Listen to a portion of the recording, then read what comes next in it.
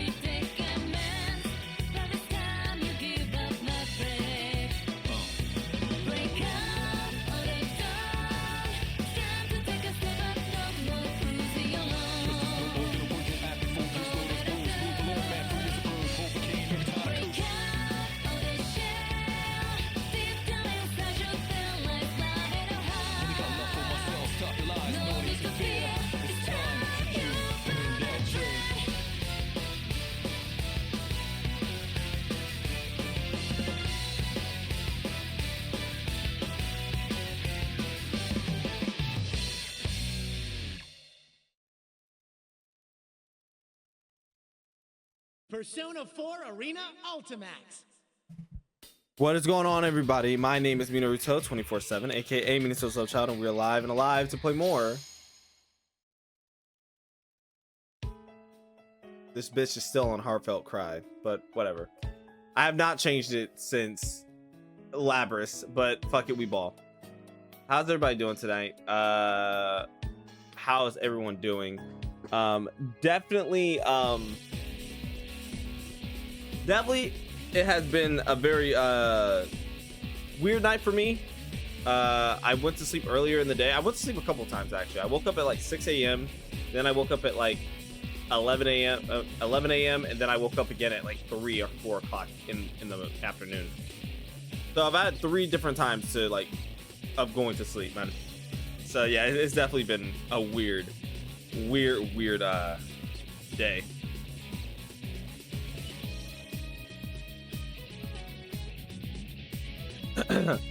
Good. Saw like a video about every Persona anime.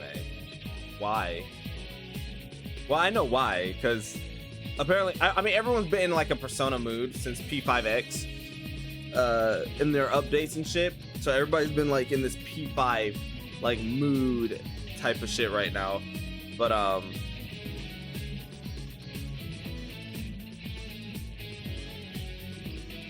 of curiosity, yeah. But like I said, everybody's been like a Persona mood recently, so it also just makes sense that everybody would that you would be watching like a Persona video. But yeah, we are here. Oh, hold on, wait a minute. I was getting an orange. I got like one more orange right here that I'm probably gonna crack open during this playthrough at some point. But yeah, we are here to play episode P3. How many episodes are we gonna get through tonight? I don't know. We might go all the way until part 6. I don't know how many there is in total. So yeah, but we'll probably stop until I don't want to play anymore. That's how I'm feeling. So that is the plan for tonight. To do episode P3. Also, hold on, where is it? We also have episode Adachi to do at some point as well. So if this turns out the same way that episode P4 turned out, because it only took us 2 episodes to do episode P4. Right? It only took us 2 episodes to do episode P4. 2 parts, I mean.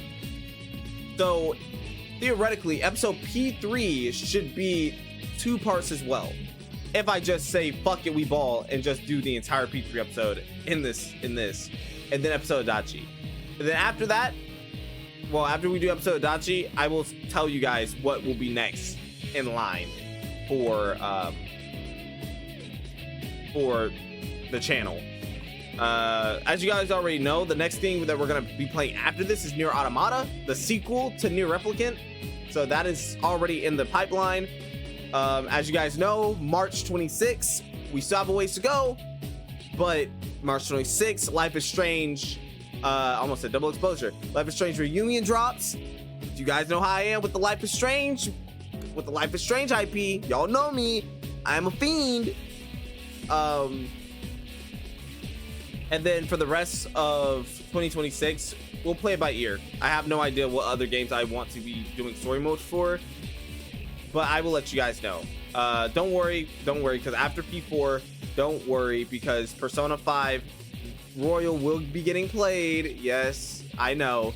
We've been stuck on P4s, the P4 niggas for a while, but don't worry. Persona 5 Royal will be getting played on this channel as well. We will be doing a P5 Royal playthrough. And that one should not take us as long, because compared to the others, I will be doing my New Game Plus save, because I do not feel like spending a lot of time on P5 Royal like the other games I did. So P5 Royal will be on my New Game Plus save, because I worked too hard for my New Game Plus save and I do not want to restart anyway. So yeah. Yeah. Also, I might get like max level 80 just to beat the third palace boss. Oh, on P5X. I'm pretty sure that's what he's talking about. So yeah. But let us do this. So yeah, we are on episode P3. I do like that the scenery is back to the elevator from Persona 3. I do like that.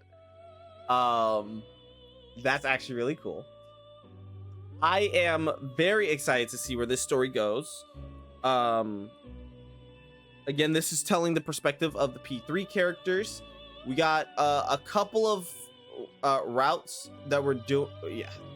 This is as long as the P4 niggas. So we got a couple routes, but regardless, let's start this off, shall we? So who's kicking it off first, chat? I am placing my bets that I am placing my bets that Mitsuru is kicking it off for us. So yeah, let's go. I'm kind of nervous, I'm not gonna lie. This is the last time we'll see these niggas. This is the last time we'll see both of these niggas, the whole crew, P3 P4 combined, before we move on to a new set. So yeah, let's go. Preparations.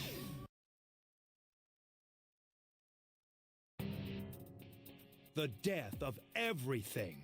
Oh, what the but fuck? Also, Ikutsuki. the beginning. Nigga, what People have filled the world, yet turned it into a void. This is not the first face I want to see when I open up the chapter, man. This is not the first face I want to see, man. Salvation Bitch, what? Ruin. Did you work in a zoo? Because that's one huge pile of shit you're pushing around. So, how'd that turn out for you, Dad? It doesn't matter now that you're dead as a doornail, does it? You wanted the world destroyed, huh? Isn't that right, you worthless pest? Fine, I'll do it. This shitty world with its shitty people and shitty lives will disappear, and I'll be the only thing left. Is Mina 2.0 and his kid? Fuck you. If the father's fallen into darkness, then the sun must rise. Just kidding. What nonsense. What? These constructs can only remain active within my red fog. Even then, they can only do so for a limited amount of time. If you have time to waste with worthless sentiment, hurry up and complete your preparations. Ha! You've got no sense of humor. Keep up your whining and I'll have to kill you too. Well, we already know who this nigga is. Shomanovsky, come on now. Red hair young man. Such impudence. Take them. They are your pawns.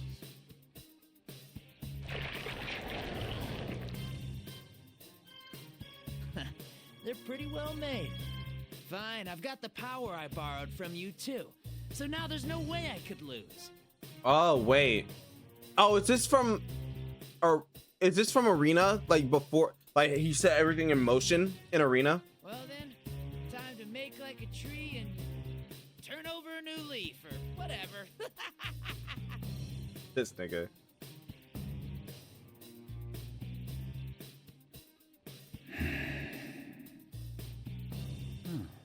A puppet version of a puppet. I'll make sure you get the job done this time. Now let's begin. For the sake of his world. Oh no. No, this is still Arena. Okay, no, this is still Arena Ultimax. This is when he was preparing in Arena Ultimax. May 5th afternoon, I am at the Shadow Operatives Lab. I finished going through Labrys's personality module and So who we control reading books. off? Hey, what's going on, Cookie? I join and I hear him say that, yeah, gang, I'm leaving. Wait, what did you say? What happened? What did he say? Wait. Cookie, what did you hear him say? Fukusan's voice echoes through the machinery-lined room where she works at the operator. It seems that it'll be a little more time until she'll be finished with her work. I knew we could count on you. I'm sorry that I asked you for such a big favor. Oh no, I couldn't possibly But who stand by after something were we reading so as? important happened. But, is it really all right for me to be doing this? Aren't you all part of some kind of police organization now? There's no need to be concerned. Okay, we're reading off Mr. Even now Have that to we've be. become the Shadow Operatives, this lab belongs solely to the Kirijo group. The Shadow Operatives. A special unit under the direct supervision of the National Police Agency, organized to deal with supernatural cases that the normal police would be unable to respond to. In other words, cases dealing with shadows. Time to mate like a tree and turn over a new leaf.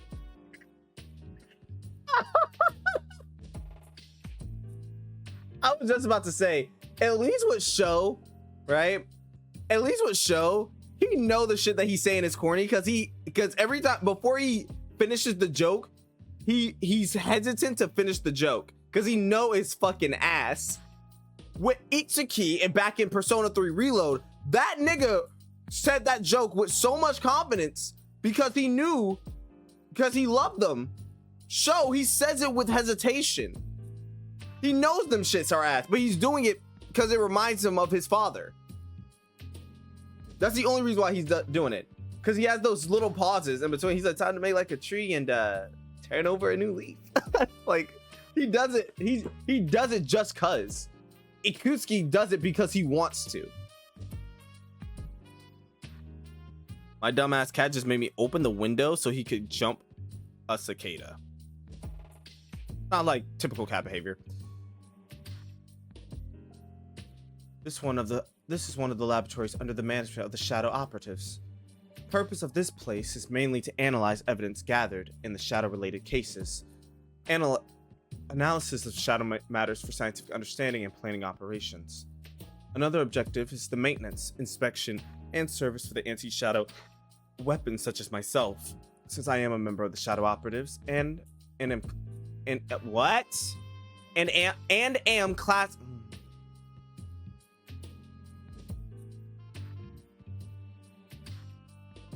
And am.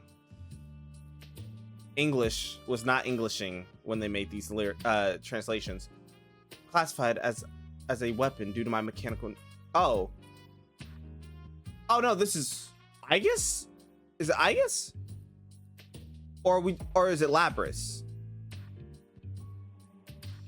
Open due to my mechanical nature, I periodically I'm just gonna read in my normal voice because I don't know who it is yet. What the fuck? That's crazy. That's crazy. That's fucking diabolical. That's crazy. Nigga up. Nigga, apologize. Why did you do that, dude? You're living a happy life. That was a stray. Why? Apologize for a nigga that's like, bro, cuz. Nigga, he couldn't even fight back. He couldn't even defend himself. For the people on YouTube, you don't know what happened. This nigga just banned and unbanned someone that shall not be named that started with KK and rhymes with Chenkai. Brother, what the fuck? Nigga, you played volleyball with his head. Anyway, Super, how you doing, man? God damn. That was rude. That was rude. That was so rude. But nice to see you, man, in here. I'm going to probably assume that you have not caught up with the rest of the streams, the past VODs. Oh, Jay, that does not give you free reign to do it too. I'm a bit sad. Dark's not awake. You know what I say? All right. And I don't say this just because. I say this because sometimes separation is healthy. You don't want to be you don't want to give too much of your energy to someone. All right. Sometimes separation is healthy. All right. Because you don't want to overexert yourself, or like, you know, what's the word I'm looking for? It's certain words that I'm looking for, but they're not reaching. But you know what I mean. Give some breathing room. Give time to breathe. But to be fair, you guys did just get together, so obviously you guys are gonna be all over each other like white on rice. So exhaust. You don't want to exhaust yourself. There you go. Thank you, Cookie. But you guys just got together, so you guys gonna be all over each other like white on rice at the moment, because right now you guys are in the honeymoon of honeymoon phases. A couple days ago,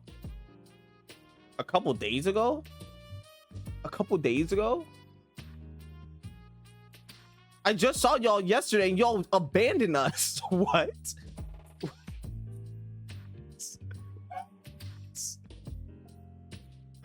Okay, you know what? Hey, I'm gonna go back, man. I'm reading. Directly after the inauguration of the Shadow Operatives, Mitsu-san had a state-of-the-art packing case prepared to transport me. So this is Labrys. However, the one slumbering within this case is my... Wait. No, it's not. No. Fuck. No, it's Aegis. So it's Aegis that we're playing as. Holy shit, dude. They need to put like something at the top saying who you are. However, this one slumbering within this case is my sister, who is also our new teammate, Labrys, the 5th generation anti-shadow suppression weapon. I finished investigating Labrys's mobility systems. A paladin. All I have to do now is reboot her OS and perform some final checks. By the way, chat, I know that I'm yapping a little bit too much. I'm sorry. I'm gonna get back into it, but two things. One, okay, Super, this question is for you. Before Jace did that shit, I'm pretty sure you did not fuck her. That's the reason why she's fucking blocked out by my face cam, because fuck her. Anyway, I'm pretty sure you have not watched the VODs, so you did not know how episode P4 ended, unless you did and you didn't tell me. But yeah, a lot happened. Anyway, it was peak.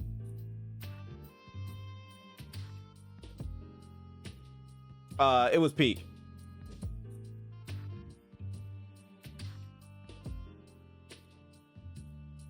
And if we go on long enough, you'll actually... What do you mean 2.0?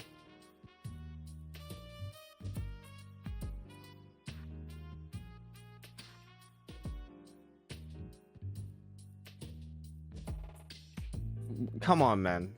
I'm not a Kutsuki, man. I'm not a Kutsuki, man. I'm not a Kutsuki, man. Please stop. Please stop this. I'm not a Kutsuki. But regardless, also... If everyone played D&D, what would you what?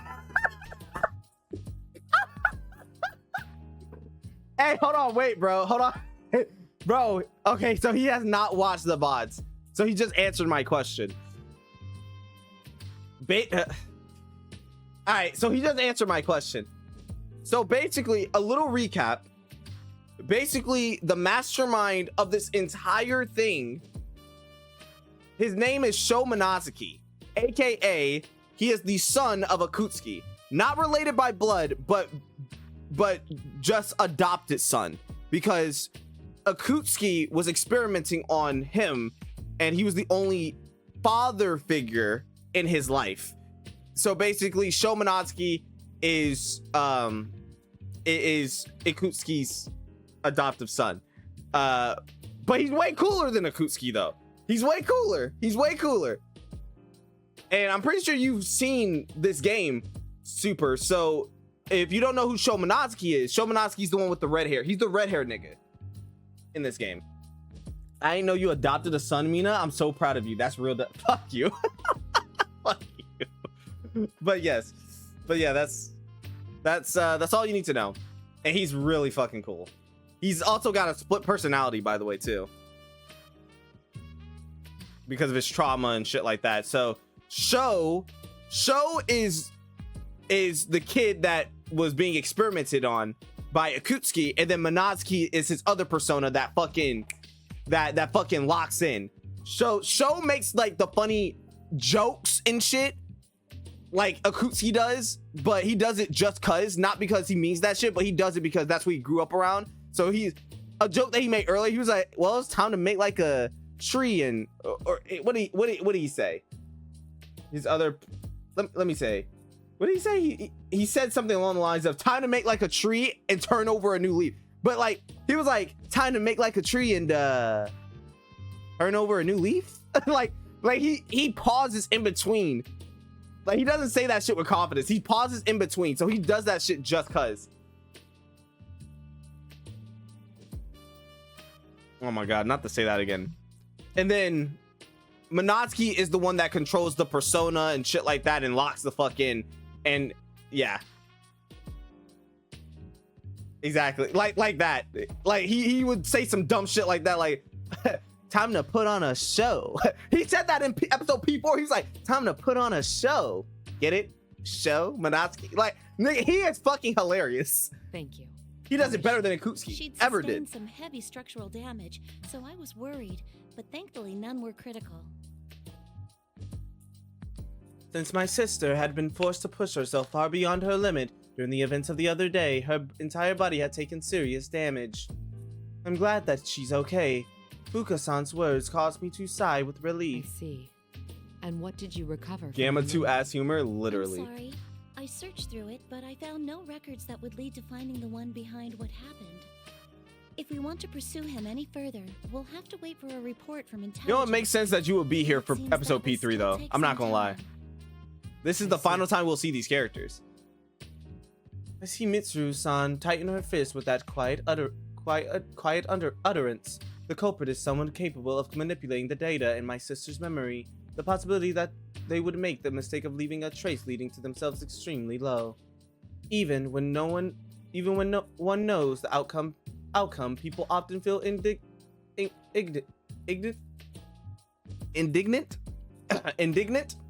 There you go. Indignant when the last bit of hope is crushed. It's understandable. Our ability to find out who kidnapped my sister has been completely We have no stymied. clues to go on.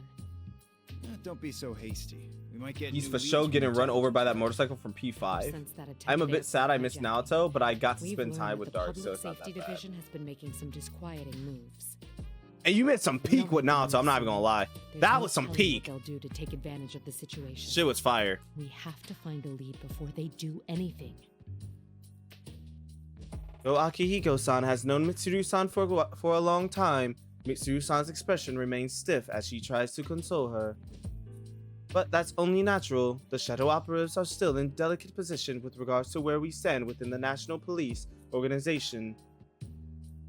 As a seemingly suspicious group, founded by an outsider and dealing with crimes outside the capabilities of the normal police force, we often are met with cold stares from the people who should be our fellow investigators when we're dispatched on cases. The logic of such actions eludes me, but I cannot pretend that they do not exist. I understand how you feel, Mitsuru-san, but we must solve one problem at a time. That is why we have gathered here today. Bro, I asked y'all that question first. What class would your D&D character be if you were to make one? I want y'all to say it. and then I'll say mine. But I want y'all to guess mine because y'all should know me by now. What class it would be. Type shit. Know your streamer. I'm sorry. Please work with me here in reviewing what information we already know. Mitsuru-san implores us for assistance. Our gathering here at the lab today isn't just to hear about the results of Fuka-san's test on my sister. We've come to share and review the information we have, to inspect the clues as closely as possible to get the culprit as quickly as possible. The person behind this case first stole Labris, the 5th generation anti-shadow suppression weapon, while she was in transport. Yes. The hijacking of the airplane you were on was a diversion used to conceal the theft of my sister, after which she was transported to Inaba. I need the race and class. Correct. Okay, races. The hijackers were subdued and captured. I don't know but what the we race have would reason to be, believe that their personally. minds were under Because there's a some lot of kind races. control. I'd probably say I'm either a rogue or a warlock, and you'd be a goofy bard. Wow. That's crazy, man. This nigga put me in the bard class, bro. Why? Yeah, because I'm a clown? Y'all see me as a clown? Or a really shit Wow! Wow! Wow! What made you go cleric? Please enlighten me. What made you go cleric? I want to know. And then you said really shit or a really shit cleric. That's crazy. Or a rain. Those who hijacked the airplane and transported the case had no memory of taking part in the crime. They did not recognize one another, had nothing in common, and were all ordinary citizens with no prior criminal records. They did, however, all claim in their testimonies that they saw red eyes.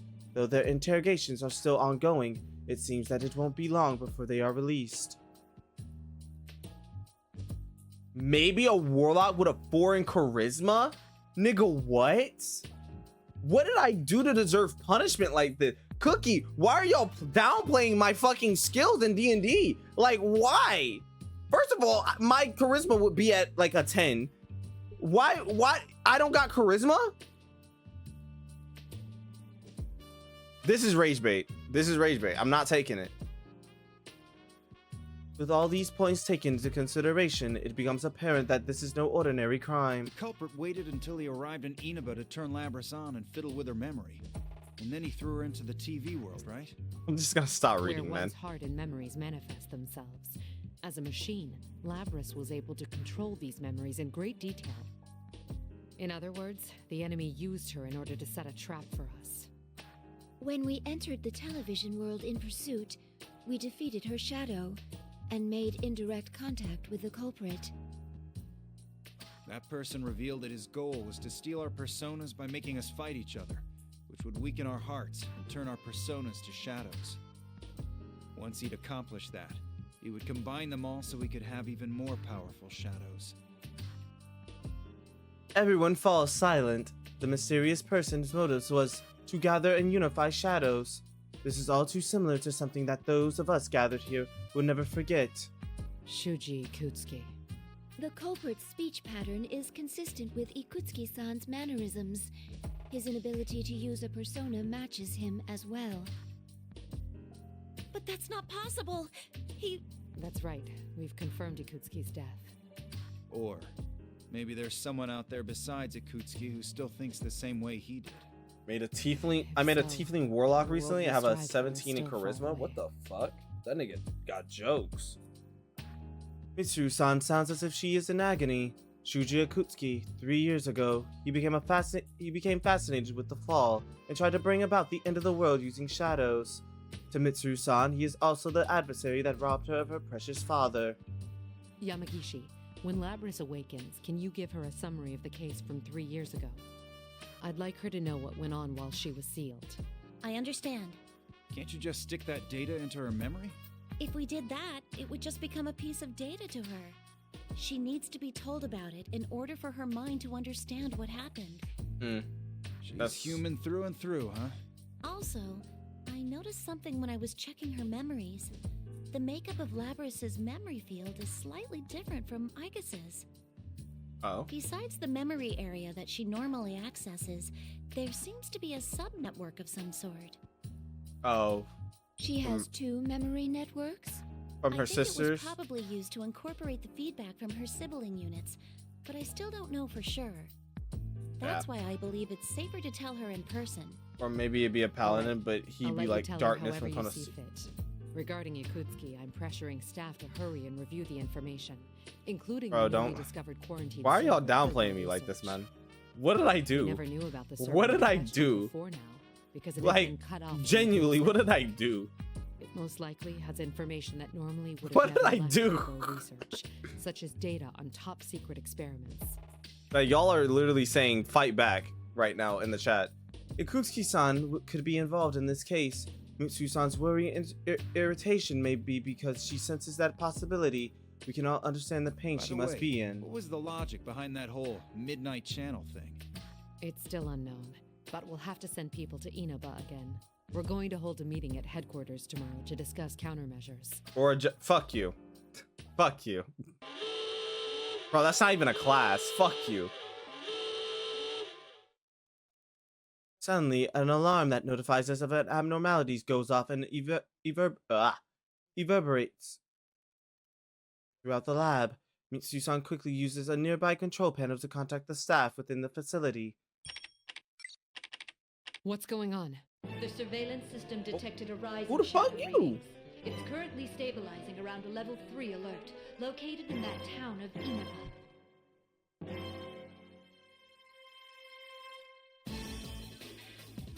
And who might you be? Fine ass. Why couldn't you be a player in this game? Fine ass.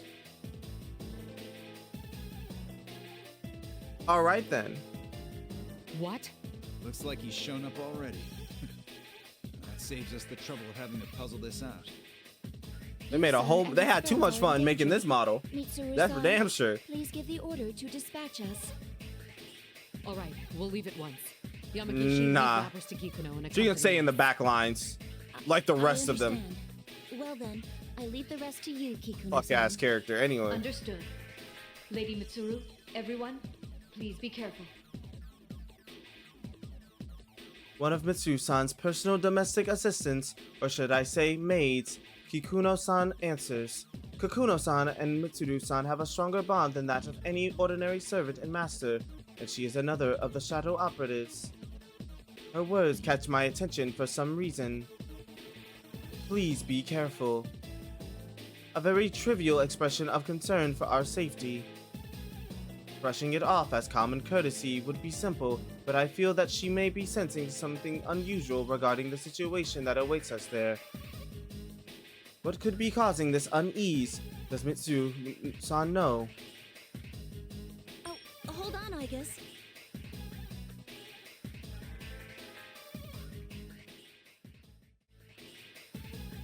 Anyway, as I'm trying to decide on whether or not to look deeper into Mitsu-san's state of mind, Fuka-san gets up from her operator's seat and beckons me over. What is it? If we can put Labrys aside for a moment, are you going to be alright without having any maintenance done on you, Aegis? What do you mean? I read the documents on your new equipment. At first I assumed it was referring to that large gun, but it's actually... Ah, that. True. There have been no tests confirming that it is capable of being used in an actual combat situation. But we face a powerful foe this time. Is it even possible? If even one thing were to go wrong... Fuka-san's face clouds as she looks at me. I can't be confident that I'll be alright, and I'm unable to tell her a pleasant lie to calm her down. In any case, I only pray that a situation that requires me to use my new equipment never arises. Both of us are tense as we prepare to depart. Milady, a change of clothes has been laid out in your car. I see. Thank you. I've also prepared Akihiko-san's favorite protein drink, and Fuka-san has been preparing a playlist suitable for a road trip in her room.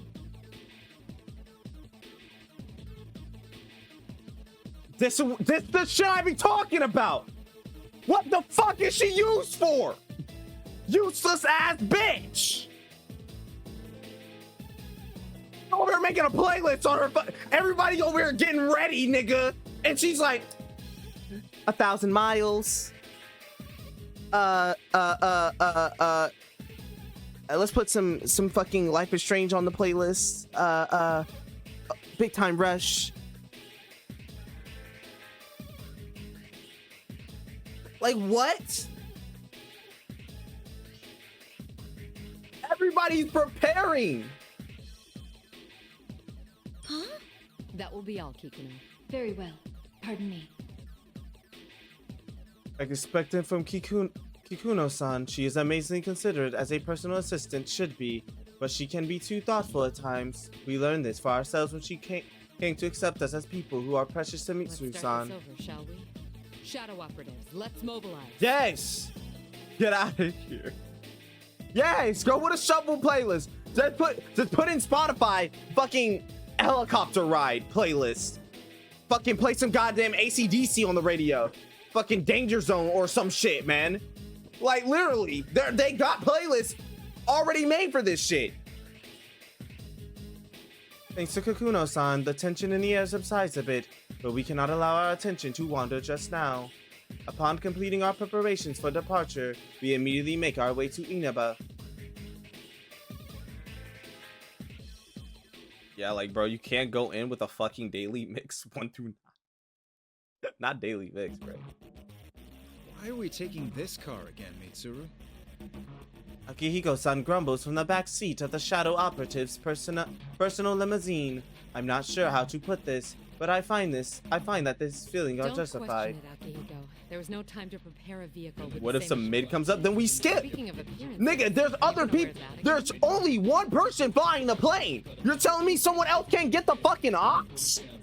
Like, Aki, hey, press skip on this shit. Pass the fucking ox and skip. I swear. Innovation is key. Sure.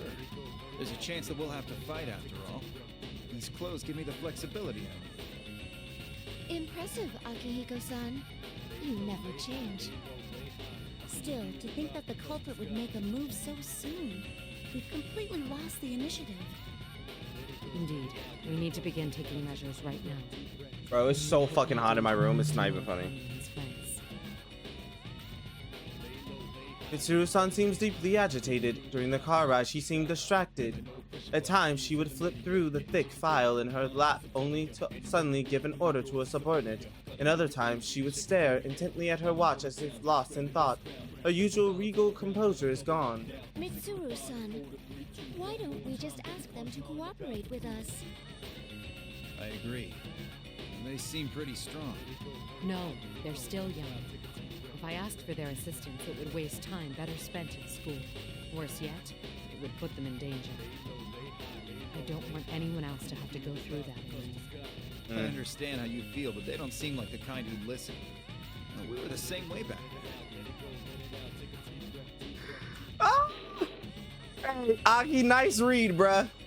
He fucking knows. He's like, nigga, they gonna do this shit regardless, bruh. I don't know why the fuck you so, like, so reluctant, bruh. Like, like, bruh. Nice read, Aki. And she knows, too. She's not dumb. Mitsuru-san falls silent. It's likely not a mistake to think that the sudden spike in shadow activity this time is related to the events of a few days ago. It has become apparent to everyone that another dangerous battle is about to begin. We have new information. Kikuno sent me a message. I tasked Kikuno with reviewing Ergo Research's quarantine server. But it seems new evidence has come to light regarding Ikutsuki, who we discussed in our earlier conversation. According to the report, it seems Ikutsuki was performing an experiment on his own in the lab directly after the explosion. It's unknown if this is related to our current mission, but there was a record of a plume of dusk being used in the experiment. A plume of dusk. A plume of dusk, an object that blurs the line between matter and information, and is fitted into anti-shadow weapons like myself. It forms the core of our personality modules and is what allows us to control personas, even though we are machines. So, what are the details of this? Also, we never got our D&D character. Nothing good, I bet. Ikutsuki This year, I'm doing nothing because I'm gonna just be slightly concerned. Okay. I will give you guys my D&D character. Simple, straight to the point. Super G's was half right. I either go Bard, but the other one I go Rogue. Either Rogue or Bard. Most of the time I'm going Rogue. Because my character is the chatty, yapping, get yourself out of any situation, you know, smooth talker, con man, whatever that you need me to be that can get you through any fucking problem. Because me, I like persuading myself out of situations. I like using my words. I don't really like fighting, but I will beat your ass. You just described a bard. But a rogue is the same thing too. He can be a persuasive asshole, deceptive as well. That's why I say I lean more towards a rogue, because a bard is not going to do all that other shit. You know what? Let's go with that. I'm a bard plus rogue, multi-class. You're right. So I guess I can multi-class a bard and a rogue. Yeah, right. I forgot you can do that in D&D. But yeah. I just lean more towards a rogue than a bard, because I don't feel like bringing my goddamn lute or whatever, guitar, and playing a song. A bard will beat your ass with the viola. Oh man, bro, fucking play sweet dreams. Bink, bink, bink. The limousine's engine suddenly roars, drowning out further conversation. It seems the road we are taking has begun to climb a steep hillside. As the car takes a winding road up the slope, I can look down through the window and see lush trees along the mountainside. For a moment, I thought I sensed a shadow reading. Could it have just been my imagination? Yamagishi, tell me our current location. One moment. I'm looking it up now. Nah, just We're use your words and currently roast them in to death. Inaba Pass. We're That almost mockery at the go target crazy. coordinates. Uh-oh. Oh, cutscene. Hello. What is this? Ah, shit. Oh shit! Oh shit! Play the fucking commercial! Welcome to the P1 climax! Driver, what's going on? Answer me. Yeah, this nigga isn't. Oh, damn. Just like during the hijacking. Got your ass. I guess. On it. Oh, she about to knock this nigga out. Oh, okay. A barrier. Are we trapped? Play it! Oh, there he is. Shomanowski. Oh, fuck! Oh, I like that. It's blue. Oh, that's cool. Chapter 2, Battle with Merlion. Ah, the honor student, my nigga Ken! My nigga Ken! My nigga Ken! Yukari and Ken, man. Aw, shit. Aw, damn. We're back, chat. We're so fucking back. Alright, Yukari. Oh, shit. Cutscene?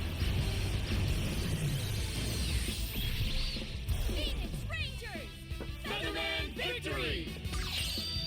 So, you come Featherman. to me, Featherman. Merlion, the evil forces have fallen. Stop here. How dare you oppose me? Minions, get them! No!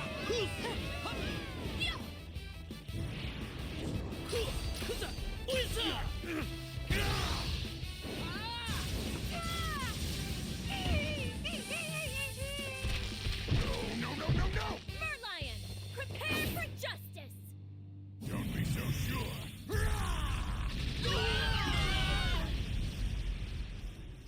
Damn. Everyone, I've had enough of this. Ultimate ultimate arrow! See, if this fucking Sentai if this Sentai fucking episode came out in today's age, niggas would say this shit is woke as fuck. Because what the fuck is the Pink Ranger getting ore farming like this for? Nigga, it's supposed to be the red. Perfect. What a take. Thank you very much. Well done. That was really great. Can somebody get wardrobe, please? No, there was something. Nigga, what? What about the villain? Is he okay? Nigga, what about the actor? Let's take a Nigga, fuck the actor. Fuck the actor. That shit changing the weather. Oh shit, we changing the weather up in this bitch. AKA changing the seasons. Hold on, Chad. You already know what we gotta do. We gotta wait for the beat drop, bitch. Hold on, wait. Y'all know what y'all know the vibes.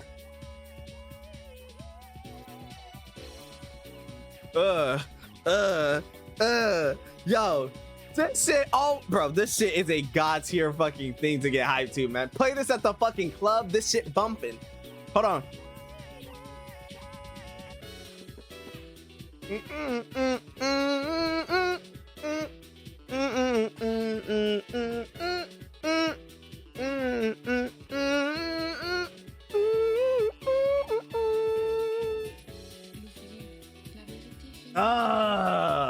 Always a certified banger.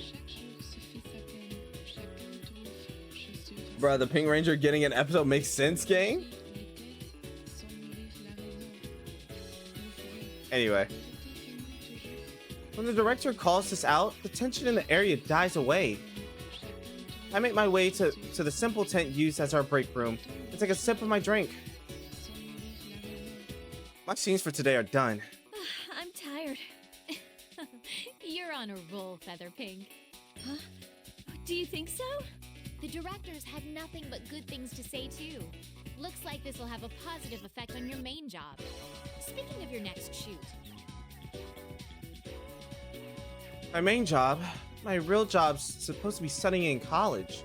I wipe the sweat from my brow as my manager excitedly tells me about my schedule for my next gig. I'd always had an interest in fashion, so I started taking modeling jobs as a way to earn some pocket money. It was pretty tough since I had to do things like pose in the middle of winter in just a t-shirt, but thankfully I've been able to get steady flow of commissions now. Trying to manage both classwork and my job as a model was already hard enough when my manager applied for an audition for a live action show without my consent, claiming that I should broaden my work horizons. When I mentioned I had practiced archery in high school, it really got their attention. It all made sense to me when I learned that Featherpink's weapon would be a bow and arrow though. As a result, I ended up as a protector of Earth in a kids' superhero show starting this year. While my acting works makes use of different expressions, and my modeling career lets me dress up in a lot of different clothing, it kind of makes me feel like I'm changing who I am too. Say that again? Changing? Like changing the seasons? It's insanely busy, but it's fulfilling and fun, and yet... What's wrong? Something troubling you? Oh, not really. I checked my cell phone, but Mitsuru Senpai still hasn't sent me a response. I have tomorrow off, so I emailed her earlier asking if she'd like to spend some time with me and go shopping. She's been contacting me less and less often recently, and when she does, it's because of shadows. I am one of the Shadow Operatives, a group established by Mitsuru Senpai. I understand that she wants us all to be able to have normal lives, and she says she wouldn't hesitate to ask for my help if she ever needed it, but it still seemed to me that she was taking everything on by herself. That attitude didn't satisfy me, so I forced her to add me to her team. However, unlike Aegis and the other official members, I'm part of a special unit that only gathers in emergencies. Trusted with immediately subduing shadows by force. What did she call it? The auxiliary staff? Something like that anyway. It's wonderful that there have been no situations that call for us to be dispatched, and even if something like that did arise, the official Shadow Operatives are all excellent. There's no need to worry with the likes of Akiko Senpai and Aegis around, but... Is it really that hard to just send back a reply? It's Golden Week, for God's sake. I might return. I'm gonna go. Huh? Oh, in Minecraft. Okay. By the way, Super, I would like to just formally know as well. For anybody, for anybody that wasn't in the stream earlier, I did say that I didn't know what was gonna be next after this. I named a couple games, as you guys know. Like I said, Life is Strange, Nier Automata will be next. Obviously, we will be playing Persona 5 Royal finally after we're done with this game entirely. But we will be finally playing Persona 5 Royal entirely. But another thing that I did not mention, later on, once we get a release date for the new game that comes out this year, we will be playing all 3 games of Tomb Raider. We will be playing the Tomb Raider trilogy on the channel. Once we get the release date of the remake that will be coming out this year. So I just want to let that be known.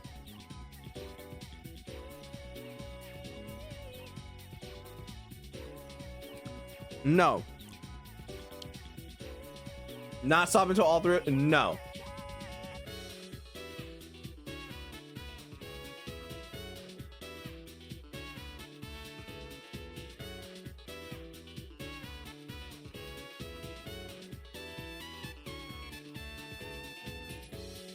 Insane work, Mina.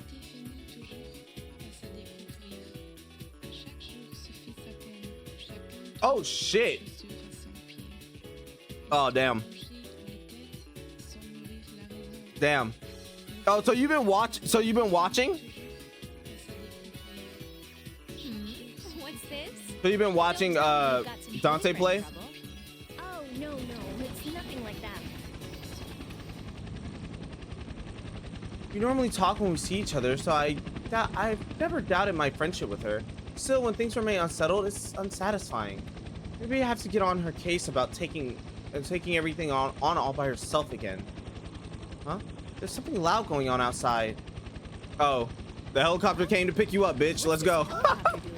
They need the unit. Helicopter in the shooting script? Huh? Oh, what I'm saying is you already have a good concept of the story, right? Because you've already seen like what 2 palaces already. If you're at the Makoto part. That's what I'm trying to get at.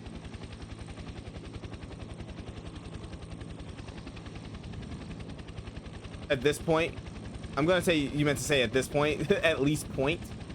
At least point. Yeah. Okay. So I mean, it's not that bad. You seen like 2 palaces, but that's it. Not it's Kasumi gonna do anything. Hey, hop off our queen, okay? Don't do it. Do you want to know? I can tell you without spoiling it. I can tell you her part to play without spoiling anything, really.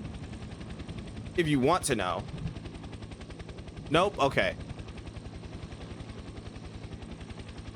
Nigga, you don't even know. Shut the fuck up, Cookie. Don't you gotta go murder children? I'm sorry. That sounds wild out of context.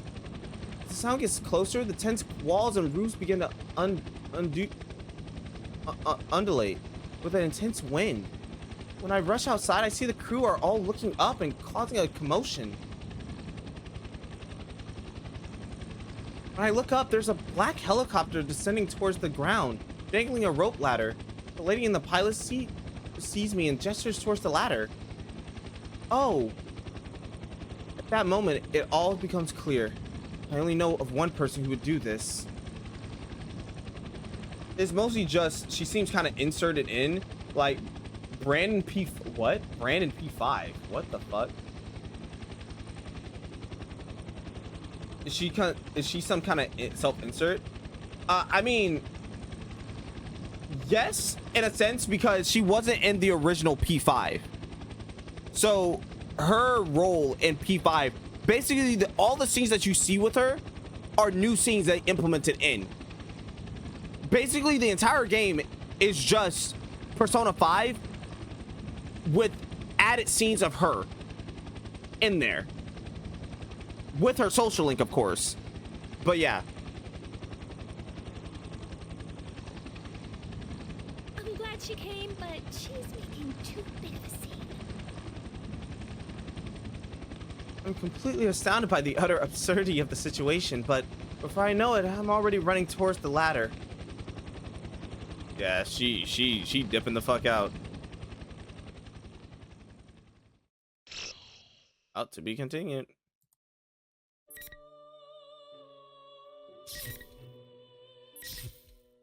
Okay.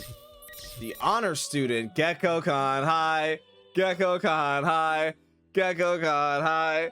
It's my favorite place to be. I don't wanna die. Like, Aragaki senpai. Hey, yo, who remembers that? Karaoke, bro. I brought that shit back, by the way. I brought that shit back. Tight shit, tight shit. Who remembers that? Ah, the good times.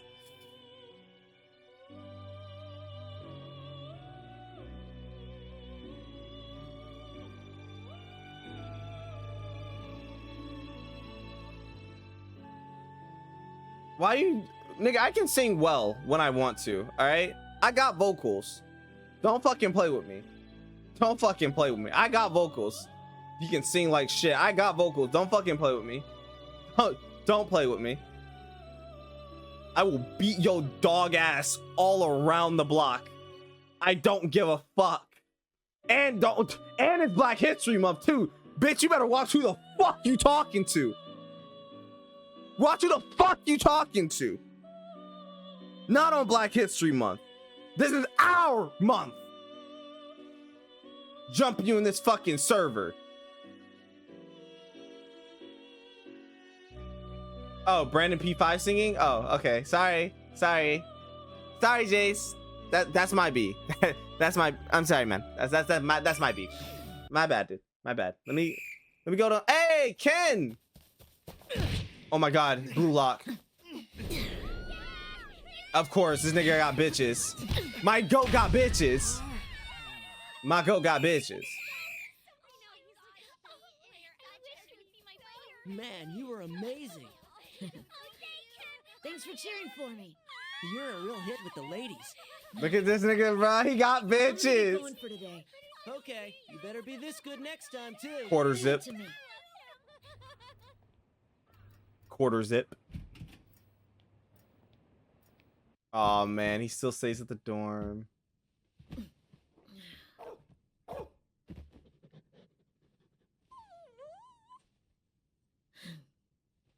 I'm home, Koromaru.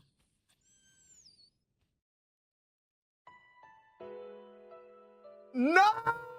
Don't do this! Oh my God. Under all the popularity, this nigga's life is sad, bruh. Because all he really does have is Koromaru, bruh. Why they playing this? Memories of the school? No!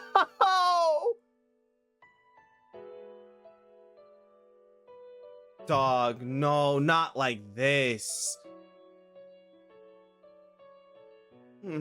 There's some time until dinner, so I decided to leave the dorm again with Koromaru. This Gekukan dormitory is where we live. It was briefly closed after Mitsuru-san and the others graduated. All the equipment from a few years ago was removed, of course, but with the increase in students at Gekukan, they decided to reopen the dorm. I applied for a room as soon as I heard. The reason I did was because of Koromaru. He had been in Aiga-san's care, but at this dorm, he'd be allowed to live with me. Also, to be honest, I felt that living here let me stay close to my companions who are fighting even now. Back then, everyone took turns walking Koromaru. Now it's my job. The path to the nearby Naganaki Shrine is Koromaru's usual route. Koromaru is quite old for a dog, but as he trots along at his usual pace, along our usual path, it makes me think for a moment that all the fighting back then was just a dream. Only when I'm watching Koromaru walk like this can I forget everything and feel a little at ease.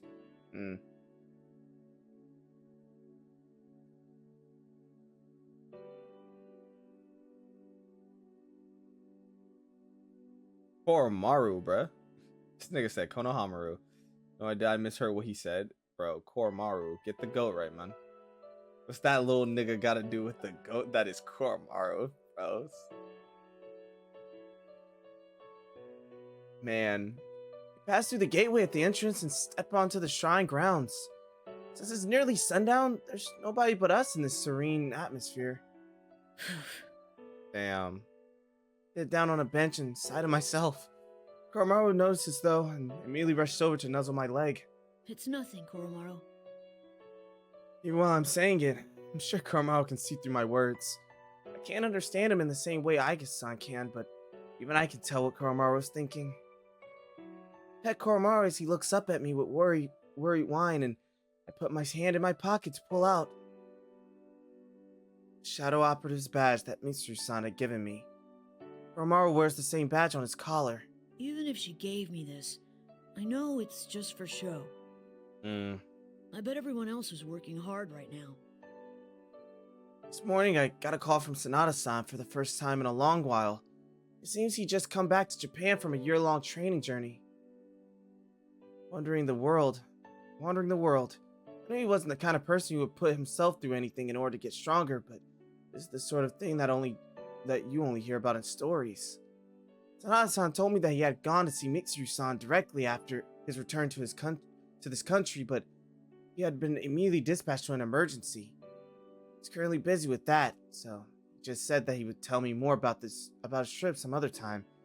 I know that being a shadow operative must be tough, but he seems so excited when talking about them. So it's like these pent-up feelings inside. I'm a member too, you know. Oh. A member, yes, but only as part of a secondary unit that only gets called out in extreme situations.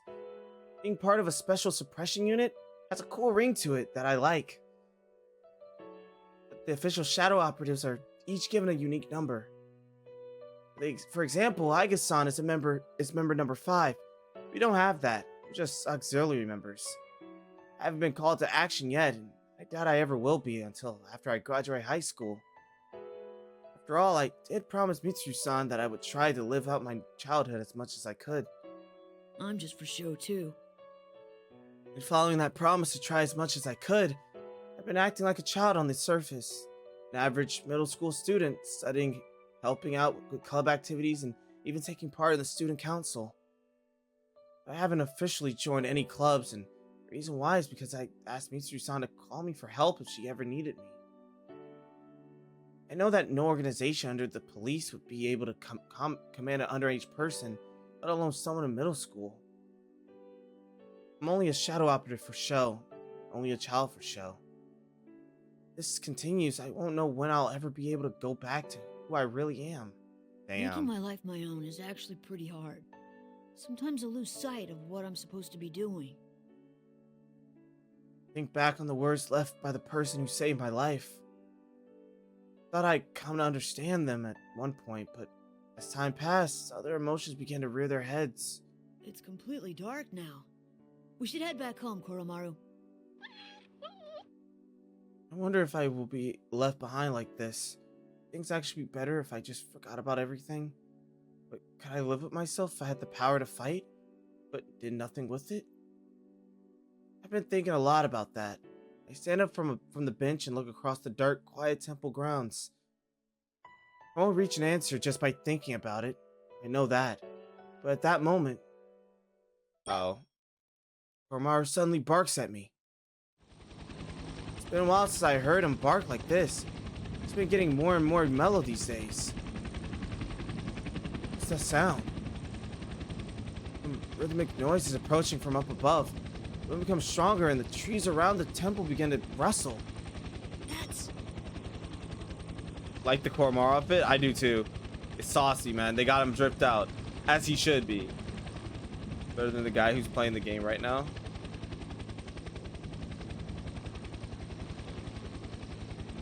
So, like, why? Why the stray, man? Why the stray? Like, are you okay? Like, what was the reason? Alright, man. No reason. Okay. I look up into the sky and a bright light turns on high above. As my eyes adjust, I see a previously hidden black helicopter in the otherwise pitch black sky. It's like something out of a movie. Is it military? No, it can't be right. As if to answer my doubts, a searchlight streams down, pitting shadows. Oh, shit. pinning shadows to the ground. Something happened. That's my first thought. I don't know why, but for some reason, I sense elation rising up through my body. Let's go, Koromaru. Yeah, nigga knows it's time. That nigga got the call. Grip my shadow operative badge tightly, then thrust it back into my pocket as I take a deep breath. I run towards the helicopter. Yeah, that nigga said it's time to lock the fuck in, nigga. You know, I was just talking about y'all niggas, bruh. It's time to lock the fuck in. Time for the young OG to make his move. Finally. Oh, Labris. And Junpei! The GOAT! The GOAT! The GOAT! Look at the GOAT! Nigga, I'm about to get lightheaded. I'm about to get lightheaded because the GOAT has arrived. Junpei Iori, ace detective. On the case. If it's for Chidori-san, I don't give a crap what happens to me. I'm living out my dream as a fucking baseball player. What are you doing with your life, stink-ass person? No, I'm joking. I'm joking. Oh, damn. Labris's dream, not like this, man. Dead guy from JJK. Alright, man. This thing said, actually, there is a reason. I was trying to watch a show, and I got 10 tornado alerts. So it took forever to finish, and it made me mad.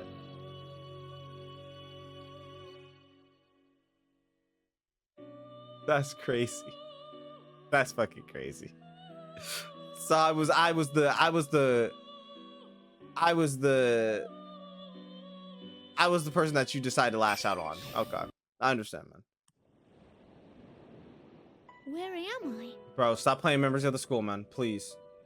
Blue skies and azure ocean spreads out before my eyes. A gentle breeze brushes my cheek as I stand on a blindly glistening beach. The sun shining from high above. The sound of the waves is calming. Wasn't I going through maintenance at Mitsuru-san's place? I traced my memories with a hint of bewilderment. Because I had been severely damaged in the recent battles, I was to undergo full repairs at the laboratory in Shadow Operative's facility. I was placed in a protective case, and Fuka-san explained what was going to happen while Aiga stood nearby. Oh, this must be a dream then. I vaguely remember the sensation. It's similar to something I've experienced a number of times before. Fuka-san said that she would shut down my consciousness during maintenance, thus I shouldn't be able to dream. Is this a random phenomenon occurring during my reboot process? I'm dressed like this again. I'm wearing the uniform from Yasogami High. My arms are human arms. Since what's in one's heart can be reflected in dreams, this must be one of my desires. Still, I know it's nothing but an illusion. I understand. I won't deny it any longer. This isn't really an appearance that I wanted to recall so soon after what happened yesterday. Damn. This nigga said, so I forgot to eat, so I'm gonna go snack myself a meal, BRB. Alright, man. Back what I missed? You did not miss anything. You're A-okay. It seems that me deep within my heart won't let me be that way. Still, as I gaze at this scenery, I eventually stop caring. Take a step towards the pier that shoots out from the beach, and turn my attention to my eternal Guess GPS. No use doing something like that in a dream.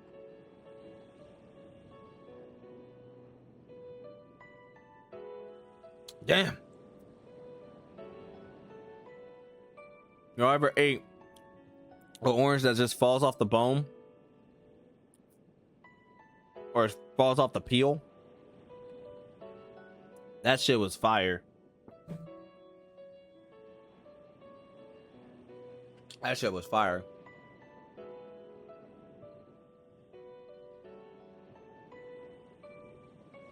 I wasn't pointing at y'all. Okay. I wasn't trying to point at y'all, man. I don't need my GPS to know what this place is.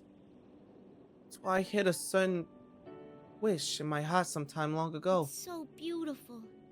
If this really is a dream, maybe I can keep going. That's why I think that. The pier under my feet crumbles and disappears without a sound. Just like that, the azure water swallowed me.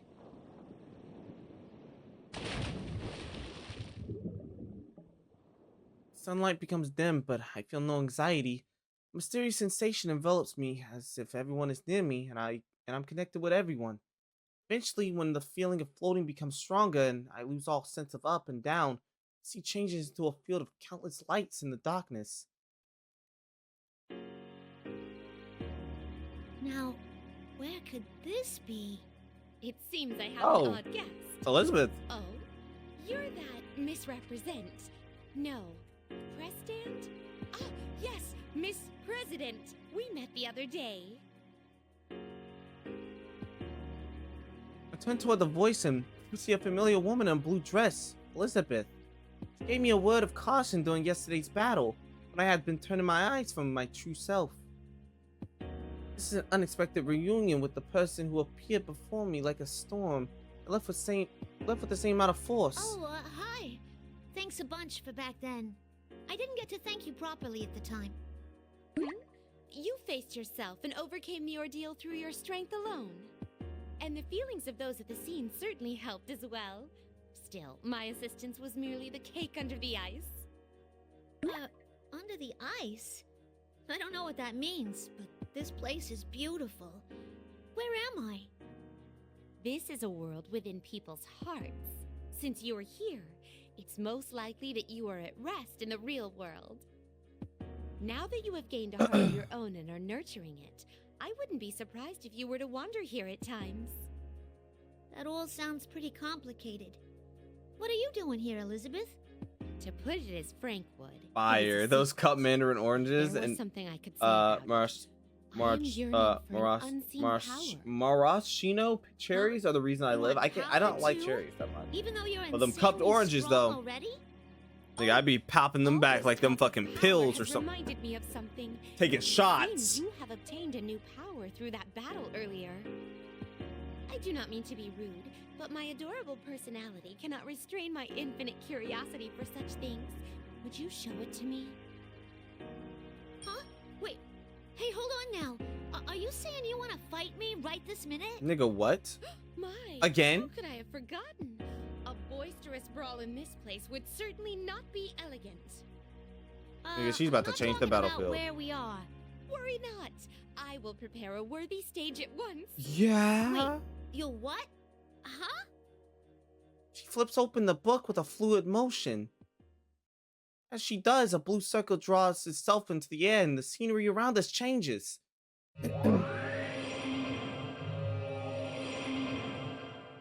Is this gonna be our first fight of the game? Yep. This place. Tranquil ocean-like area changed into a familiar place. It's the announcement room at the school that I had created. Beyond the glass is this red-stained room hanging the corpse of my sisters I had destroyed with my own hands. I feel a lump in my throat as the memories come back to me.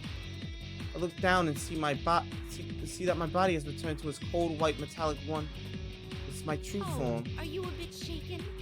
My apologies, but it seems we're being pressed for time. Before I can sort out my emotions, the aura I feel from Elizabeth begins to intensify. She's coming. Without further ado, here I come. Your fate is A Mike Tyson impression? You're right. I told you, I'm not afraid. Just without the lisp. By the way, let's get ready to rumble!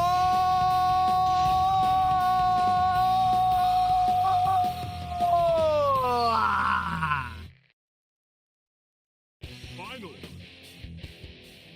Impressive. Impressive. Your fate is in the cards. Remarkable. What you have said. Oh, what the fuck? Ah! Oh shit. Here is some electricity. Impressive. Impressive. Damn. Remarkable. I anticipated. That fuck ass move. Oh, whoa, bitch! Hold on, nah. It's fine. Impressive. Oh no! You better not kill me. Well done. There you go. You got it.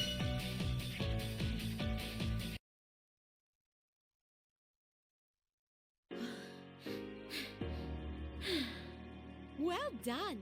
I have indeed witnessed the power you have acquired. I was preoccupied with fighting Elizabeth. I remembered something. It's a place where I faced myself and gained something precious and irreplaceable. Yukun, Mitsuru-san, and all the others. Imagining their faces caused a mysterious strength to well up from within me. Have I gotten stronger? Elizabeth smiles. She calmly returns to the conversation we have been having. Whether you can accomplish your wish and your heartfelt promise is up to you. If you can't do it, no one else will be able to do it for you. But from a different perspective, that means that anything is possible depending on you. Don't you think it could be perceived that way? If I do it. That is correct. Though, it would be most important to prioritize overcoming the ordeal that is coming your way. Huh? What ordeal? Nigga, what? Isn't this just a dream? The ordeal that has made itself known quite close by. I bid you good luck. Wait, hold on. What's this ordeal you're talking about? What do you Wait, mean? what? She's like, wait, what? The announcer room begins to fade to white and disappears into the distance. I hear a siren-like sound. As if in sync with the siren, Elizabeth grows to grow hazy as well. You have to tell me more. But nah. I got a piece of lunch. Those things used to hit back in the day. Not anymore. My own voice is lost in the warning sound that crashes over me like... well, fuck me. Like waves. Just need to talk to her. Just a little more. Whoa. Cursed. Labyrinth without anything on underneath is weird. The moment after everything goes white, the laboratory appears in my vision. The ear-piercing wailing sound fills the air. It's the real world. Good. You're finally up. Oh, hey! Seriously, I'm terrible with machines. Look towards his voice and see an unfamiliar man in a black pinstripe suit. The man looks frustrated as he fumbles with my case, disconnecting the wires leading from the terminals to my body. So how about it? Can you move? Who are you? I'm Kurosawa, the police detective. Oh, do you know what a police detective is? Kurosawa. I have no memory of this man, but for some reason I recognize his name. This must be information that was inserted into my knowledge database. Beginning personnel scan, matching iris and voice print identified. Detective Kurosawa. Are you with Mitsuru-san and them? Something like that. As far as I can find in the database, he seems to be a person who can be trusted. He has a long history of private and public interaction with Mitsuru-san and the other shadow operatives. I'll make this quick. There's an emergency. I do not like my chest, my cheese grippy, but unless it's queso and tortilla chips. Mitsuru-san? What do you mean? That's weird. An emergency. She's missing? Only after hearing this, I do a pause to re-examine my surroundings. That siren must be in response to these ongoing events. I'm able to get a grasp of the situation and only become more confused. We'll talk later. We need to get to the roof. As he speaks, Detective Kurosawa tosses me a small bundle. I open it to find the Yasogami High uniform I've been wearing in my dream. Does he want me to wear this? Though I'm still perplexed, I put on the uniform Detective Kurosawa gave me and follow him as he runs to the stairway. I see that his gun is drawn. As we bound up the stairs, I desperately asked him the questions boiling in my mind. Kurosawa-san, are Mitsuru-san and the others okay? Who took them? Go quietly. We've got to hurry here. We were being pursued, too. I'm taken aback for a moment. The shadow operatives may be part of the National Police Agency, but their existence has been kept hidden from the civilian population. This lab's very existence should be hidden from our ordinary people, and yet it has been attacked. Damn. Oh yeah, this is when they were getting raided by the The ones coming after us are human. On top of that, they're from public safety. Yeah, public safety. Only confused me even more. What's going on here? The public safety group are at very top of the National Police Agency's Security Bureau. They should be on our side. Why would they'd be coming after us? Damn. I bite my lip in fear. I thought that I finally met people who understood me, and that I finally had a place where I belong. Yet now that I've awakened, I'm being pursued by armed people once more. People who are supposed to be on our side at that. Painful memories of Yakushima return to my mind. I shake my head, trying to clear it of these thoughts, but it's not that easy. At that moment, Detective Kurosawa speaks up as if he can see through my emotions. I know it has to be tough, but bear with it. That's how you live, by fighting. This word snapped me out of my reverie. That's right. The world isn't always filled with things like this. There are people who understand me, accept me, and they're all staying right by my side. Had I not made my own decision to protect these people. Thanks, Kurosawa-san. Say, wanna take a shortcut to the roof? Nigga, she about to jet boost us. With that, I pick up Kurosawa-san and head up. I'm gonna do everything I can. Hey, what are you... I jump and ignite my boosters on my back, then kick off the wall. It's a bit of a rough move, but I have determined that it's in our best interest to proceed as quickly as possible in this situation. Here we go! Oh my god. If I bought a lunchly, it would be because my friend annoyed me and asked for something to eat. Yo. Shoot up the staircase to the next landing, while I kick the wall again to send us flying up the staircase in the opposite direction. I repeat this a number of times, rocking us up the extremely long staircase, allowing us to reach the door to the rooftop in less than a minute.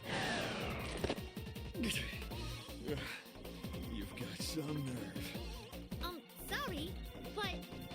It's fine. Looks like I can trust you to get things done.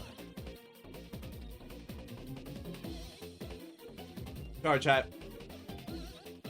We had a squirter. I got some orange on my hand.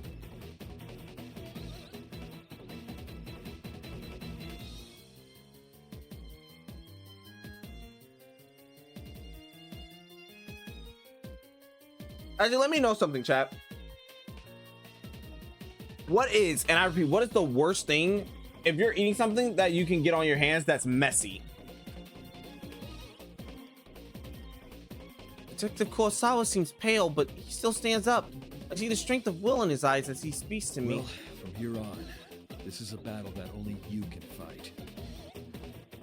I'm still on the trigger of it, so they don't even get that. It's crazy word. When he opens the door slightly, chilly air from outside rushes in through the gap.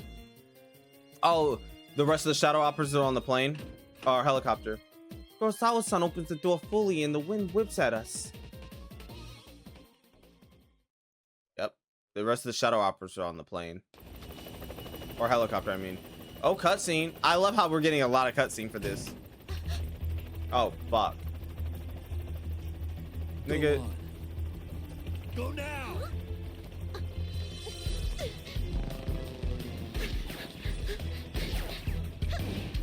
Gotcha. Nice. Okay, Hikuru-san, let's go. Nice.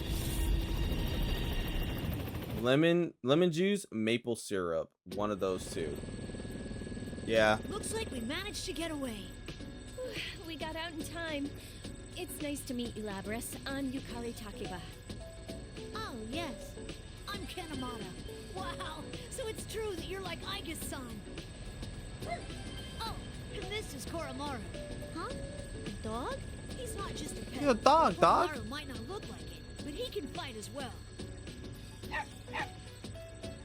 Beginning personnel scans. Everyone on this helicopter seems to be a member of the Shadow Operatives. According to the new data I was given during my repairs, they are all Mitsuru-san's friends since high school. These people are all comrades who fought alongside Mitsuru-san and each other. Takeba-san? You're dressed in a kinda interesting way. Huh? Oh, this... Did anybody see that Michael Jackson trailer the other day that they dropped? That shit's so fire. Bet I'm never gonna hear the end I of cannot this. wait. Also, you can just call me Yukari. I hope we get along, Labras. To think that organization would come after us now at such an important time. If Kurosawa No, saw why are that you eating a whole bag of then, warheads? What's wrong with you? What's wrong with you, twin? What's going on with those guys? Who are they again? Public safety? Oh, that's right. You don't know.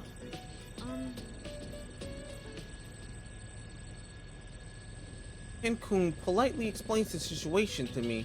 Some people in the public safety department don't think well of the shadow operatives. Mitsu-san and the others went missing. Public safety took advantage of this confusion and attempted to take control of the shadow operatives' headquarters. They had been trying to remove Mitsu-san from her position and showed up at the lab in an attempt to confiscate me for evidence. They moved this quickly after she disappeared, though. Public safety must have some way of knowing what's going on within the shadow operatives. They say Mitsuru-san set everything up. She would never. I can't understand it either. All this about And honor I and proceeded adult to eat a lemon because my circumstances tongue was is dry. foolish. Nigga, drink water. Yeah, but there are some people in public There are safety better who ways. don't agree with that. Or else Kurosawa-san wouldn't have gotten that anonymous tip. Oh, that reminds me. I wonder if Kurosawa-san's okay. Koromaru says that he's all right. Huh? Can you understand dogs too, Yukari-san? Well, no, but I've known Koromaru for a while, and that just seems like what he's saying. I'm sure Kurosawa-san will be just fine. Maru-san's white fur reminds me of something. Snowy, my friend who I met on that southern island. I can tell from Yukari-san's words that all the other people here in this helicopter know each other very well. So where are we going now anyway? We're gonna go look for Mitsuru-san and them, right? Right. This It nigga looks said I like would there was some never shadow head body at. someplace called Then Inaba, and they were headed there. tea We'll go felt that weird, way so I for just now. drank milk or tea. Inaba. That's right. This could be a continuation of the events from yesterday, an ordeal. Elizabeth's words from my dream echo in my mind. So gloomy. I'm sure Mitsuru Senpai's fine. She's got Akihiko Senpai, Fuka, and even Igus with her after all. Meanwhile, Mitsuru and the others. Oh, right. You're Igus's sister, aren't you? Yeah, that's right. I was made just before her, though. You seem so stiff. You don't need to be so polite with us. I heard that you were an earlier model than Igus-san, but you don't seem less advanced at all. You seem perfectly normal. Do you fight with that axe you're carrying? Could I touch it? The two of them are interacting with me quite normally, even though they know I'm a machine. Even though they must know what happened in Inaba and about my past. That acceptance makes me happy. Koromaru-san is gazing intently at me too. Yukari-san, have you been able to make contact with Iori-san? The voice from the cockpit interrupts us. Kikuno-san, Mitsu-san's maid, in the pilot seat. She seems demure, but if she can pilot a helicopter like this, her skill seems to know no limits. But I've been told that Kikuno-san isn't a persona user. Isn't it dangerous for her to come with us in a situation like this? I completely forgot. Hold on a sec.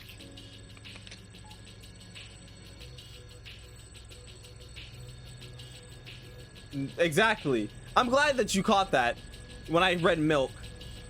Fucking hell, man. Straight milk is insane. You know, at least she will never see this, by the way. At least you're not my my manager, my assistant produce manager at my job, because I kid you the fuck not. Me and her, we vibe really well. She's a white lady, okay? She's white. We vibe really well, and plus we're close in age. I'm 22, she's 23, right? She turns 24 this year.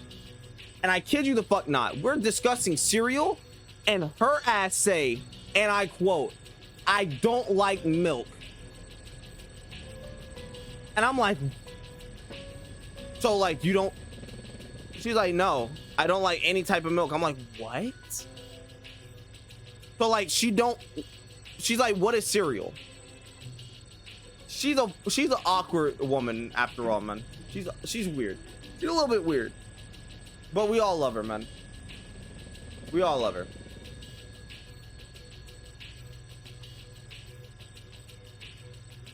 Throw her in the river Styx. No, bruh. She's invited to the cookout cookie. Please. Bro, she got a mean dap game. I will say that. Her dap game is mean, bruh. I dapped her up. Bro, she knows how to dap. Yukari-san pulls out her cell phone. Seems they are trying to meet with Junpei Iori, another part-time shadow operative and also a fellow comrade since high school. While Yukari-san's on the phone, I decide to ask Kikuno-san about the doubts I have. Saikawa-san, you're not a Persona user, are you? Please call me Kikuno. And no, I only have the potential towards the Dark Hour. Oh, I didn't know you had that. Even the maids in the Kirijo family are amazing. So that means you can't fight Is she allergic to shadows, dairy? right? Then ain't it dangerous for you to come along? No, she's not allergic to dairy. The thing is, she didn't grow up with milk. She grew up on a farm. So the only like milk that she's had was like when she did have milk, right? She ate it with cereal that was like Wheaties and bullshit in her family growing up. So she did not eat the right cereal to coincide with milk that would actually have it taste good. And if she likes milk, the only milk that she would actually like having is cow milk. Like concentrated cow milk. Like dead ass. Like hearing that, I'm just like, what the fuck? Dude, wild stories, man. Wild stories that she be telling us. I'm like, nigga, did you grow up? How did you grow up living?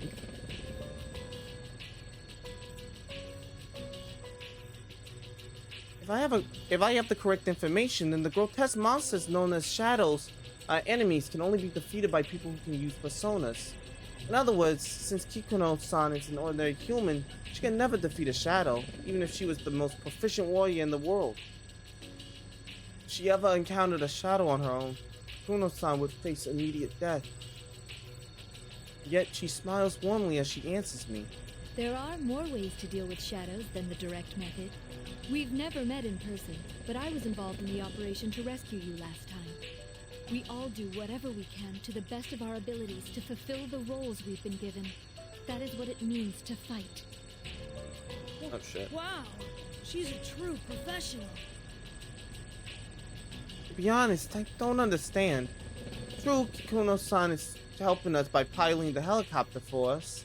But if that's all it took, then someone could easily program me with the ability to fly the helicopter, and there would be no need for Kikuno-san to be exposed to the danger of having to join this operation. I see. I can't think of any other words to say, and I look away from her.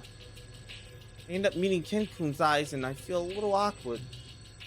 It's no use, he's not picking up. This is so important. Why now? Kari-san puts down her phone and turns to us again. Everyone's attention returns to getting up to speed on the current situation.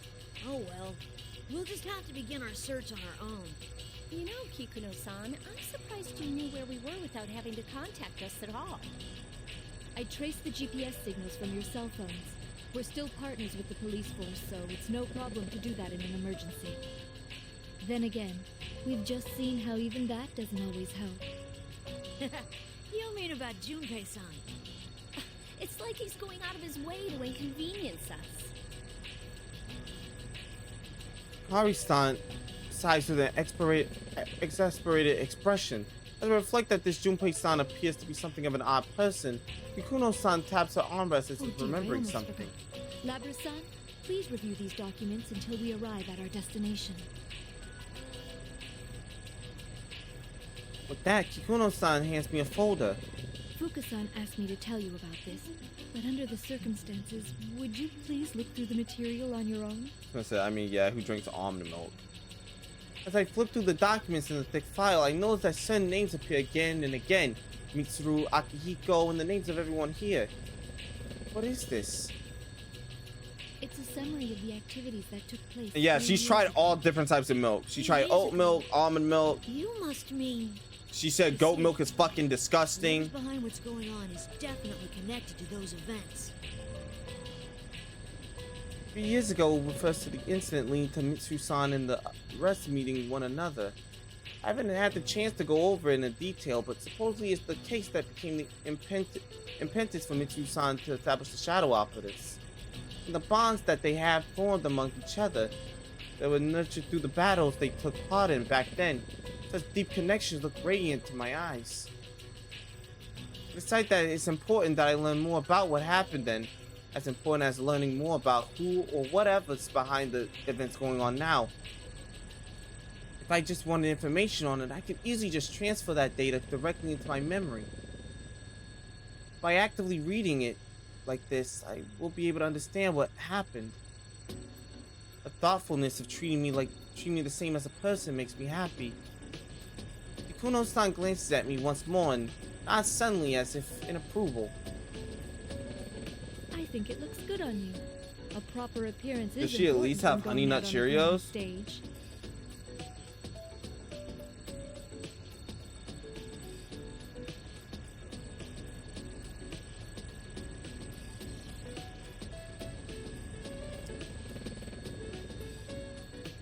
Does she mean the uniform I'm wearing? Oh, I get it. She must have been the one who prepared the Yasogami uniform that Kurosawa-san gave me. The sudden compliment is a little embarrassing, but I can't help but smile. I mean, this uniform to me is proof of my connection to Yukun and his friends. Thanks. Kuno-san reacts with a small smile, then produces some other items. Yukari-san, Ken-san, I have acquired evokers and suitable weapons for you. Hey. Wow, thank you. This would be the best for me.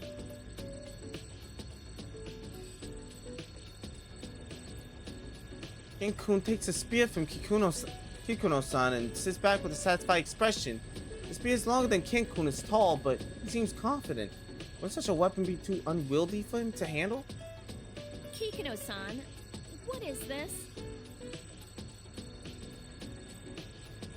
Kikuno-san hands Yukari-san what appears to be a large pink bow that perfectly matches the suit she's wearing. Upon seeing it, Yukari-san looks baffled. It's the ultimate arrow! Oh my god. It's so pink. I acquired reference material from the publisher and had it made. Don't worry, it's more functional than the prop on your show. Nigga. Gave her an actual bow that fits sure the that fit. makes it the best bow ever created, but In actual combat, I thought that using a form factor you're comfortable with would be best. Oh, I wasn't expecting you to have a logical explanation like that. Was my arrangement unnecessary? yeah, it That's was like the line between unnecessary. mildly bad for you and No, it's fine. you eat a lot, you will die. I like it. Can I see it for a moment? As Ken-kun reaches towards the bow with interest, I see the helicopter slightly to the We're side. circling around. Please hang on to something. Oh shit, I'm about to whip this hoe. The helicopter leans more sharply as Kikuno-san speaks. It seems that we need to take on more fuel before we reach Inaba. I reflect on Elizabeth's words as I look down on the view spreading out below us. It reminds me of that mysterious sea-like place.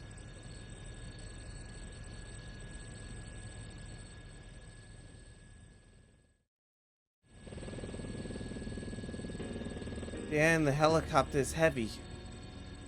Upon reaching the last known location of Mitsuru-san and others, we immediately see that the guardrail is broken, as if a car had smashed through it. We look down the cliff and discover the black vehicle below, unmistakably Mitsuru-san's limousine. There were no skid marks on the road that indicated braking, and the car's body was seriously damaged. It appeared that it had been going at a very high rate of speed when it hit the barrier. Everyone pallid in an instant, and we were all at a loss for words. The driver was the only person in the vehicle, and though he was injured, there were no traces of blood from anyone other than him in the car. I wondered for a moment if the others had been able to leave the vehicle on their own, but if they had, they would have had tried to contact us. It also seemed odd that they left us an unconscious and injured man behind. Furthermore, there were no footprints around the vehicle at all. We did another search for their GPS signal, but there were no signs of their whereabouts. That left us with only one conclusion. I hate to think about it. Oh yeah, mean chat. that they've been She literally just told us, right? This is an ongoing thing at her place of work that she did not have a microwave at her own home. Bruh, she finally bought a fucking microwave And when I say her boyfriend was happy about that shit, I understood the brother. Because, nigga, I would have been happy too. That would have been kumbaya. Praise the Lord. She finally bought a microwave, man. Nigga, blasphemy. Crazy, man. Okay, I'm gonna go catch up on the show I was watching earlier and finally go murder the child's bed. Out of context is wild. But yes. Alright, have a good one, Cookie. Also, Super, welcome back. Hate to think about... Oh, never mind. Let us be optimistic and assume that they're still alive. If they were captured, then the enemy values their lives and will do no harm. Yep. We do have a chance. I carried the injured driver from the bottom of the cliff back up to the road. Kikuno-san requested a vehicle to transport him to the hospital under Kirijo family's care. Kikuno-san made his decision since we wouldn't have been able to explain what happened to a normal ambulance. Also, it's possible that the people from public safety would take him away if we reported this to the authorities. Kikuno-san asked the personnel who arrived with the transport to try to ask the driver about what happened when he regained consciousness. That will likely be difficult, however. This is similar to what happened last time. The driver would have no memories of the events, much like the people who captured me and transported me to Inaba last time. However, there's no guarantee that the same had happened to the limousine driver. Not long after, we were back in the helicopter, which takes us to where we are now. To be honest, everyone's at a loss about how bad the situation is. Ken-kun tries to change the topic in an attempt to divert us from our worries. It's amazing that you know how to pilot a helicopter, Kikuno-san. I heard that it's hard to hover in the By the way, mountains. Super, what'd you get to Did you eat? train for that? Only a couple of years ago. Damn, I might actually have to go somewhere after this to get something to eat, man. I'm hungry. You were in an assault with a helicopter? Where? Just a high school dormitory. Huh? Oh yeah, I remember that. I decided to learn how to pilot in the event that if someone attempted the same move, I would be able to respond properly.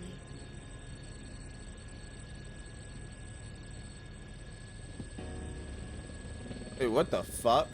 Hold on, chat. Wait. Oh, damn. I just got a notification on Twitter. Wait. I don't know why, but he's already at Yaso Inaba Station, so I told him to stay there.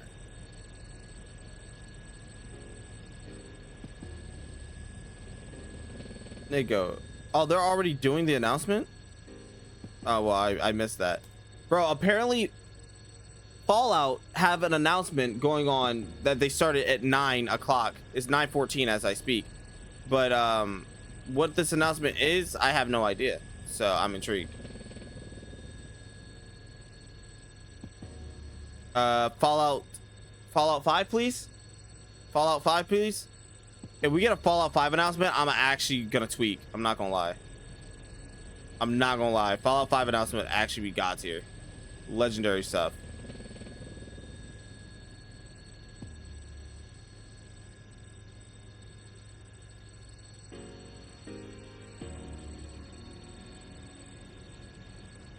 But yeah. My understanding has been renewed. Seems that being a maid is a very serious and difficult occupation. In any case, we should head to Inaba too. We might find some kind of clue there. Miss Susan's group had gone missing before sunset, and it's almost midnight now. Whoever did this must be the same person who kidnapped Labra's-san. It's unthinkable anyone else would be able to do that. The question is what he intends to accomplish by kidnapping them. Kinku flips through the reports on the events of the case up until now, seemingly lost in thought. What is to be gained by kidnapping Mitsuru-san this time?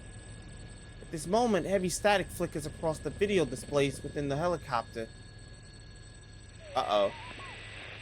Let's get ready for the B1 climax! The strong wind. Hey. I was wondering when they're gonna hit us with this video. The hottest battles in all history. The goddess of victory is waiting to descend upon the ring. P1 fans, are you ready? Are you ready? Time to let loose!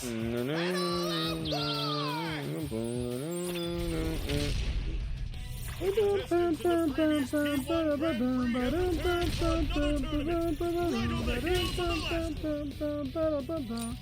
warriors will create another legend here at the world-shattering P1 Ring!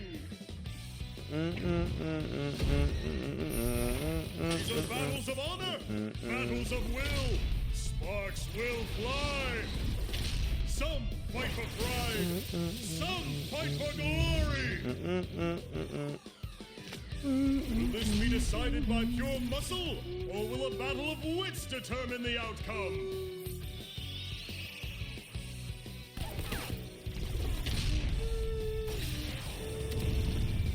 Things are heating up! What the fuck, Teddy? Tonight, who will win the title of champion? Who will be crowned with the winner's wreath? Whose tale of glory will resound? Bro, I missed that the first time. Why he licking the popsicle like that, man? All that remains are the dreams of the warriors. As the grand finale plunges into its final chapter, the P1 climax is barely getting started!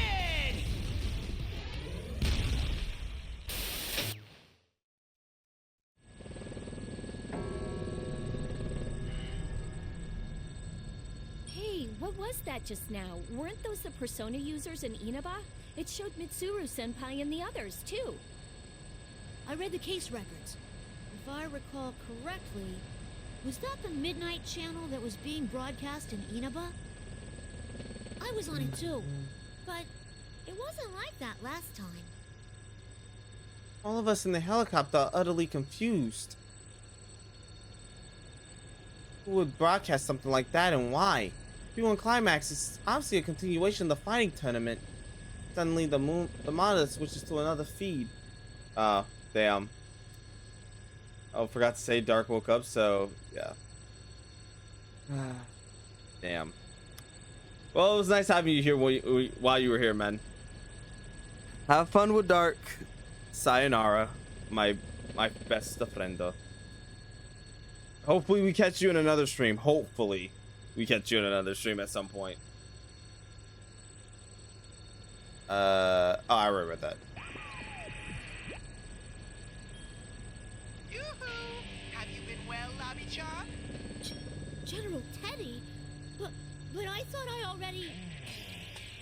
General Teddy. In the recent P1 Grand Prix, the one calling itself General Teddy turned out to be one shadow. But I accepted my shadow and gained the power to use the persona. But if he's on the screen again, then General Teddy ignores my confusion and continues. Dum dum dum dum dum ba dum. He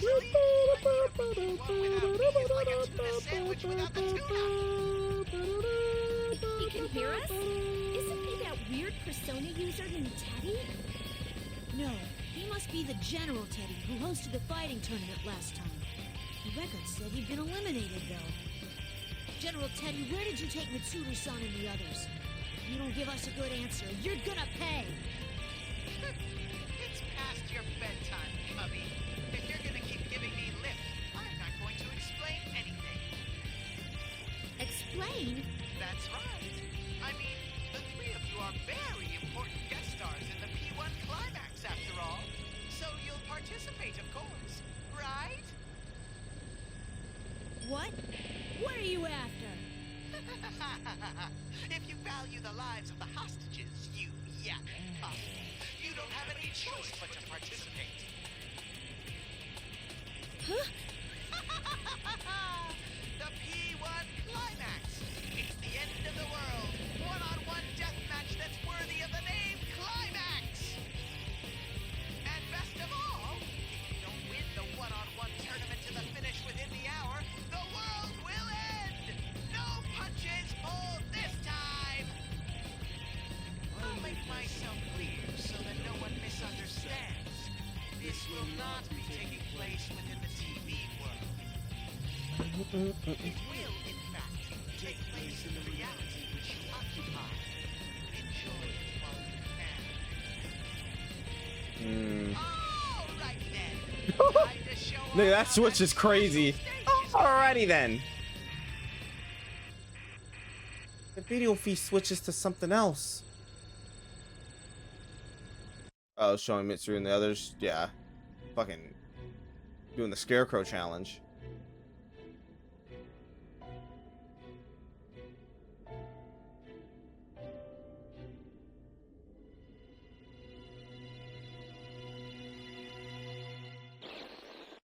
Fucking doing the Scarecrow challenge, man. Was that Mitsuru-senpai? Sonata-san, Aiga-san, and Fuka-san too. What will be the fate of our captured queen and her loyal minions? Oh, and this is a no-fly zone. We don't have any room in the parking lot for that thing, so you'd better start walking to the battleground. As a little incentive, Persona! Kintoki Doji! Throw him a tomahawk!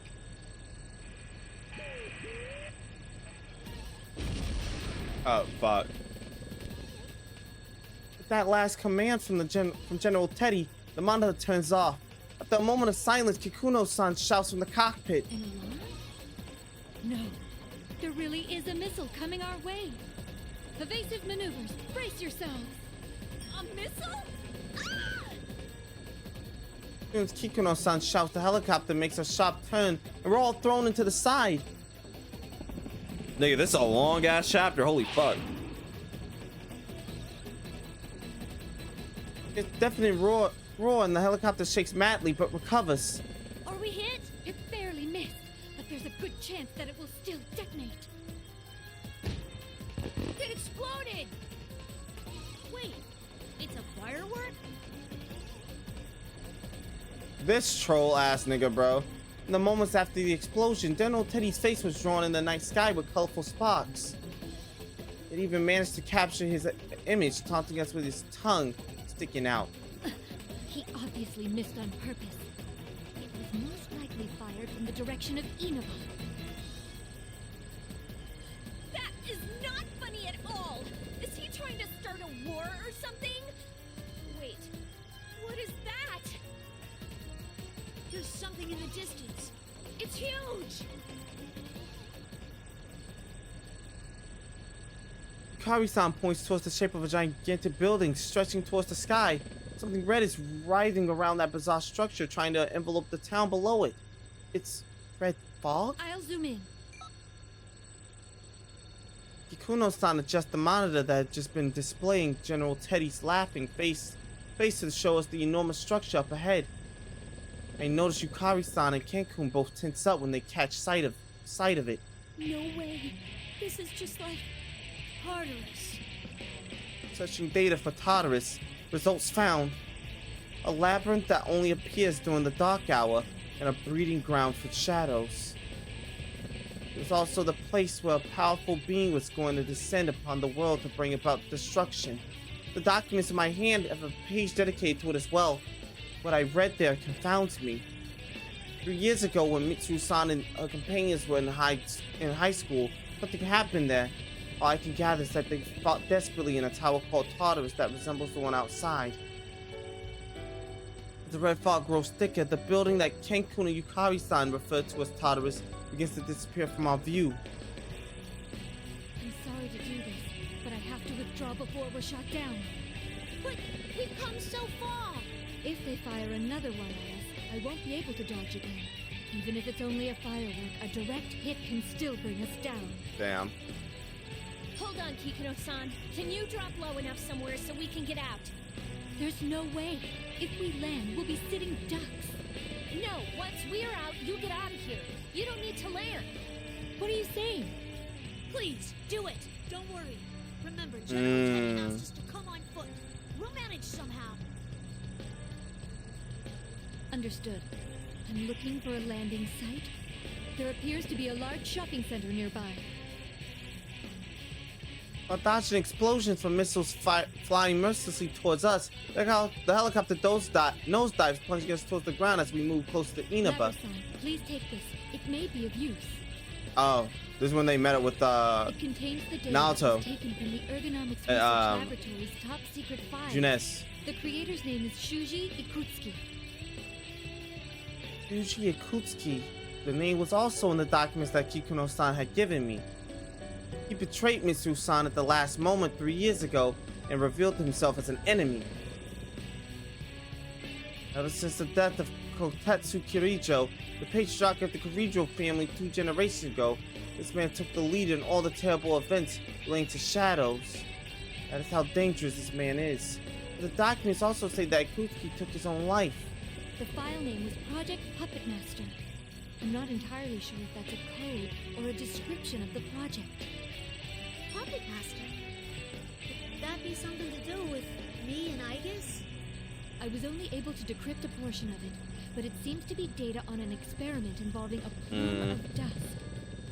An experiment with a plume of dust. So, why are you giving this to me? It may assist you in determining the enemy's identity. Actually, I found traces of an unauthorized attempt to access this file from outside of the Ergo Research Network. I investigated this and found that the requests made to break in originated from this vicinity, likely from within Inaba itself. Huh? So someone in Inaba knew about that research before all this started and was looking for it? Ikuno-san nods silently. Of all the files in the quarantine server to go after, if this one was specifically targeted, then the hacker must at least have known of his presence there. The cyber attack wasn't done by some ordinary hacker who broke into the server and was looking around out of curiosity, which means that the hacker is probably either the culprit himself or someone connected to them. The firewall prevented the intruder from accessing the file, but the attempted hacker didn't even try to cover their tracks. What? Who would do this? The hacker didn't even attempt to cover the access to the server. Could that mean that they wanted someone to know about it? About the existence of this file, even if they failed to access it? That doesn't make much sense, putting aside whatever doubts we have. Kuno-san continues on. It was only in fragments, but the name Sho Minazuki appears many times in those files. Oh yeah, this is a power play. Sho Minazuki, I don't know that name. Could that person be the culprit? At the very least, there's no mistake that this person is deeply related to this case. I'll contact you once we crack the encryption, but in case it becomes difficult to transfer the data to you, I'll give you a copy. Then I'll download that data into myself and take a look at the parts that you've managed to decrypt. That would be for the best. Gotcha. Thanks. Ikuno-san hands me a memory card. I insert it into my memory slot and save the data on it into my internal memory. Just as Kikuno-san says, most of his experiment records, one file remains that cannot be read. Project Puppet Master. What's in that file? We'll be over at Junes Shopping Center in a moment. Everyone, prepare to disembark. Hold on, over there. Isn't there someone on the rooftop? We all peer into the distance. Beyond the haze of the red fog in Inaba's largest shopping center, my search reveals that the place belongs to a chain named Junes. A blurry figure can vaguely be seen on the roof. Yukun. For a moment, I think of someone I know well. The height and physique of the shape on the roof don't resemble anyone I know. Kenkun raised a pair of binoculars and attempts to make out the figure's face. Oh, fuck. Ikutsuki? What the fuck? That's impossible! Huh? What's wrong? It's... Ikutsuki. Huh? No way! Yuji Ikutsuki. The name leaves me at a loss for words. Perhaps he is mistaken. I open the side door of the helicopter and a strong gust of wind blows in. I ignore the wind and lean out to get a better look at the person on the roof. Now hold on, you might be a robot, but we're regular humans. Don't ever do that shit again without warning us.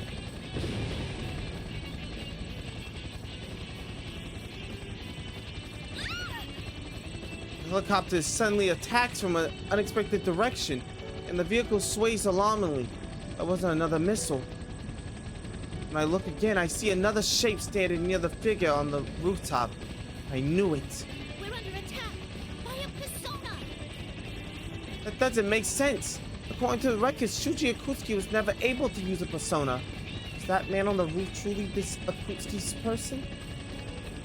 The enemy's preparing for another attack. It's another fake that Show made, just like how he did in the beginning. Before I can raise an objection, Yukari-san fixes her eyes on the enemy and draws her invoker. As expected from someone who's been in actual combat for a whole year, she is quick to act. Yukari-san's finger flexes around the trigger of her invoker, but in the instant before she pulls it,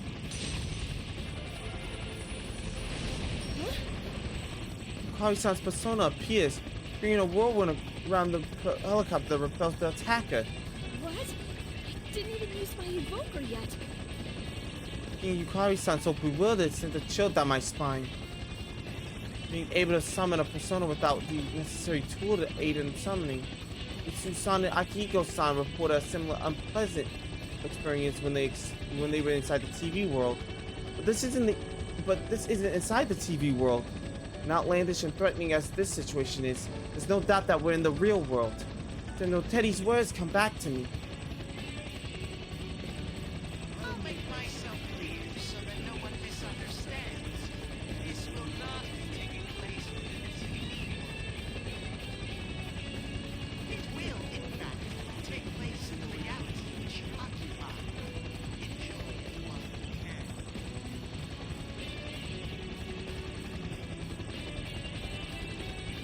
Don't tell me. This fox has him enveloping the talent, the same fog on the other side of the TV.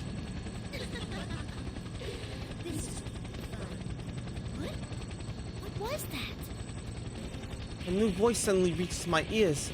Who was that? I look around in bewilderment. Did anyone actually talk? Am I hearing things?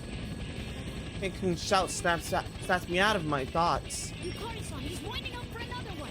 We're getting off, Koromaru. Yep. Yukari-san still looks confused, but Kenkun notices something and unbuckles his seatbelt with his spear at the ready. By this time, the helicopter has descended close enough to the roof of Junes that people and dogs can easily jump down.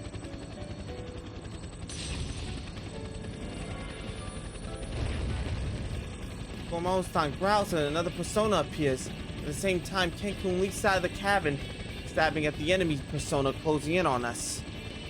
Gomaru-san's persona and Kenkun's spear both hit the attacking enemy at the same time, and Kenkun drops to the roof unarmed. It seems you're always taking on the responsibility of serving others, Yukari-san. Seriously, it's like, again, really? I don't take this one. After all, I save the world on a weekly basis. Koromaru and Yukari-san dropped out of the helicopter and nimbly land on the roof. Amazing! Their combat abilities are equal to those of weapons like me or Aegis, even though they are secondary members of the Shadow Operatives used only in times of emergency. It seems as if they've been on the team this entire time. This is the longest chapter. I quickly ready my axe and follow them. It should be ending soon though, because this is... Yeah, it should be ending because this is where we meet up with Nato's part. Yeah, this is the end. Because this is where they meet up with Nato. Did I say it's ending? Nah, boy, it don't end. When I look back up to the red sky after landing, I see the helicopter gaining an altitude while maintaining its balance. Thanks to Kikuno-san's desperate resolve and her piloting skills, we managed to safely reach Inaba. I checked my surroundings once more while praying for Kikuno-san's safety. This is the Inaba branch of Junes, that department store chain. We're at the food court on its rooftop. Normally there would be plenty of people here, but given the current situation, it's obviously deserted. Where did he go? Kenkun readies his spear and tries to peer into the fog, making visibility such a problem. I look around, ready for battle as well. Whoever attacked us should be nearby. Hey Kenkun, did you really see Ikutsuki here a moment ago? Yes. I didn't see him clearly, but there's no way I could have mistaken him. That's impossible. I mean, Shuji Ikutsuki is... That's right. Shuji Ikutsuki died 3 years ago. And we were just attacked by a persona. According to the records from that time, Ikutsuki had no persona. At the very least, it looks like he's not nearby. We can't let our guard down yet, though. He's right. I scanned the area and read no one else here besides the four of us. I say as much, and we lower our weapons in order to discuss our strategy. Koromaru and I are going to continue looking for him. If that really was Ikutsuki, there's no doubt that he's involved in this case. That's true. Can you and Koro-chan go after that guy from earlier? But that person seemed to be using a persona. Won't it be dangerous for you two going off on your own? The two humans look surprised for a moment and trade glances. Don't you worry about me and Koromaru. Did I say something odd? Even if we run into something we can't defeat, we'll find a way out of it. And honestly, it's faster for us to split up. I am a bit worried, but I'm gonna believe in you guys. They have absolute faith in each other after having fought together for so long. It's not that they don't have concerns about one another, but they truly believe that they will accomplish their goals on their own. I wonder, will these people ever feel the same way about me? After all this time, I realized how the time shared between Yukari-san and Ken-kun separates me from my companions. So I'll head to the station and get Junpei. It didn't seem like he'd figured out the situation yet. Huh? Weren't you talking to him on the phone earlier? I was, but that idiot's phone ran out of batteries or something while we were still talking. But even if I can't rely on him to keep his phone charged, he's still good in a fight, so I have to meet up with him. I see. He seems like kind of a goofball. But he's our Right? goofball. He's always been so useless. Huh? Did I say something funny? Nah, not really. It just sounded like you were actually kind of fond of him. Oh, I guess so. Yeah, I think you're right. These people trust each other. They're always thinking of one another.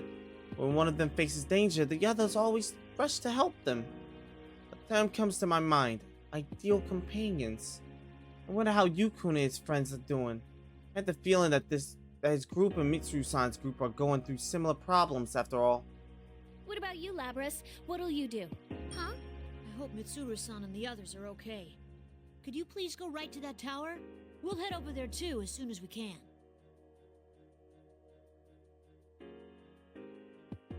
Oh shit. Yukari-san and Ken-kun looked at me. It doesn't matter to them that I haven't known them for very long. They see me as a companion and trust me. Right. It's decided then. Labras, you head to that tower. Oh, also, something felt off when I summoned my persona earlier. You might want to be careful. You felt it too? It was like, well, it felt like the evoker wasn't working, didn't it? Yeah, it might be that we can summon our personas without our evokers. In any case, we should get moving. If what General Teddy said is true, we don't have much time to spare. Mm-hmm, got it. If anything happens, let's meet at the bottom of the tower. Be careful, both of you.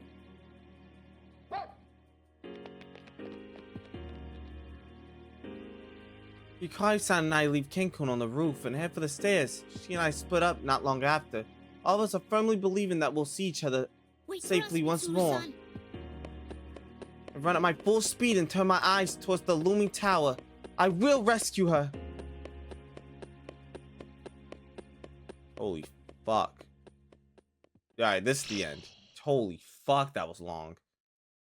Jesus.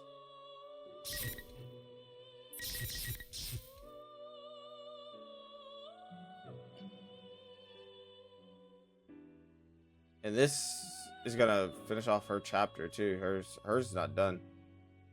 Elise is over. Jesus.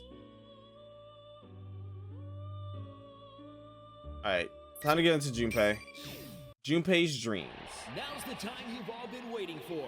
It's obvious who the game's MVP will be. The man whose Grand Slam won it in the ninth, Junpei Iori. First off, I'd like to congratulate your your hair. team on winning the WBC. Thank you very much. What was going through your mind as you entered that batter's box for that last at-bat?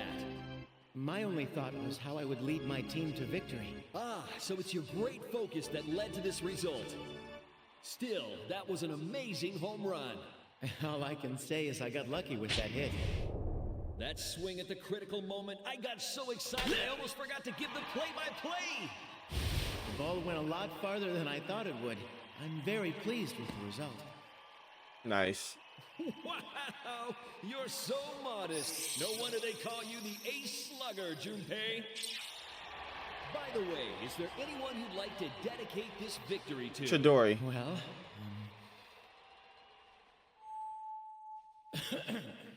I'd like to dedicate that Grand Slam to my precious girl who's always supported me through thick and thin. I know that I can be a burden on you. I'm not the greatest, but will you marry me? Oh man, y'all fucking bitches. Sorry, sir, but this is the end of the line. That's fucked up. They didn't have to do that. Oh, I was dreaming. Damn. I got excited. Chidori. Oh man. Thanks so much for waking me right at the best part. Step off the train at an unfamiliar station in the countryside. A little resentment towards the station worker. Let's see here. Man, that's a tough name to make out. How am I supposed to pronounce that? Oh, it's written out beneath the kanji. So Ina, but wait, where is this? Huh. Let's see what the shuttle train schedule is. Check the train schedule and feel myself slipping into despair. Seriously, there aren't any more trains leaving this station? That was the final train for the night? I've really done it now. The great feeling that I had only a moment ago withers away at once. What the hell, man? Why'd this happen? Let's see, I worked a full shift at my job today and the kids had a game after that. Oh, damn, so he's not a actual... Damn. If you get a hit, you'll be a hero. Are you gonna try for a home run? It's the afternoon before a long holiday weekend.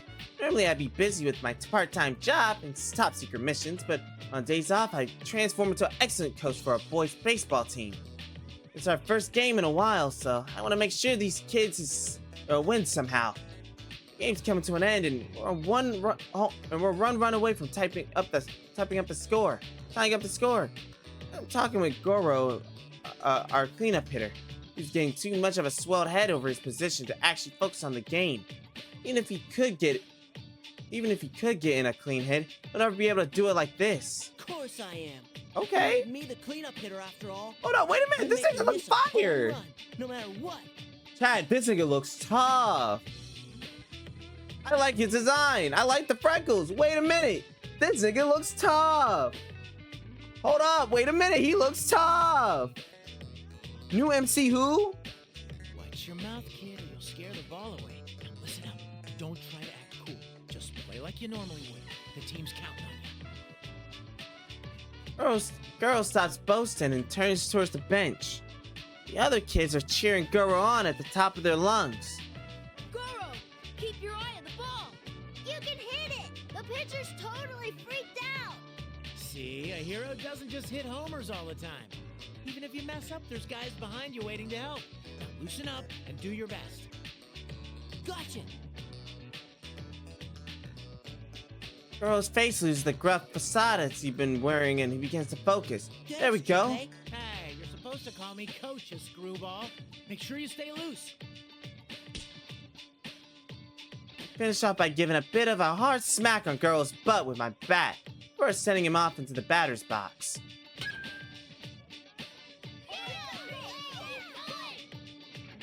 Goro keeps his eye on the ball and lands a direct hit, sending the ball flying out past the outfielders. Alright, we're tied! Goro's standing on second base with a huge grin, waving to us.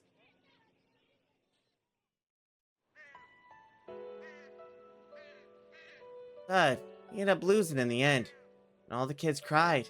I cried too, of course. Oh well, it happens. At least the kids have grown closer as a team, so that's good enough for me. That was so close, guys. You almost won. All right, let's start practicing again tomorrow. Now, I want you all to remember this at least. If you all work together, you'll never be beat.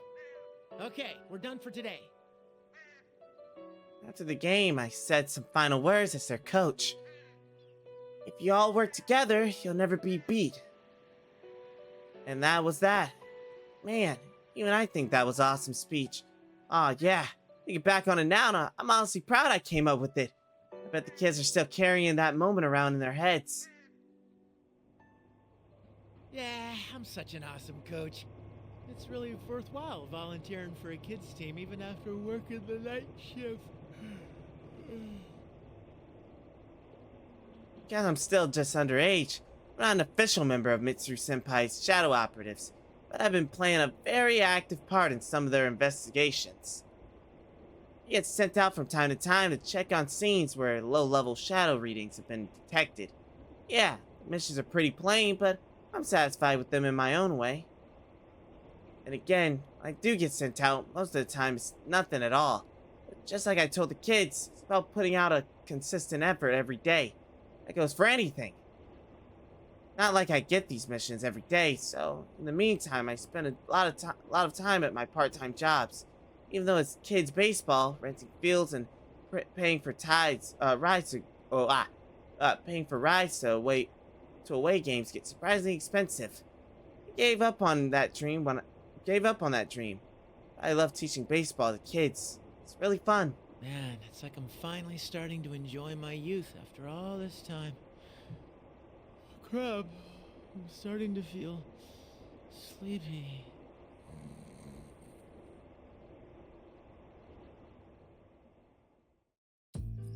The goat.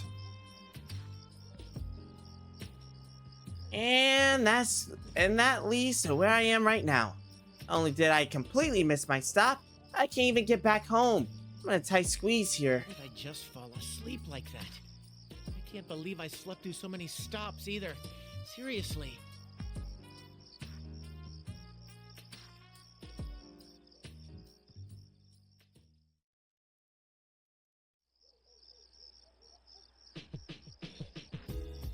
I decided to leave the station for the time being. There's some basic vending machines outside and nothing else. That's actually kind of impressive.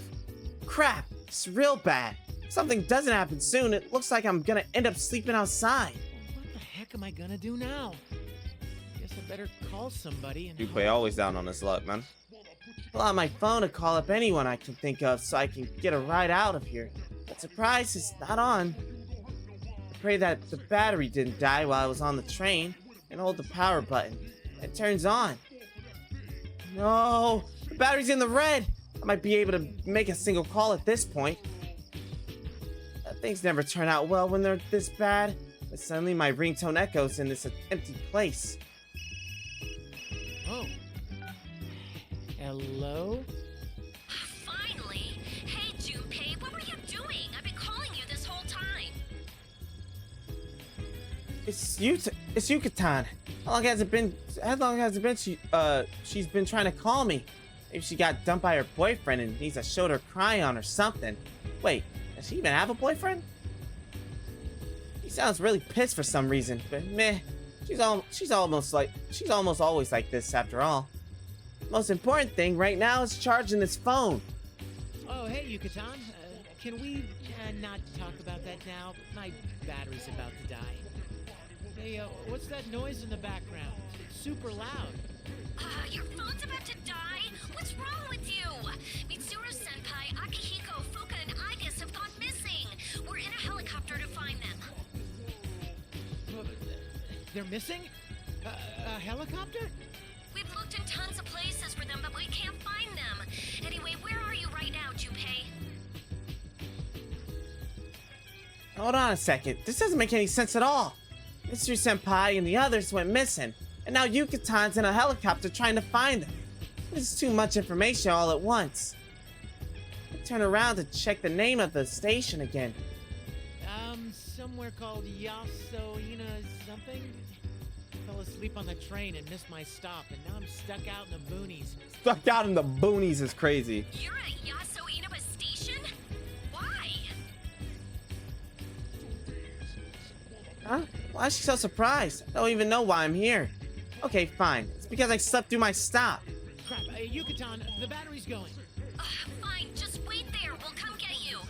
I'm with Kenkun and Koro-chan, and we've got Labrys here too. Lahoo? Well, whatever. Lahoo? I'll just find a convenience store and... Is that Lahoo? The phone died. I consider what I should do now, but then again, I'm worried about Mitsuru-senpai too.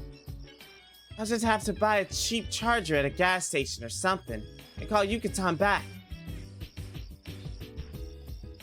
This may be out in the boonies, but there's gotta be a convenience store open around here. I started walking along the road in search of an open store, but after walking for some time, I finally see a familiar lighted sign out in the distance.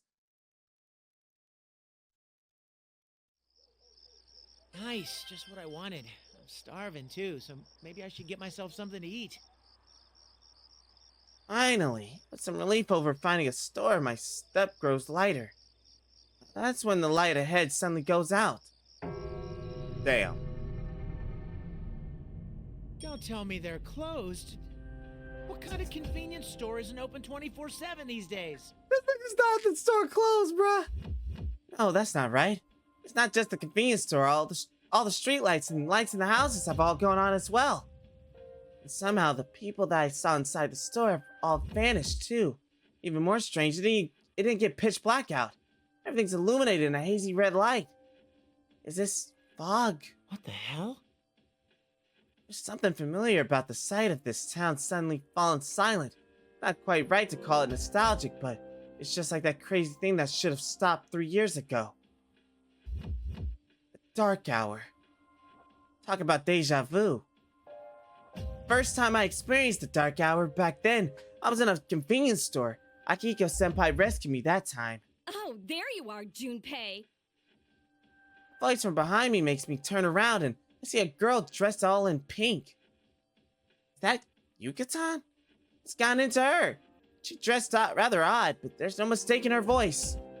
Yucatan stops a short distance away from me and glares. She looks pissed. It's because I left the station after she told me to wait there. Even then, she seems way too angry. Hey, Yucatan! I'm making an effort at least. Oh, is this her shadow? But hey, Mitsuru-senpai's gone missing? What's going on?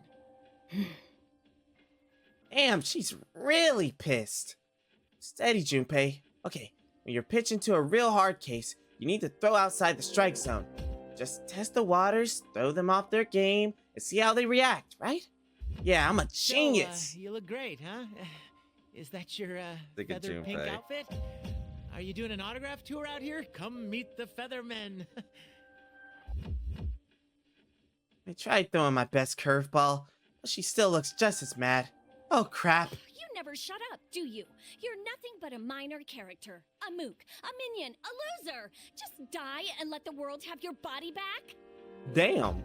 Hey, what? Aren't you being crueler than usual? Ugh! It's time for your punishment! Bring on the ring!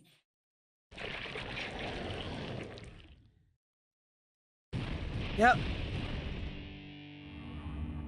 Yucatan suddenly raises one hand as she delivers that cheesy line. At that, 4 red pillars fall from the sky and stab into the ground around us, forming a fighting ring. I don't know what's going on, but this suddenly feels really dangerous. I place my bag on the ground, and then pull out my favorite bat and take a cautious stance. You're a quick learner for an idiot. No wonder you're a member of the Shadow Operatives. Look around in search of the source of that voice. I see a television dangling from a telephone pole with the... what is that? A round body, a doofy hat, and a cape and a cane? Is this some local station cartoon mascot that I don't know about? He's saying something about a General Teddy. What? That's his name? Well, why would a TV be hanging from a pole like that? Who the hell are you? Bro, this nigga asking so many You know what's questions. going on, so you better explain yourself. If this is some prank show, it's not funny. If only it was. A yappy idiot? World destruction. I mean, Oh. the one-on-one P1 climax. P1 climax? I'm not in the mood to drag this out, so I'll just give a short rundown. The rules are simple. Win and you get to move on. Lose and you're stuck here. Huh? You mean I have to fight Yucatan?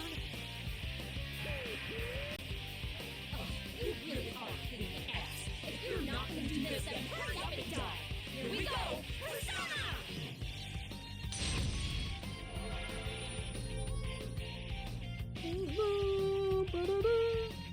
Got some wind blows, and I recognize Yukatan's persona before me.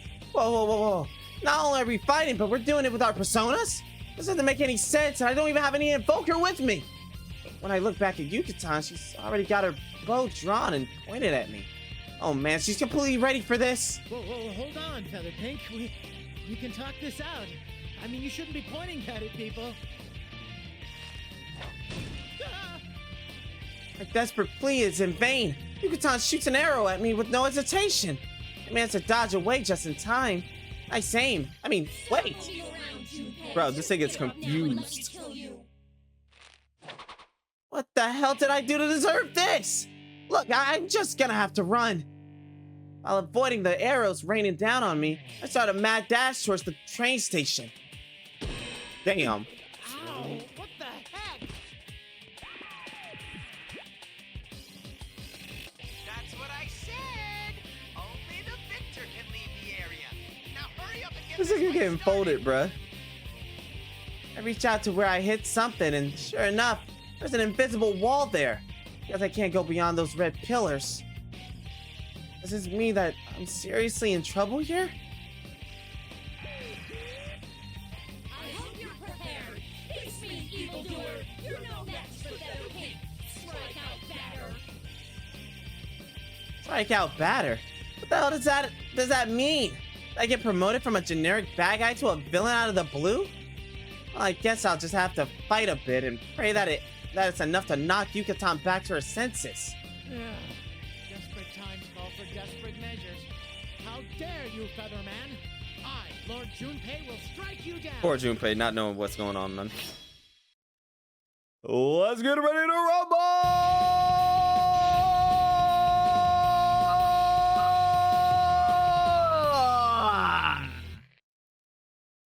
Finally.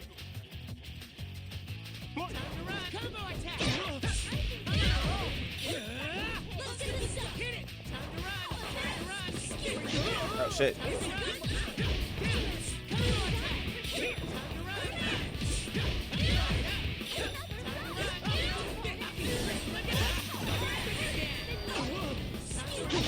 I like how it has the fusion of Chidori and fucking Junpei's persona. Unlike everybody else that don't have their upgrade. Damn, nigga. Oh my god. Really?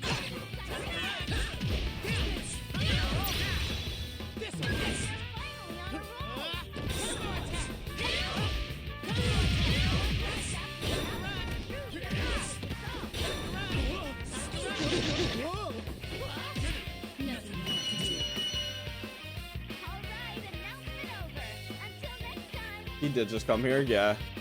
But this nigga is confused, bruh. That's the funniest thing. The Mook wins. Keep The that up Mook. and keep winning. Who are you calling The a Mook wins. Wait, Yucatan!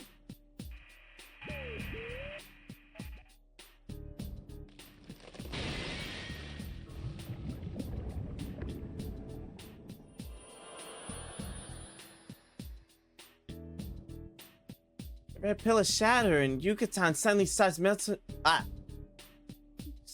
away like a black piece of candy. Just then, what looks golden grains of sand flies up into the air, floats across the sky. A costume guy on the monitor disappeared. Does that mean the invisible walls I ran into are gone now too? Maybe. What was that just now?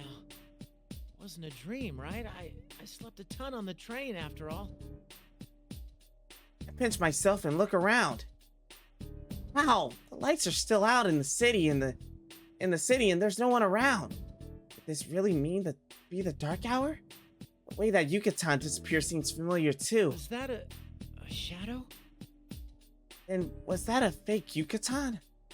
The convenience store's lights went out right around the midnight, I think. Past midnight. Reminds me of the dark hour that was our battlefield 3 years ago. Did the dark hour come back?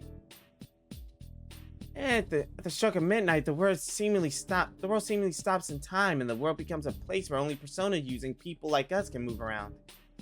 During that time, people disappear and shadows show up instead.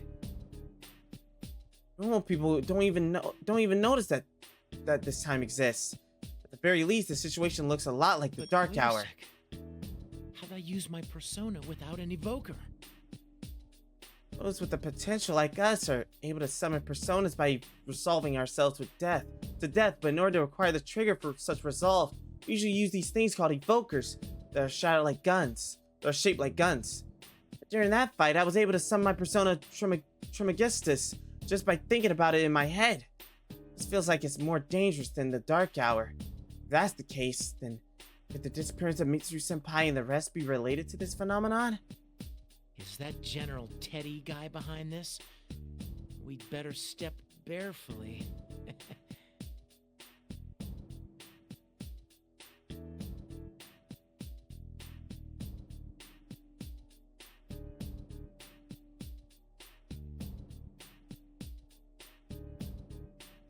Get out. That costume dude told me to keep winning. I don't know anything about this town.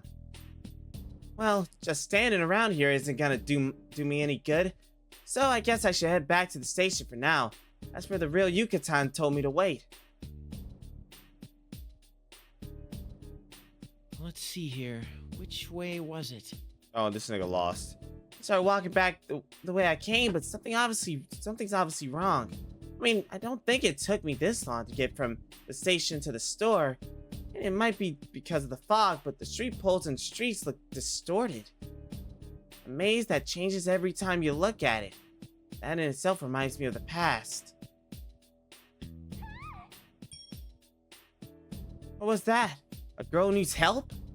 Somebody might be getting attacked by something similar to that monstrous Yucatan. I mean, that monster looked like Yucatan. If that really was a shadow, then there's no way I can ignore this. I'm the Shadow Opera's lethal weapon after all. I look towards where I heard the sound coming from and see a giant shopping center. The one you'd find in the suburbs. The sign says Jeunesse.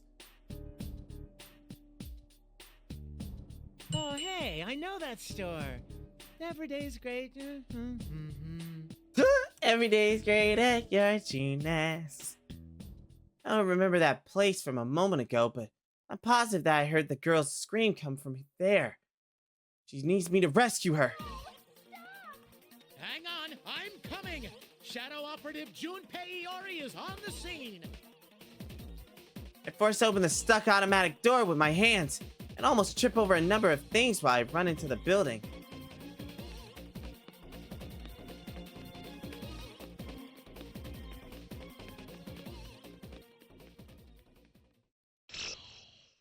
This nigga Junpei, bruh.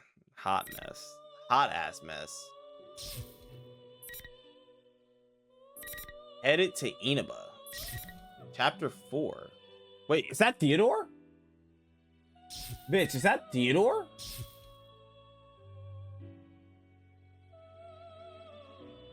It's fucking Theodore. Alright, we're gonna do this chapter and then we'll see what the next chapters look like. Then we'll probably call it quits for tonight.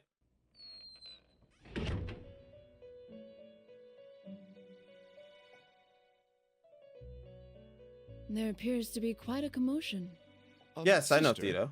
I've been wondering since yesterday, but what is going on in the outside world? But yes, I know Theo. Even though I didn't play the Katone route on stream, I know Theo. I know he is the female Velvet Room attendant for when you play that part. I'm cultured. I believe you could say that those kids' ordeal is still continuing. An ordeal, you So say? this is what they mean by Yes. he's In other obviously words, canon. Mankind's potential is being tested. Potential? Sister, where might Elizabeth be right now? Abandoning the duties given to us by our master and going out into the outside world is normally forbidden to us. Why did Elizabeth go through all that just to head out into the outside world? I'm sorry. It was presumptuous of me to ask. I suddenly feel thirsty. Do you feel like drinking a cola? Random. Cola, you say? That's so random. Don't tell me that you don't know what that is. Of course I do. Elizabeth told me about it. An ebon monster compressed into a metal cylinder. I might actually go to waiting McDonald's. for the I'm not gonna moment lie its after prison this. is released to spring into the Might. eyes of the unwary spewing foam. Quite. Well then, I task you with the acquisition of about 100 of these colas. You want me to do this? But cola only exists in the outside world. I merely ask for the cola. How and where you perform your task is at your discretion. Even if it takes you into the outside world. Sister. Yes, what is it? While I'm out, may I go see what's going on outside? That would be none of my business. Really? All I asked you to do For is Theo? go on an errand for me. Shouldn't you hurry? Our master will be returning soon. Yes, I'll go at once. I guess it can't be helped that he's drawn to the outside world right now. This current aberrance in the outside world is centered on that red-haired guest. And Persona users have gathered to it, as if caught up in that fate. Even my heart races just thinking about it. It's troublesome having siblings so brimming with curiosity.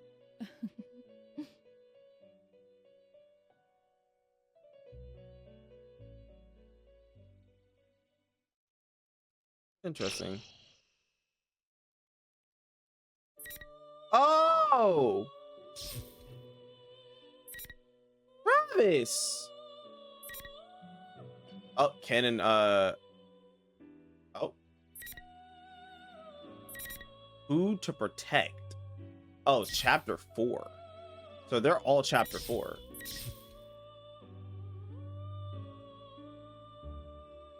Yeah, we're gonna... Yeah. A lot of moving parts right here. All right, let's get on with this. Have you played Lords of the Fallen?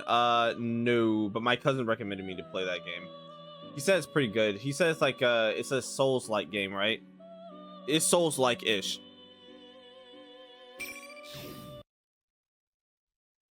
Can I model the goat? Another dead end. Auto. I thought I hit auto read already. I sighed for the umpteenth time that day. Goromaru and I traded glances. While searching for that mysterious figure that appeared to look so much like Ikutsuki, we end up on the Samigawa floodplain that flows through Inaba. He's on his 7th stream streak. Nice. Jace is on his 5th stream streak. Damn, Jace, how you letting Cookie outdo you? That's crazy. Lock in, King. Lock in. Okay, it's a Souls-like. Okay, Mina. Yeah, lock in, man. You can't let Cookie outdo you, man. You've been here longer. How you let him have a 7-day streak, man? Crazy. Every path twisted like a maze, turning us away from the direction we wanted to go. I've gone for so long without finding any meaningful information. It was starting to worry a little. In any case, this entire situation, a town filled with red fog at the stroke of midnight, turning into another world, the appearance of another tower that looks just like Tartarus. Careful, Koromaru. At this rate, I wouldn't be surprised if we ran into shadows. Koromaru seems to not. Still, this really is like the Dark Hour. It never truly ended. I had been living my life in peace like a child. The world was still in danger. I was left out in the cold. Why didn't anyone tell me anything? I'm definitely strong enough to fight beside everyone else. Being removed from the unit just because of my age isn't fair. Right? Who's there? I'm a natural born winner. Ain't nothing you can do. Howl's work on Valentine's Day? Fuck you. Shout out the fog and a dark shape nonchalantly walks out of the mist towards us. Koromaru begins to growl. And you're irritated about it. Is that me? No, nigga, you're looking at the mirror, your reflection. Wow. She turns out to be two figures, me and Koromaru. It's like looking into a mirror. What's the meaning of this? Even if you try to deceive us with those appearances, it's no use. I feel a wave of malevolence from the shadow that took my form. I graded my spirit and take a fighting stance. I'm not deceived. This is definitely an enemy. Being a child only on the surface, peaceful only on the surface, friends only on the surface. Aren't such things only nuisances? Shut Hey, up. what are you yapping I know about? How you feel because I'm you. Or to be more precise, I'm a perfect copy based on everything there is to you. That's why I can tell what you're thinking, what dissatisfies you, and how much you desire to fight. Even though it was a joke, I'll tell you how work was on Valentine's Day. Absolute hell. Anything to do with you. Can't help but raise my voice at what the other me says. As if he can see straight into my heart and say exactly what hurts me the most. I feel my hands trembling in agitation. I have to calm down. That thing isn't me! It does involve me. I mean, you want to fight, don't you? Then we have the same objective. Well, that nigga said scrap. What? Persona. Crap!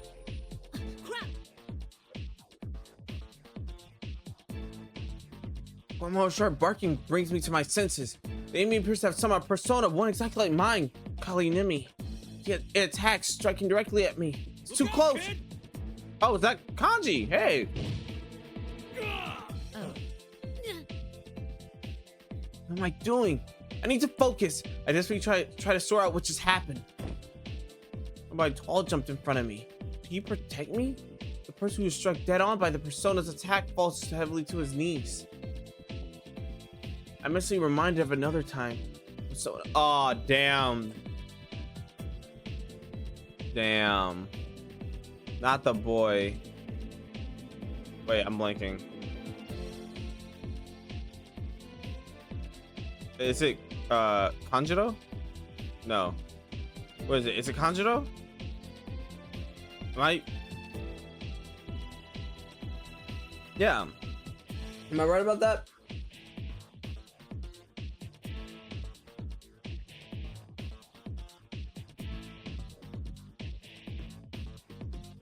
I can't remember his fucking name. I'm blanking very badly. But yeah, that's who he's referring to. I made the same mistake again. Hey kid, what are you walking your dog around here for? Such a goddamn adorable dog, too. Huh? That wasn't what I meant to say. Hurry up and find somewhere safe. Things are dangerous here right now. You're... I stared dumbfounded at the man who shielded me. This must be Kanji Tatsumi, one of the Anima persona users described in the files I went over during the helicopter flight. He still seems okay. That's a relief. Actually, he appears to have a lot of energy to spare. He must be really tough. Kanji-kun, here comes another! Sukuna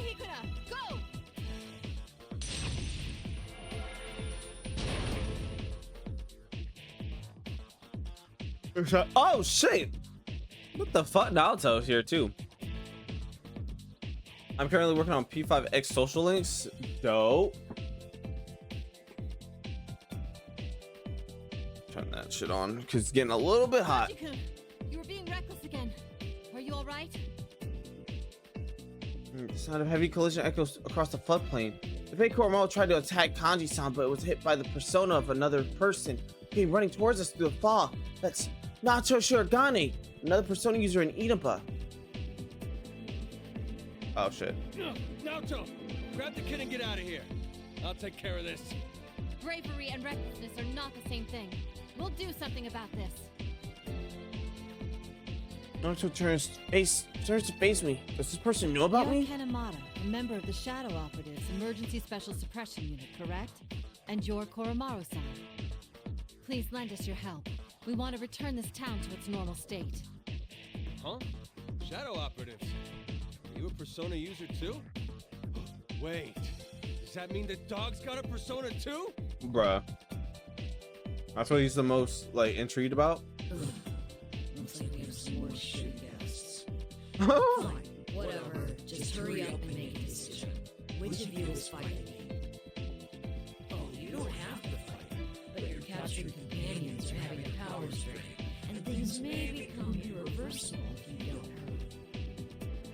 What? What are you doing to them? Who knows? Why don't you find out for yourselves? In any case, bring on the ring.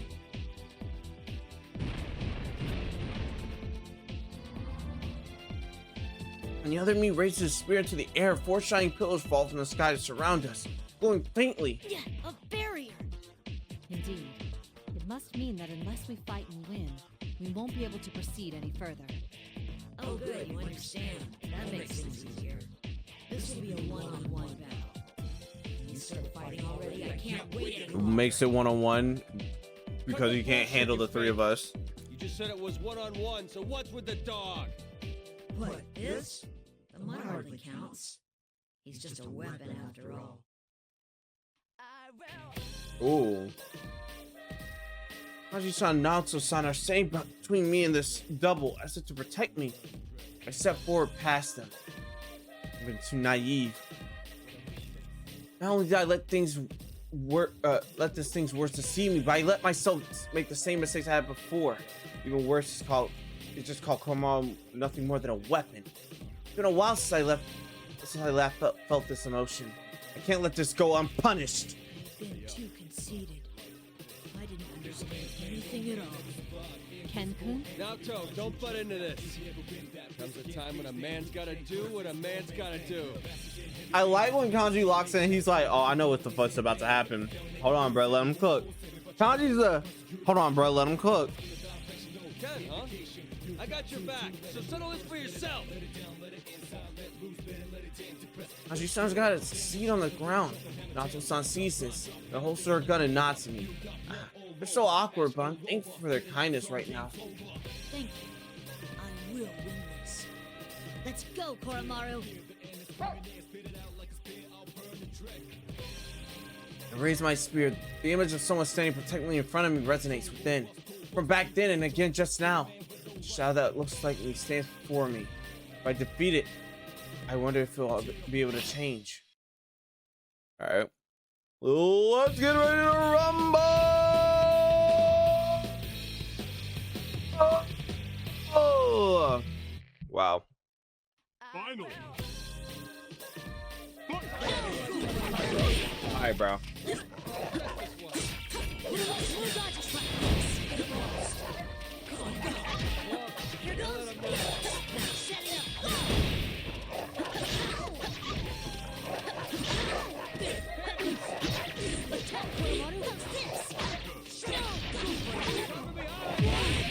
Bro, what the?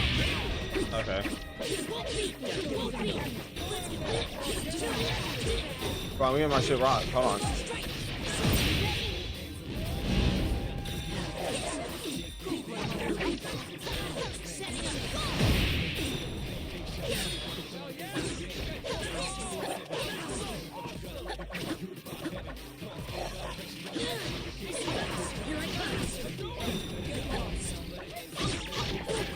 There you go. I had a nice Valentine's Day. You did? With your family?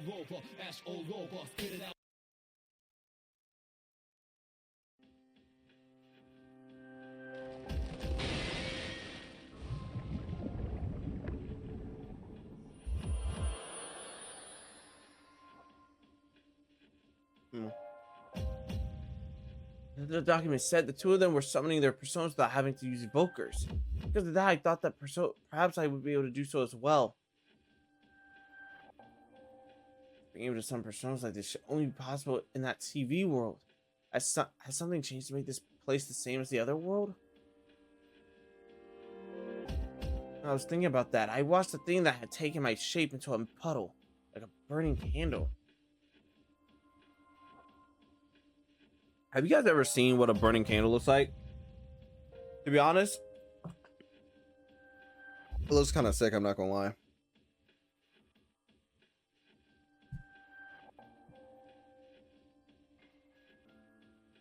Damn, bro, it is fucking cold, dude. I didn't even turn my fan on that high.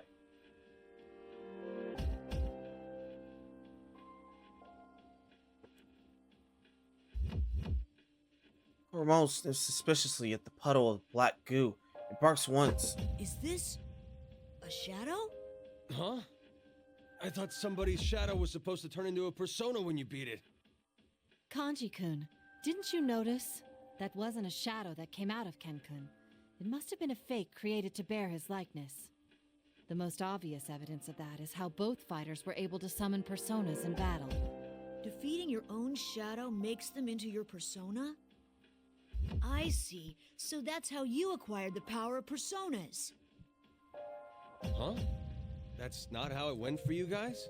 Yes, we do things a little differently. In any case, thank you. It's fine. Ow. Kanji-kun, are you alright? I'm sorry. It's my fault that you got hurt. Hey, it's nothing. But, to make up for it... Yes, what is it? You think maybe I could, like, pat you on the back or something? What?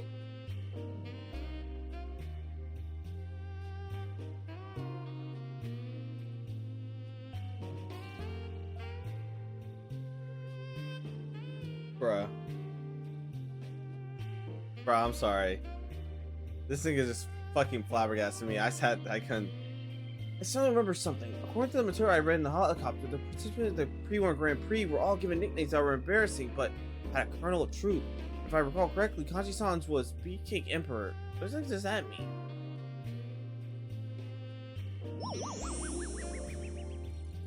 Bro. Wow, this is amazing! Oh my god, he's an albino Shiba! This is totes adorbs! Shiba! Oh, you meant Koromaru. Huh? Who else? Who's a good dog? Who's got himself a persona? Is it you? Is it you? We don't have time for this, Kanji-kun. Perhaps later. Right. Bruh. Sorry about that, Koro-chan. Bit of OW all day Valentine's Day? There's something I'd like to ask you, Ken-kun. Kanji gently Did you lets see the Koromaru Midnight go and Channel pull himself broadcast together that before came on training. earlier? The one where Mitsuru-san and her friends were crucified, right? Was that for real? I saw it while we were in the helicopter. We were searching for them after they went missing. I see. And it's quite possible that what was shown on the Midnight Channel was true. I have no conclusive evidence that the video was real, but we ought to consider that it was. If that fake me wasn't lying, then they're in danger. We have to hurry and rescue them. Indeed. Please allow me to get a better crispy grasp fry. of the situation first. Are there any other members of the Shadow Operatives here? There are 3 of us, including me. Oh, and if we manage to meet up with another one who might be here, that would make 4. Oh, I keep hearing a phone ring. I came with Yukari-san and Labra-san. It seems that Junpei-san got here on his own as well. We split up at Junes, and we're now on the move separately. Labra-san headed to the tower, and Yukari-san went to find Junpei-san. Koromaru and I are... we're pursuing someone in particular. Someone in particular? Is this person related to the case? Is it I don't know Aigis? yet, but I'm positive that he attacked our helicopter. I see. All right then. Is there anything you know about what's happening in this town and that tower that suddenly appeared? Nato-san points to the tower looming out of the fog. The tower's dimly illuminated by the red light of the moon. There it is, just like back then. Is this reminiscent of the dark hour that you have experience with? That's... Dark hour hearing those words come out of Nato-san's mouth baffles me. What happens to the... what's happening here in Inaba is quite similar to the dark hour. The appearance of that tower, the shadows, no matter how you think about it, there's no denying it. Denying the similarities with the case from 3 years ago. I speak from experience. Damn, fool about his mother. Can't feign ignorance, but how much am I allowed to tell them about what's going on with... tell them about what happened 3 years ago. Seeing me hesitate, Naoto-san looks You do know serious for a something, but moment. it's difficult to explain. Is that accurate? Yes, I'm sorry. I can understand well why you're keeping your lips tight, but... The abnormality may be a continuation of the case we have been involved in. if that's so, then I feel then I feel guilty about dragging these innocent people into this. I mean, Susan always freak.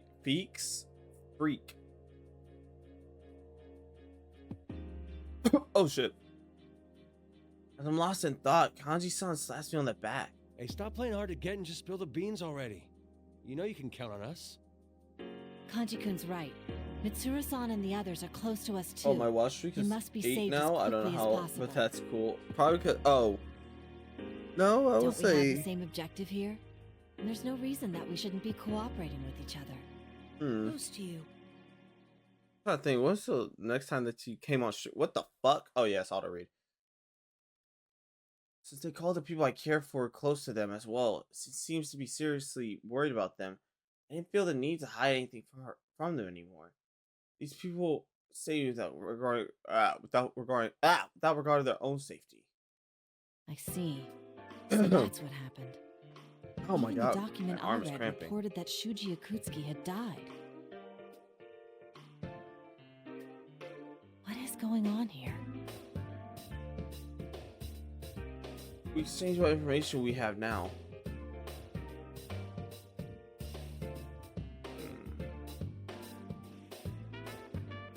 Our struggle from 3 years ago. Nigga, damn, let me read. Our struggle from 3 years ago. Ordinary people would never understand my story, but Naoto-san and Kanji-san listen to me with zero expressions. And likewise, I hear about their struggle last year. Naoto-san tells me that their own experience is something that most people have trouble comprehending. You come to understand that what I want, dude, I'm getting fucked up. My eyes are droopy right now. What the fuck?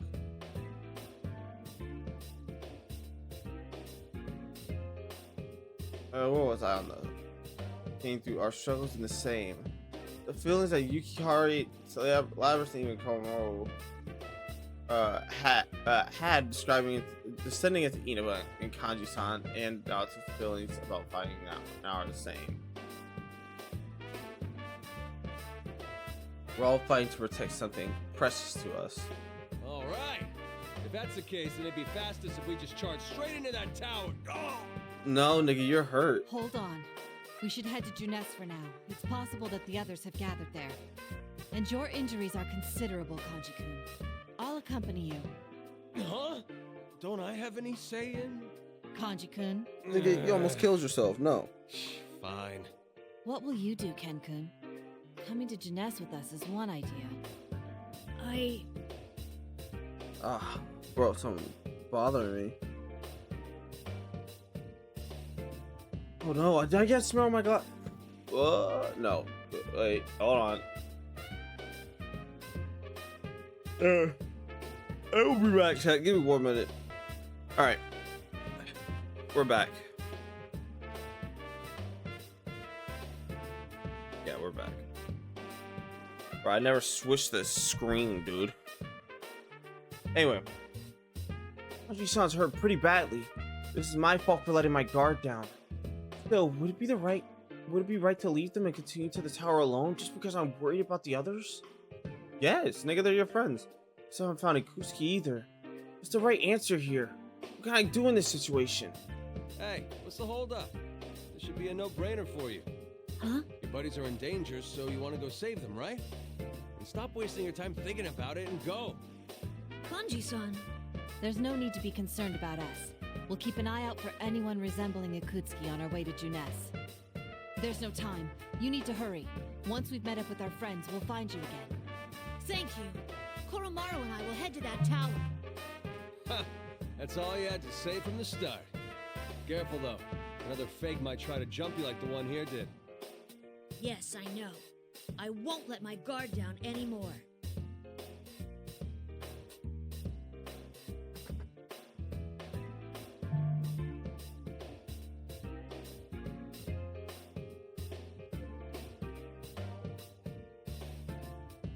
What? What? What?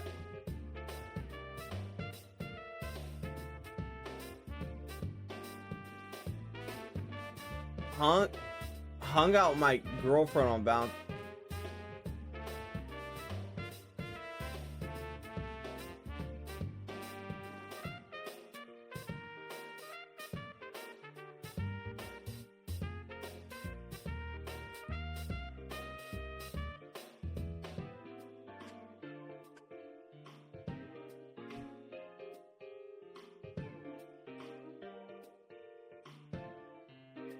Okay. I look Kanji straight in the eye. He's a tall guy, but I only have to look up a little to do so. 3 years ago, when I was still in elementary school, I looked up at my taller senpai and strove to become like them. Since then, I suppose I've become impatient without realizing it.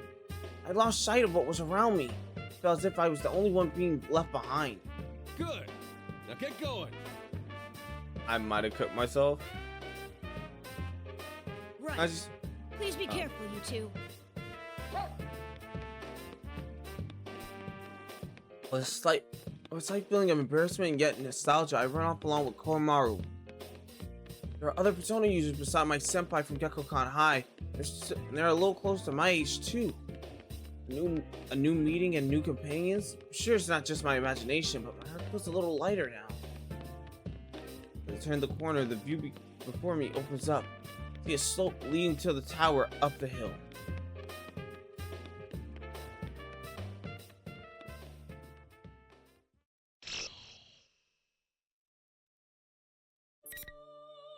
Alright, Ken's done. Next is Yukari. Yeah, Yukari's the next one.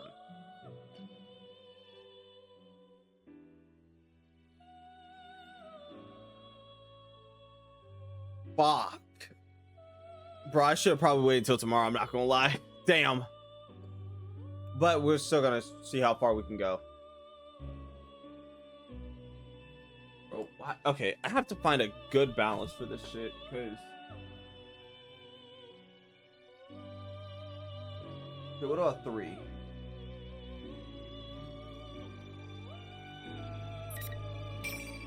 Hey, Yukari.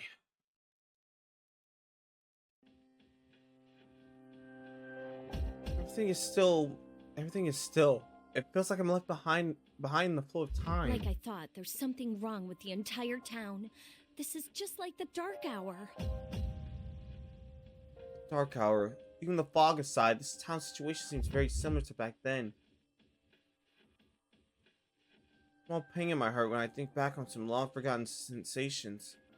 I don't feel anxious.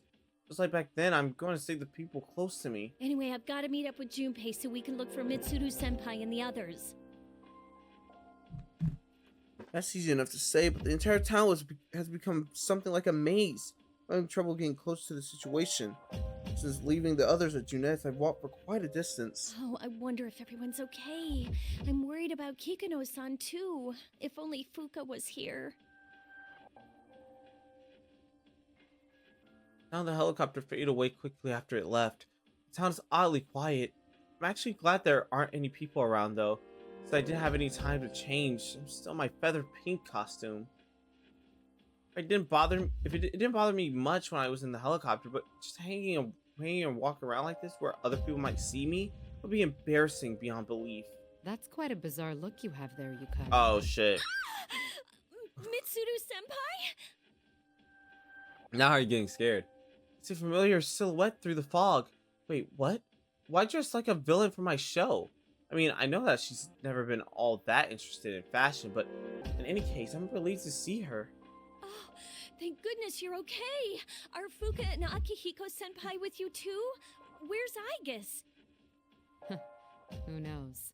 Most likely disgracing herself in some unsightly way somewhere. Whoa. She's capable of getting herself killed on her own. Huh? Mitsuru-senpai? Don't you think so? You came to this place to do battle to begin with. Isn't that so, Yukari Takeba? It's not right. I recall something from the files about the previous P1 Grand Prix, where two people would meet, their words would be twisted, enraging them until a fight ensued. What's happening here? Mitsuru-senpai, are you alright? Are you really hearing what I'm saying?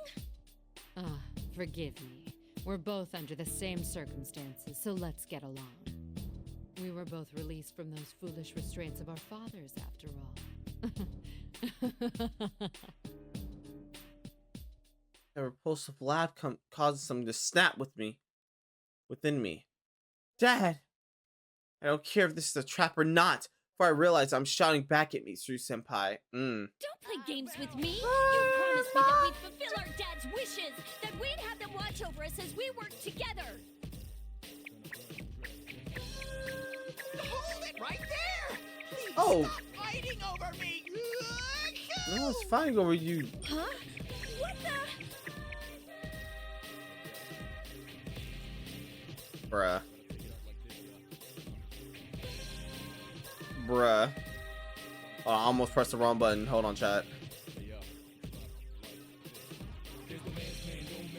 This thing says, please stop fighting over me. I'm sorry. So, nigga, everything's not about you. A strange round object bounds between us. Huh? Is it somebody in a costume? Wait, I remember seeing this in the files that Kikuno-san had prepared for us. It's a persona user from Inaba. I think the person wearing it was named Teddy. Wait, it's talking now? I was drawn to the smell of deodorants, but here's a couple that are dressed kinda weird.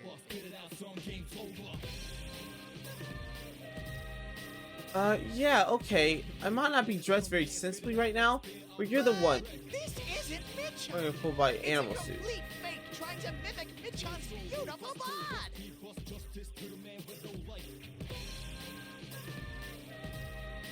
Mitchan? You mean Mitsuru-senpai?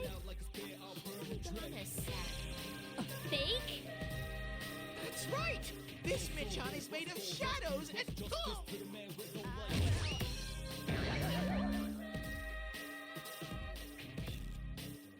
Teddy is it's definitely of his time. Just then, Mitsuru-senpai kicks Teddy square in the face, and the suit goes flying with tremendous force and rolls to the edge of the street. Doesn't move a muscle from there. I wonder if he's still alive. Shut up. Now bring on the ring. Rubber balls and thing.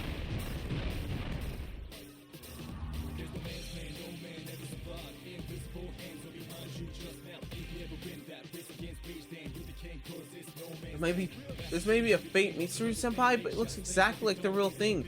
Raise her hand.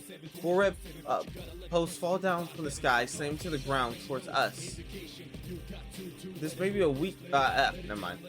Just then, I noticed that Mitsuru-san's eyes are shining in a burning golden light color. Are you really a fake Mitsuru-senpai? Yes, I didn't intend that. I wonder who Junpei was hearing at Junes, screaming help. What? You took Mitsuru-senpai's form and mocked my dad. I will not forgive this. I'm in a simple fit of rage. A phenomenon similar to the Dark Hours. Tower that looks like Tartarus? Anything could happen now. It wouldn't be surprising. But for this thing to take on the form of my best friend and do what You're a shadow, right? What the fuck? I won't show you do any what mercy. do what it did? It's absolutely unforgivable.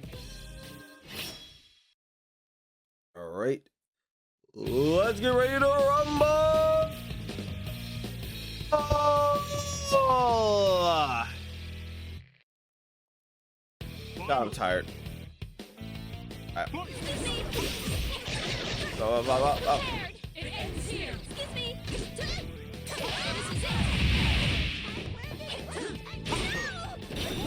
Excuse me. I'm no pusher. Come on. In position. Prepare. Excuse me.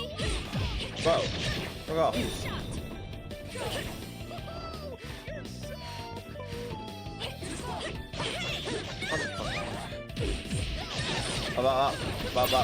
Oh.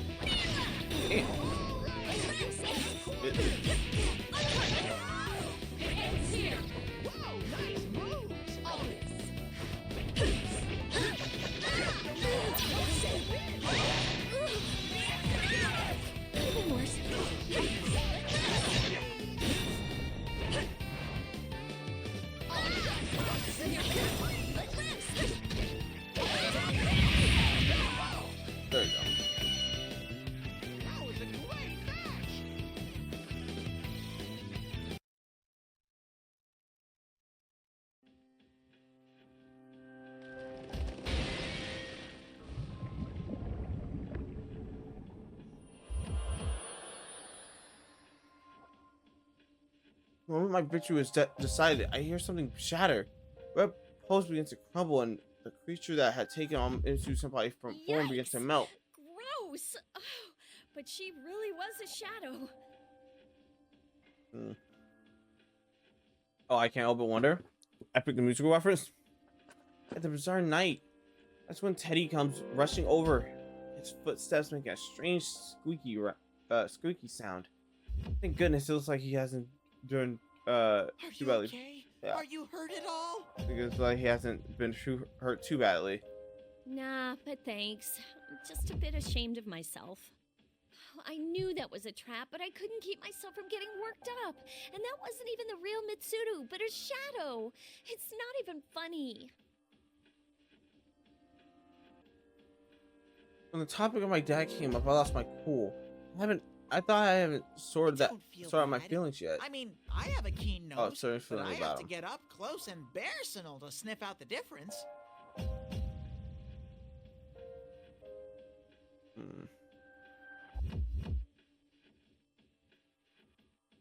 With that, Teddy turns to face me and his nose twitches.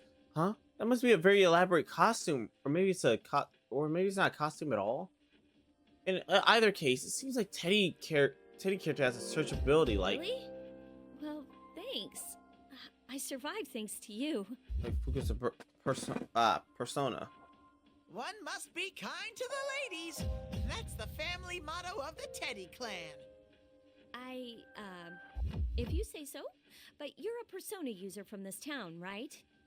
I'm Yukari Takiba, a member of the Shadow Operatives. Does that mean anything to you?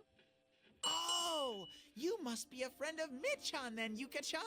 So, are those clothes a uniform or something? Yuka-chan, I got picked up like this. Actually, there's a good reason why I'm dressed like this. I can sense at least 2 reasons right around here. What? Oh my. Hey, what do you... Hey! Feather smash! How cruel! I was just saying hello. And that shit was gonna leave. Okay. Ooh, no wonder you're a hero of Justice Featherman victory. Even the cold female boss Michan didn't stand a chance against you.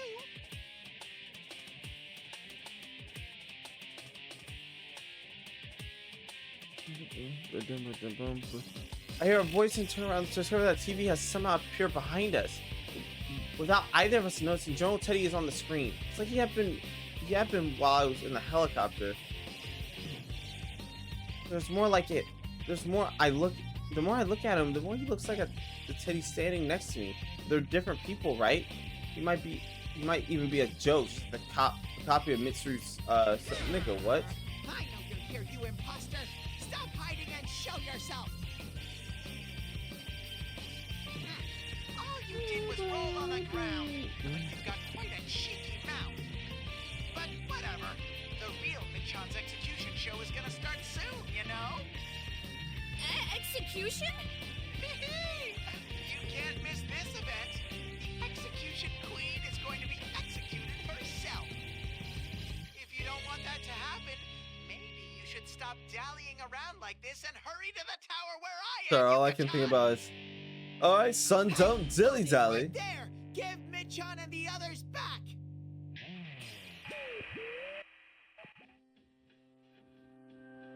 Just like that, General Teddy disappears from the screen.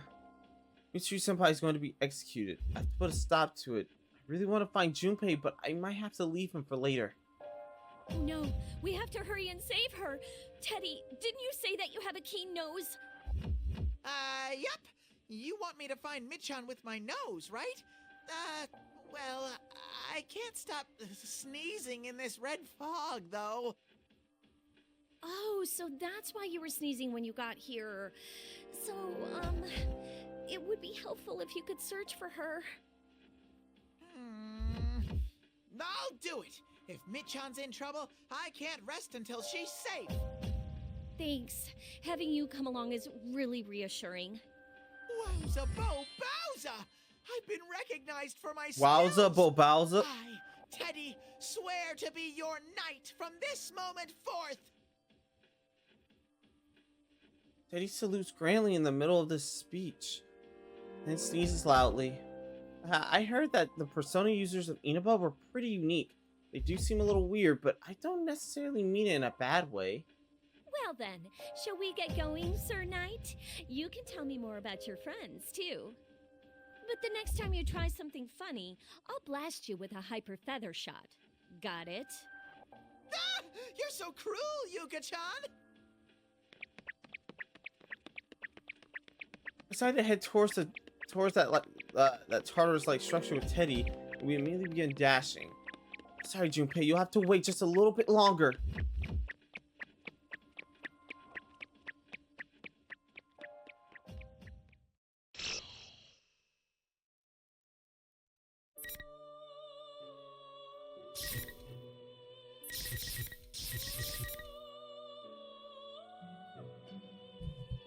Okay. I'm not gonna lie. Chat. Tell me. Face to face, man to man. Alright? I'm not gonna lie. I might actually have to pack up stream a little bit earlier than I have to. Cause I'm not gonna lie. I'm drifting. And that's something that I didn't think I was gonna do. I'm actually drifting. I'm actually fucking drifting, bro. Like, I'm going in and out.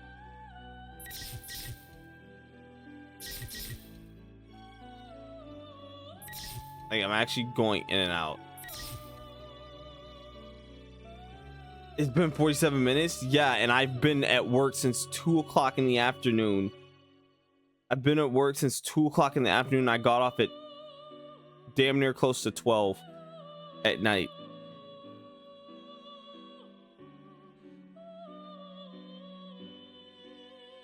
Mind you, I woke up around like no, like 8:30, close to 9 o'clock.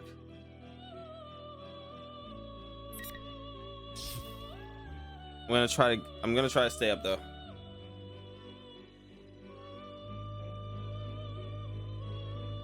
Oh, I'm gonna try to stay up. Lock in. Lock in. I'm gonna try to stay up. Lock in. Ah! Ah! There you go. Ah!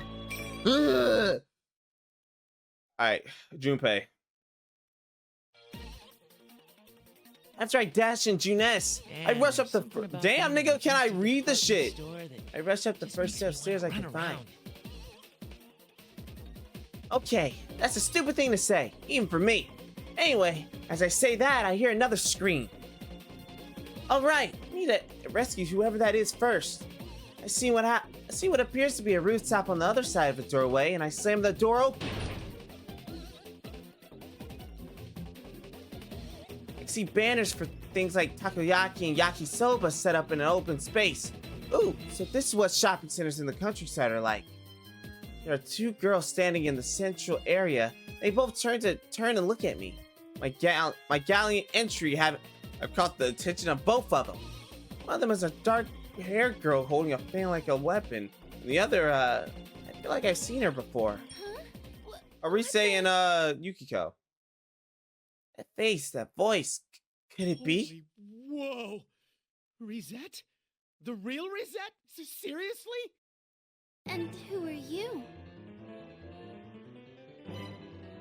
She tilts her head cutely and looks at me, eyes brimming with tears. Whoa, it really is Rosette. I have her DVDs. What should I do? I'm elated from my unexpected good luck.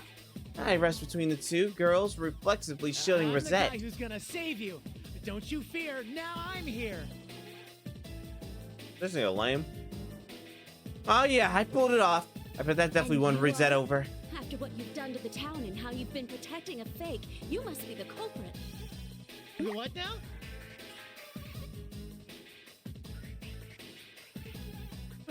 What's she mean, culprit?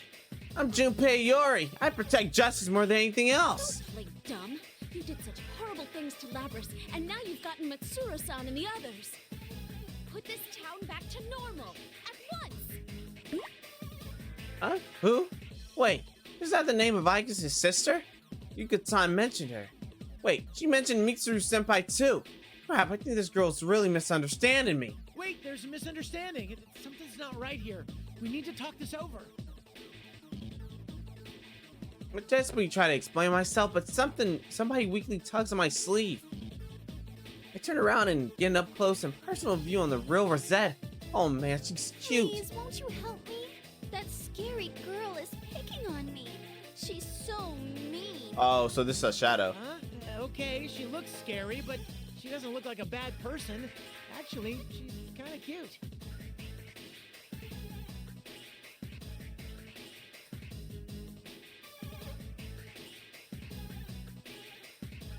Can this nigga stop thinking with his dick for a moment? Lock in. Lock in, Junpei. If you won't come, then I'll make the first move. Go Konohana Sakuya!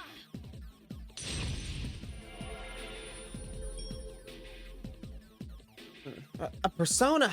That shape that appeared when the dark-haired girl called out was definitely a persona. Is she a persona user too? If that's the case...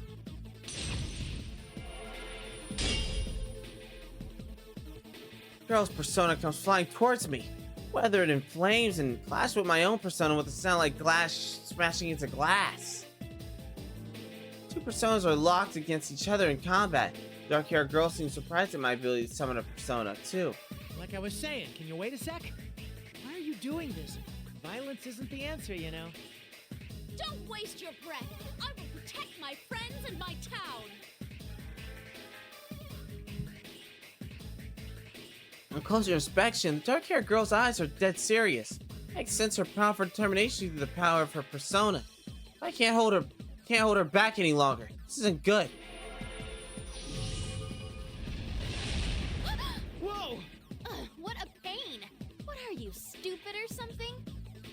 Like always, Stupe ace effective. Dark-haired girl gets blasted across the area with a scream. I turn back in surprise. See another long-haired... What? This is totally unexpected turn of events. You say as Persona 2? How long are you gonna keep up this stupid charade? Cheap sob stories don't bring in the ratings these days. What use are friends anyway? What?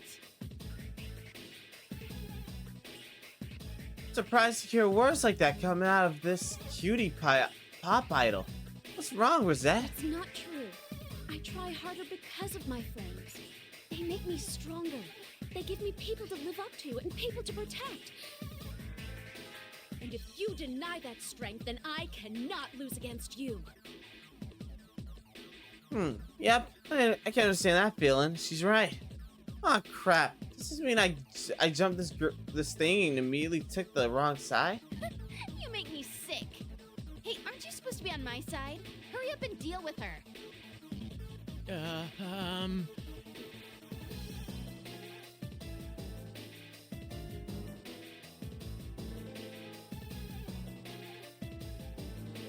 Yikes, Rosette's face is even scarier than anything I've seen Yuka-san pull off. The thing that she's this kind of girl who she looks so cute. Appearances can be deceiving, huh? No. Oh, I feel like my world's been crushed. I recall that Yuka-san I met earlier. Can tell me if she was wrong or if she was real or fake at the first. What the fuck? At first either. Could this be a fake Rosette too? Dang, there's no way to tell them. Hey, all right? Say something, you baseball freak. Sorry. Huh? I can't do anything on my own. And people have been helping me all the time until now, too. But because I can't do anything by myself, I want to stay strong for someone else. That's why, even if you're the real Rosette, I can't side with you. Good shit, my boy. And I said it. It was something I learned from back then that I've been telling the kids. Well, that doesn't mean that everything you do gets results. Oh, even then, I'm only standing here right now because of the support of everyone else. What's with these cheap cliches? Take a look in the mirror before you say stuff like that. Oh well, I guess it's fine. It have been more fun if the two of you actually went at it. But I'll invite you both to my last concert before the world ends. Now, bring on the ring!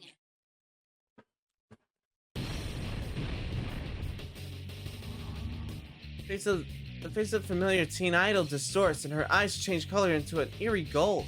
Rosette makes a handful of red pillars crash down from the sky. This long and fogs. Fogs. Okay.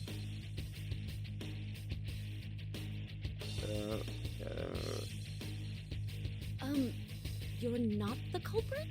I'm Junpei Iori, the nuclear warhead of the Shadow Operative Missile. I'm sorry I doubted you. Shadow operatives? You mean Mitsuru-san? Oh, Yep, fuck. that's right. Can you stand back a little? It hardly counts as an apology, but I'll take care of this for you. Let's get ready to rumble!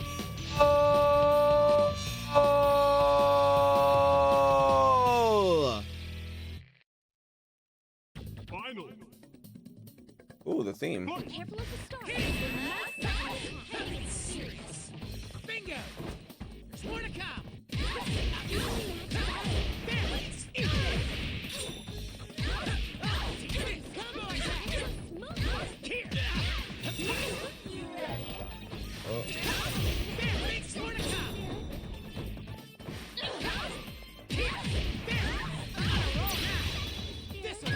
Ah, strikeout.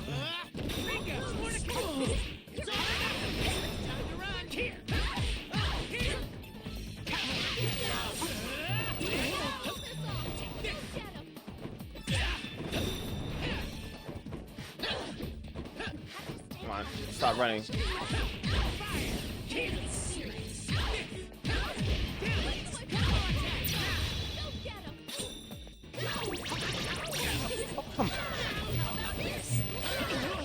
Oh, you're spamming, you're spamming, you're spamming. I'm gonna need to stop.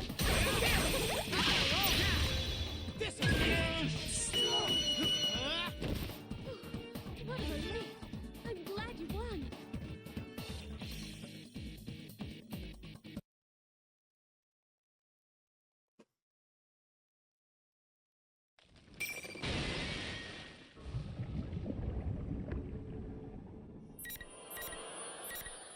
Holy crap.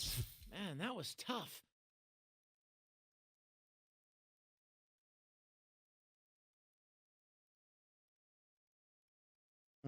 Holy. Oh. Sounds victory, of course, even though my ears are still ringing. When the red pillows shatter like the fake rosette crumbles and melts. Yeah, that's going into my personal nightmare fuel folder for a while. I can use this as a new story for the Junpei's Believe It or Not. Thank you, Junpei-san. I'm Yukiko Amagi. Yukiko-san, huh? Are you a high schooler from around here? Can I ask you something? Huh? Are you hitting on me? Nigga, What? Come on, really? I just want to know what's going on in this town. Bruh. I'm sorry. I get caught up with weird people too often. I mean, you've got a beard and a baseball bat. Come on, you're treating me more like a criminal suspect. than No, a she's dude treating who's like a hitting on homeless you. person. I'm not a bad guy, okay? Shit. But I can see how you get caught up in situations like that. I mean, you are cute. When it happens, use the Junpei-style stranger danger technique. What? Junpei style? Oh my is fucking that god, he's an Hanayami idiot. Something like that. I teach kids baseball, and I Wiper, also no teach swiping. them basic self-defense from suspicious people. Stranger danger technique number 1. First, you have to yell really loud. Always start by yelling for help. Huh, okay. What? Like that? Yeah, that was pretty promising. Huh? Yukiko-senpai, get away from him! Himiko! What? No! Bro. Rosette's standing near the entrance to the food court even though she disappeared only a moment ago. Could this be the real one? She has her persona out and I feel like she's just as menacing as the fake from before. Get away from her, you perv! Holy crap, that was close. This is a misunderstanding, Reset. A misunderstanding.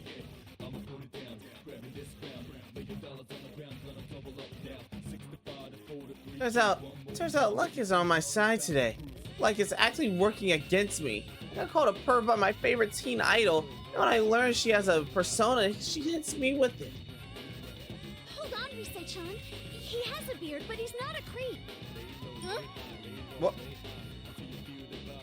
God forbid I run into Yukiko Chie or fucking... Yeah. He has the beard, but he's not a creep. What? Reset finally stops attacking when she hears Yukiko called out, and I desperately explain what I've been through up until now. But wow, this really is Reset, the real Reset. He looks on my side after all. I'm so sorry. I thought Yukiko-senpai was screaming because she was being assaulted. But I'm glad you're okay. I figured that if I came to the food court, there'd be someone else here. I'm glad you're okay too, Risei-chan. And it Nah, I might clip clip that. Use your persona to fight now? That's amazing.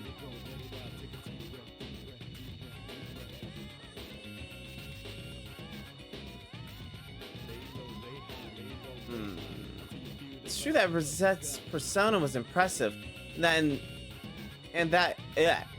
with her calling me a perv, I feel like this experience is going to traumatize me. So, this is Junpei Iori. He's supposedly a nuclear landmine for the Shadow Operatives. Oh, so you're one of Mitsuru-san's team. I'm Risei Kujikawa. No words. It's nice to meet you. You too. Just call me Junpei. And that's supposed to be nuclear warhead, okay? Nuclear landmine sounds like a huge weakness, doesn't it? That's not what I want to be known as. And again, neither one of those seems to have much interest in me, do they? So, why are you here, Junpei-san? Are you on duty? Well, I kinda overslept. And then I found out that Mitsuru-senpai and the others are missing. This town's been turned into this... Huh? Mitsuru-san and the others are missing? Are they okay? Well, the Midnight Channel came on again, and General Teddy said there'd be another tournament. It seems that's where they're being held. Huh? What's the Midnight Channel? Sounds kind of like an adult-rated cable show. They've already been captured? We've got to hurry and save them! Hold on, I'll try searching for them. Oh, but I think I know where they are. They're probably over where our school is on the hill. My question gets completely ignored. Look in the direction Yukiko-san points and see a long, thin shadow like a pole stuck into the ground. Could that be? All the stuff I've seen in this town so far, the dark hour, shadows. Of course, the next would be... Tartarus? I'm at a loss for words. I mean, it's not too hard to imagine that the tower would show up here, especially the way things are at the moment. If that's the case, then I bet a million yen that Yuka-tan and the others are arguing about headed over there. Well, if I weren't there too, Junpei-san, is anybody else from the Shadow Operatives here I too? might be able to meet up with everyone. Huh?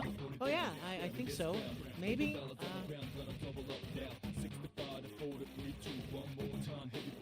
Not really listening to her, so my automatic answer probably isn't what she wants to hear.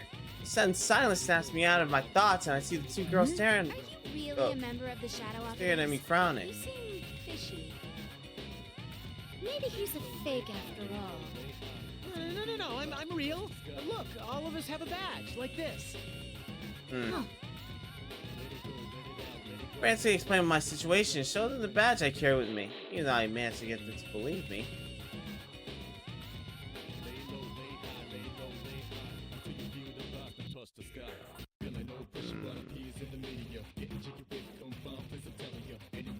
Can't be helped. So we conclude that Rosette will search the surrounding area with her persona. Isn't it inevitable that I wouldn't know much about what's going on? Again, it's kind of my fault I fell asleep on the train.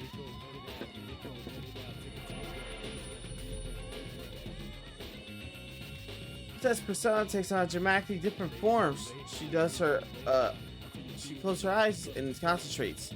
It's pretty obvious that she started searching the area.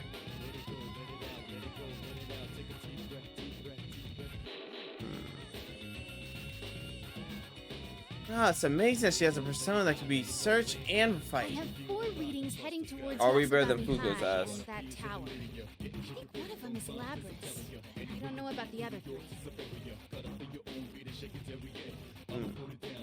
Huh? Labrys is here too? Mm-hmm. I can't communicate with her because the interference is so bad. But I'm pretty sure. Those other readings aren't shadows, right?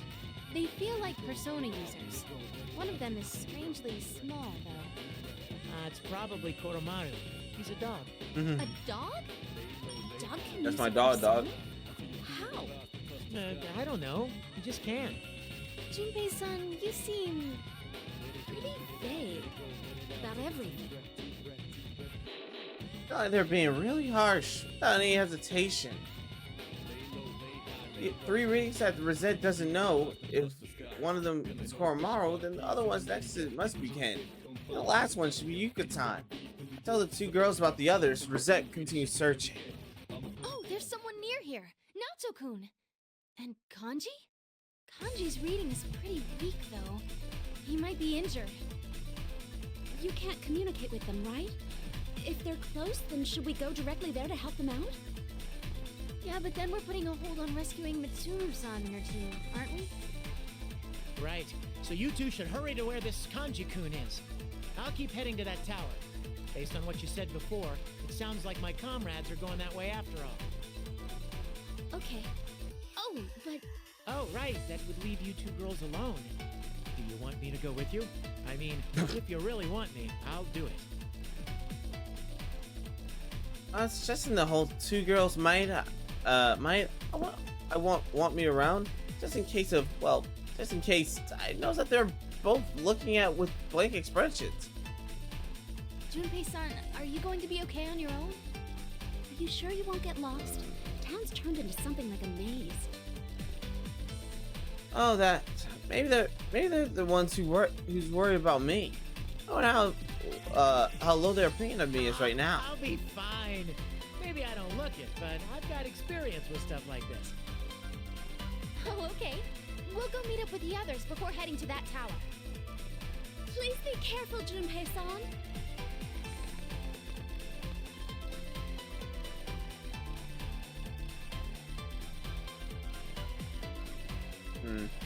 With that, the 2 girls easily leave the food court. They didn't freak out over this bizarre situation at all. Man, high school girls these days are tough. I put myself together and began rushing towards that Tartarus-like tower. And since I became a shadow operative, this is the first time I've encountered an abnormal situation like this. Basically, the last time something like this happened to me was 3 years ago. While I'm running, I think back on what happened back then, and I remember him. Don't you worry about me, man. I got this. Junpei Iori, ace detective on the case. Alright. I have all the chapters unlocked. Alright, so what's gonna happen is I'm about to end stream. Don't worry, because I'm gonna be streaming tomorrow, but yeah, this is gonna be the end of this little segment for stream. I'm probably gonna put them together and have that be the stream on YouTube. But yeah, like I said, I hate that I'm ending here, but like I'm actually drifting the fuck off, and it's not okay. So future me, splice the streams together at this point right here, and here we. I told you guys I'll be back. Let's get into the next episode or chapter 5, Captive Queen, which is the only chapter for chapter 5. I keep telling you not to do it. They're a real pain, you know? Cripes, you never shut up, do you? Just shut up, you little shit. Shut up before I cut you down. Joe and Adachi. I thought you called me because you 3 needed different me. outfits. You're the one who's getting impatient. Well, I'm going for a walk.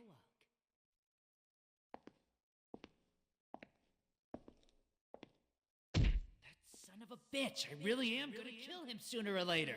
Hey, switch with me. Oh, Minazuki. Jessica Lurk. Will you be lurking in this stream? I am doing fantastic. Let's see what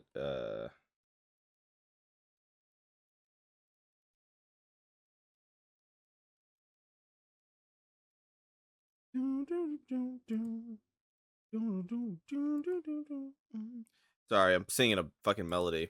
I've been listening to the Kid Leroy recently, not gonna lie. Definitely a big fan.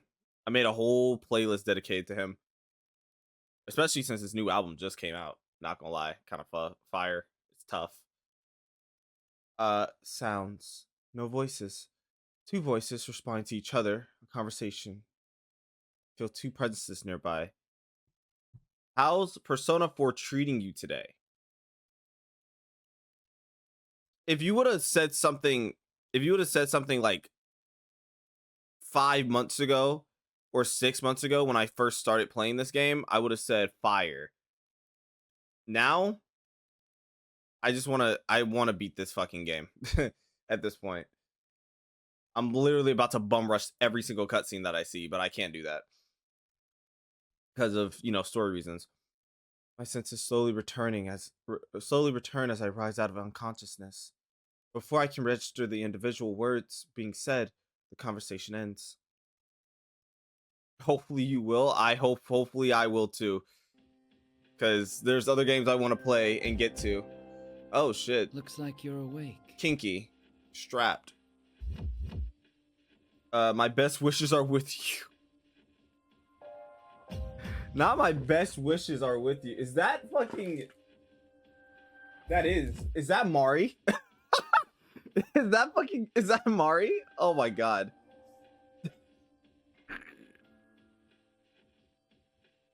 Oh my god. Thank you, because I'm gonna need it, man. Because I'm already tired and sick of this game. I'm just like, bruh, I just want to move on to something else at this point. But like, I gotta finish this. So like, I'm not stopping stream until I finish. Like, we're literally at the end. So I got like a couple of chapters and stuff. Oh, what the fuck? Is that a bump on my head? Oh, hell no. I need one of those star stickers that y'all women put on your fucking face. What that's for stopping pimples, right? I don't know. Cause like, I got like tons of games in the pipeline that I want to play other than this. Mainly, for example, Life is Strange. Yeah. I'm trying to get this shit gone in the mud before Life is Strange comes out. Your headphone looks cool. Yeah, it's supposed to light up. It doesn't light up anymore. I need new ones. How much it costs?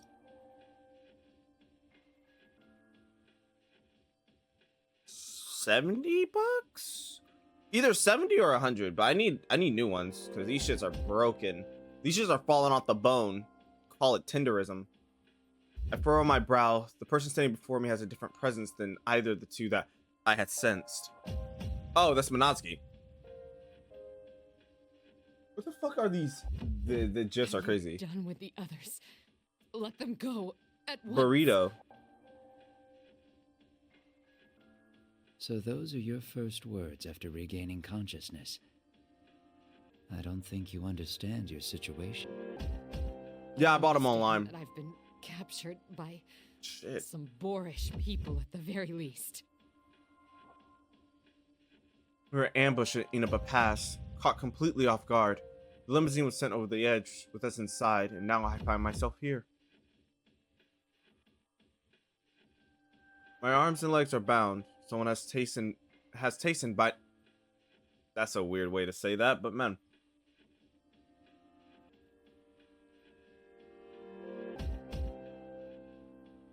Can you tell me the details of it? Because I really like it.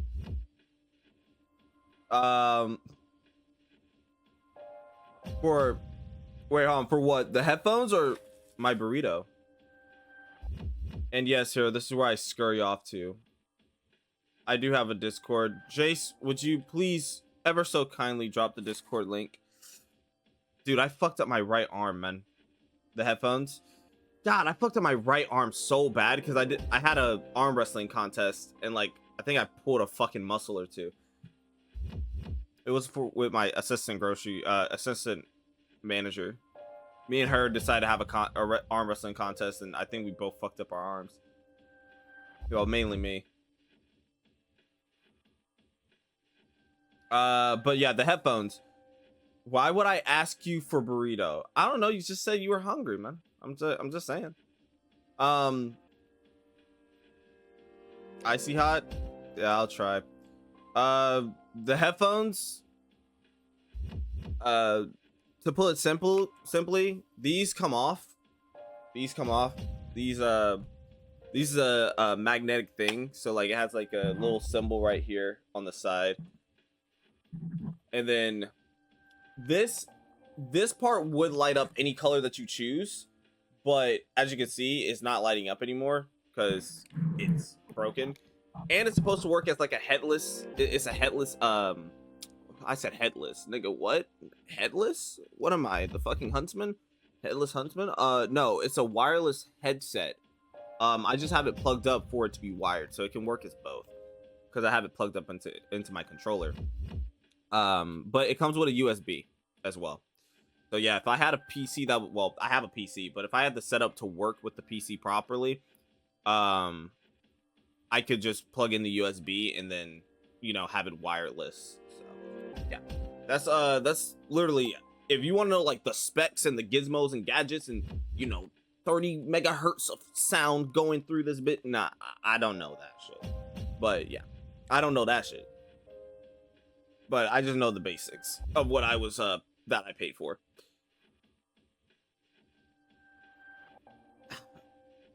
Okay, so let's see, the incident was 4 years ago. What are you talking about? But yeah. This cross must be the cause of this immense sense of fatigue that I'm feeling in my entire body. I don't seem able to summon my persona, but... Who are you? Is this all you're doing? That would have been my first question. Who are you? Pointless question. Even if it is, honestly, I would have said, "What are you trying to get into?" If I was bound like this. Kill me. I look around at my surroundings. This place, the place where my companions have been captured and crucified in the past. The past where my beloved father met his unfortunate end. The top of the moon viewing tower and this cross. Only one name came to mind. Is this revenge for him? Revenge. A pointless word. What do you think of the previous performance? It must have seemed like something from Ikutsuki's own mind. Performance? When we pursued Labris and entered the TV world last time, a mastermind robbed Labris of her freedom. Nigga, damn, can I read? He spoke of his own evil scheme. That's right. His speech did resemble Ikutsuki's own mannerisms. That was why we narrowed our search for the culprit down to those related to ergo research, and how we were able to gather more information. What the fuck? Bro, I can't even read properly. Nice. I shouldn't have put that arm up. That shit hurt again.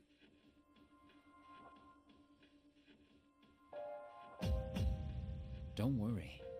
He's dead. Not just dead, but killed. All right. He's very dead. You must understand. You're a Kirijo. Are you trying to say that we killed him? But he was... Yeah. And I had a great fall. I hear something dripping right next to me. Crimson eyes shine coldly beyond a golden mask.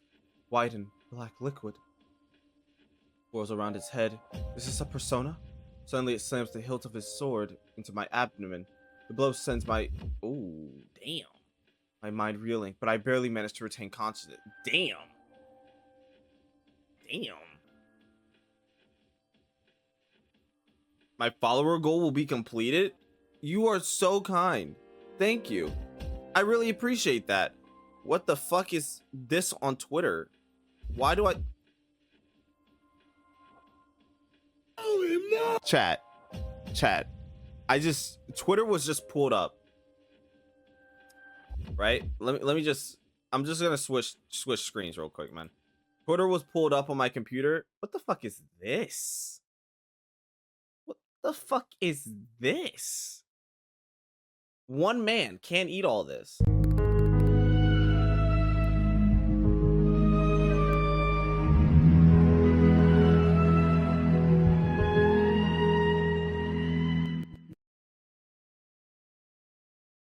All right.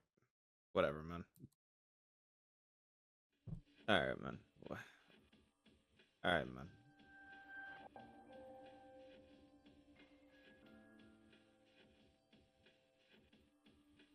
All right, man.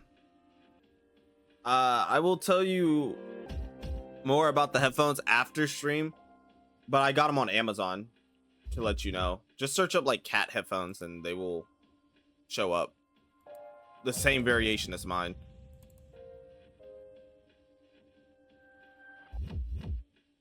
All right, let me go back here. He's feeling a bit peckish. He he's not eating all that. Exactly. That's the real thing. Ikutski doesn't matter. You're nothing but bait after all. Look at my food is falling apart. I've shown them how you've been captured. How touching. Your comrades are gathering one after another. What are you after? What do you intend to do to my comrades? Until I beat this game, which is probably going to be a couple hours. When your little friends are involved. But I will still be live. You'll all die together eventually. I am nowhere near done. But all life itself. I will destroy this world. Everything will die. And this place will be reborn into a new world. This thing is there forever. All right, Cookie. Where only one life remains. His world? Preposterous. I don't know how you intend to bring this about. In a perfect world like that. I don't need your understanding. Do I stream daily? All I will do is grant a boy his wish. I don't normally stream Monday, but I'm trying to make a... Wow, where's Jesus? I don't know, man. He's somewhere. I hope he's doing okay. That's all I gotta say. It's alright, man. I haven't seen him in a long time. I'm not gonna lie. Yeah. But it's fine, man. Fuck it, we ball.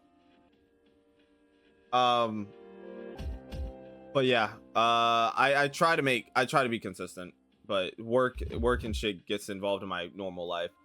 Usually, the days I usually stream is Wednesday, Thursday, and Friday. So yeah. Is that Super Jesus? I can't tell anymore. I don't even know who that is. I don't even recognize the name anymore, man. Last time you were in here, it was Super God. Who is that?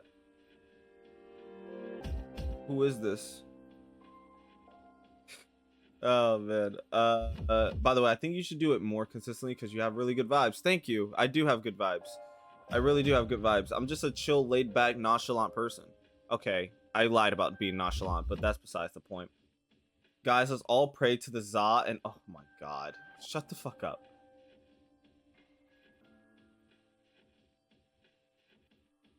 Just make sure you're okay, Super. Why are you here on your B-Day? Go celebrate in game. This guy, all goods. Hey Duck, just popped up cameo type shit.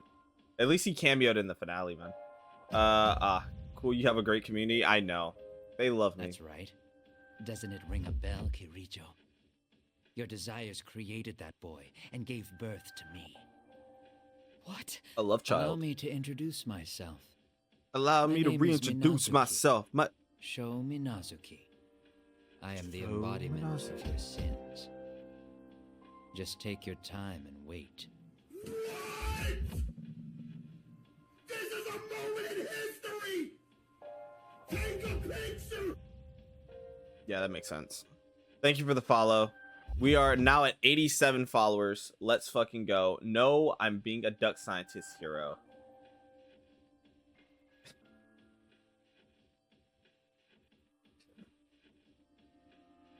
I love these two. Shominazuki, the name was in the report I received from Kikuno. That's right.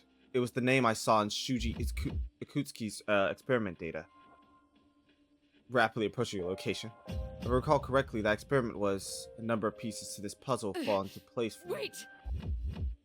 Don't worry, I have shared your channel link with my friends so they can follow you.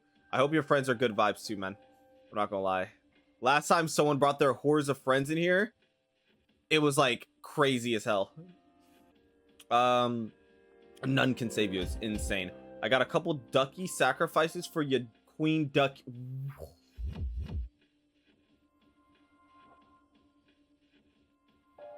I raise my voice as loud as I can to the boy who has his back turned to me. Suddenly I'm struck with the sensation of something being drained from my body. My vision blurs. I desperately try to cling to consciousness. I must escape this place and stop his plan. I won't let him destroy this world no matter what. Aw, damn. Good night. Yeah, just chill and have fun. Just sit back and then relax. It feels like it's been a while since I left Yukari-san and Ken-kun at Junes. While wandering the fog-shrouded town of Inaba, I used this time to carefully review the data of the memory card Kikuno-san gave me. All these documents deal with ergo research. Even with my calculation abilities, I won't be able to unlock the protection on that final file in an appreciable period of time.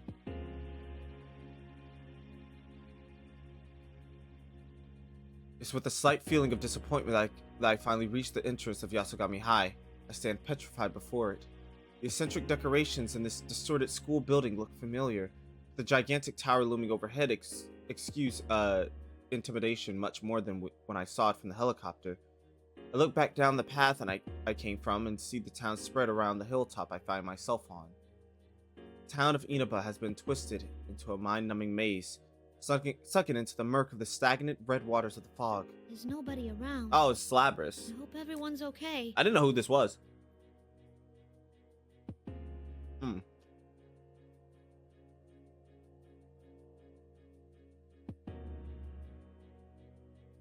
And by the way, chat, I'm just gonna read normally. I'm not gonna lie.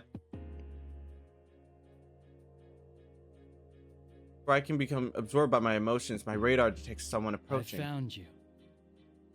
Oh shit, Monosuke.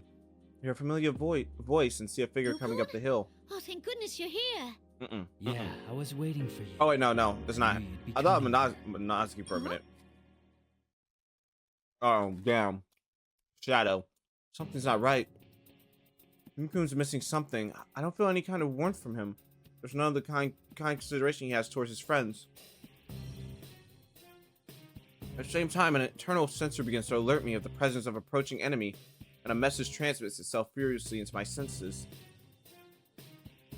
Eliminate the target Shadow. You ain't Yukun.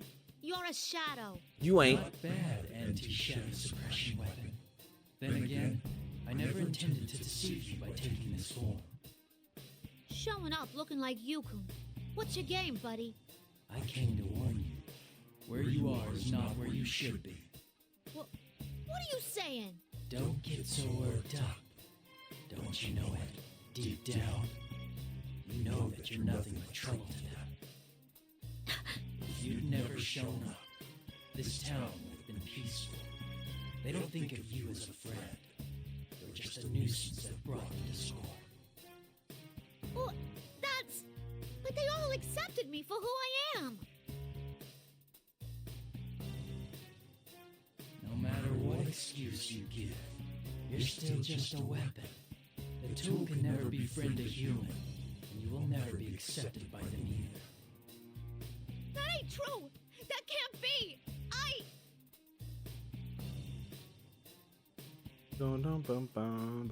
I desperately tried to... Nigga, damn, can I read it?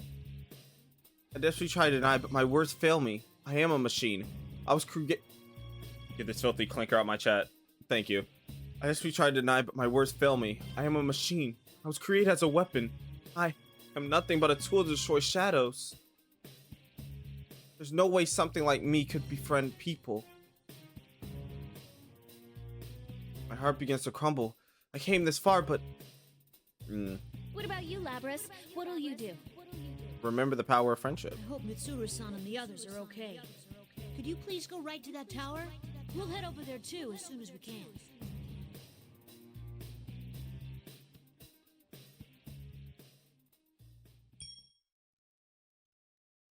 As my heart is about to crumble, familiar voices echo in my mind.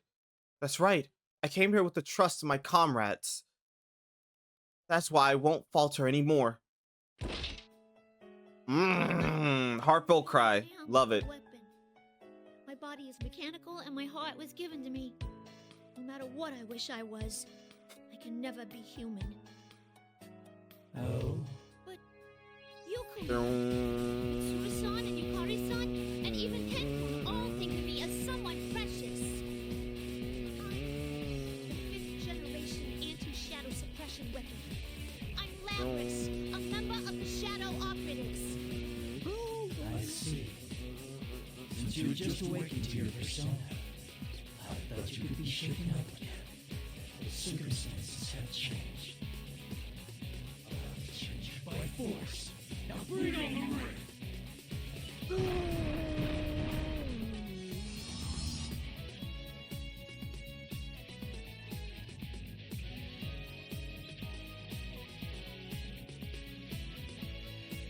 Oh, shit. Bro, I was over here looking at Discord. Whoopsies!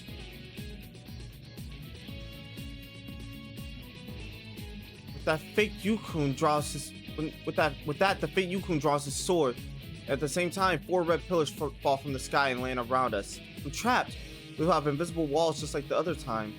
This closed off space won't open until one of us is defeated. In other words, You really want to do this, huh? Uh-oh. Wait, are we actually gonna have a fight with Lapras? During a Mitsuru chapter? What? That's crazy. During a Mitsuru chapter is insane.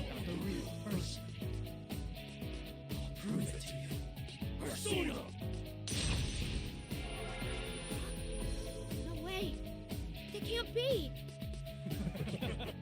Now, show the true power of an anti-shadow weapon.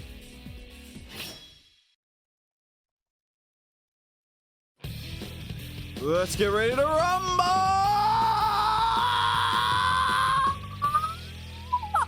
I don't even know if the mic picked that up. I'm sorry. Finally.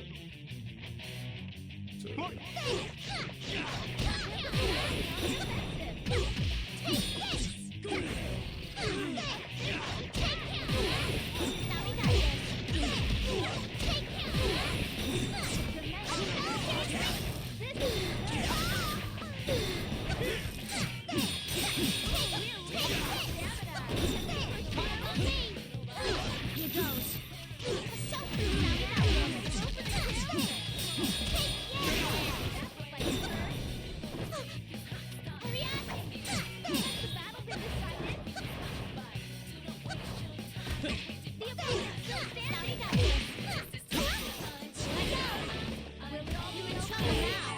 Damn. Plummeted. Unfortunate.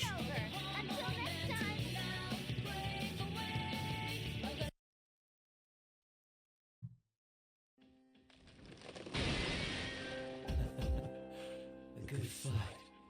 That was sufficient. My objective has been accomplished.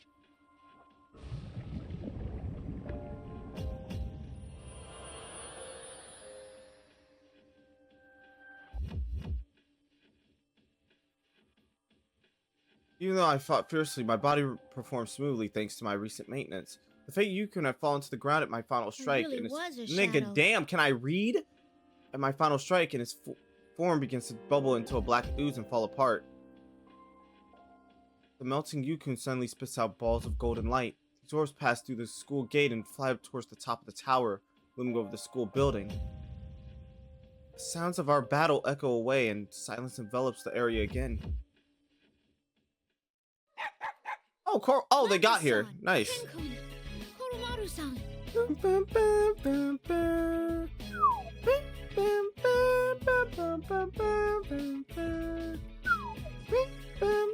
so glad you're safe.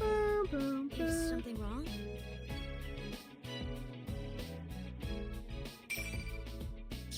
Ah, shit. Oh. Oh.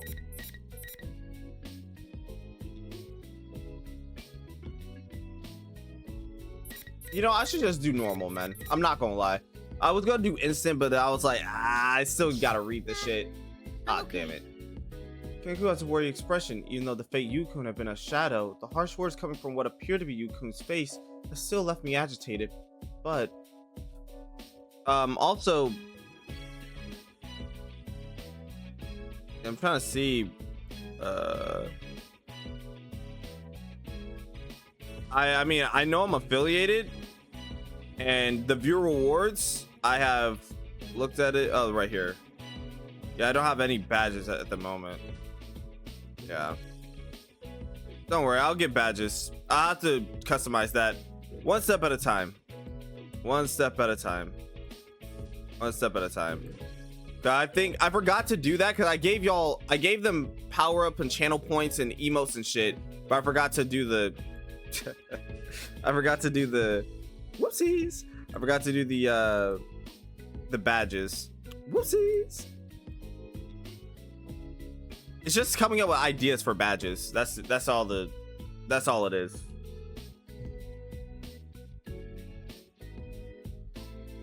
Yeah, that's all that is. It's coming up with ideas for the badges, but I'll do that.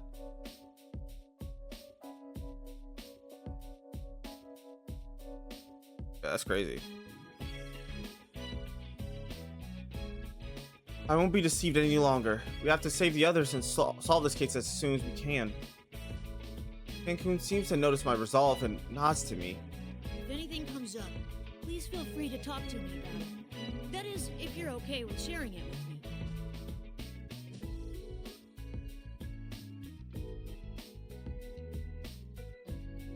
I thank Cancun and then suggest that we compare whatever information we gathered up till now. The enemy seems to be using fakes made from shadows to challenge us to fight. Kenku reports that he encountered a copy of himself, but he was saved by Kanji-kun and Naoto-kun in the nick of time. Thank goodness, Yukun and his friends have noticed the strange situation that's befallen this town. I decided to tell Kenku about what had happened a moment ago, including my own unease as well. I see. That must have been tough. Yeah, I got to wondering what I would do I love if this. real Yukun This got theme the is so same good. way. And that got me all scared. It's difficult to truly believe in other people. Kenkun? It would be easy for me to say that he'd never think that way about you. But people are weak. They can't help but believe in things that make life easier for them. That's only deceiving yourself, though. You need to have resolve if you want to learn the truth. Even if that means getting hurt yourself. Resolve, if you're worried about the truth, then I believe you should go to him directly and find out how he feels. Otherwise, you'll never be true friends. Cancun. Oh, I'm sorry for being so impolite. It's easy to tell others to learn unpleasant truths, but it's more like I'm trying to convince myself.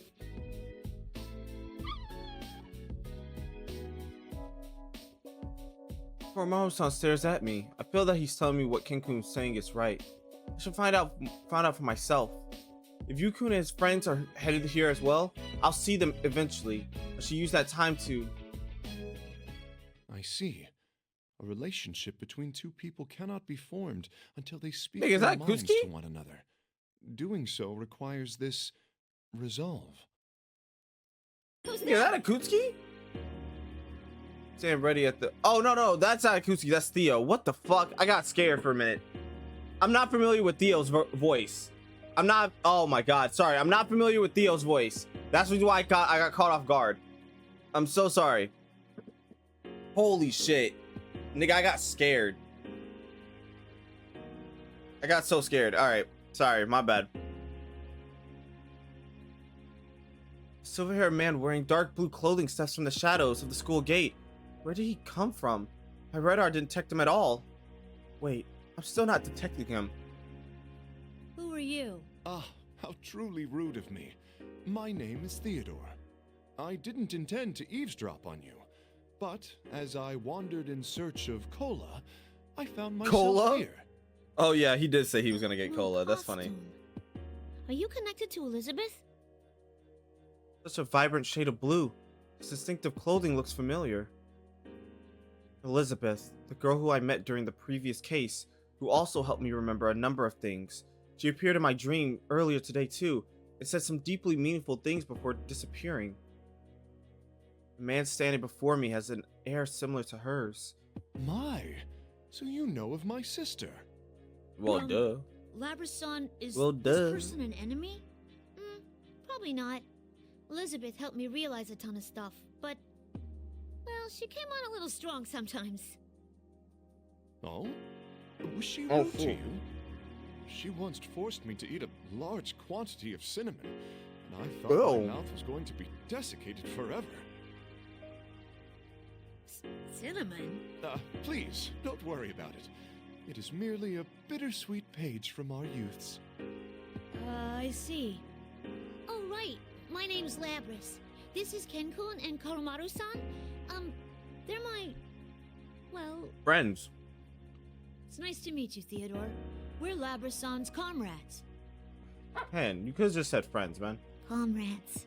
Thank you for the polite introductions. Nigga, if It she's is a blushing pleasure over to meet you. comrades, imagine what he would have said imagine what would have happened if he said friends. Circuit's fried. Comrades. I was embarrassed, but the way Kenku said it without any hesitation warms my heart. I don't have many comrades right now who are with me. The way they interact with me naturally makes me think that perhaps I'm the only one who minds what I am. I feel like such a fool for being so anxious. I can't help but smile. By the way, on a different subject, has anyone seen my sister Elizabeth anywhere? Nigga, she fucked off somewhere else, man. Nah, the last time I saw her was in a dream. I haven't seen her around here. Is that so? There's something I was meaning to ask her if I managed to find her. What is the meaning I of saw life? Traces of cinnamon along the road here. Oh my god. So I thought that she might have come this way. Elizabeth is here? She said in her dream that she was searching for power. If she happened to come across this town while it's in such a special situation, wouldn't it make sense that she would come to this tower? Ah, please forgive me. It seems I've detained you for too long. Please, do not be alarmed. I have no intention of getting in your way. Oh, that's right. We need to hurry. Labra-san, shall we get going? Huh? But don't we Bro, they have to should have wait made for Theo a Yukari-san? playable character, bruh. Do you remember what that That would have General been so Teddy fun. said Or when he made showed up on Theo the like a monitor? reskin of Oh, if we don't find and win Elizabeth. the P1 climax within an hour, the world will end. Yes, that's why I think it's important we rescue Mitsuru-san and the others as quickly as possible. Yukari-san will be fine. Junpei-san's strong too, after all. Kenku seems so sure that Yukari and Junpei will be alright. Is this what it means to believe in others? All right, let's go. See you, Theodore.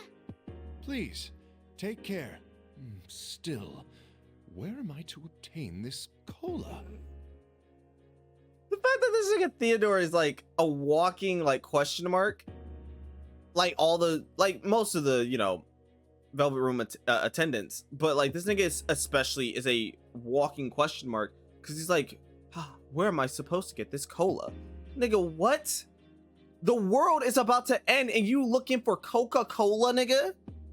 All right, man. Theodore walks away mumbling to himself, and then the three of us head into the school building.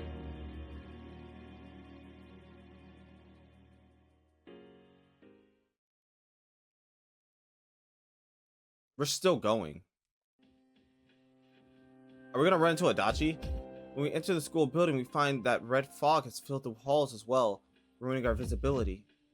The hallway seems to go on forever, and the classrooms lining both sides are distorted.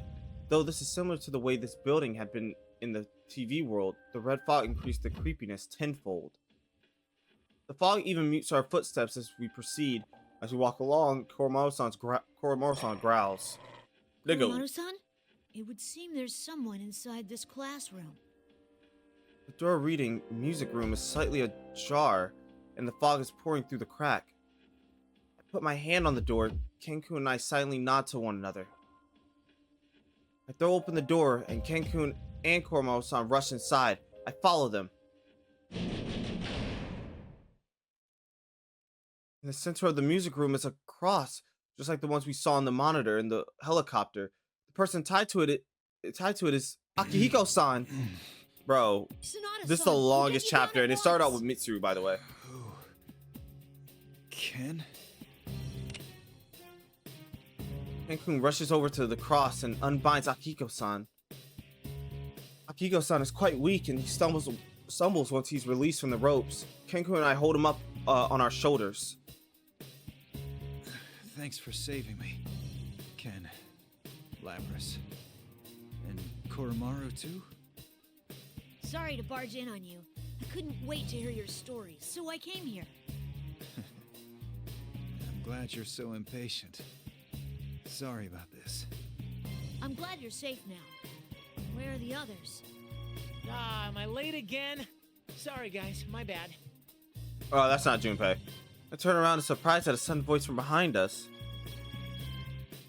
A man wearing a backwards baseball cap is staying at the music room door. Oh, hey, Ken and Koromaru.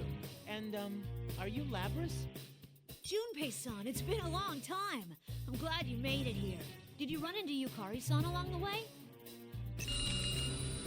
Junpei-san, beginning personnel scan, identified Junpei Iori as I thought it's another of Mitsuru-san's comrades from high school. He's currently listed as a member of the auxiliary staff of the Shadow Operatives. Glad? You're glad about stealing the limelight from me? Oh my god. Shadow. Oh, shit. Ken-kun's expression changes and he quietly moves his spear into a combat position. That nigga said, alright, bro. As soon as this nigga got on that bullshit, he's like, Junpei!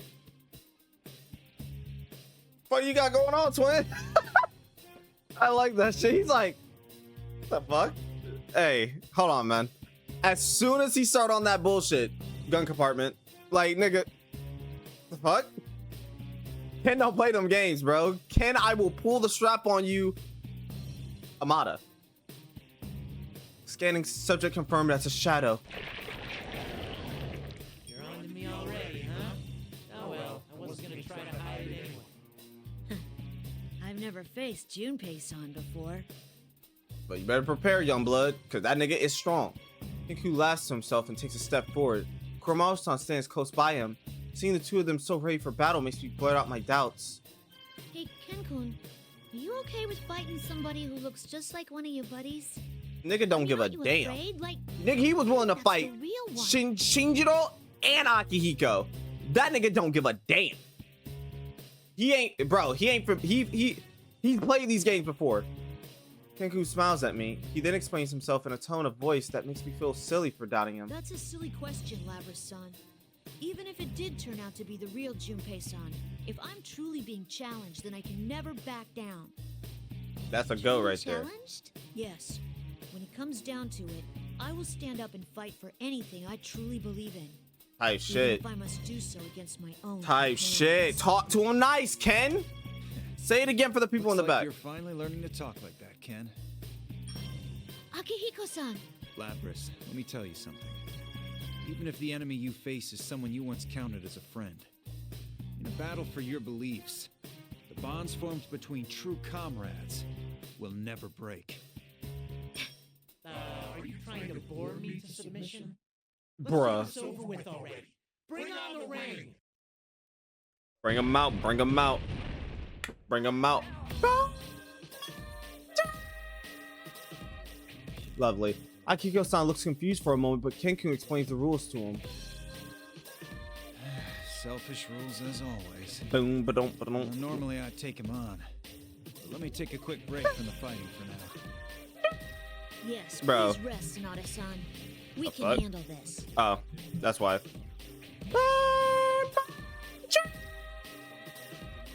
Bro, is my mic is peaking. Akihiko-san smiles happily and takes a step back. Kenku stands firmly in front of the shadow and takes a position. His resolve is so powerful that this young man looks strong, even to me. But I can't forget that I'm a shadow operative as well. I can do it too. Nah, Ken got that. Ken got that. Bro, no. Here's the thing. Ken pulled out the blick first. He deserves the fucking run. Sorry. Let's get ready to rumble!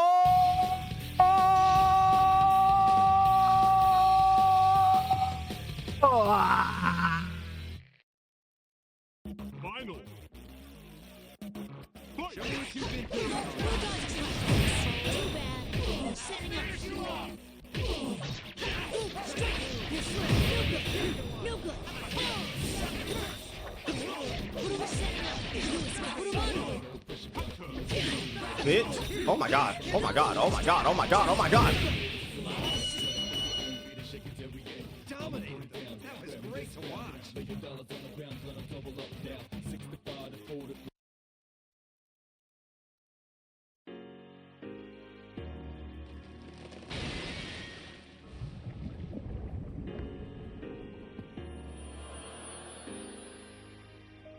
Cracks form in the red pillars as they crumble into dust, that vanish entirely at the same time. The form of the fake Junpei-san melts into a black vortex. The proof that we have been fighting a fake makes me feel a little relieved. Are you alright, Sonata-san? I wish I could say I was, but I'm pretty exhausted. I won't be able to call on my persona for a while. I guess that cross drains the spiritual Damn, no energy more from whoever's Akihiko stuck on it. Fist of Vengeance Sonata. Komaru-san speaks up as if he's trying to get our attention. The remains of the shadow swirling about the center of the room release small balls of light that rise into the void above the room. Weird. The same thing happened to the fake Yukun too. It's flowing up. Does that mean it's being collected somehow? What in the world is that? By the way, if you guys see me doing something, There's I'm doing something else that I on noticed. Everyone in Inaba, aside from us Persona users, has vanished. I'm grinding on Dokkan as Doesn't that well on the remind you side. of the Dark Hour So if and you see me Tartarus? tilt down, yeah. That's ominous. If I remember right from last time we were here, the enemy was trying to turn personas into shadows and collect their power. And we know all too well what happens when shadows gather in Tartarus. Sonata-san, immediately after we reached Inaba, we were attacked by someone who looked very similar to Ikutsuki. Mm-hmm. Ikutsuki? That's impossible. We saw him. Yes. Yeah, Bomb Boy. I don't know if it was really him, but one of the I really Persona fell users into that from one. Naoto-san knew about Ikutsuki. The detective, huh? So they're running around out there too. Indeed. I wanted to find an explanation to this situation as soon as possible, so we shared what we knew with each other. This is their town. No matter how much we might try to stop them, they have the right to protect this place. Mitsuru knows that at least, though it seems like she was trying to bear the entire burden herself again. They're all incredibly skilled, too. If we can meet up with them, we'll be able to solve this case that much quicker. You made the right call, Ken. Thank you. Ikutsuki, huh? If he's really behind this, then we're at even more of a disadvantage. Sorry, Ken, but let me make sure I've got it all straight. Now that Akihiko-san's recovered his senses somewhat, we both explain the sequence of events we've experienced up until this point. So we fell right into the enemy's trap and got ourselves captured. God How damn it. careless of us. God damn it. Akihiko-san. My fists of vengeance got the better of me. But I won't let it happen again, because I'm Akihiko-san. I don't give a damn if it's your mother, your dad, your father, or your brother. I'll beat your dog's ass if I have to. Sorry, Koromaru.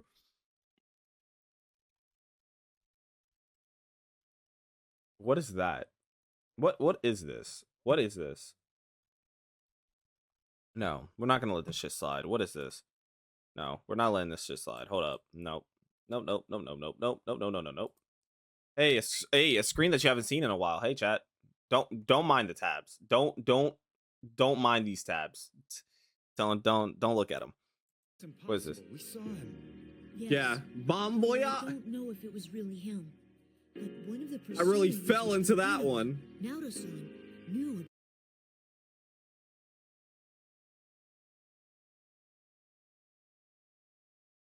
We're going back to the game. We're going back to the game. We're going back to the game. We're going back to the game, man. We're going back to the game, man. We're going back to the game. Yeah. That wasn't worth the. Yeah, we're going back to the game. There's no time to waste here. Akihiko-san is far from his normal condition, but appears to have recovered enough to be able to walk on his own. We leave the music room and decide to look for some stairs so we can head up.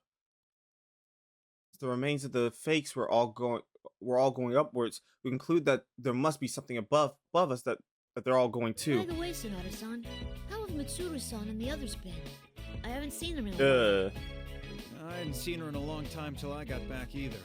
Bro, don't make me rap She on this shit, hasn't man. changed at all. This beat go hard. She seemed even more dreadful. I see. I don't know if I should feel relieved or worried. What? Does Mitsuru-san scare you too? She's always really nice to me. You just don't know how frightening she can be.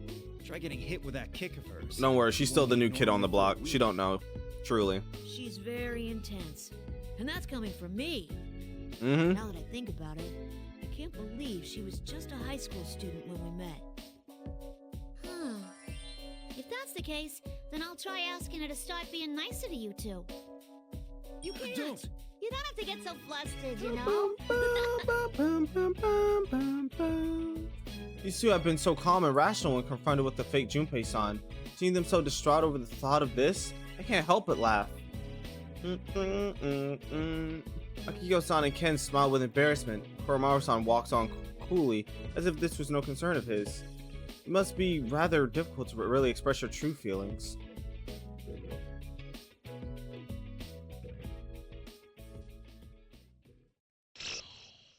Holy shit. Dude, that chapter 5, bro, I wouldn't have made it.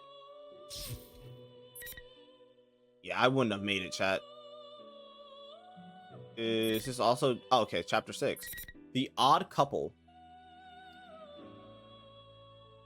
Okay, so it's... That's such a pivot. What? That's so interesting. So you... Okay, so this... So it literally just jumps to Labyrinth. As soon as you're done with this, it jumps to Labyrinth and you complete chapter 5. Because you're still in chapter 5. That's interesting. Okay. Alright, sure.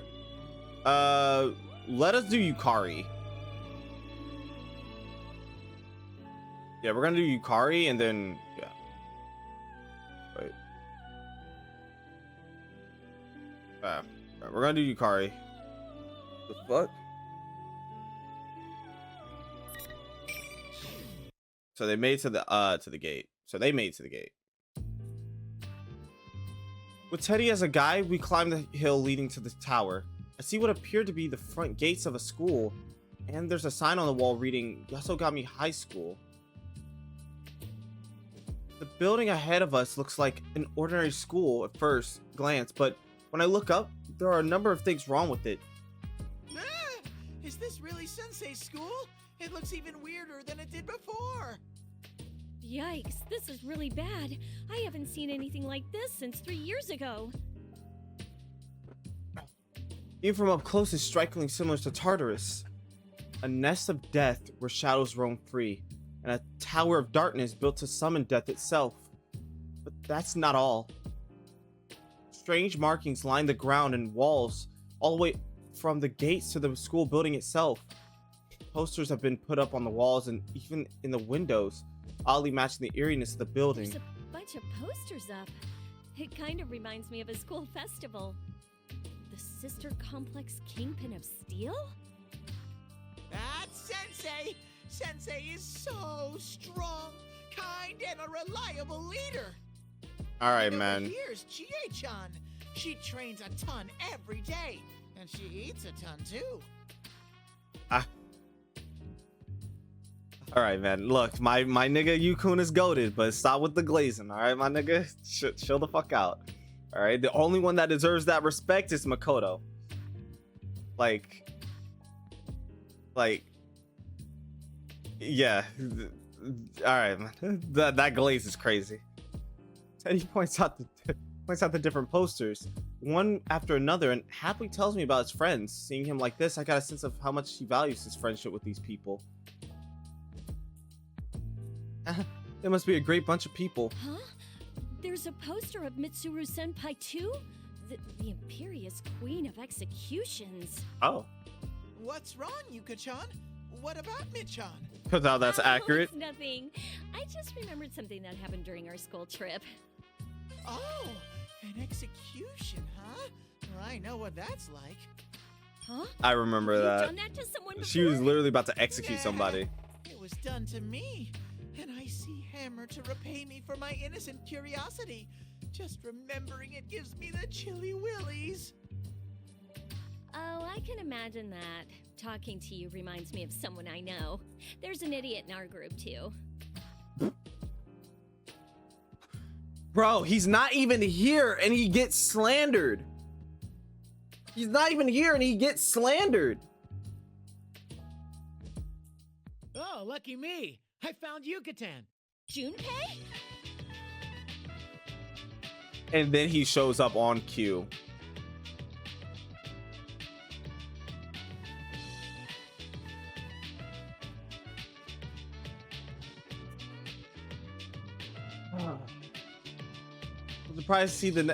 I'm surprised to see the next face. Wait a second. I have to consider what happened with that copy of Mitsuru Senpai from earlier. He's wearing a baseball uniform for some reason. Could this be another fake? Put some distance between us and knock an arrow? Hold it right there. I told Junpei to wait for me at the station. What are you doing here? Hey, wait a second. That's no way to greet your old friend. You're supposed to get emotional. Oh, wait. You another monster, Yukari? A monster? Me? Wait, so are you the real Junpei? He reeks of sweat. Seriously, can't you have some consideration for the people who have to smell you? He's real. Damn. Huh? That's fucked up. Aren't you the guy who was on TV earlier? Why are you with Yucatan? Why? Because I'm Yuka-chan's knight in fuzzy armor, obviously. In other words, we share a pledge of eternal This chapter has a funny line. Okay. Eternal love? Yuka-chan, do you know this weirdo with a beardo? Whoever Weirdo with a beardo?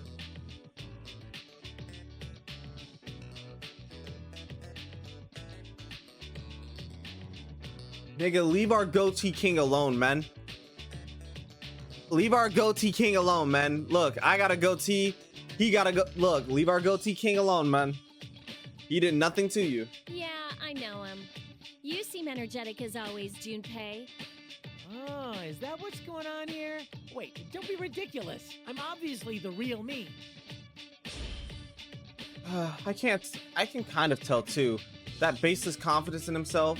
Yeah, it's obviously the real Junpei. Well, I'm glad you're safe, and sorry, I told you to wait at the station. But then I heard that Mitsuru-senpai and the others are in danger. Nah, it's cool. I was kind of wandering around too. But wait, they've been captured? Seriously? Yeah, about that. I'm a little relieved to be able to meet up with a familiar face. We trade some nostalgic banter while we share what we learned about what's happening in Inaba. I had my doubts when I heard of how Junpei miraculously ended up in Inaba, even before the rest of us. I guess that's just like him. He barely has a grasp of the situation, and he keeps going on about how cute some girl he met at June S is. I don't want to hear about that stuff. At least I learned that the persona users of this town are acting on their own during this unusual phenomenon. What? Junpei, you ran into Rise-chan and Yuki-chan? Were they all right? Yep, totally fine. Man, school chicks these days are really tough. By the way, who are you anyway? Aren't you that, what was it, General Teddy? It's outrageous that you treat me the same as that faker. I'm the one, the only, the adorable Teddy. Well, yeah, I don't intend to push too many questions on the poor guy, but Teddy's existence is something of a mystery. What I do know is that he's a Inaba persona user, and he's not an enemy. The General Teddy from the broadcast appears to be a copy of Teddy here. Teddy's a persona user from this town, and he's looking for his friends. Huh? You could use a persona? I figured you were nothing but a walking costume. Like I said, you can use a persona, nigga? I have a persona, and I have something inside, too. Look. Inside, Teddy suddenly undoes his zipper. Huh? That's removable? Oh my gosh. Hello, everyone. Whoa, white guy.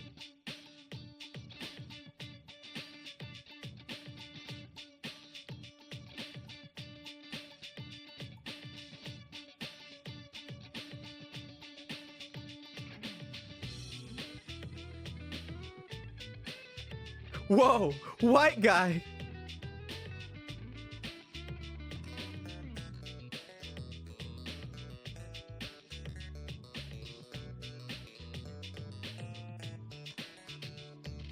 Oh.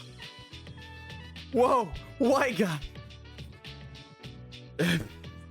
Every time I get surprised, I'm just gonna scream, whoa, white guy. What's going on here? The sudden appearance of this young kid inside the suit is startling. Actually, even before that. There really is something inside.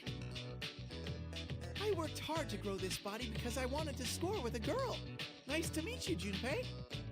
Oh, your Japanese is a little off, though. You make a costume, not grow it. Do you understand? Make, not grow. Stop talking like an idiot, Junpei. But wow, I figured you were empty too. I'm sorry. Did I surprise you, Yuka-chan? Ugh, this is starting to break my brain. I'm sorry to ask you this once you took it off, but can you just keep your costume on for now? Damn. But I just came out. Ooh, but this must mean that you like my bear skin better.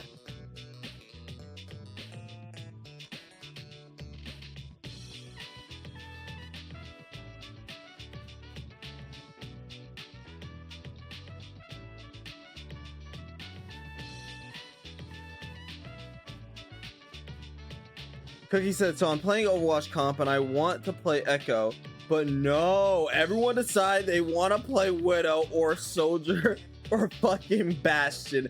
I'm going to jump off the cliffs, zero perish.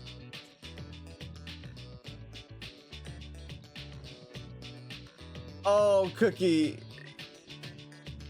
I'm glad that you didn't come in here at the worst possible time, because of what I just heard and seen in the last few seconds is egregious.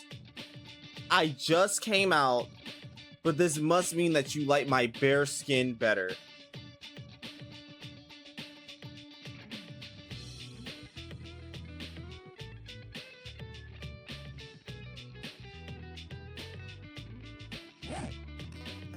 Ta-da!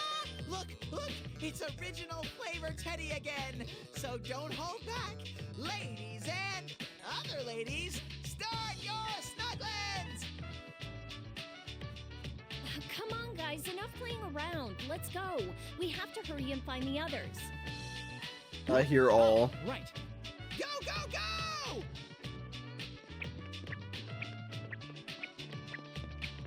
Just when we're about to go inside, Teddy suddenly stops and stands up straight. Could his keen nose really work when he's wearing that costume? Oh wait, if anything, that costume's his real nose, isn't it? What? Oh, picking up on someone. The rest are shadows.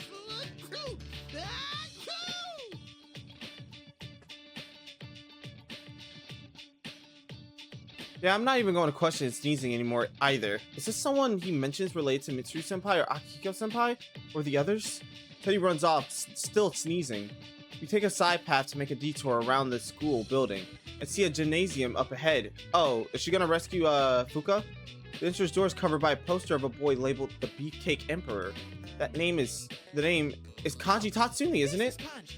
He loves manly battles and is really good at grabbing people and stabbing things. Bro, I knew this guy was a freak. This poster's giving me bad vibes. I don't want to charge in without a plan and run into this guy. Let's look for another way in, maybe. Don't be stupid. Nah, Junpei, you low Someone's here, diff. right? Come on, we're going in. Junpei, you low diff. I make Junpei open the door despite his protesting. The central area inside the gym is open, though chairs are stacked high up all around, reaching almost to the ceiling. A blonde, well-built young man is standing in the open space, clearly waiting for us. There's no mistaking him. This is Kanji Tatsumi, whose face is on the poster we just saw. You showed up. Hello, boys. I've been waiting forever and ever for you. Especially you, Slugger.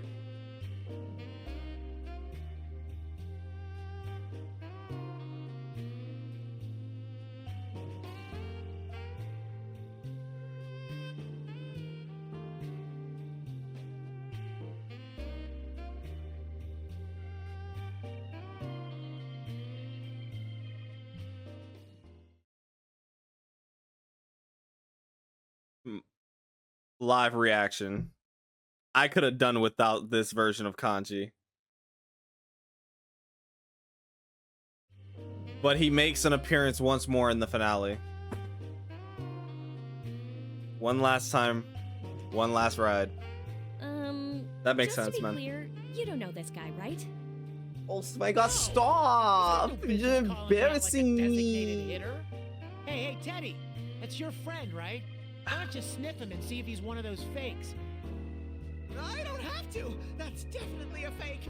If Kanji really liked you, he'd be stuttering and baking you treats instead of talking like that. Oh, I've got a treat for you. It's in my fists. I can't wait to show it to you. Bring on the ring!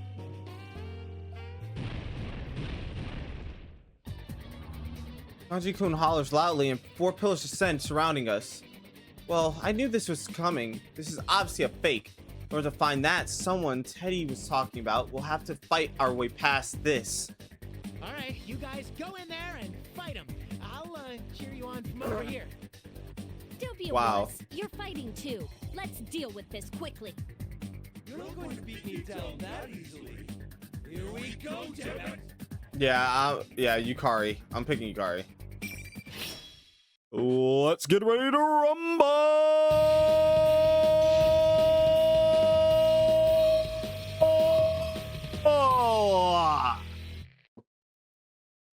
Finally. Here's the opponent with you. Clear shot. Excuse me. ISIS. Clear shot. Excuse me. Back to my car. Excuse me.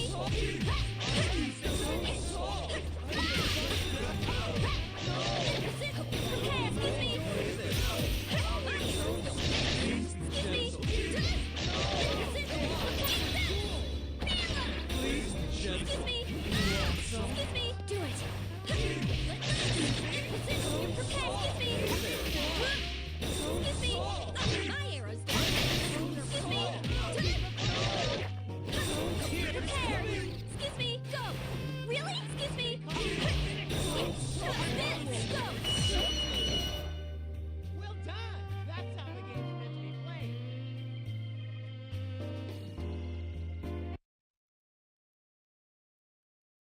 So, just to be clear, I didn't even want to go in here, all right? So this is all on you guys. Whoever remains Shadow Kanji is on a weird list. Put that nigga on a poster.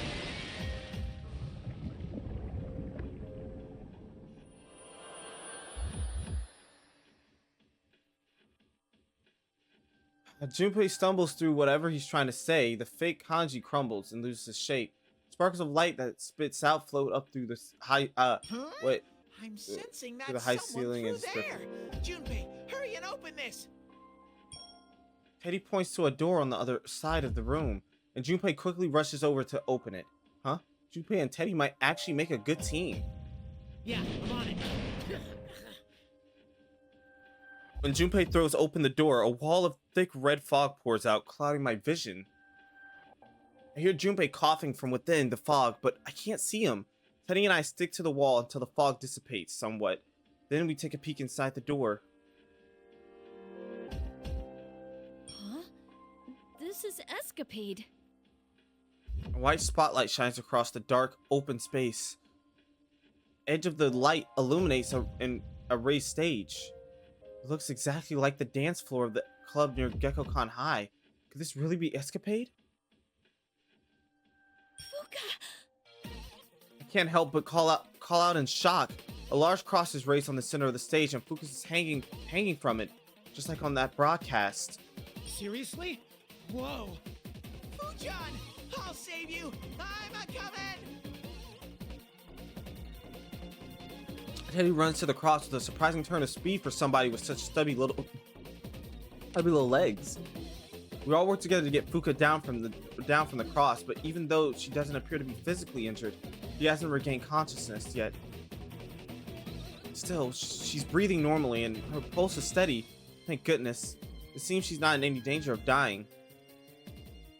Fujan, are you okay? Wake up! I'd better give you the breath of life. The bear eth? Feather drop What? kick! Damn! Yuka-chan, I was just joking. This isn't the time for jokes. Fuka, can you hear me? We've come to rescue you. Ah, are you coming too?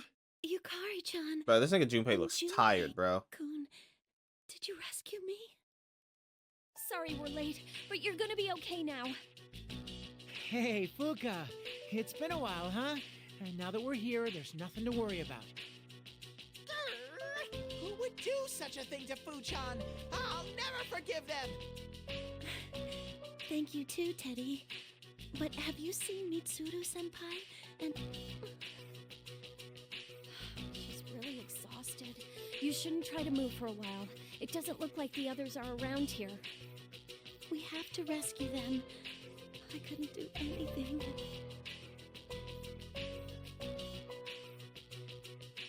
According to Fuka, they were captured immediately after they were attacked. Even with Fuka's search ability, she wasn't able to sense anything until right before it happened. Alright, well, let's let Fuka rest here while we go on. We just have to rescue Akihiko-san and Mitsuru-senpai, right? We can't leave Fuka alone here. What if another fake shows up like before? Oh, right. If we leave her all alone, and another fake person shows up, her life would be in danger for sure. Still, we can't make her walk around with us when she's so exhausted. Alrighty, I'm volunteering to stay behind. You will? Leave it to me. I can use a persona, and I'm the best at escorting ladies. Well, if you're that confident, maybe we should leave this to him. I'm counting on you, Sir Teddy. Be her knight.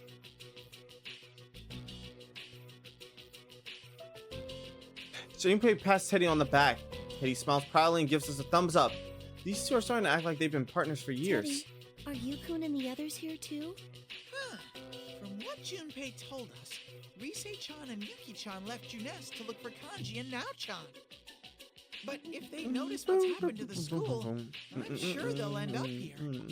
I see. If Rise-chan's with them, then there's no need to worry. Yukari-chan, Junpei-kun, please go on ahead and save the others. I'll remain here with Teddy. I'll contact you all with my persona once I've recovered a little. Please, just give me a little time. I raise an eyebrow, but Fuka smiles and tells us she'll be okay. I read that Teddy fought through the entire case in Inaba too, so I guess they'll be alright. We'll leave Fuka in Teddy's care and leave the gym, finally making our way to the school building.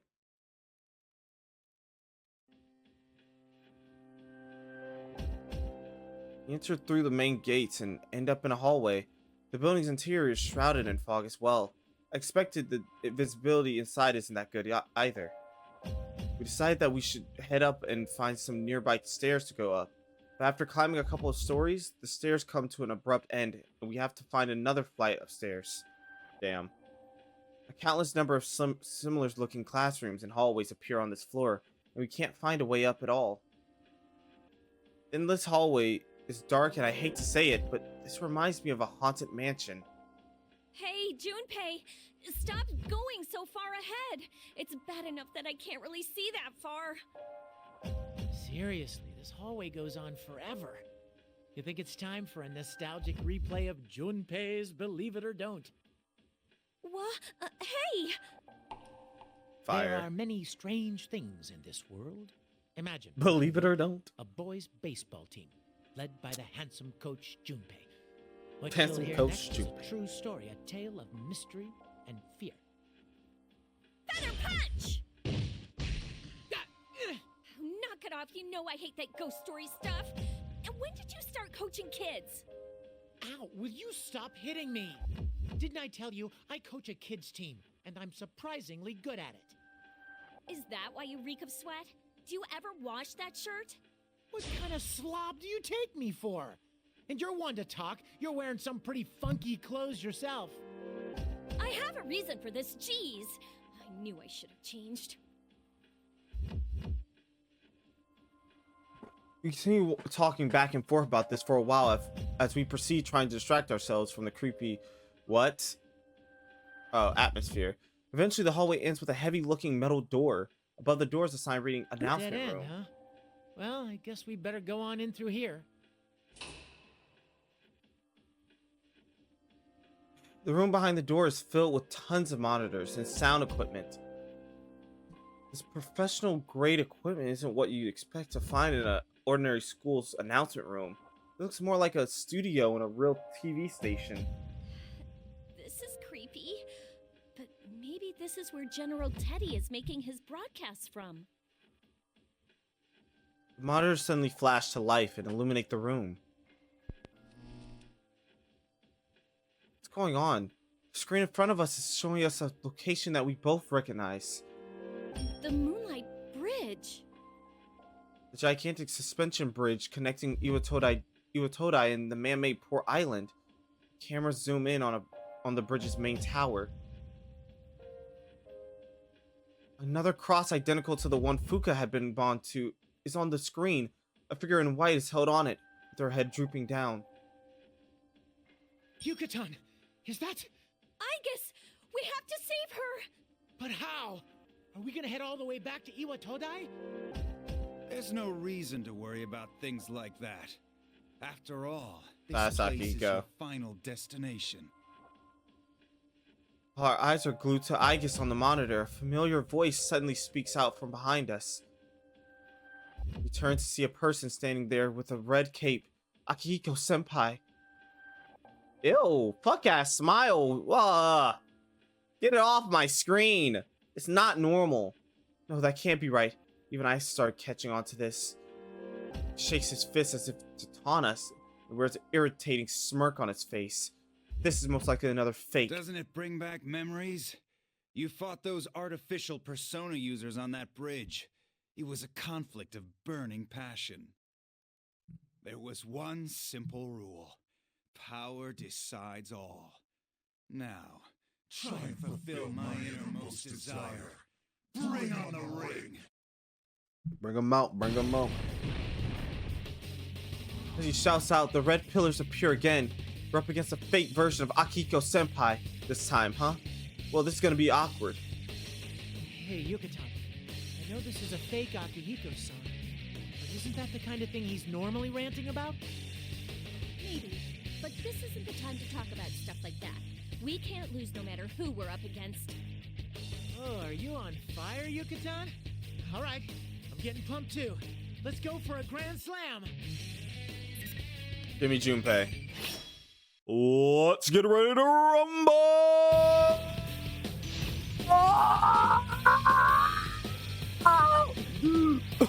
Shit. Final.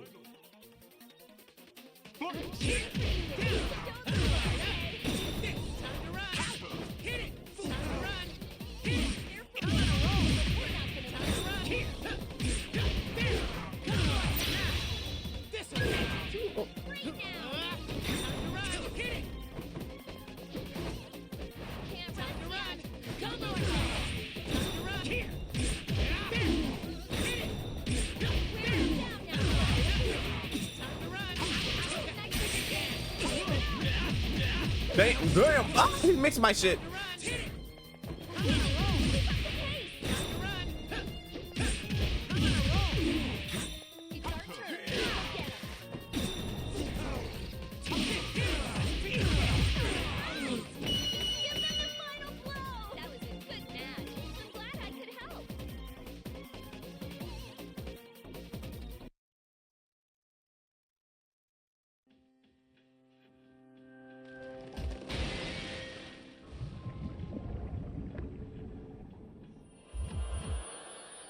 Whew, that was a really good copy of Akihiko-san, huh?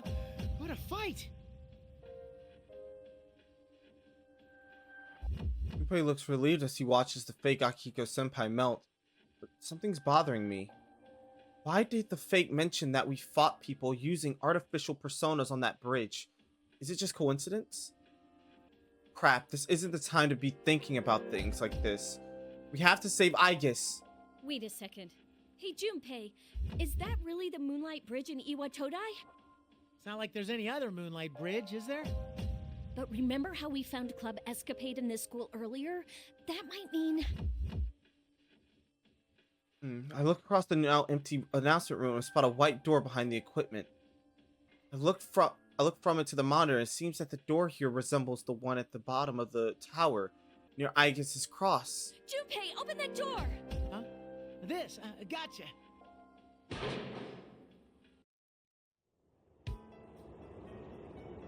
Heartfelt cry? Bingo! It's just like I thought. Somehow this school is connected to the Moonlight Bridge. The wind is blowing normally, and I see the lights of the city in the distance, making it seem like we really are outside. But considering how absurd this entire situation with this Tartarus wannabe is, this is probably another crazy place created by the enemy. That aside, we're supposed to be in Inaba, but we keep running into places that have connections to ourselves. Even if they are artificial constructs, there must be some reason why such a complicated trick is being pulled on us. I'll save you, Aegis. Yuka-chan, do me a favor and catch her. Got it! Persona!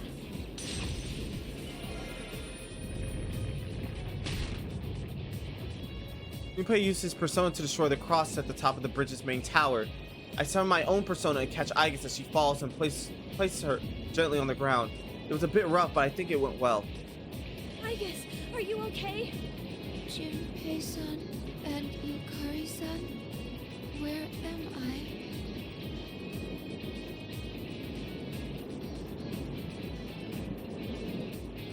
Because Aegis has regained consciousness, we listen to her account of what happened. Then we tell her our side of the story and what we've been through. Aegis doesn't seem as worn out as Fuka, but she's definitely exhausted too. Her expression is dark as she speaks with us, most likely because she feels guilty over being caught. Just like Fuka though, it seems that she has no memories of what happened after the car fell from the road. I'm sorry. If I'd been better prepared, I would have been able to keep everyone safe. Come on, it's okay. We still need to hurry and rescue everyone else, though. Considering the situation, it would appear we were used as bait to lure you all here. I immediately lost consciousness after falling off the cliff. I do remember something. Damn, nigga, the wind is loud as a bitch! I sensed that someone was close by. That must have been the person who's behind this entire case. The culprit? Aegis, did you see what he looked like? No, Yukari-san. But I did sense something odd about that person.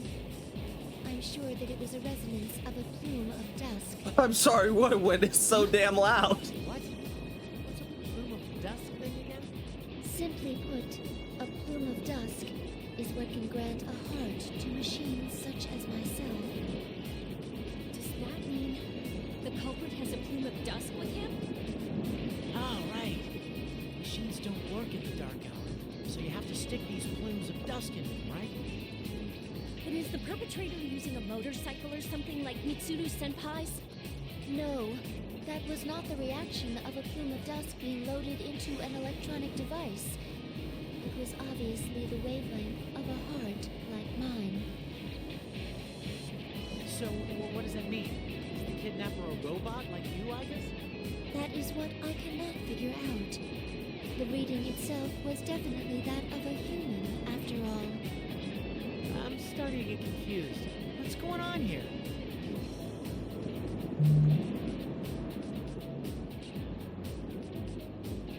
I don't get it. A plume of dust? What's the culprit's objective here? Who is he anyway? We've come this far with our drive to rescue our companions, but could it be that we haven't really made any progress at all? I felt anxiety creeping into my mind. According to the material from Kikuno, there's a high possibility that someone related to Ergo research is involved here. It's got to the point that it was hypothesized that Shuji Ikusuke himself might be the culprit, and we did see someone resembling him. If we don't keep our spirits high, we'll never find the answers we're looking for. I slapped myself across the face in order to keep myself focused. Thinking about it now won't do us any good. Let's make sure everyone's rescued before we discuss it anymore. Don't worry, there's no way we can lose against most enemies as long as we stick together. Yukari-san, thank you.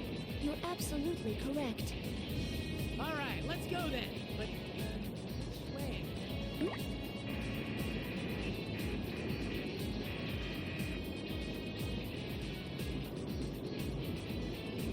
As usual, Junpei bumbles like an idiot and we sigh. Just after that, a familiar sensation runs through us, and Fuka's voice echoes through our minds. This feeling is how Fuka communicates with us using her persona. You hear me? Yukari-chan, Junpei-kun, can you hear me? Fuka! Sorry, we can't hear you over this fuck-ass wind! Thank goodness. Teddy is helping me to strengthen my search ability.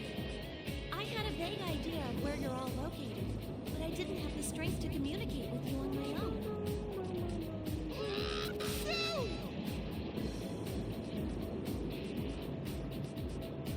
When Teddy sneezes, it cuts through my head like a knife. Hey, aren't there any volume controls? My inner ears are ringing. Oh, I'm sorry. I'm gonna keep this short. I sense Labras near you, Yukari-chan. I think Yukun and his friends are with her too. But I sense something large there too. It's possible that they're in combat. My sister is here? Where is she? Directly ahead of where you are. You should be able to reach them in no time. Directly ahead, I look to the other end of the Moonlight Bridge and see another door there that might lead us back into the school building. We'll head there immediately. This one is like, let's crank the volume to 11. Communication cuts off. Our heads are still ringing from Teddy's nasal explosiveness, but now's not the time to be bothered by such things. There's a door on the other side. That must be it. Okay, let's go. Will you be all right, Igus? My systems are not all at standard parameters, but they are steadily recovering.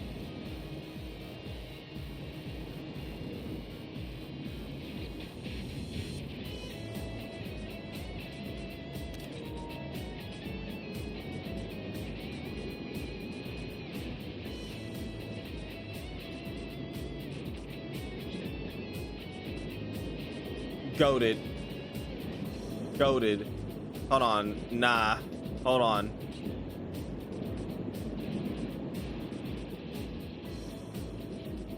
Goated.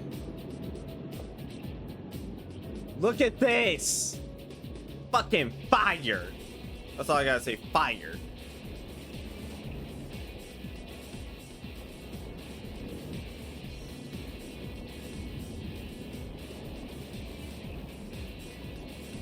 We nod to one another and begin running across the Moonlight Bridge. Because the handrails and bridge girders are twisted oddly, the roadway is wavy as well. It's hard to progress on. The fog is thinner and out here than inside the building, and the green light of the moon casts our shadows on the ground. This kind of brings back a lot of memories, doesn't it? Kind of like reliving a page from our youth, isn't it? Don't be ridiculous. There's no way it would all fit on a single page. I agree. This place is deeply important to me. It's also where everything started. Yep. I cannot let my feelings from that time go to waste. That is why we cannot yield, no matter what. But we want to protect and being unable to yield. Memories of similar feelings come flooding back to me. We all made choices back then and took control of the time we have now. For the sake of that, we can't allow ourselves to lose here.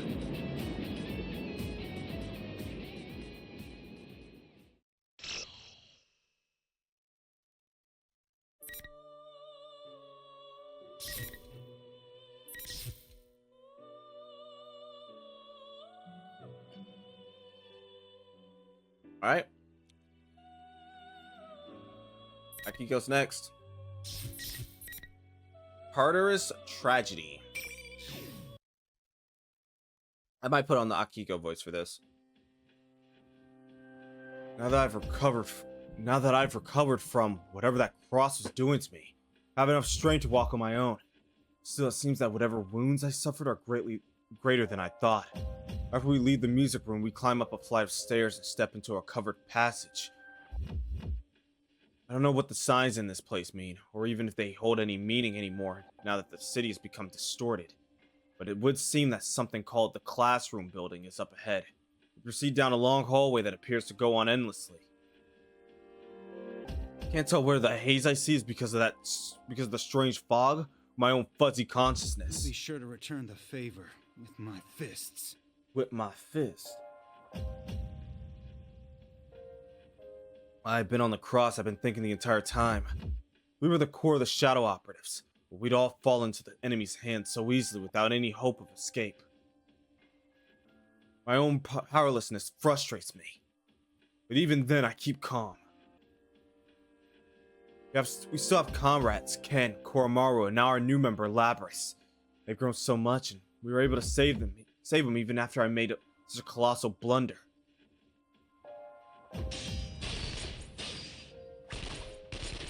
Oh my god. Is that gunfire right here? Sounds ring out continuously as if a battle is taking place nearby.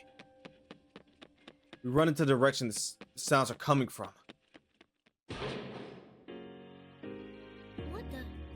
What is this place? It doesn't feel like anywhere else. Sonata-san, this... Talk about having bad taste. Whoever's doing this really wants this to be the entrance to hell. This is the entrance hall to that tower. Tartarus? 3 years ago, we would gather here day after day to challenge the seemingly infinite labyrinth. We lost and gained so much here. A number of emotions flickered through my mind. Mitsuno-san! Labris's voice echoes across the hall. I turn to look and see Mitsuru up on a cross in a corner of the room. Her head hangs low and she seems to be unconscious. That cross must be draining her power, just like what happened to me. Mitsuno-san, we'll get you down at once! So, who's popping shots? Look out! We try to rush to her side, a barrage of bullets rakes across the floor, striking sparks in front of us. When this torrent of gunfire finally dies away, the air is filled with white smoke, quite unlike the red fog that drifts about the area. Confirming the presence of additional targets for elimination. I guess. Seriously, you keep coming one after another. Wow. I guess. Oh, there should be no problem. You can stay here and watch while I deal with them. It should take no time at all. Additional targets for elimination? Who? There are other people here who had apparently been fighting Aegis? Rather this fake Aegis when we showed up. Ryukun! Akihiko-san! Ah. Labris! Ichie? Oh, is it Yosuke here too? Labris is here too? I immediately understand the situation. The rules of the fights here state that battles must be one-on-one. I see those red pillars surrounding you, his friends, and the fake Aegis. Most likely you would have been fighting Aegis while protecting Yosuke and Chie, who are already exhausted. The battle itself is one-on-one, but there's no rule saying that you can't attack your opponent's companions if they happen to be in the ring at the same time. And it looks like it's fair game to attack us as well. Seriously, these rules that are convenient only for the enemy are really getting on my nerves. Situation though, the persona users of Inaba, their skills and abilities are far beyond the ordinary. I think that they would be cornered this badly. What's going on? You did this, didn't you? As Labris lashed out in confusion and anger, the shadow taking Aegis' form answers with a twisted smile. I did, sister. I am a weapon. It is my mission to follow orders and eliminate all targets. Now, sister, why are you getting in my way? Get in your way? As you may have guessed, I am a duplicate of Aegis, but I am such an exact copy of her specifications that I may as well be the real thing. I will carry out my master's orders. I cannot comprehend why you, a fellow machine, are trying to prevent me from carrying out my task. You're a tool, just as I am, sister. Unfortunately, you were stolen in the previous battle, and now we must be enemies. The Shadow Operatives control you, while I take my orders from my master. Isn't that the only real difference between us? That ain't true. I'm doing this of my own free will. Free will? Is that what you base your argument on? Our memories are nothing but data, ones and zeros in our minds. How can you prove that what you know is true? That your mind wasn't written over? A straightforward claim with the cold logic of a machine. This isn't good. Ike's is probably the closest person to Lapras. And like this fake said, we really wanted to use Lapras as a weapon. We could probably manipulate her memories to some extent. On top of that, there's no way to prove to Lapras that we've never done something like that to her. Damn, what a move. Lapras' faith in us must be. Hey, Lapras! Sonata-san, let's leave this to her. I'm sure she'll be fine. Oh shit. Ken has his eyes fixed on Lapras, even as he calls out to me. Let's see. These guys have just met, but they've already formed a bond through whatever battles they've faced so far. They believe in one another. Sorry about that. You're right. I should trust in her. Sister, friendship and trust means nothing to the likes of us. Yet you still attempt to fight me. You're wrong. I'm an anti-shadow weapon, too. I can understand what you're saying, but there's something I'm even more sure of. Igus told me that going through the joy and pain of different things made her into who she is I love now. Heartfelt Cry so much. I remember that. Now I remember that the reason why I can stand here and fight you is thanks to all our sisters who died to make me who I am. Talk to him nice. But if I forgot him, I wouldn't exist. That's what I'll fight for. The screen ain't made up.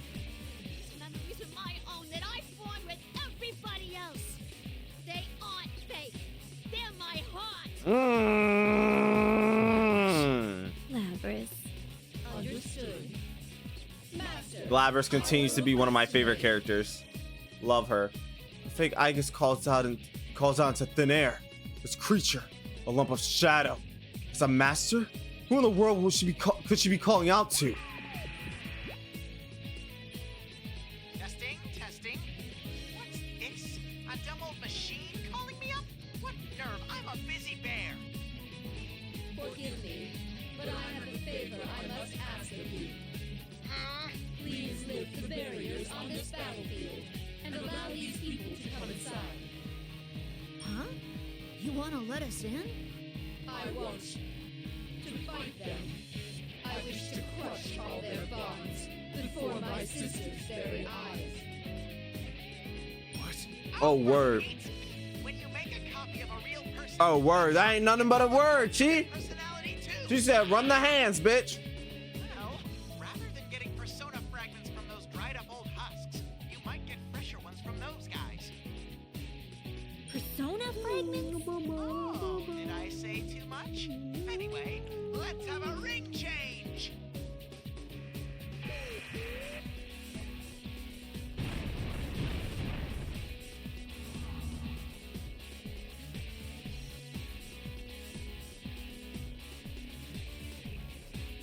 That's the voice of the vulgar fake Teddy.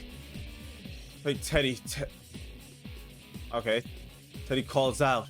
New red pillars descend in the old pillar shadow in response. New pillars drive into the four corners of the room, making this entire place into a fighting arena. Are you alright? Yosuke-kun. Chie! We rush over to you and his friends to check on them. Good. None of them seem to be that badly hurt.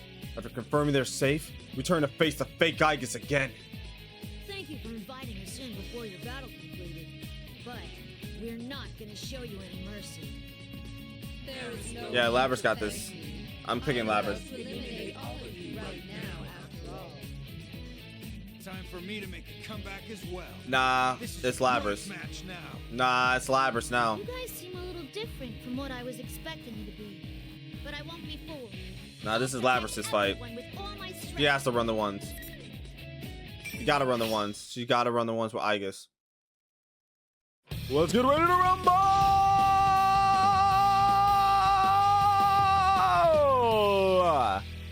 Yeah, she gotta run the ones.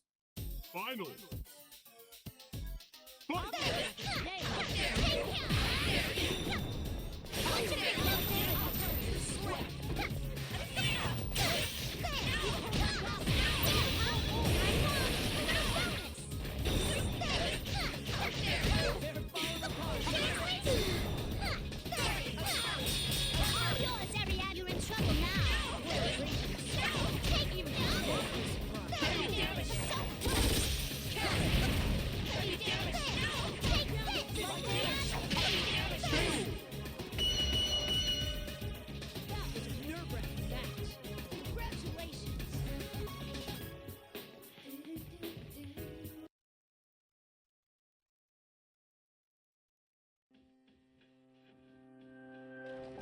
Yeah.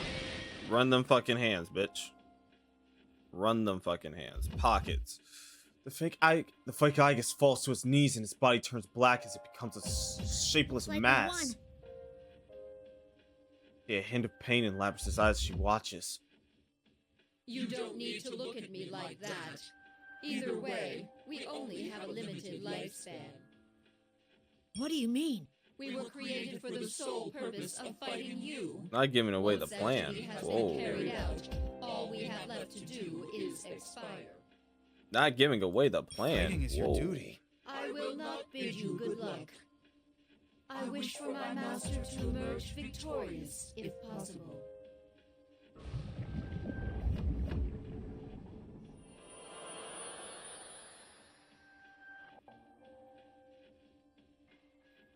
With that, the fake Igus loses all cohesion, falling into a dark puddle on the floor. Eventually that begins to flow upward like a film of syrup being poured into in reverse, till it completely disappears. We watch this process to the very end while we think about our troubles. Koromaru, who had been sitting at our feet, runs off. That's right. This isn't the time to be sentimental. We have to rescue Mitsuru. Ken and Labrys runs to the cross Mitsuru's hanging from. I go with Koromaru to speak to Yu's group. Thank you, Akihiko-san. That was too close. I mean, he's adorable, but... Sorry for causing you such trouble. It seemed like you were facing quite a difficult fight. Ooh, I'm ashamed to call myself your student. No, I should be thanking you. I'm sorry if you were all worried.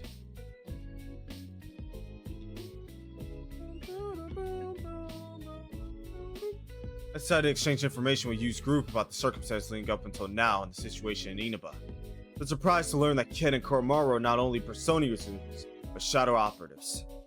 Our conversation turns to the reason why Yu and his friends were having such a hard fight. Contrary to my suspicions, it seemed the three of them made it to this room almost unscathed. Then why did the fake Igus give them such trouble? It's true that shadows taking our appearances can summon personas. There's no mistake that they make extremely powerful opponents. But are they so strong that they could hurt these three skilled fighters that badly? It's because Shomanatsuki. He was here. Nah, that's not it. When we got to this weird room, we found Mitsuru-san up on a cross. So Chie and I rushed over to get her down, but there was somebody there. It wasn't the fake Igus? No, I don't think so. I didn't see a face, but the voice sounded like a guy. You didn't see his face. How far away could he have been? Well, he was kind of standing in the shadows. And the moment I saw his red eyes, my whole body froze up like I was petrified or something. That's right. When I went in to save them, I was attacked by a persona I've never seen before. Red eyes. And a persona? This doesn't make sense. Previously, the enemy said himself that he didn't have a persona. Does this mean that there's someone else helping him? Someone with a persona and powerful enough to overwhelm even you? Mitsuru was here. Perhaps she knows something. I moved to where Ken and Labrys are attempting to get Mitsuru down off the cross. They appear to be having some trouble. This thing's not coming apart. What gives? It was easy enough to get Akihiko-san off of his. I'm not having any luck either. Damn it, why?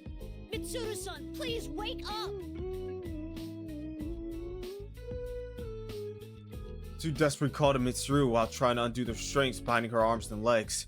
At that moment, Koromaru-san fixedly at the door and gives a low growl as if to warn What's us. wrong, Koromaru? Is someone there? Someone's coming this way. The steps approach at a leisurely pace down the hallway. As they grow louder, the tension here in the entrance hall increases. Eventually, the footsteps stop. Shadow reaches from the doorway all the way to the center of the room. It wavers in the illumination of the fog. What the fuck? You're...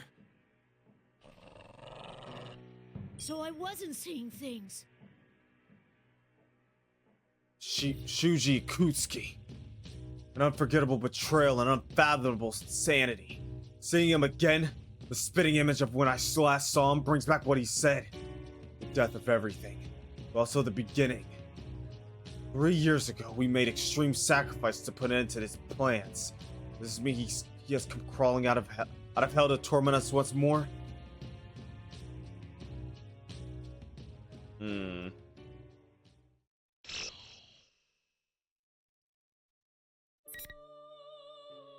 Damn, the amount of niggas. Chapter 7. Revived Insanity. The fact that they named this Revived Insanity is insane.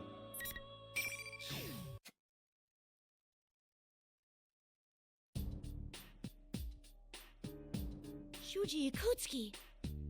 This room that Akihiko-san called the entrance of hell. Koromaru-san remains in a cautious posture and waits to see what the person who just entered the room will do. Akihiko-san pales and Kenkun stands frozen next to me. Ah, Akihiko and Ken. It's been a while. Are you enjoying this? Bruh. You! So you were the one behind this after all. Now don't glare at me like that. This is the perfect place for our reunion. It was quite troublesome to prepare. The one you're taking great pains to find will be the one giving you great pains. Or something like that. Bro. How is your jokes way worse? Shuji Ikutsuki. While waiting for us to respond, he continues to We're speak. finally reunited, and I don't even rate a hello? Or do you not want to speak to someone you killed? Is that it? Nigga, we don't fuck with you like that. Ah, you must be the 5th generation weapon Labrys. Poor thing. Didn't they tell you? That's right. They killed me. Of course, since I'm standing right here, I guess they almost killed me would be more precise. That's ridiculous! You're the one who lied to us and tried to kill us! Calm down, Ken. He destroyed himself. He can't possibly still be alive. Who are you really? Oh, how cruel. Here I am, talking right before your eyes, and you still won't believe it. Why don't we ask the 3 who just arrived what they think of this?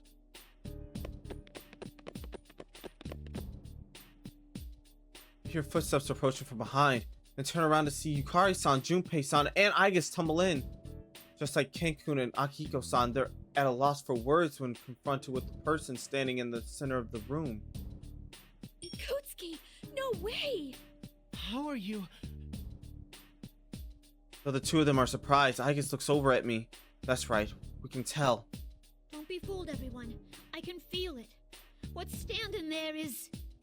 Shadow. Indeed, that is not Ikutsuki-san. He's a fake, created by a shadow. Just a foolish trick. That's what I thought. Ah, well. You're a piece of junk, but you have a good nose, huh? You could have let me play around for a little while longer. That's funny. So Minazuki. With sudden change in mannerisms and a few muttered words, the thing taking on Shuji Ikutsuki's appearance crumbles. Behind the melting figure stands another person who had not been there moments ago. What the fuck is this theme? He appears to be a young man around the same age as Yuku and his friends. He had what appears to be Yasogami High uniform is tied around his waist.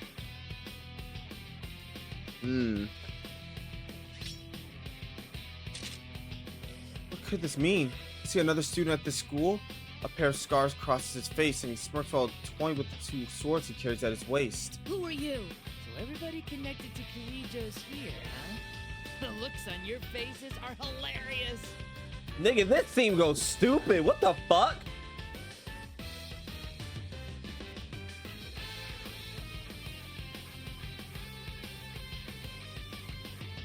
Oh, nigga, damn.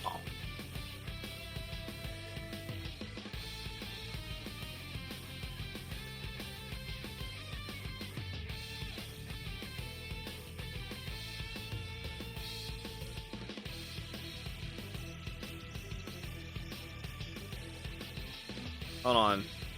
This is busting right now.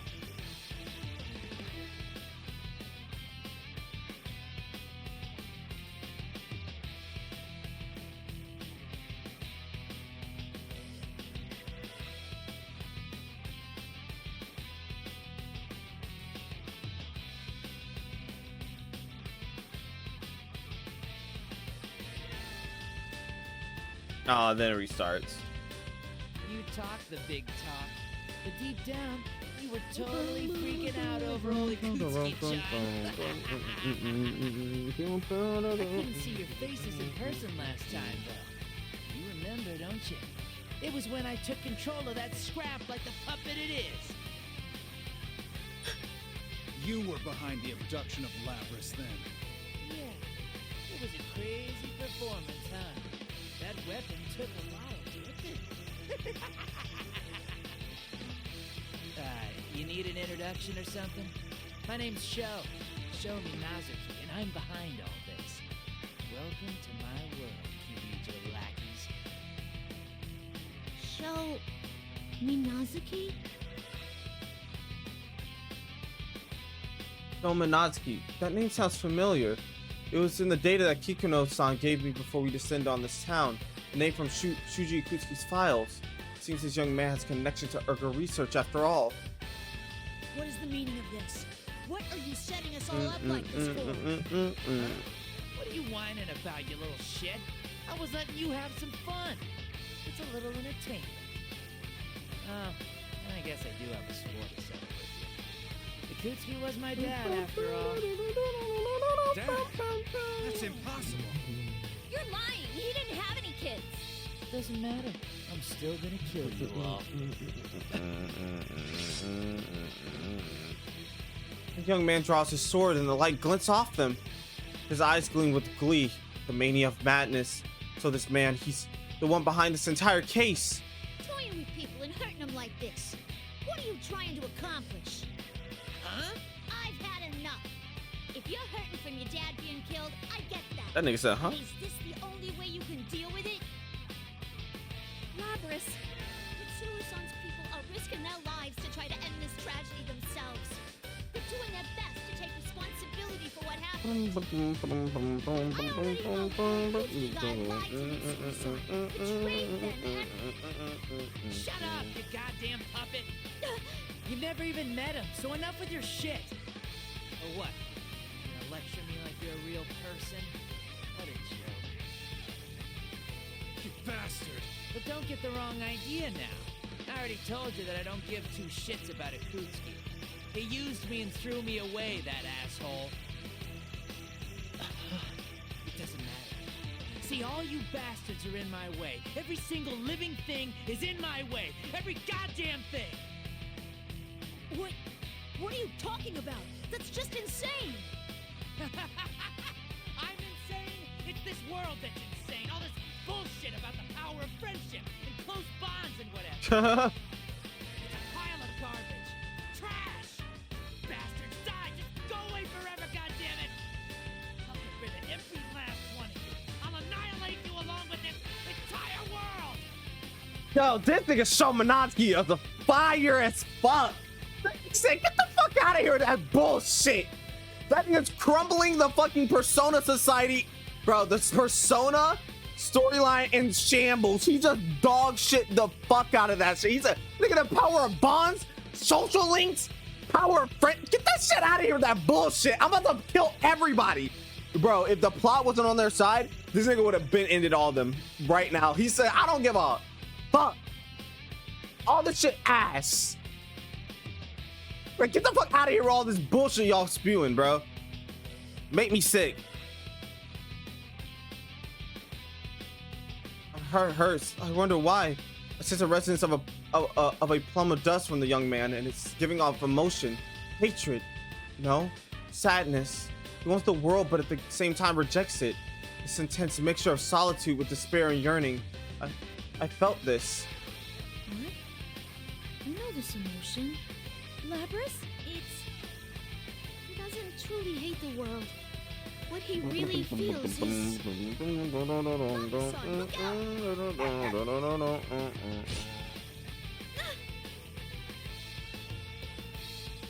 Koromaru-san tackles me, and I fall sideways. A giant knife is vibrating in the floor, right where I had been standing only seconds ago. Don't say another word, you failure. What a drag. I'm tired of this. Well, I've already got enough persona fragments anyway. Persona fragments? Wait, do you mean... Persona fragments. Those are the same words General Teddy used earlier. The young man calling himself the mastermind behind all of this. The fakes whose sole purpose was to fight us. The flakes of light emerging from the defeated shadows. All of those now make sense to me. Most likely the rest of us are feeling the same way. Sho was gathering persona fragments by making us fight our doubles. The moment we all reach that conclusion, Sho pulls out a small box and holds it before us. So it's time to get the real show started. Here's a question for you. What do you think this is? Is that the remote Akutsuki was using when he controlled Aigis? No. Stop him! Too late. Activating the anti-shadow suppression weapon, Labrys!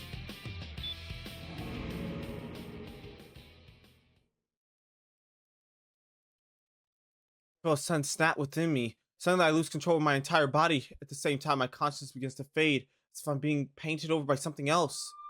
Uh-oh. Is that infernal device that took over my body and forced me to hurt the others? Just like the other day? It gnaws at my mechanical body and all my self-control begins to slip away. Labrys! Labrys! This is fun! Oh, by the way, I didn't stick a device in it or anything to do this. A weapon is there to be controlled. So, of course, there's a remote control. It's been built into that thing from the very beginning. I told you I'd destroy everything, right? Friendship, what a joke. One push of a button, and it all means nothing! Sister, please pull yourself together.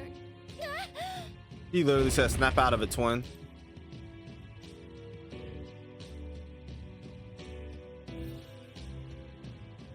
Aigis! Now!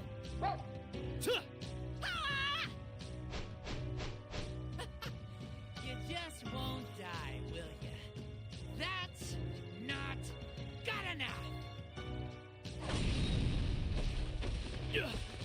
Yeah, what the floor with the bitch ass.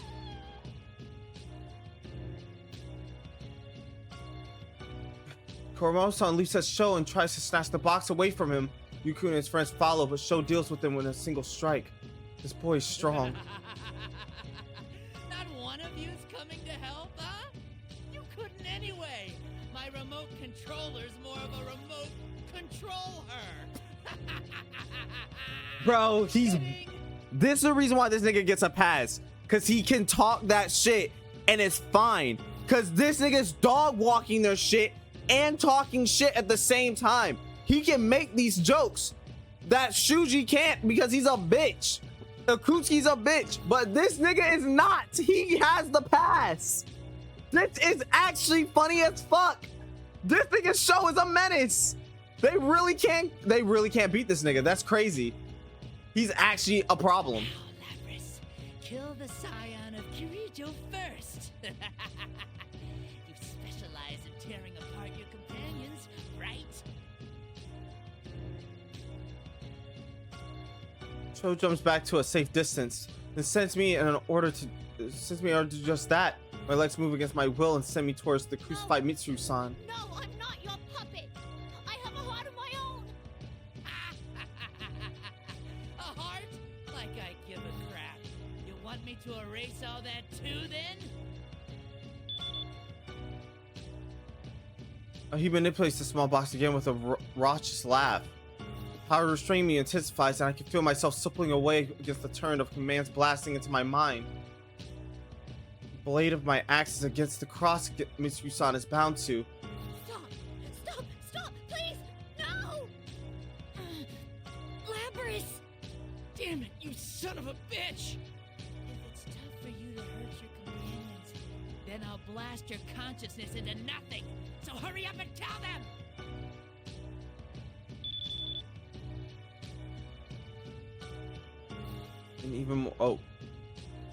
An even more forceful command overtakes me.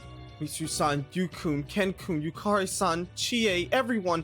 I tried desperately to hold on to my thoughts, but it mercilessly torn away. I lose all feeling of the weight of my axe in my hands. My vision begins to waver. I hear heartfelt cry coming on. I'm going to destroy those I hold dear again. Labrys, don't give up! Believe in yourself! The last thing I see through my fading consciousness is Yu-kun.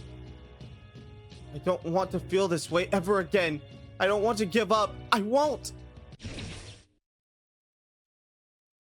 Just like that, the sound rings out and darkness envelops me. My consciousness shut off? No. Even in the darkness, I'm still awake.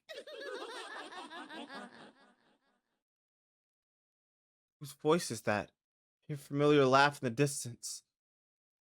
Can't see who it is, but I know that voice. Buns? A heart?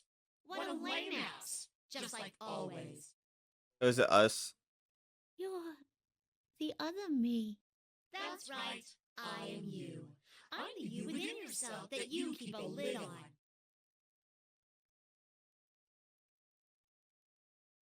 I become terribly confused in the darkness. My shadow, the existence that should have melted away and become a part of me when I accepted it. She stands before me looking exactly the same as she did before.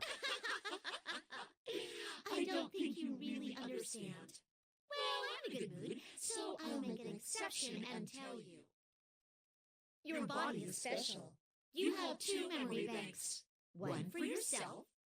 Another, a black box that would allow you to absorb the memories of the other Labrys units when you killed them and took their name.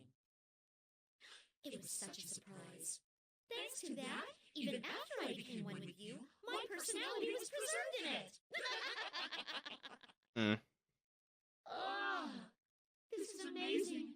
It's pounding with the resonations of the plume of dust. She gazes upwards with an ecstatic expression, then looks to me and seductively licks her lips. I've been waiting all this time for your will to weaken. And now this body is finally mine! What? It's about time you ended this. Believe in your friends? Look where that got you. Am I right? Don't you hate him? Don't you want to destroy him? Enough of this bullshit about bonds and camaraderie. All you have to do is destroy everything. Put that gigantic axe on your back to use. Ooh.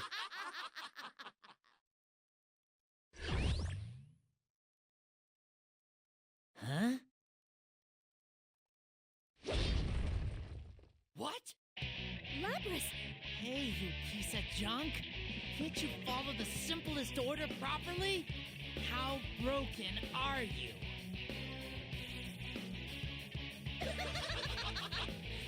Follow orders. That voice.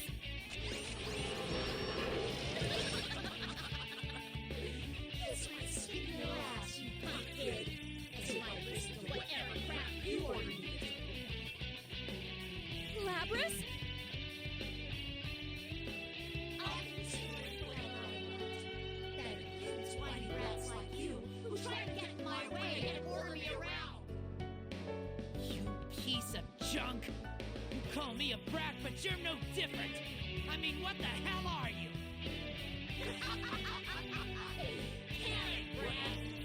Labrys has turned into a really bad girl. That's Labrys' shadow. I thought she had disappeared. Because she still doubts herself. The explosion of emotions had pushed my consciousness back to the surface. The darkness disappears and my vision returns. But still, I can't will my limbs to follow my commands. I'm not in control of myself, but the other me is. The emotions running wild within me are out of my control, and my body won't accept my commands. Crap. So wiping out the rational mind made its true self show up? Goddamn shitty robot, it's completely useless!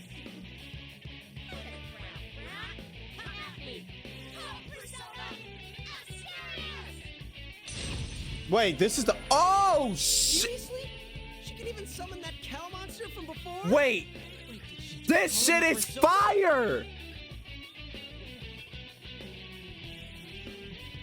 Bro, so her shadow self is like a split personality. That's crazy. Because they thought they got rid of her, but no, it's like a split personality of hers. Or a temporary split personality that is within herself.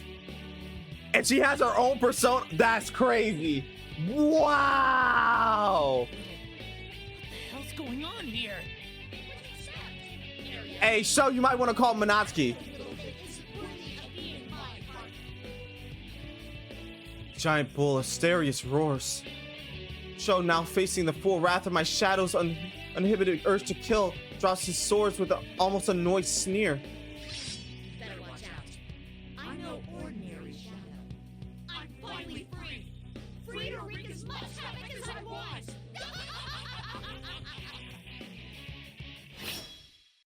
Let's get ready to rumble!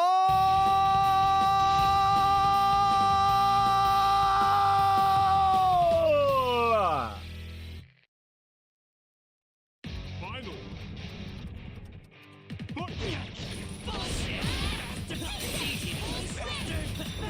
Why bother?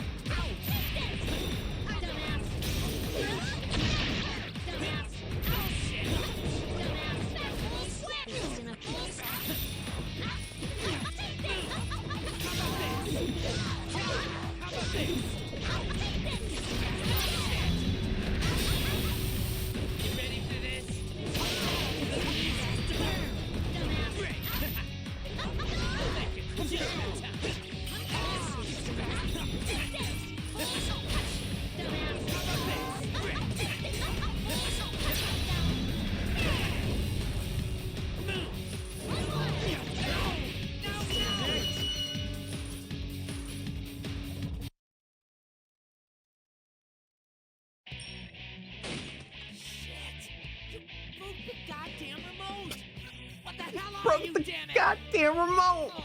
What's wrong, little boy? Don't tell me you're done already. Oh, she called him little boy? Is that the real Lapras? No, that's her suppressed emotions running wild.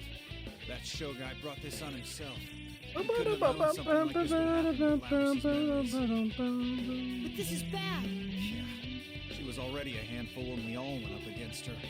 This is gonna be even worse now. Damn it. I guess I should put an end to you now. How do you want it? How do you want it? It's crazy. Monster, try it if you can. You're not worth my time, but I don't care anymore. I'll do everything in my power to destroy you! Stop, Lapras! You've done enough! Don't do it! He's not worth it! Out of my way, bastards. I don't need more of your friendship games from last time. No! If you're seriously gonna do this, then you've gotta get past us. What are you doing? It's too dangerous. Get away from her. This nigga said you Sorry, gonna I die? can't go on, but we can't back down from this. We're Lapras' friends! We could never let her accept this fate! We're not sticking up for this guy, but we'll never let one of our friends become a murderer. She put her weapon down. This is more garbage. Do whatever you want, you idiots. What the fuck? Just turn it off? Place. What's happened to me? You. I like. Enough of this shit. I'm not dealing with it anymore. Huh? You're giving control of my body back to me? You're the one who likes playing house. Wow. That's crazy. Damn, she said, nigga, I could keep it, but I don't give a fuck. She's like, hey, bro, you're the one that don't want to accept it. That's why I'm still here, type shit. Yeah, you're the one that don't want to accept yourself. You got all these people around you. I don't give a fuck, but you're the one that don't want to accept me, type shit. I miss the old Kanye. This nigga Cookie giving off those vibes. I miss the old Lapras. The darkness returns and she brusquely turns her back to me. Silence fills the area for a moment, and then I suddenly realized something. She used a persona a moment ago. It's true that she looked and acted the same as when she was a true shadow. But I can tell she was... I was fighting with the controlled powers of a persona just now. It may sound the same, but it's different. That wasn't a shadow running berserk. Because I accepted myself, I was able to attain a persona. Maybe the same could be said about... You were actually... You did that to help me. Thank you. Shut up. Just take over for me already. Wow. Oh, and... The other me mutters something. I can't hear what she says, but I can tell what it was she wanted to say. Yeah, don't worry. You're me and I'm you. You do remember what I feel, huh? She's always sleeping inside of me. You know, she had forcefully taken over my body. I feel kind of relief. Wow. Damn. Lapras! Lapras! So she helped her. Are you alright?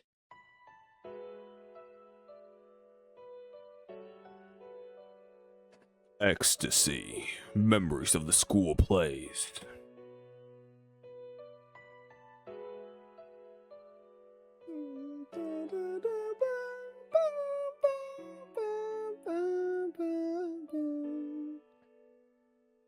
Mina, I counted the same penny 10 times. Why? Why did you count the same penny 10 times, Dave? Are you okay? At the end of the day, you still got 1 penny, my friend. The fuck wrong with you? I sense myself returning to the real world, as if the familiar voices are guiding me back. My vision slowly brightens. You-kun? Everyone. She's back to herself? Yeah, I remember. My other half saved me and everyone else brought me back to myself. And with that, I look over towards the young man before me. I know he pissed, bro. There's the unmistakable reaction of a plum of dust coming from within him. That plume of dust conveys an intense message to me. Now that I've been reunited with the other me hidden in the darkness of my mind, I know for certain what it's conveying. You're actually lonely deep down, aren't you? You don't like being alone. Lapras? Now what? Are you even more broken now? You think I'm lonely? If you're that mixed up, maybe destroying you would be doing you a favor. Damn. I was like you once. You just haven't realized what's in your heart. It's 'cause no one ever accepted you for who you are. Huh? Lapras, what are you saying? That guy... I know. Let her but cook. I understand his feelings, too. He was raised by this Akutsuki guy, but when Akutsuki died, he was just thrown out into the world. You can't bear to live in this world, so you want to tear it down around you. But isn't that just something you're telling yourself? Even I found a home with Mitsuru-san and them. If you just opened up your heart, you could live in this world. You could have friends. Shut up. Shut up, shut up, shut up! What the hell are you yapping about, you stupid puppet?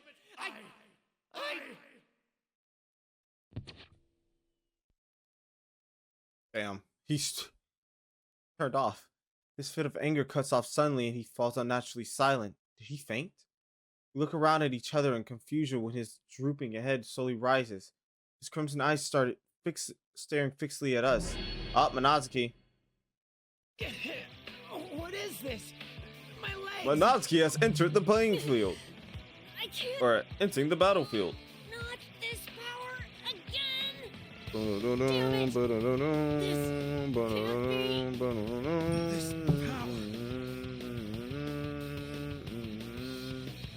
He can't move. And it's not just me this time. Everyone seems to be held in place due to some power. The young man slowly and calmly looks over all of us. His eyes in the cross-shaped scar between them glowing red like a silently burning flame. Useless ideas in his head. Do you intend to destroy him? You are. Allow me to reintroduce myself. I am Minazuki. Show Minazuki. I am the one who will grant this boy his wish. What happened to this guy? He seems completely different now. Wait, I sense the plume of dusk. Who are you? I have no need to explain. This boy yearned for me, and I awakened within him. That is all.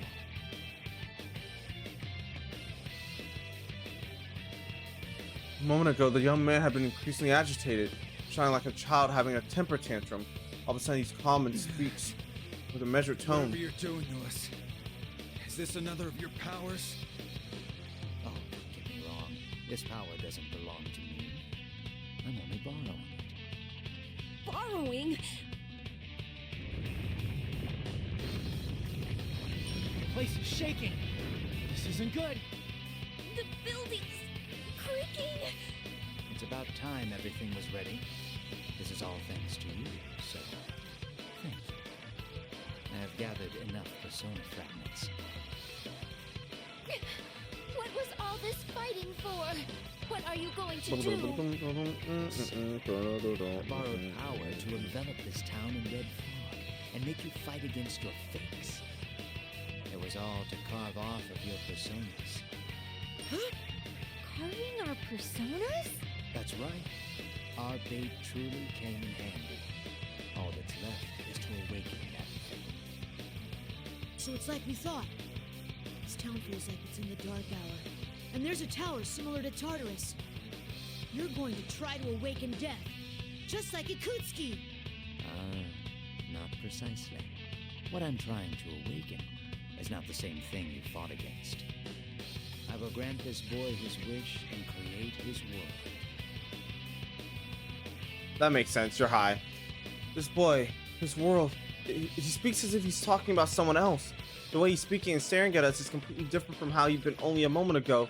As if he's now a completely different person. Wait, a different person? Could it be? Damn it. If only I could move. I'll be going now. There are still some finishing touches that must be made. You are free to come after me, but your missing friends are in danger. It would be wiser to go and rescue them.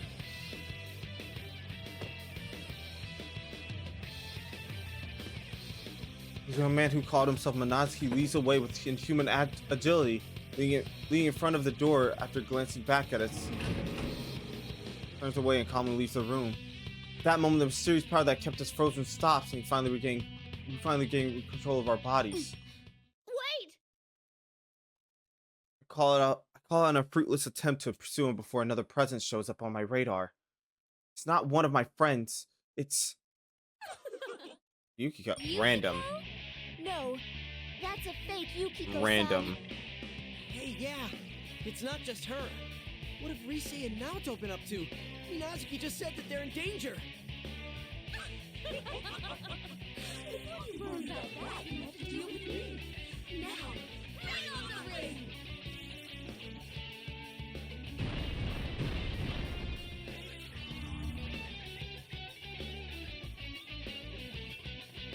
When the fake raises his arm, the usual red pillars descend from the...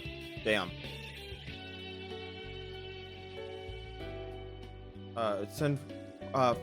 Descend and form barriers around us. No, I won't be able to pursue Minazuki now. He also said that our friends are in danger. Yusuke-san is still on the crossing. Yuku and his friends are wounded. We have no idea what kind of problems Naoto-kun and the others who aren't here are facing right now either. In any case, we have to hurry after Shokun as quickly as possible. Rescue the others and pursue this case to rest. And put this case to rest. Put my axe from my back and turn around in reaction to the Koromaru-san's bark. Found a place for myself among the shadow operatives. They're my comrades and they feel the same for me as I do for them. They line up beside me. That's right, I'm not alone anymore. Damn, all these niggas, bro. but I'm gonna do Labris because she's, yeah. Let's get ready to rumble! Oh! Oh!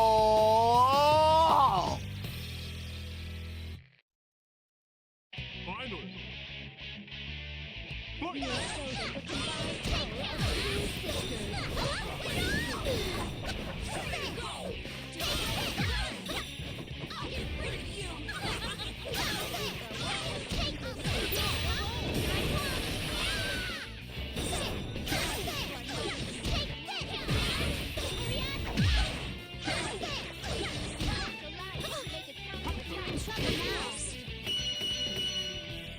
You carried off that match wonderfully.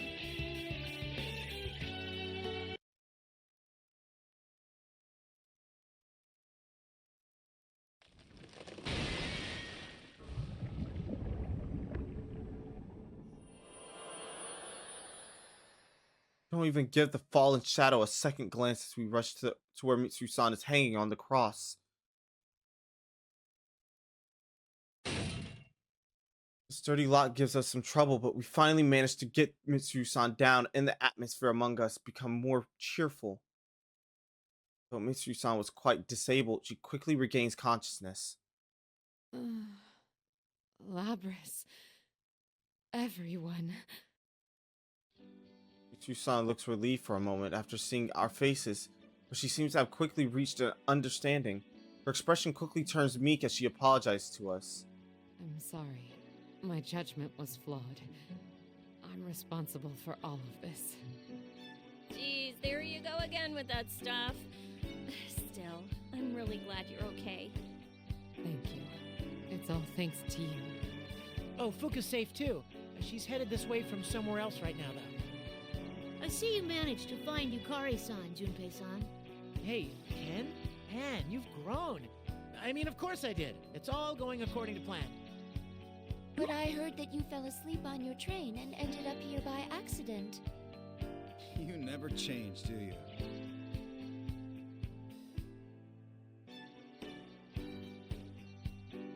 It seems that the auxiliary staff like Yukari-san hasn't seen Mitsu-san and Akiko-san in a while, but they have sentimental expressions that they greet each other. The stiff look on Mitsu-san's face slowly begins to melt away.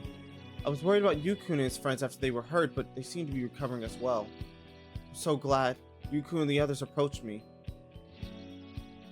Labris! I'm so glad you came. I thought we were done for. I thought you turned into your shadow for a moment back there. What was that all about? I don't know, but I guess my shadow's been within me all this time, watching everything I've seen.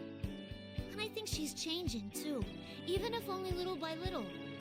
And it was all of you who brought me back. You really did help us. Thank you.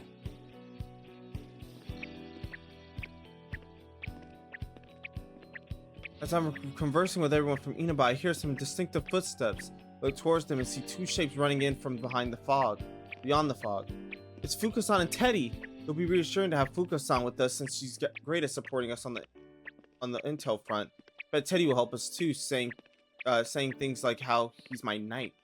Can't help but smile when I hear their voices calling to me. Lemon-chan!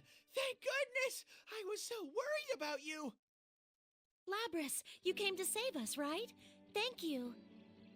Whoa, he really is a talking costume. You're not General Teddy, right? Of course I'm not! Look at my fur! It's completely different! It's 100% genuine teddy fur! Koromaru-san says that his is 100% genuine dog fur. Well, yeah. I mean, he's a dog. Hey, what kind of fur is your coat made of, Mitsuru-san? This? Kikuno bought this coat, so... No, let us save the discussion of fur for later. Mitsu-san walks towards Yukun and his friends. Seeing the leaders of the shadow operatives and the investigation team together like this makes me proud. These two people saved me and gave me a place to belong. I want to fight for these people and that will help me get stronger. Having friends and comrades is truly wonderful. That's what I. No, That's what I Tony, think. I must thank you. It seems we're once again indebted to you. No, I have to apologize for breaking my promise to you. Your people have helped us out too. That's fine. You helped me remember something important. We did? That's right. Trying to keep danger and death at a distance only results in putting life at a remove as well. I knew this when I established the Shadow Operatives, but it seems that I became too focused on thinking only about the present. Mitsuru-san. Allow me to ask for your help now, Narukami. I'd like you and your friends to cooperate with us. We need your assistance to solve this case. Do I really need to answer that? Of course we'll protect Inaba. Yukun looks straight into Mitsuru-san's eyes as he answers. Seeing his sincere resolve, Mitsuru-san nods cheerfully. Yukun's friends are all smiling too, as if they're agreeing to gladly take on anything that comes their way. By the way, why don't we all compare what we know about the situation? Oh, you're on the ball, Ken. I was just about to suggest that myself. Yep.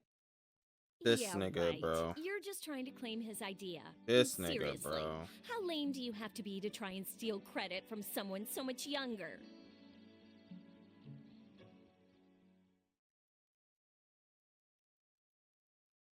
We each describe what we've experienced up to this point.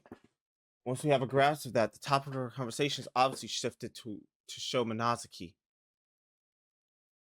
Who in the world is that show kid? Didn't he say something about Ikutsuki being his dad? That young man stated that he was the mastermind behind the recent events here in Inaba. He also said that he is Shuji Ikutsuki's son. The file I was given by Kikuno-san clearly said that Ikutsuki had no family. Well, presumably he had a life before he was the chairman of Gekukan High. Couldn't he have had a child during that time? No. Ikutsuki had no family, let alone a child. The only things on his mind were his experiments and the fall. Yeesh, so he was a mad scientist? Oh, don't tell me he was doing human experiments too. Yes, he gathered orphans from different areas and performed inhumane research on them to try to artificially induce their personas. Whoa, seriously? That's messed up. Even after Ergo Research was disbanded, it seems Ikutsuki stole the research data and continued performing such experiments personally. One of those test subjects was named Sho Minazuki. The records state that he was the youngest of the test subjects. An orphan, huh? Did Ikutsuki adopt him? No, Sho Minazuki was nothing more than a favorite subject to Ikutsuki. Crazy. Test subject? But he's a person! How could he do such a horrible thing? The Kirijo group of the time was an evil place, suffused with his arrogance. It isn't hard to imagine how he was treated with Ikutsuki in charge. Minazuki was raised in a solitary environment, never interacting with anyone. I suspect his experiences from that time greatly affected the development of Minazuki's current personality. So that's why he said Ikutsuki was his dad. And he told bad jokes like Ikutsuki too. Hey, that reminds me. In the middle there, he suddenly seemed like a different person. What was that all about? Oh shit. We'd all noticed that. It was so sudden how his personality just switched. The red-haired boy could have split personalities. But the presence that I felt was bothering me a bit. Mitsuru-san, when he reintroduced himself as Minazuki, I sensed some kind of resonation with my plume of dusk. What could that mean? There is no information on that. The same goes for the power he had when his eyes turned red. Perhaps they are a result of Ikutsuki's experimentation. The entirety of the report has not been deciphered, but Ikutsuki's data does mention Minazuki's name and the plume of dusk. Kikuno's decoding it now. Oh, I have it too. Kikuno-san entrusted me with it because it was an emergency. Ah, that's fine. Either way, I was intending to share it with all of you once the report had been completely deciphered. Shuji Ikutsuki, the man who performed a countless number of inhumane experiments at the former Ergo Research, who used Mitsuru-san and the others while serving as the chairman of Gekukan High School, and who schemed to destroy the world. I can easily imagine how many victims his experiments may have created. I myself am a result of a similar process after all. The Shokun is another one of those victims. Hey, when he got all cold and called himself Minazuki, he said that he wasn't after revenge for Ikutsuki, right? Correct. Based on what he said, it seems this Minazuki set this situation in motion to grant the hot-headed boy his wish for immense solitude.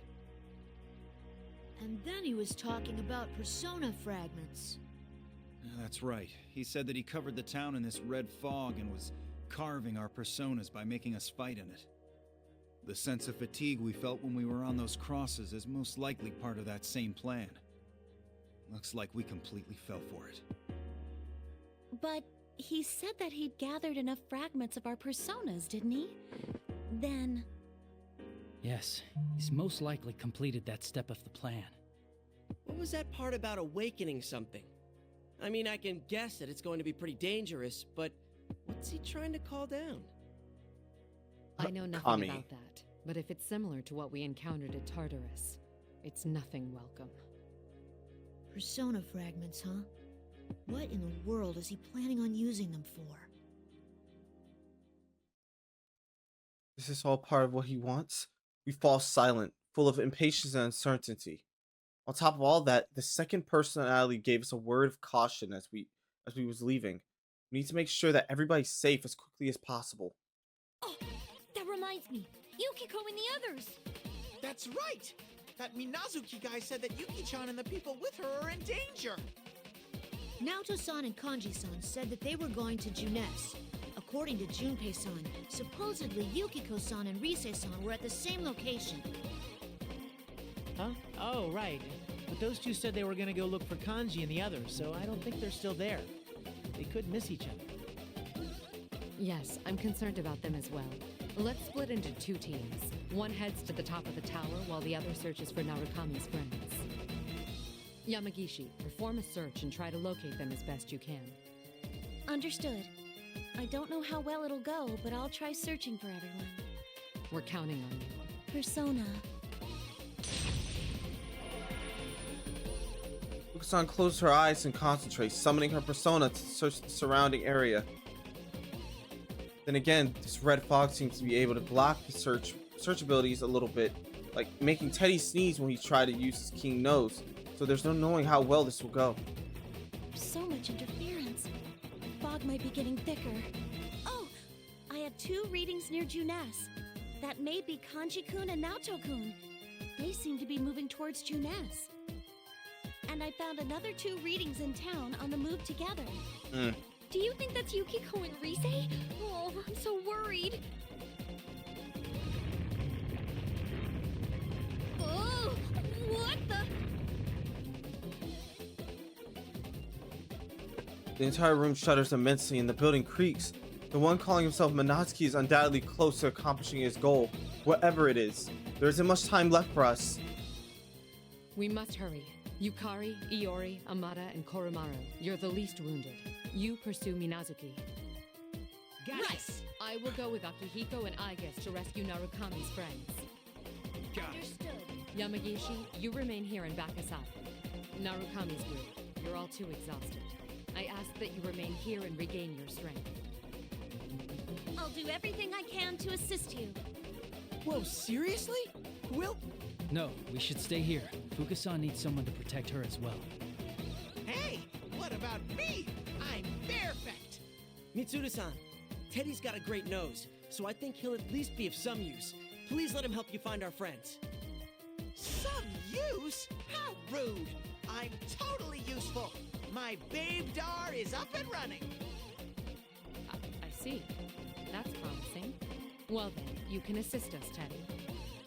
Mitsuru-san, the school and this town have both turned into labyrinths. It would be unproductive for us to search the town all in one group. Yeah, Aigis is right. If we're all caught together again, things will get worse. Let's split into 2 teams to search faster. All right, I can provide some guidance as well. Aigis and Teddy, you partner up. Akihiko and I will go together. Once you meet with Narukami's friends, head for Junes. We'll regroup there and secure the area. Woo! I get to be alone with Ai-chan? Their body bodies were artificial, but their love was real. Okay, I'm in. Bruh. You can tell that Mitsuru-san's leadership and quick decision-making have given everyone's morale a boost. This is the longest chapter ever, it is. Of course, her strength stems from her deep care for her friends and comrades. All our anxiety and impatience disappears as if it had never existed, and we're filled with renewed determination. We all wish to protect this world. Mitsuru-san approaches me. Lapis, I should ask you this now. What do you think about that young man, Sho Minazuki? Well, I know we can't let him destroy the world and all, but I think he's the same as me. I want to see him one more time and try to talk to him. Just like you all saved me, I want to save Sho.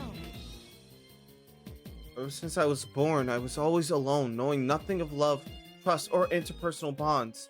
I was taught only how to fight and never considered the possibility of befriending anyone. That young man, Sho Minazuki, is exactly I once was. That's right. And if that's the case, I should be able to save Shokun the same way I was saved. Very well. I want you to pursue Minazuki as well. I'm counting on you, Lapis. Okay.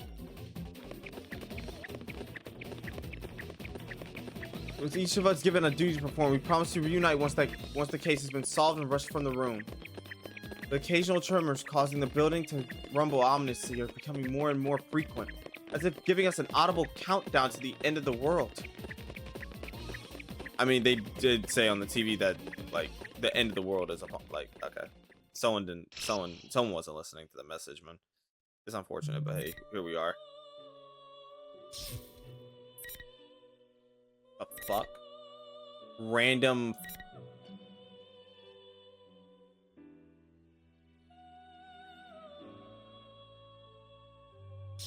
I know they did not give this bitch her own chapter, bruh.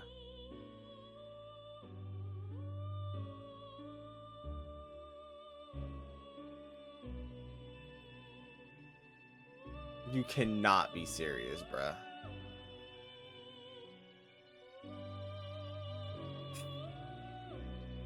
If I have to,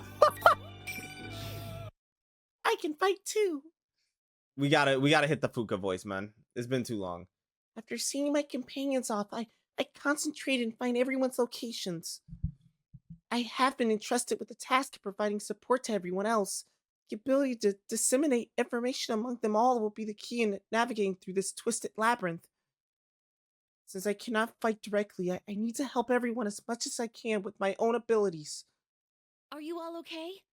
I don't sense any enemies nearby, so please concentrate on regaining your strength. Right. Ow. Are you okay, Fuka-san? You were only rescued a little while ago. Is it okay for you to use your persona so soon? Thank you. I'm all right. I'm sorry we dragged you into this. Chie-san is concerned about me, though I'm sure that she's been badly hurt we herself. Just screwed up. We're really thankful you guys came. In any case, let's recover as quickly as possible so we can go after Labris and the others. Yeah, I agree. It's not just Chie-san. When the persona users of Inaba found out that I was being held captive, they all put themselves in danger to find me. It makes me truly happy to be able to fight alongside these people. Uh-oh. Hey, Theo! That warning, one of the caskets in the room opens with a creak and a tall man steps out of it. Blue clothes, silver hair, golden eyes. Who in the world is he? I can sense his power, but I feel no hostility from him. He doesn't seem to be a shadow. Hey, Yuka, how you doing, man? Bro, Mina watching stream while lifting in the gym. We about to hit PRs with this one. What? Those clothes. They're very similar to the dresses Margaret and Elizabeth wear. Oh my gosh.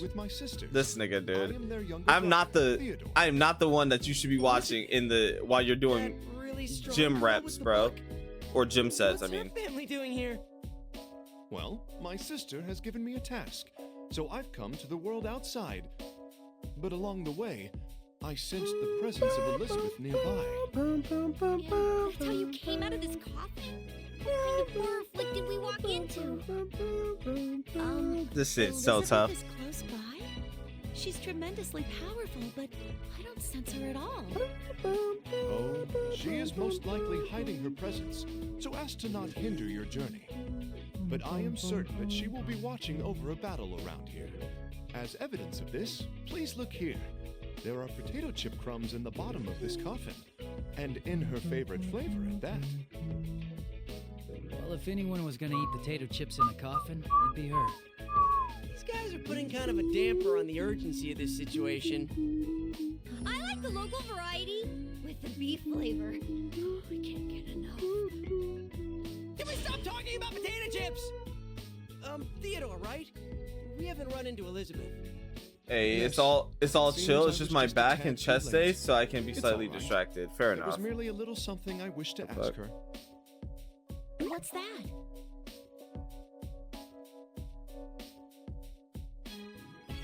This is how Theodore's story goes.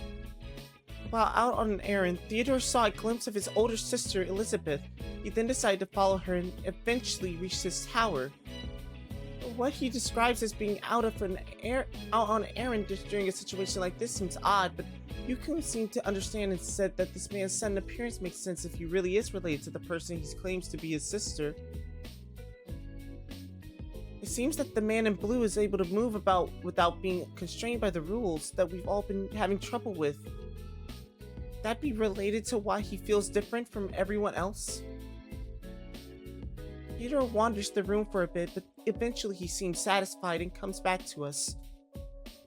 This nigga Theo, Upon bruh. closer inspection, I'm about to seems put you're myself all in hell, quite so rude. enjoy Pete. Forgive me for asking so Wait, what? brazenly, but why is it you continue to fight, even when you have been hurt? What do you to mean this you're about to put extent? yourself in hell? What does that mean? Why? I'm a little bit bewildered by the sudden question. What are we fighting this battle for? Are you asking why we're fighting? One moment, please. Theodore raises a hand to stop us, then furrows his brow in thought. Hearing it from you would be too easy. Oh, you will find out. Okay. Could my sister have given me this opportunity to see the outside world, to broaden my horizons? Are you alright? Ah, please forgive me.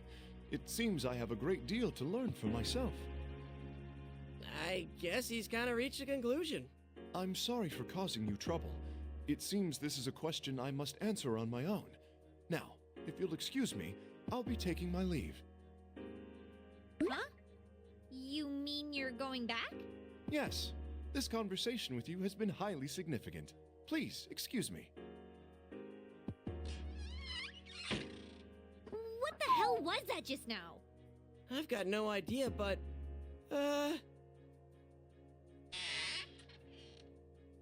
Wait, what now? Nah, imagine if we almost did a forgotten. fan animated version of If you us truly parodying are in a Persona. great hurry to reach Question. the top of this tower, Question then please is make use of this door who's here. Junpei and Yukari? I feel like the answer is very simple on who's Junpei. There's only one answer to who's Junpei. There's only one answer to this.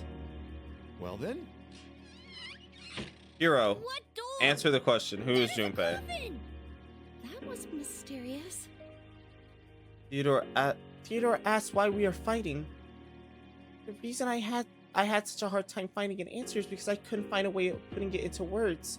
I mean, we all have our own reasons for being here.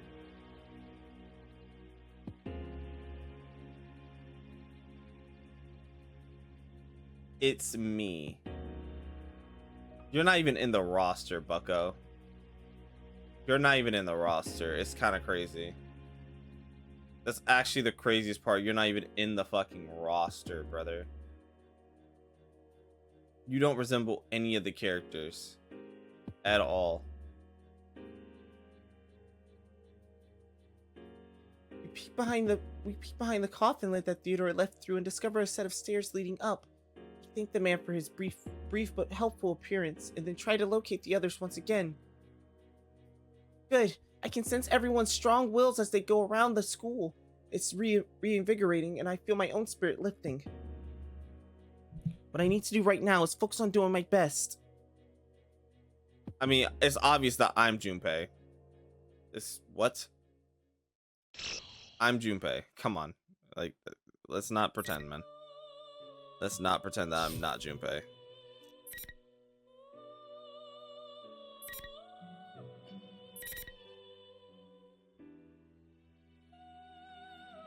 Oh shit, I guess. Okay, wait. Oh, this is okay. Going Wild, Mitsuru's Anguish. That's interesting. Okay. Alright. I guess we'll do Akihiko first. Me? You don't know about that. I'm not. Okay. In order to search for the Inaba persona users, Mitsuru and I searched the school building for an exit out of the tower. But the interior of the building has been warped into a complex maze. I don't think we'll get out that easily. Brother. I'm detecting a set of stairs just That's ahead. crazy that you don't Would think I'm please Junpei. try going down a floor? Post it in Discord. Who do you think is more Junpei, me or you? Post it in Heroes Discord so someone can answer that, man. We must hurry on. Mitsuru mutters to herself after she and Fuka end their conversation. And her voice sounds tenser than usual. Looks like something's on her mind, so I decide to talk to her. Are you still upset at how you and his friends got caught up in this? I am, but what truly bothers me is how I cannot get a full grasp on the Sho Minazuki character, who has been behind everything. Are we sure he's a persona user? When he fought against Labras, he didn't use a persona. In addition to that, the one who called himself the person behind Labras' disappearance said that he had no persona. Granted, that could have been an act to confuse us, but that still seems like a very unclear way of doing things. It's hard to believe that what he said was just an act. When I spoke directly with Minazuki, I saw his persona myself. This matches with what Narukami and his friends attested. Could he have an accomplice? An accomplice? Akihiko, this is only a hypothesis, but what if there were two Minazukis to begin with? Two? You mean the one who called himself Sho and the one who called himself Minazuki are two different people? No, his personalities changed before our very eyes. There's no doubt that they're the same body. But what if this isn't a case of multiple identity disorder? What if the two truly are completely separate personalities existing in the same body? Completely separate? What do you mean? Mitsuru-senpai, I'm detecting a shadow just up ahead of you. We immediately in our discussion when Fuka's voice reaches us. There's only one door ahead of us, and at the end of the hallway. I'll see a way around whatever's in our path. It'd be too much trouble to try to head back. Let's break through here, Mitsuru. It seems there's no other way. The situation is growing more and more dire by the moment. We must deal with this as quickly as possible. Imagine if we had to solve a murder mystery as a group. We'd never get anything done. Yeah, cause yo fuck ass, bruh. Literally. We rushed to the door and charged inside. On the other side is a normal classroom. Well, normal if you ignore the bizarre decorations all over with a blackboard, lectern, and rows of a desk. The ace detective Inaba's waiting for us here. Oh shit. You two seem to have made it out of your predicament. How does it feel to have been rounded up like that? This Natto is a fake. There's no reason to doubt it. But it's well made. It would be hard to tell the difference unless you had shadow detecting abilities like Fuka. The enemy's goal wasn't to carve off pieces of our personas in battle. These accurate doubles could easily have been used as weapons against us. Enough idle conversation. Let's get this over with. We don't have a lot of time. Wait, Akihiko. As I get impatient to go into battle, Mitsuru's voice stops me. True. I guess we should listen to the fake's dying words. We may be able to gain some clues after all. There's something I want you to tell me before I slay you. What is it? You can ask, but it doesn't. Who created you fake people? Who is Minazuki? That's an odd thing to ask. Didn't you meet him yourself only a few moments ago? You should ask him yourself. And again, you won't be getting that chance as you'll never leave here. We're going Akihiko. Let's get ready to rumble!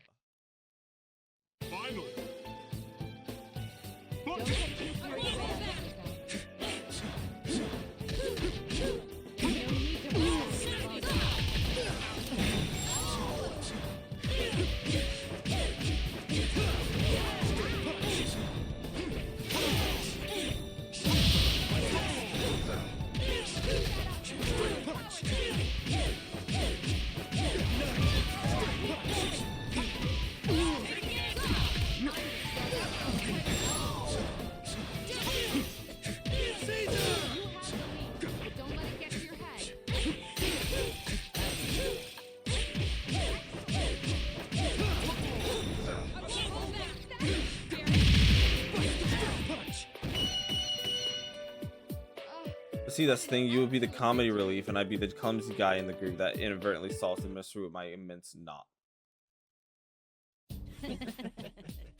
That was enjoyable. Please sit back and enjoy the spectacle. That entire thing that you just said is flat out just wrong.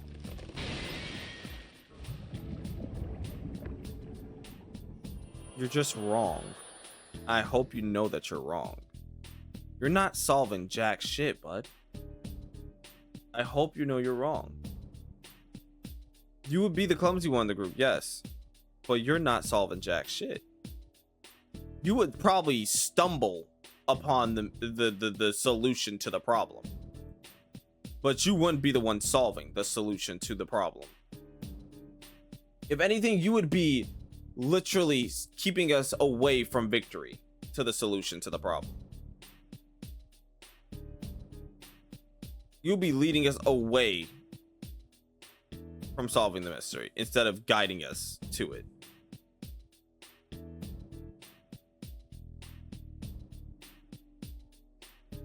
But I digress. The irritating jeer that fake Nato begins to crumble. The red pillars disappear as well, and a set of stairs leading downwards appears inside the classroom. Mitsuru-senpai! Akihiko-senpai! Are you alright? Yeah, no problems on our end. The shadow disappeared before we could get any information out of it, though. We can't waste any time. Let's keep moving while we talk. Okay, please head down those stairs then. That should get you out of the tower.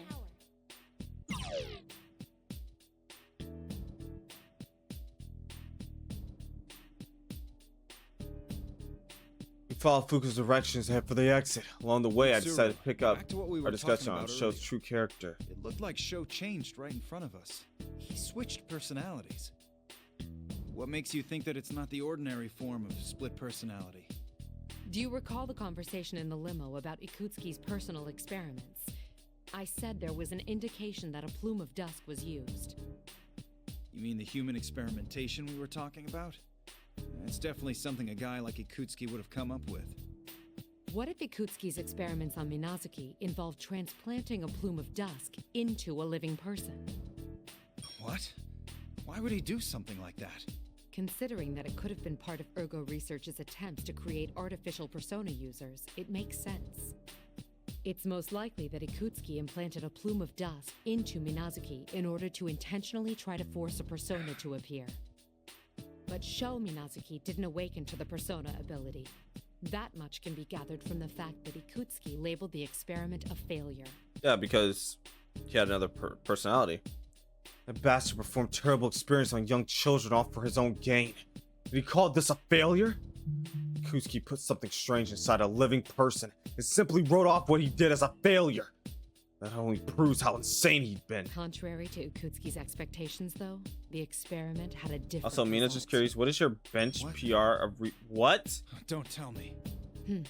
If a plume of dust was implanted into the body of a person who already had a personality, what would happen? I don't do reps.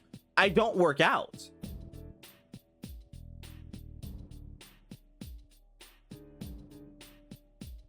I don't work out. What makes you think I work out?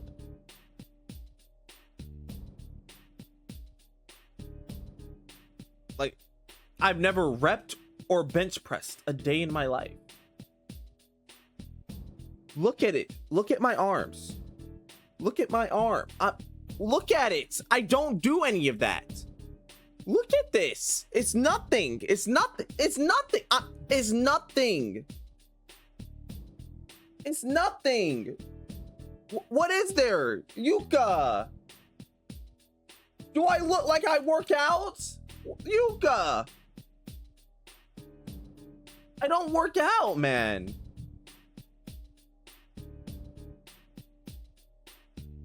No, I can see you be like sneaky good at lifting, like someone who can lift surprising weight.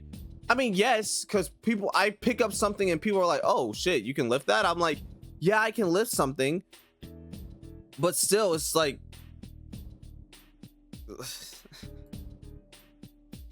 bruh. Oh, that's... Oh, I'm so sad. I'm so sorry. Oh, I'm so... Oh, damn. I just saw what Heroes... damn. Hero streaming Overwatch with Coop and Joker. You hate to see it, man. Damn. And he's playing ranked. God, pray for him.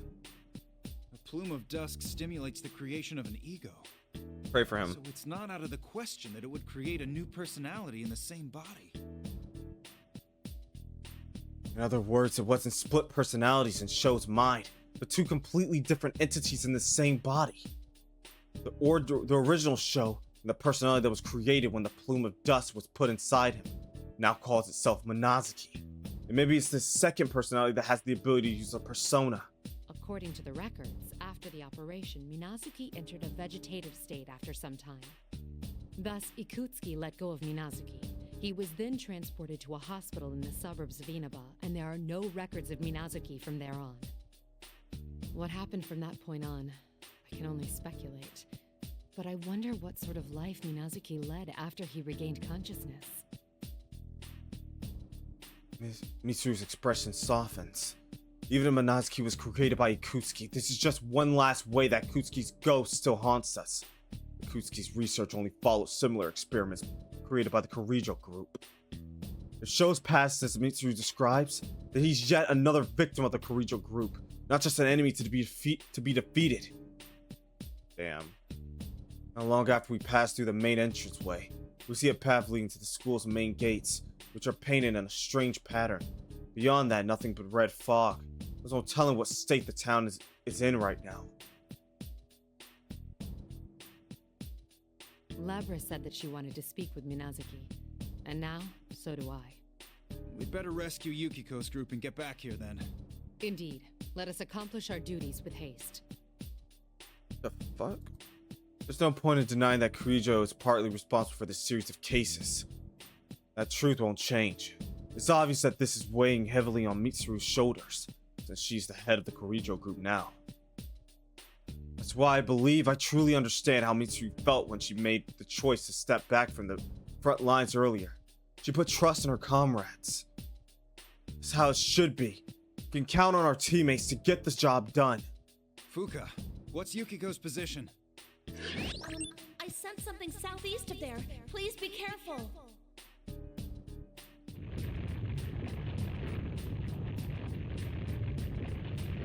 As Fuku's communication cuts out, the school building behind us makes a groaning sound. It's so loud now, I get the feeling that there isn't a lot of time left. Mitsuru and I nod to each other before we begin running towards the town.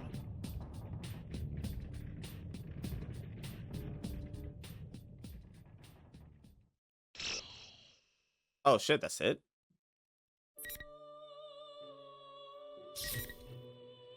I was not expecting... Really? Okay. Going wild. I guess. I'm worried about Yuki-chan and Rise-chan. Hang in there, ladies. I'll come get you in no time. Still, this hallway has been going on forever. If this continues, we will be unable to make any progress. My lengthy time bound to the cross resulted in a serious drain of my energy reserves. My condition has deteriorated to the point where even normal maneuvers will be difficult. If we were to face another shadow, I might be at severe disadvantage. On top of that, the young man named Sho displayed godlike abilities.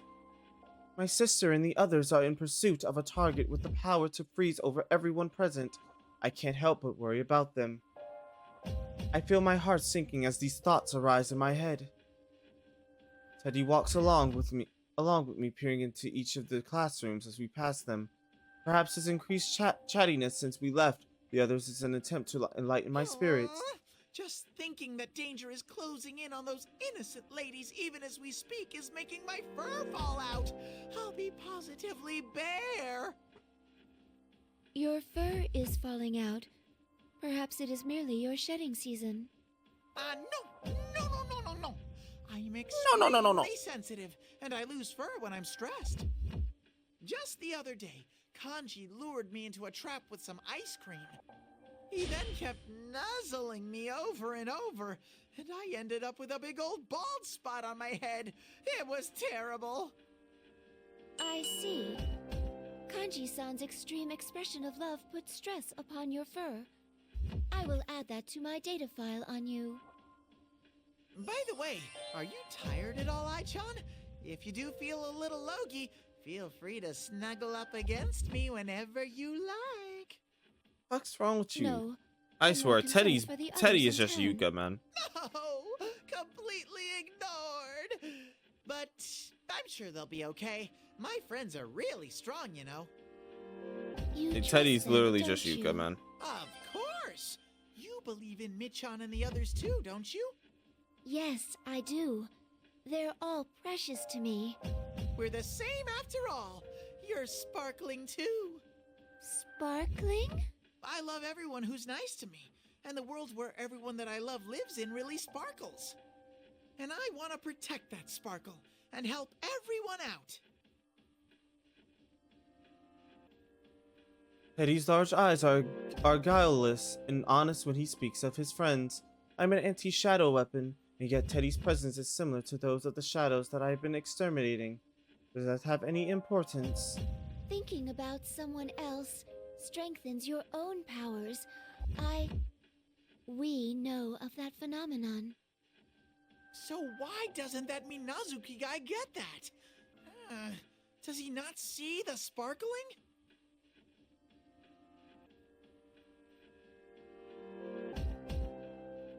Teddy then declares that it is up to him to become Minatsuki's friend. Eventually, we come to a door next to a sign reading Music Room. Teddy sniffs for some time as if searching the room, then sneezing loudly. Don't ever disrespect me like To the exit unless we go through here. Don't ever disrespect me like that again, calling me after one of the worst / annoying Persona characters ever. Oh yeah, my goal in the future is when us as a crew meet at a con, I want to mog on the squad and cosplay some Guilty Gear character. Jesus Christ. Brother. Dante, Dark, and... Dante, Dark, and Super will have your head, whoever you fucking cosplay.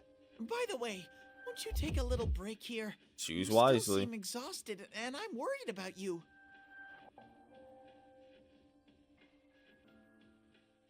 Teddy looks at me with worry while he suggests that we should have descended quite a bit by now, but there is still no sign of the exit.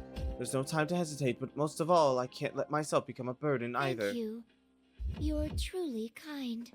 Of course I am. It's basic bear etiquette. Then who the fuck are you in Persona 4 then, if you don't want me to disrespect your character? Teddy puffs out his chest with pride as he puts his hands on the music room door. We're barreling in. Excuse us.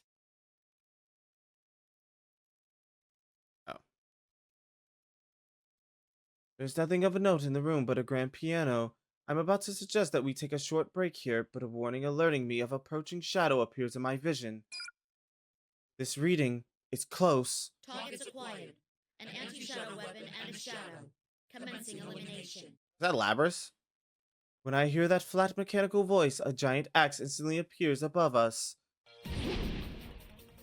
Also, the main character I want to do is Sin, since he looks so sick with the flag and his compression shirt. In a flash, I realize that we are being ambushed, but my body is too exhausted to move like I want it to. It's going to hit me. If I take any more severe damage, I'll be destroyed. Hi, John! Damn, he took the brunt. Damn, smoked. Teddy shoves me away and I tumble to the floor. The fog and dust stirred up from the impact begin to settle, and I see the giant blade embedded into the floor, right where I had been standing. Teddy had been hit by the attack meant for me, and now he's lying motionless on the ground. Man, you're weak. I was just trying to surprise you. You're a copy of my sister. I was ordered to take part in that. Damn, she said, damn, you ass. I'm gonna do whatever I want, starting now. Hi, John! Run! Leave the shadows persistent. Once I go with Itis, I'm gonna grind you down and fertilize you. Teddy! The Axe strikes Teddy a heavy blow and he slams into the wall before sliding down into a heap. I tried to rush to his side, but... Damn. I wasn't careful enough. The strike at Teddy was part of a combo with the second attack, anticipating that I would try to come to his aid. Though I was able to avoid a direct hit, the tip of the axe catches my leg with a dreadful noise. Damn. Also, to be fair, I don't feel like I fit any of the P3 characters, since they are all quite unique, if that makes sense. Then, nigga, why would you pick Junpei out of everybody? I stand up and prepare to dodge any further attacks, but the hit I just took has been enough to damage my leg.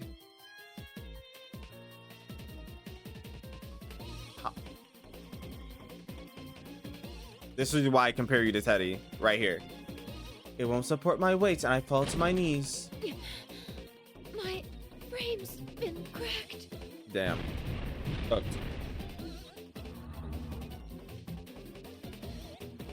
The copy of my sister's smirk confidently and slowly approaches me.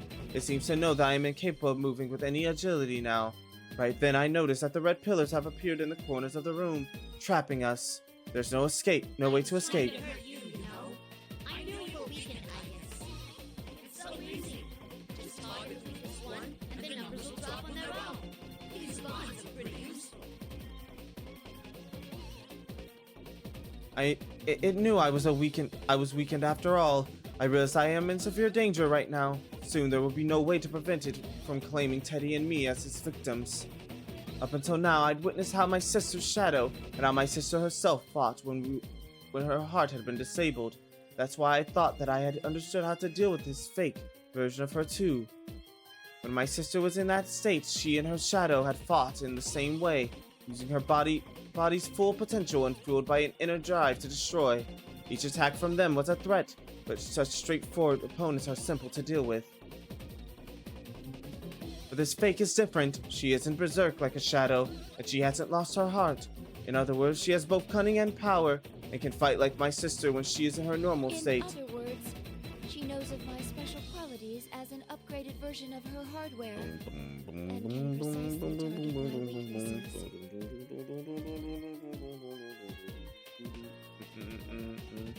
The biggest difference between the 5th generation Lapras and my sister and me is our attack ranges. While my standard weapons are firearms, my sister has no long-range weaponry, aside from some of her persona abilities. Normally I would have an advantage over her, provided that I am able to keep a distance between us. My damaged leg robs me of my mobility, so I can't do that right now. The fighter able to hit harder will have to have the upper hand here. The devil must have known that and targeted my leg from the start. I've already made a mistake in the limousine, and this will be my second blunder today. If only I had been better able to deal with things.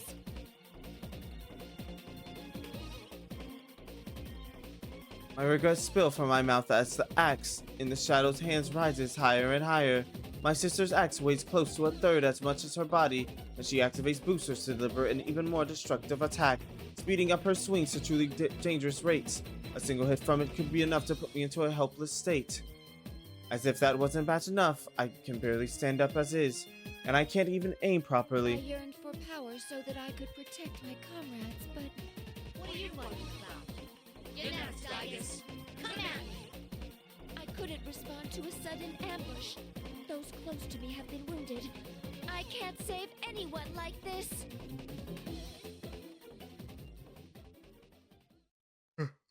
Now that I am facing a truly desperate moment, something surges from the depths of my heart.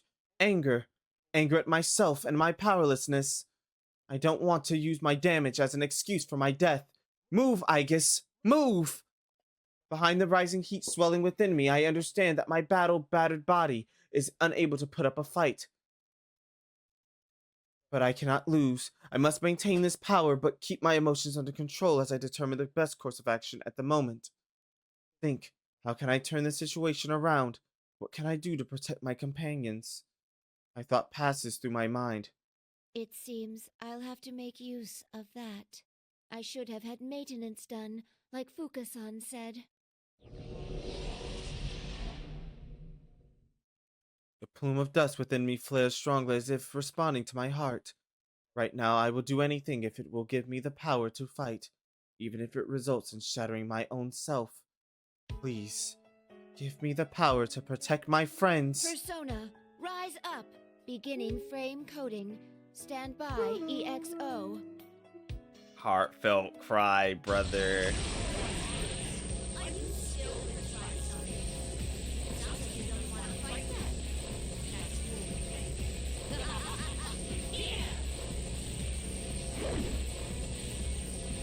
The axe, the fake wheels flashes towards my face, and I hear the boosters roar.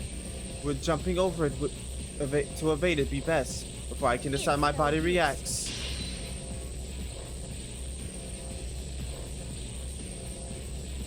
I cross my arms and take the blunt of the strike on my forearms. Violent sparks fly up in the collision, and the force of the attack travels throughout my entire body.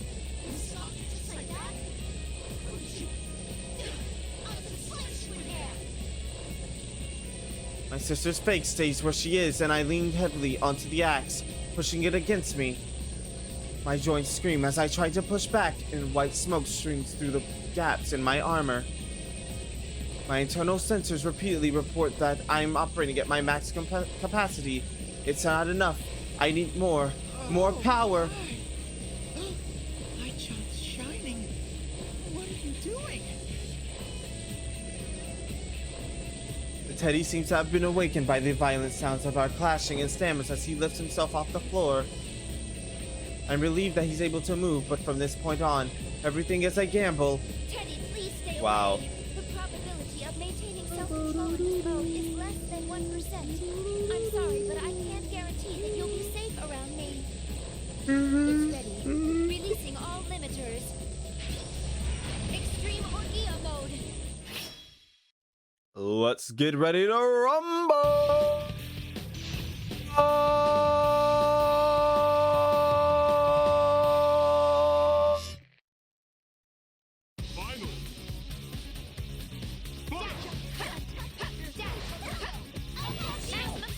Oh my god.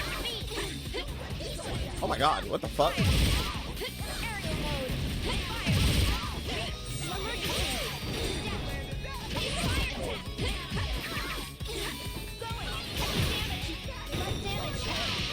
Oh shit, oh shit.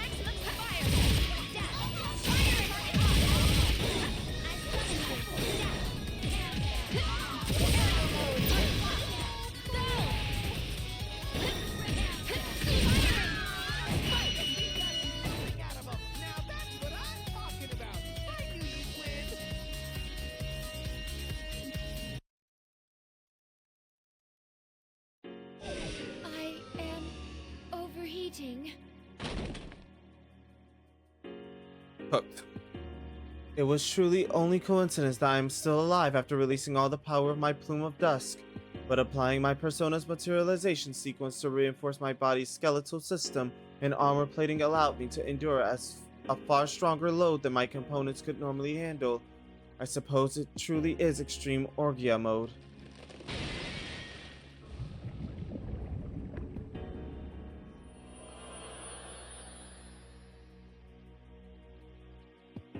My sister's double turns into a black mass and begins to melt. As it collapses into a puddle, glimmers like golden sand trickles upwards out of it and disappear into the ceiling. I finally reach Teddy and help his injured, round body. I'm so sorry. It's my fault. Ai-chan, you were so cool. I regret nothing. Please, take I regret care of nothing. Yosuke. This nigga, dude. I can't stand him. Teddy!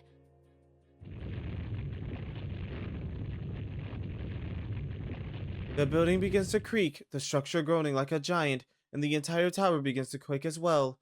Both the creaking and tremors are getting stronger compared to what we had felt earlier. Ew. In addition, a beastly howling thunders down from above. What is that? Is there a voice? Could it have come from much higher than the room where we rescued Mitsuru-san? Teddy's eyes snap open at this eerie sound. What was that? I don't know, but it seems a great power is trying to awaken.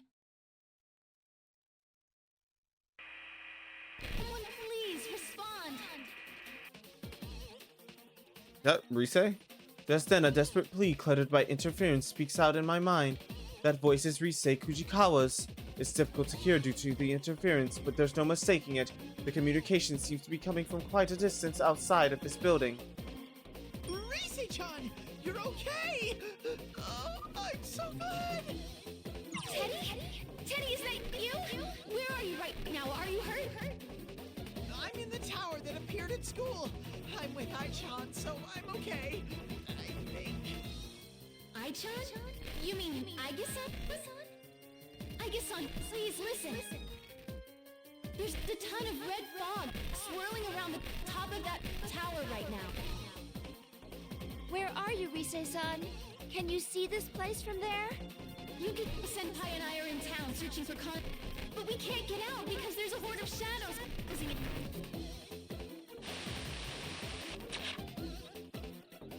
The message is cut off before we can hear the entire thing. From what it sounds like, Rise-san and Yukiko-san appears to be in town together, just as expected.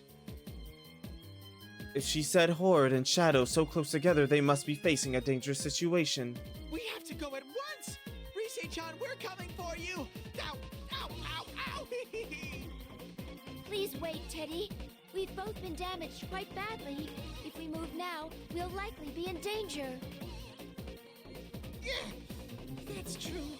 But I just can't sit here and wait. Yeah, wait! Damn. His shit is cracked. Teddy was surely wounded quite badly, but knowing his friends are in danger, he seems unable to contain himself and attempts to force himself up to his feet. I feel the same way, but I must relate to everyone what Rise-san said about the school as soon as I can. When I approach the window to find out where we are, I see two figures leaving the school building. That's Mitsuru-san and Akihiko-san. Thank goodness! They managed to get out before us. I can understand why you want to hurry, but those two are attempting to rescue the others as well. Let's proceed with caution so that we can meet up with them quickly.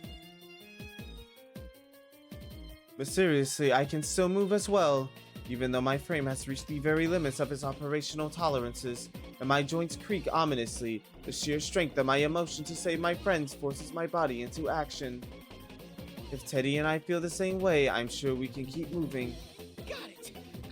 Ow! Anyway, let's move! I'm getting fired up! Let's do this! Onward! As they say, yeah! Yeah! I can't help but smile at Teddy's enthusiasm.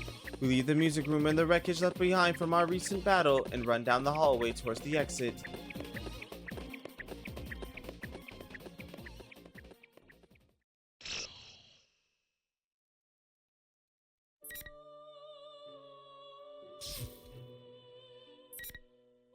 Rush to June S. And... oh, then the world of me... Nigga, what?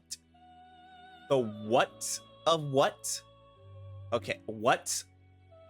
What? The world of me. Okay, man. Alright, this is chapter 9. Yeah. Alright, let's see what the Mitsuru one. Ooh, theme. We run at top speed through the fog enveloping the town of Inaba. Not a single soul can be found. What the fuck? What we found? Can be found outside. The sight reminds me of nothing more than the dark hour. Akiko must feel the same way as he runs behind me. Mitsuru, how are Aigis and Teddy doing? They must have gotten Teddy out of Teddy? town by now. You're right. Let me search for them. I concentrate and search the area for any readings. My search ability only has a limited range. To make matters worse, the images that appear in my mind have severe interference, likely caused by this strange fog. This fog seems to be symbolic of Minatsuki's solitude, as if trying to sever our connections to one another. I found them in the town shopping district. We'll be able to catch up with them quickly. Alright, let's hurry to join up with them. Then we can compare notes. Fortunately, Agus and Teddy appear to be very close by. We hurried towards the readings in an effort to meet up with the others.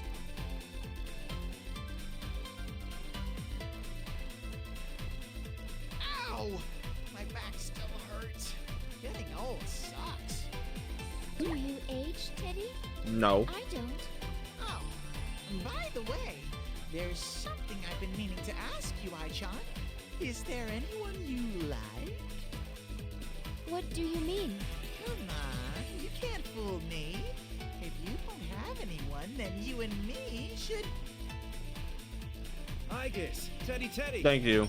Michan, Aki. Aki, But I answer that right now. Soru-san, thank goodness you're both safe. Oh, what happened? You're both beaten. I was careless. We were ambushed by an enemy and suffered severe damage. Though they're acting brave, it's obvious at a glance that both Teddy and Igus have been severely injured. Clear that they won't be able to fight properly for a while. Is someone... Please respond. Rise-chan, I hear you. Talk to your lover bear. What the? Is that you, Kujikawa? We can hear you. That voice. Mitsuru-san? Talk to your lover bear. He just asked Igus to be his. Yes, but we're fine now. I'm sorry to have worried you. Where are you right now? I think it's terrible. Senpai and I went out to look for Kanji and the others, but the town's turned into a maze. I lost track of them while we were getting our bearings. We're thinking about heading back to Junes right now.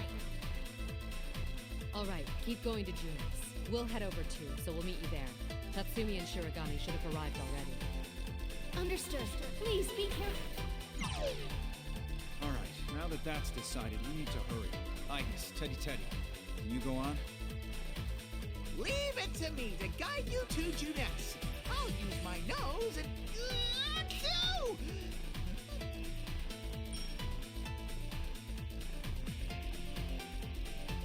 Teddy appears to have sensed something. He turns and looks at a shape that appeared further down the shopping district. For all that's happened, do they still intend to make us fight? No. From here on, they're doing this just to buy time. The shape ahead draws closer, and I see that it's a double of Satonaka. There's no need to wonder about whether this is the real one or not. You left everyone else inside and ran away? What happened to all that fun stuff? Oh, maybe they just don't need you anymore. I guess you're the runs of the litter. A fake Chie-chan! Bears have packs, not litters, and we're not runts! It's fine, Teddy. Let it say whatever it wants. Literally, because we're gonna beat that ass all the same. I stop Teddy as he tries to lash out. Responds to the fake Satonaka's harsh words. It's true that we made a mistake in being captured by the enemy before this started, I've but made still. some errors this time, but we have our combat. Ew, this thing. Even if one of us was to fall, the rest of us can complement each other.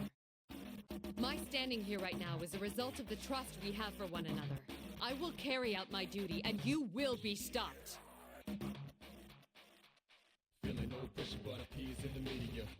With my ooh, bitch. Hold up, wait a minute. Hold up, wait a minute. Bow. Had to grab that. With my thoughts of my comrades who left for the top of the tower at the forefront of my mind, I grabbed hold of the hilt of my rapier.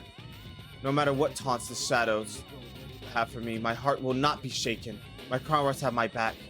All I have to do is keep proceeding onward. We will protect this world.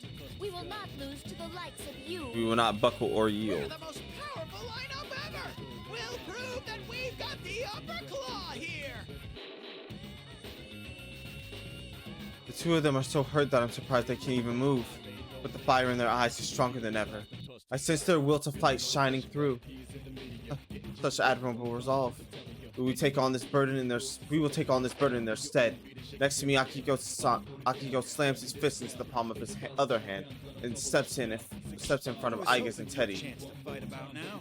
Felt myself getting rusty. The rest of you can sit back and watch. This tournament is foolish, but I was given one here in Secret Dangerous. It's time I showed you the power of the Execution Queen. Me too. Let's get ready to rumble.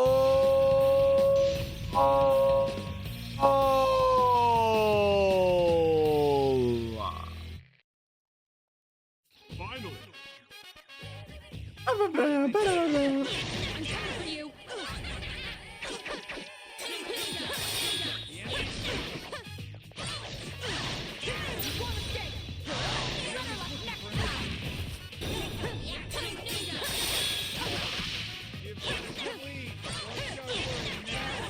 Artemisia.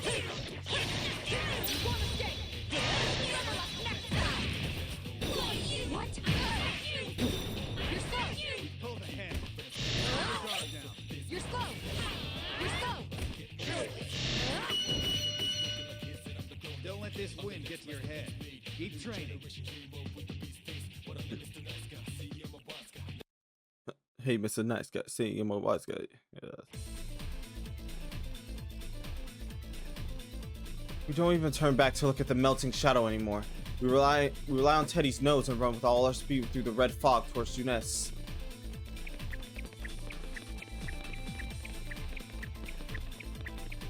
There! Come on! Everyone hurry! We eventually see the large store that I had last been in when we exited TV World. This building must normally be quite lively with customers, but now it looms with an eerie silence within the dim red fog. Our rendezvous point is on this building's rooftop. Everyone remain in contact while searching for Kujikawa and the rest. Stay alert.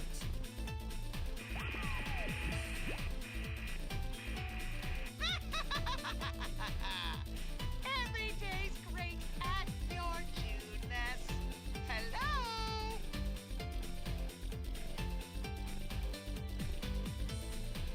A monitor on the side of the road flickers and that General Teddy suddenly appears on the screen. What the? You again, you phony bear! What do you want now? Thanks for coming all the way out to such a remote place. Did you enjoy the P1 climax? There were so many touching battles this time. But, too bad for you. Unfortunately, you've all served your purposes already. What do you mean by that? Just what I said. When you fought, you released fragments of your personas, and I've gathered more than enough of them. Thus, there's no reason to keep you persona users alive any longer. Prepare to be swallowed by a surge of shadows. Damn. Once General Teddy finishes the monitor shuts off, silence fills the area once again. What is the shaking? Oh my god. With a thundering roar, vicious black liquid geysers up from everywhere. This black wave surrounds us, whirling madly, and begins to close in. What the? There are so many shadows. Boom, boom, They're boom. going to attack. Please, be careful. Cheap bastards. Come! Persona!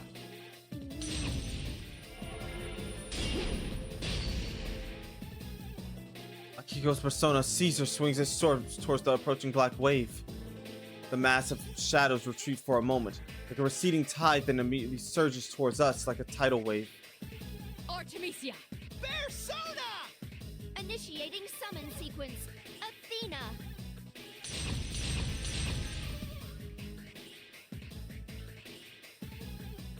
We summon our personas one after another and have no choice but to fight back. If things are this bad out here, I have to worry about Kujikawa and the others who are inside. We must get inside as soon as possible and meet up with them. But the horde of shadows pours forth without stopping, giving us no respite. Even the entrance to S.E.E.S has been completely covered with the black mass. If this becomes a drawn-out battle, then obviously we will be at a disadvantage. I feel a sense of listlessness after being on that cross. I'm severely exhausted. Even Aikis and Akihiko are moving less nimbly than usual. Teddy fights on as if trying to protect the three of us, but he is injured as well. He won't last forever. If this keeps up. Rise-chan, Yuki-chan, Nao-chan, I'll be right there. More shadows incoming. They're not Bro, we need Where help. was he hiding this many shadows? My vision begins to darken as if layers of gauze are being wrapped around my eyes. I feel more tired than ever. Though each shadow may be inconsequential on its own, their sheer numbers are too much to contend with. My arms drop to my sides and I can't lift them anymore. Mitsuru! Hey, hang in there! Nichan! Watch out! Mitsuru-san! Come on, can't you pull it together? I really don't want to get involved here, you know? Oh, Adachi? Yep. What the? As the sound echoes out, my vision returns and I see a shape moving towards us, mowing down the horde of shadows. Was that just a persona attack? The shadows that had been overwhelming us retreat, and a path opens up towards the Junes entrance. You are... Oh man, you guys look terrible. That's what you get for sticking your noses into places they don't belong. The newcomer is a man who speaks languidly while scratching in the back of his neck. That persona attack must have come from him. He looks familiar. The serial murder case that took place in Inaba last year. I try to remember the name of the former detective who had been arrested as a suspect. Are you Toru Adachi? What? I thought Adachi was in police custody. Wow, I'm famous now. You're Mitsuru Kirijo, right? By the way, the fact that he was in police custody, he got out and managed to find a suit and tie that fits him. Dedication for the to the fit. What's Adachi baby doing here? Adachi baby? I forgot he called him that. Must be a fake too. Huh? You too? A fake? Yeah, that's it. I'm a fake. Everything about his response radiates sincerity. In sincerity, he seems to be an intelligent but shrewd man. But for right now, it doesn't matter if this man is a fake or not. What matters is why such a person would go out of his way to help us. Why did you save us? It wasn't just for you. If you died here, it'd be trouble for me. I have to obey the rules. I hope we got time for episode Adachi. What you mean? You see the shit on your screen that says finale, nigga. We're going straight through this bitch. The fuck you mean? I hope we got time. The fuck? I said we're getting done with this game. I meant that shit.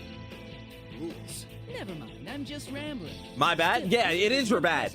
I said we're getting done with this shit. I bet you'd really be able to get up to something fun with this many. Like, oh, say After this chapter, I actually have to go something? take a piss. I'm not gonna lie. God. Is that what that show guy is doing? Though this horde of shadows seems to have been gathered here by the other Minazuki after all, it intends to use them to awaken a godlike being. What he called his world is one where that being has descended, but that will result in the fall, utter destruction. I'm just guessing. And if this many shadows This were to nigga head said, "I'm over to just that guessing." tower and start wrecking shit, that building wouldn't stand a I chance. start wrecking shit? Plus, anyone inside would be in for some real trouble, wouldn't they? Well, it's not like it matters to me. I'm gonna be on my way now. Good luck or whatever. Aren't the rest of your friends in here at Junes? You kids love crowding together after all. Don't you think you'll win with those numbers? Hey, stop! Where do you think you're going? Don't, Teddy. I know you want to go after him, but we're all exhausted right now. You need to prioritize meeting up with your friends.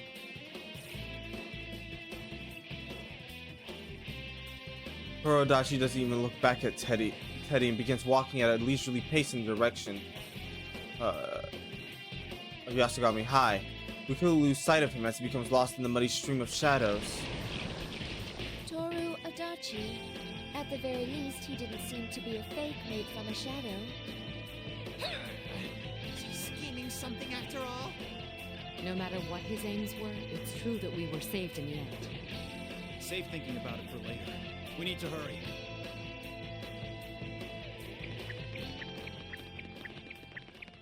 We run along the path to Junes entrance that had been created for us by Adachi's strike, and rush into the store and up the stairs.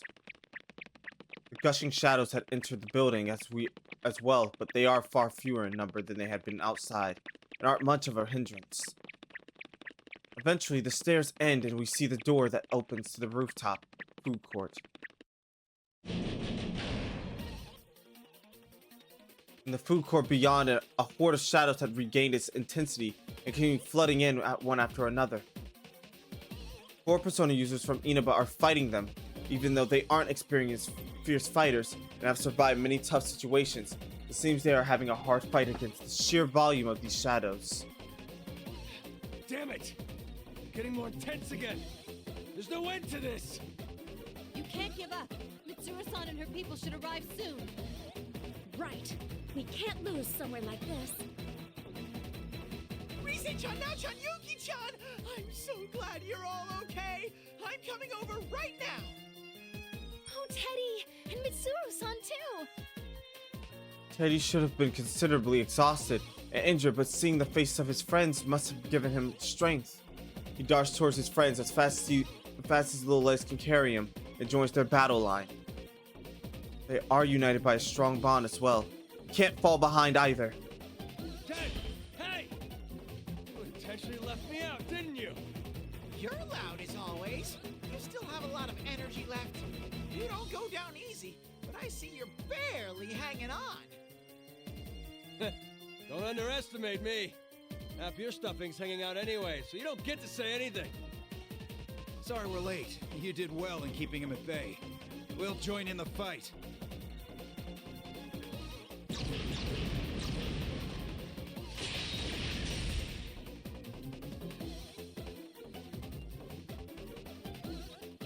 With a sense of relief at seeing everyone we have been unable to locate, quickly tell them of our situation and check on their conditions. It's clear that all of them are tired and injured, but now that our numbers have doubled, we should be able to make up for that by cooperating with each other. As it turns out, we are slowly but surely able to push back the seemingly endless torrent of shadows. We can do this! There's enough of us here now that I'm sure we can win! It's too early to be relieved yet. The shadows all over town are converging on that tower. At this rate, our senpai in there will be... Shirogane is right. If we are held up here, we won't be able to aid those who have headed up the tower. The shadows are gathering with the intent to climb that tower, then we have to take the chance of returning to the tower ourselves to intercept them. But considering the sheer number of shadows, that would be too dangerous. Mitsuru-san, Ken-kun has given me the details. This case has many similarities with Shuji Yakutsuki's plan. I believe the culprit has the same intent. And considering the current situation with these hordes of shadows, the time is nigh. Tomonatsuki called Shuji Yakutsuki his father. Then there's also what Toro Adachi mentioned. There's certainly enough circumstantial evidence. And this time Nato speaks of is nothing less than the end of the world. Do we have no choice but to entrust this to the others here? Isn't there something we can do, Mitsuru-san? This isn't the time to argue, Mitsuru-san. We have to go. What's there to worry about, Mitsuru? There's only one option here. Everyone wants to return to the tower, completely disregarding their own safety. Not a single one of us is afraid to volunteer, even in this desperate situation. In addition, we've forestalled again and again since it started. It seems that my position as the leader of the Shadow Operatives has put me on the defensive without my noticing. We have to go on the offensive now that we have the strength to do so. Everyone, listen up. The shadows are likely gathering at that tower. Their goal is likely to bring about the coming of a god with the power to destroy the world. We must stop this at all costs. Fujikawa, will you lend me your strength? We'll combine our communication abilities to contact Yamagishi. They need to be told of the danger. The first step is to make contact. I task the other 6 with making sure that the area is secure, then take Fujikawa's hand. We will feel a familiar tension, distinct from what we feel in battle, as we focus our thought and concentrate on the tower. Persona! Though the situation is truly chaotic and the end of the world is drawing near, the vision that appears in my mind is surprisingly clear. To think that Fujikawa's communication ability is this powerful is equal to Yamagishi's. It's also been told that it's evolved to the point that she can participate in combat now. These persona users of Inaba have great potential hidden within them. That's right. You have the obligation to protect this town, their future. Fukusan is somewhere around the middle of the tower? Hold on, Fujikawa. There's something in the sky. There's a reading of something approaching at high speed from the fog-filled sky. Eventually, the rhythmic sound of a helicopter reached our ears. A large helicopter with review route markings approaches us out of the fog. The pilot must be Kikuno! That's you there, isn't it, Kikuno? Respond at once! Lady Mitsuri, thank goodness you're safe. What are you doing here? This airspace is dangerous. You must withdraw at once to a safer area. You're all putting your lives at stake by fighting. I refuse to shame myself by withdrawing. I can only smile at the way Kikuno refused my direct order. She won't hesitate to risk herself for my sake. That never changed at all. There's something I must tell you at once. We've decoded more of the records from Shuji Ikutsuki that I gave to Labrasan. We've reached a point where there is a description that seems to be hinting at the security code. If we can solve it, we may be able to fully unlock it. The clues to the password are my true form that I should take, and the one written of in the prophecy. Prophecy and true form? Could this be about what happened back then? Mitsuru, I have to remember. That insanity Ikutsuki was a slave to. You remember the speech he gave us? I can never forget that night 3 years ago. The night we were cast into the depths of despair. Ikutsuki looked down on us with insanity with his eyes. He told us his own ambitions. He said he would become a king in the new world. With that in mind, what he strives to become is self-professed true form. The new world that Shuji Ikutsuki strove for. A world where everyone beside himself had been changed into a shadow. What did he believe his true form would be? King for fall. There's no mistake. Those words symbolize the distorted ambitions Ikutsuki had become obsessed with, and what he truly believed he would become. That's it! The password was accepted, and the file's been unlocked. I'm opening the file now. There's no time to wait for an analysis. Fujikawa, let's try again. We need to get this information to Lapras through Yamagishi. We direct our search in the direction of the tower once more and detect Yamagishi. Near her are a number of other readings that appear to be in combat. They are Narukami, Satonaka, and Hanamura. It seems they are fighting valiantly to protect Yamagishi. Though they have been injured, I sigh in relief, sensing that they've made a recovery. We immediately open communications with Yamagishi and relay our situations. According to Yamagishi, the sudden swarm of shadows in town have begun pouring into the tower as well. We then pass on our own conclusions, the reason for the horde of shadows and our information on the password. Even Yamagishi seems lost for words at hearing this, but she quickly recovers herself. So that's why all these shadows have been flooding in. We'll stop them here as well. I'll tell Lapras about that password at once. Please be careful, Mitsuru-senpai. Everyone look towards me once the communication ends. They're waiting for a word from me with such impatience. But don't worry, I understand. We will now head to the tower to aid those who are still in there. We'll have to force our way in. We will combine the strength of our personas and fight our way through. As they say, that's what I'm talking about. This is starting to get interesting. I'm getting pumped up. All right. If that's the plan, then it's time to bust out all our skills. Better not fall behind, Ted. I'm getting fired up! Wait for it, Sensei! Wait for me, Labby-chan! There's no need to fear with my tremendous strength! Right. Lapras and Chie are fighting too, so I can't just stay here.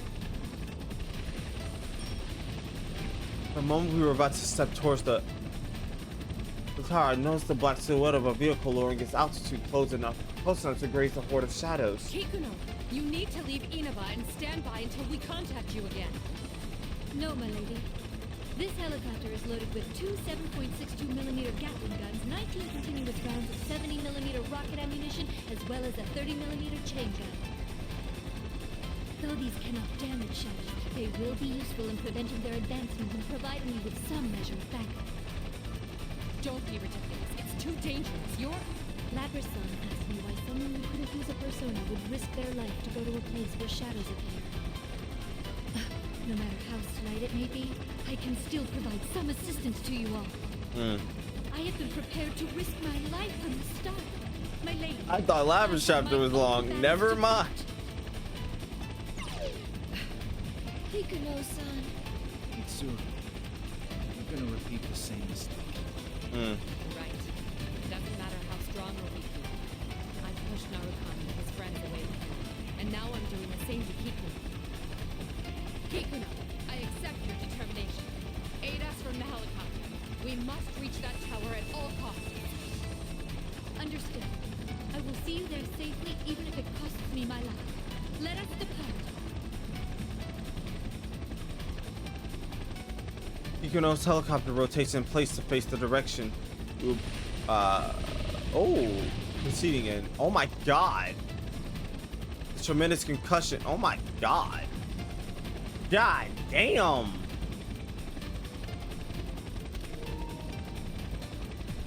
Tremendous concussion. A rain of bullets showers down on the mass shadows, splashing bits of blackness every which way. The wave that had been completely recovering the road loses intensity and begins to retreat. Now! Right. All right!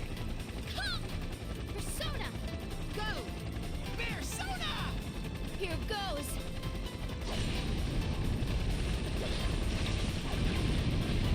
A line of sparkling light runs into the wave of shadows, accompanied by a roaring sound. Damn! We could do this! We nod to each other and leap one after another into the newly opened path. We must head toward the tower where our comrades are fighting, so that I can carry out... No. So we can all carry out our duties.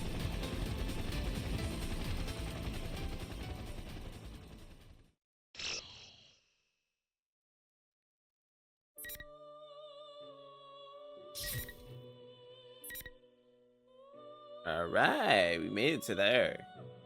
Alright, so we cleared that. And now it is chapter 9, and it's just a straight shot down. With Labrys, and I don't know who else. Before we get into that straight shot down, I'm going to go take a fucking piece. Alright, I'm back.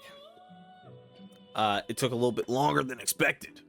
Because my fat ass went to go get some chicken. My fat ass went to go get some chicken. So, yeah, I took a piss, got me some food. I'm ready to get back into this bitch. Oh shit, did I get any on my controller? Okay, no, there's no sauce on my controller, thank God. Anyway, all right, let's continue. The world of me, Labrys.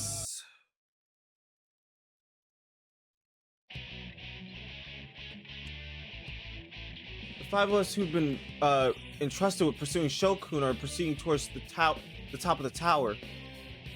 How many more floors have we climbed already? Distorted hallways and classrooms appear at every turn, and there's no sign of us reaching the end.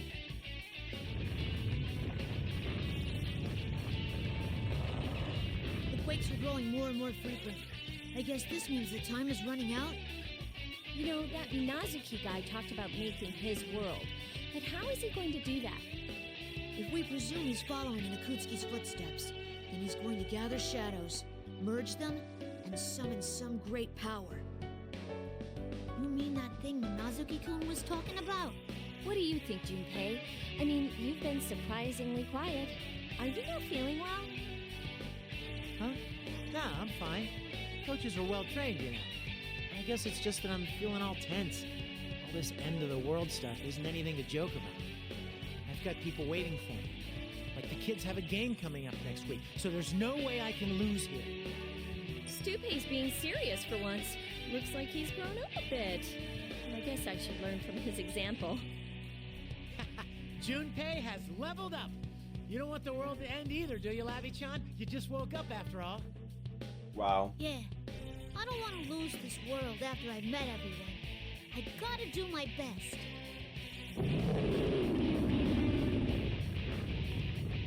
it goes again.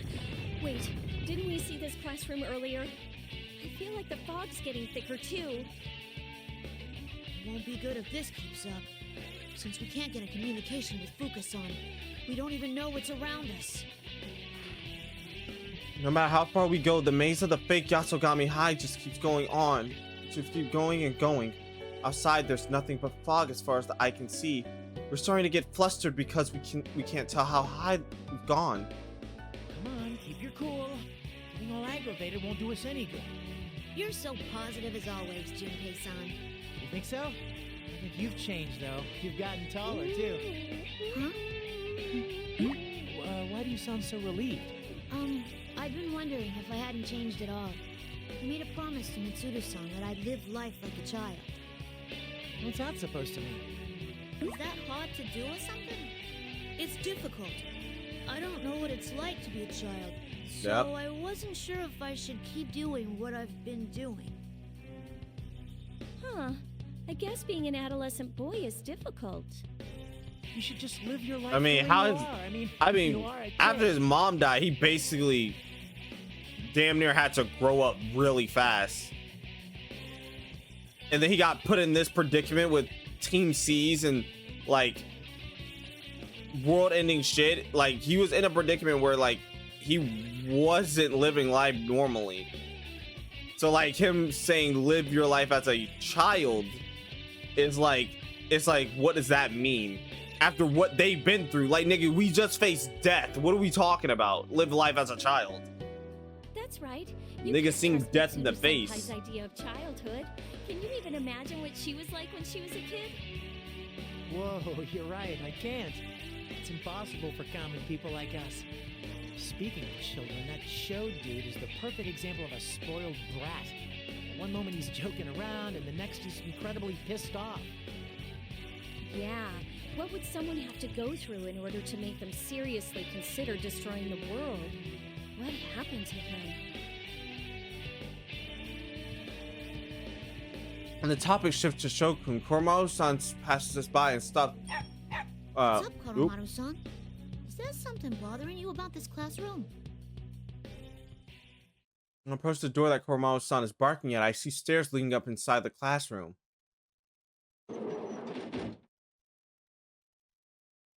I'm sure that I wasn't the only one who was hoping that this was the place. Junpei-san this is the place. Junpei-san quickly opens the door and we step inside. Aside from the staircase, the room seems like a normal everyday classroom.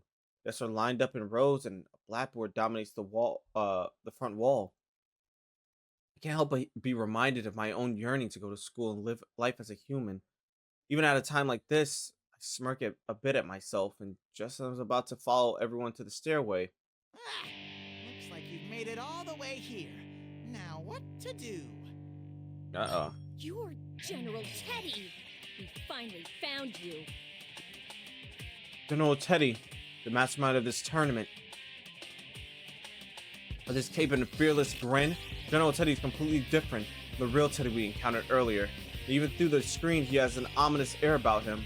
I check in with my sensors just in case, and sure enough, he's a shadow. No, this is a normal shadow reading. What in the world is this? This is getting out of hand, so I, General Teddy, will face you myself.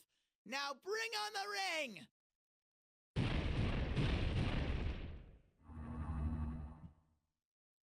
General Teddy lifts his hand up. The familiar red pillars appear in the four corners of the classroom. The tensions running through the area pushes concerns from my mind. There's not time to think about that. I have to prepare to fight. Ew. It's time to have some fun. Nigga, put the hat back on, Those man. who hinder the creation of Put the hat back my on, man. world Put the hat back shall on, man. perish here. Put the hat back on, man. Whoa, Put the hat back on, man. got a big mouth. My world? This has been our world from the start. We're not just gonna let you destroy it that easily. Destroy? I will not destroy it. This will be a new beginning. The beginning of a world of my own, where only I will live.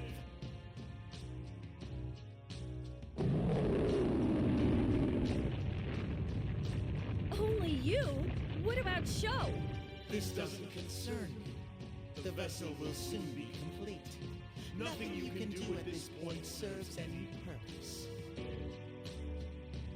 Damn. No doubt unless we Ew, think of the blank stare. Get him out of my face. Like hell we're gonna let you start anything like that. Let's take this guy down and move on. Alright, who are we?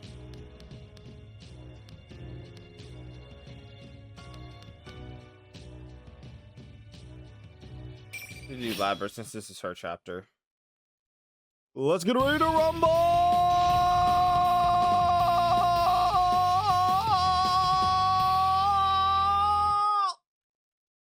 Finally.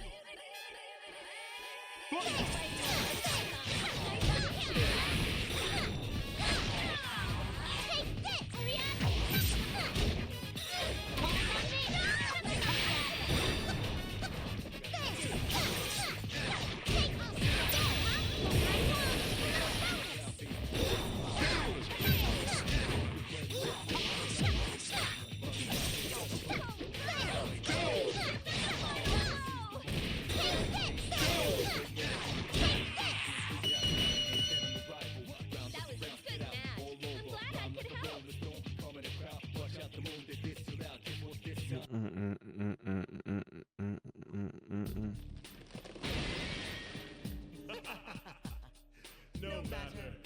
That was the limit of this temporary body. I've bought enough time.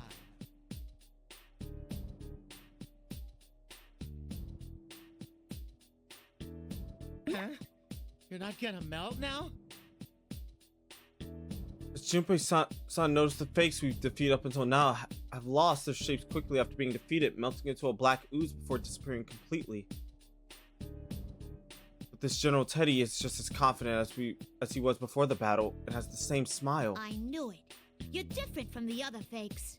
Who are you? Who am I? I'm General Teddy. Who else? Well then, bye-bye, you pesky vermin. Nigga said, "Bon voyage." Hey! Get back here!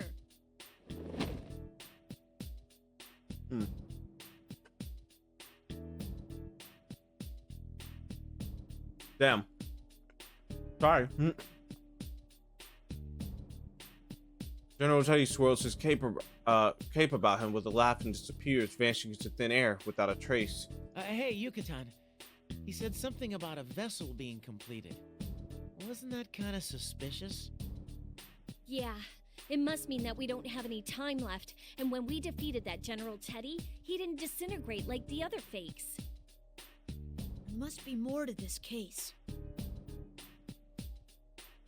Cancun is right. General Teddy is different from the fakes that we've been running into up until now. What those words he said before fighting. Natsuki-kun said he'd make his world, and Shokun talked about my world.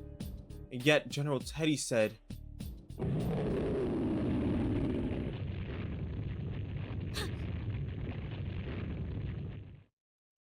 quaking starts again. The blackboard and the podium rattle loudly, and some of the decorations on the walls fall down. The building shakes strongly for a long time, as if asserting that the time is drawing near. Can you all hear me? You're very close. I'm getting a strong reading just up those stairs. Every fucking airport announcement ever. This is your captain speaking. That's how fucking Fuka sounded. We hear Fuka-san's staticky communique. We feel a sense of tension fill us. We still ourselves and make our way up the stairs in the classroom. At the end of this long, straight set of stairs, we find a door. When we open that heavy, cold door, we see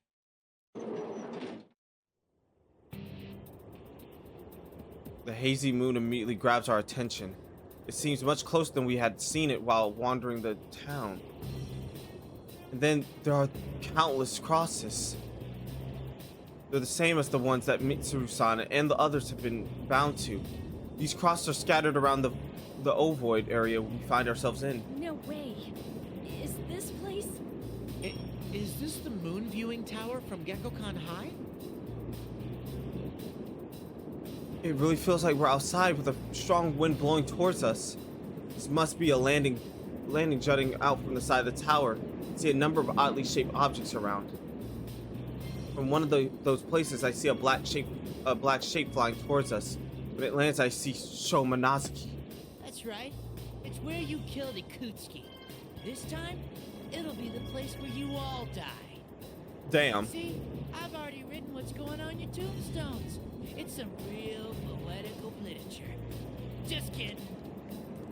Shoko, please stop this. He's dumb. Even if you do it, it'll change. Listen, you said, see? I already remember what's on your Is this all tombstone. because you hate us? Because we stopped Ikutsuki? You really don't ever shut up, do you? I already told you that I don't give a shit about some dead guy. I'm doing this because it's fun. Watching you. Oh, he's all freak out diabolical. is hilarious. You're nothing but goddamn pests that can't do anything on your own. So I can't stand you buzzing around. That's when he spoke to me and said you should just destroy the world. Isn't that the greatest suggestion ever? Let's stop this. You keep saying Ikutsuki doesn't matter to you, but he's all you've been talking about this whole time. What was that, bitch? Ikutsuki was a worthless ass who did whatever he wanted to be and still ended up dead. That's all. What was that, bitch? That's crazy. This nigga, bro, that's crazy. What was that, bitch? Ikutsuki was a worthless ass who did whatever he wanted to me and still ended up dead. That's crazy. Yo. To say what's that bitch and a worthless ass in the that's crazy. That's not true, Shoko. You're only running from your problems. You shouldn't turn away from your true self. Shoko, come back with us. None of us hold any of this against you. Didn't you see what happened before? I'm a machine and I hurt everyone, but they still accept me. You're just like me. If you have somewhere you can go back to, then you don't have to do this. Shut up, shut up, shut up, shut the hell up, goddammit! Literally. His flustered rant suddenly breaks off. The X-shaped scar behind his red bangs is glowing a dull reddish white. I already know what this means. How far must you go in attempting to ruin this plan? Yep. You're Minazuki, huh? Unfortunately, the borrowed power has been exhausted. From here on, I have to deal with myself. An emotionless, icy glare pierces us. Minazuki, the one who awakened within Shokun, and to use his own words, the one who grants his wishes. It's him again. Are we really sure that he doesn't have split personalities? I concentrate carefully on his presence. This isn't just a new facade of the same person. This is a completely different presence than before. The reaction from the plume of dust is even stronger now. I can see it clearly. Shokun has a plume of dust within his body. What I said goes for you too. You're the same as me. What you are is the plume of dusk itself. That's right. Ikutsuki had a plume of dust implanted in this boy during his experiments, resulting in my birth. I knew it. However, I still have no love for that man. After all, he tried to have me erased. Erase you? Yes. Ikutsuki was nothing more than a threat. He was using this boy only to throw him away later. But this boy was something different. He suggested that we try to act exactly like Ikutsuki. He created fake Ikutskis. He even went so far as to gain access to the Kirijo servers to try to gain more information about Ikutsuki. Then you were the hacker Kikuno-san told us about. But Ikutsuki, the only other person this boy knew, had already died by the time the boy awoke from his coma. All that was left to him was the truth. That man had tossed him aside like a piece of trash. Seriously? Since then, the boy did everything on his own. He had no help, met rejection at every turn. There was nowhere to go, and no one to turn to. You all believe that everyone is surrounded by other people just like you. But that in itself is only the beginning of this world's failures. The world holds no worth for this boy.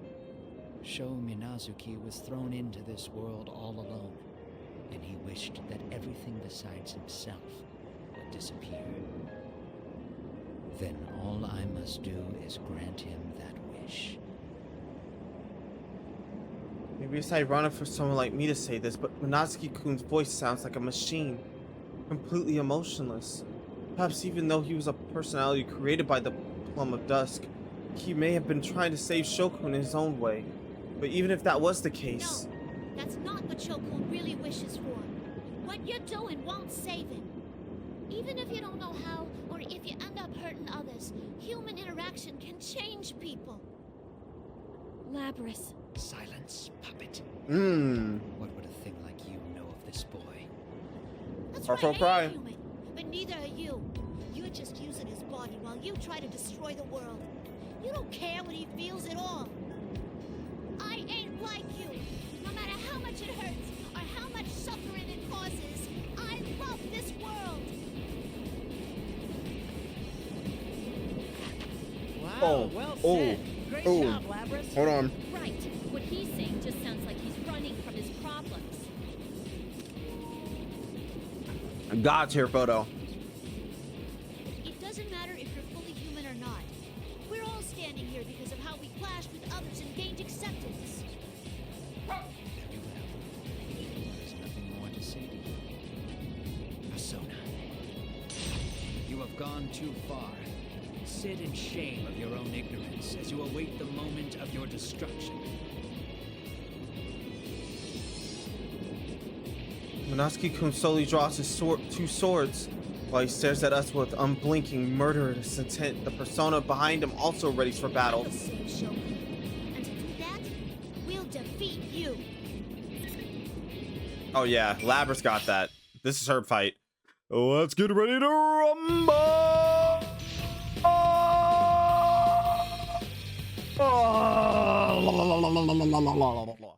There you go.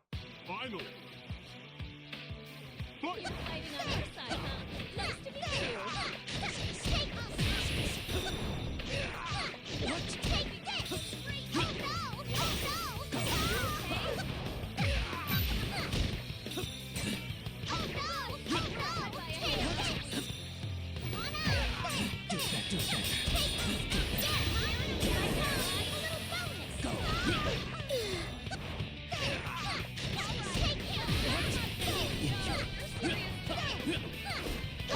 little bonus!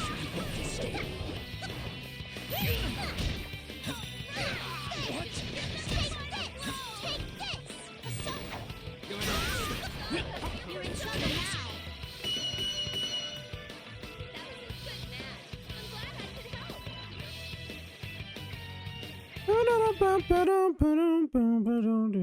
Ooh, what the fuck is this?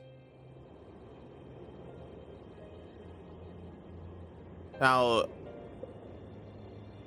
the persona wearing the golden mask disappears as if melting into thin air. But the defeated master of the persona doesn't appear to be as wounded as he should be. He looks up into the sky with a somewhat absent-minded expression. Chat.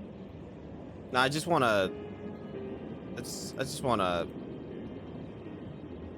show this real quick. All right, I'm looking while I'm also playing this game, I'm also looking at figures, right? And seeing what kind of figures I want to buy in the future. Nigga, look at this. I find a Labrys figure. What the fuck is this? Ugly ass shit. I'm sorry. I hate this. I hate the colors on this, man.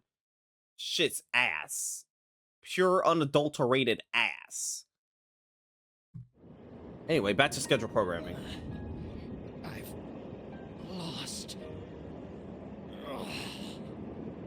The vessel will still be completed. You will not stop the creation of this boy's world. must have taken an immense amount of damage. No normal person should be able to even move after taking a beating like that. Yet, Monatsuki-kun is trying to stand up. A certain thought crosses my mind. The will to stand and fight for someone else, no matter how wounded you may be. How Yukari-san and the others rushed to Inaba with me to rescue Mitsuru-san's team when they had been captured. How Yu-kun and his friends are fighting to protect this town. Monatsuki-kun's reason for fighting is no different from ours. Minosuke-kun, so you do understand. Not another word out. I won't let anyone get in the way. The reaction from the plume of dust had been fading, but suddenly it grows fierce and powerful, making the air around him tremble. He's still... Tsukiyomi!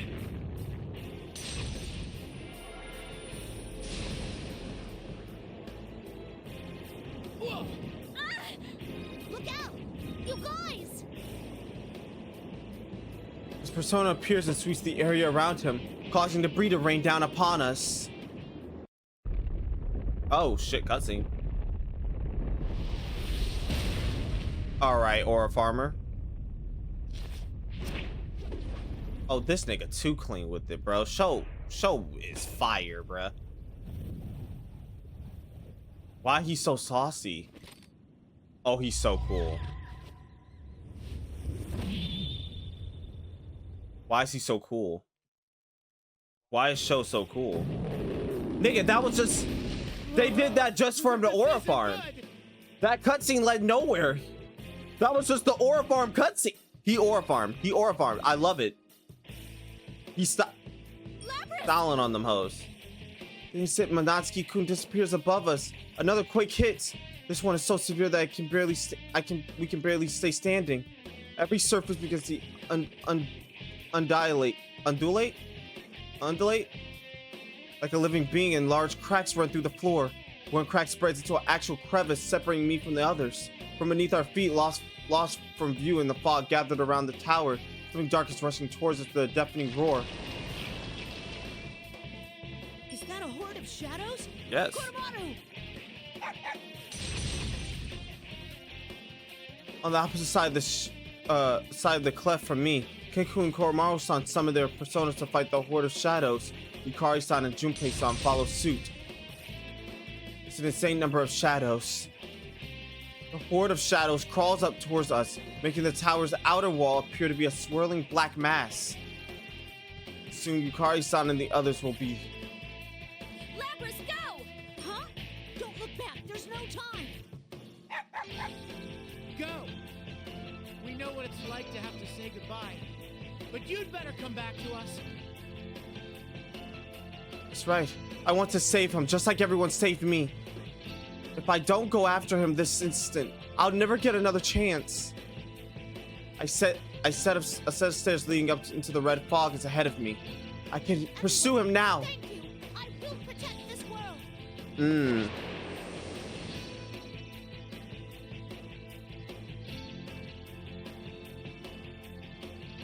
I'll do it for the sake of everyone else, no matter what. I charge up the long, winding staircase up so far that I feel as if these stairs will continue all the way up to the moon itself. What is waiting for me at the top?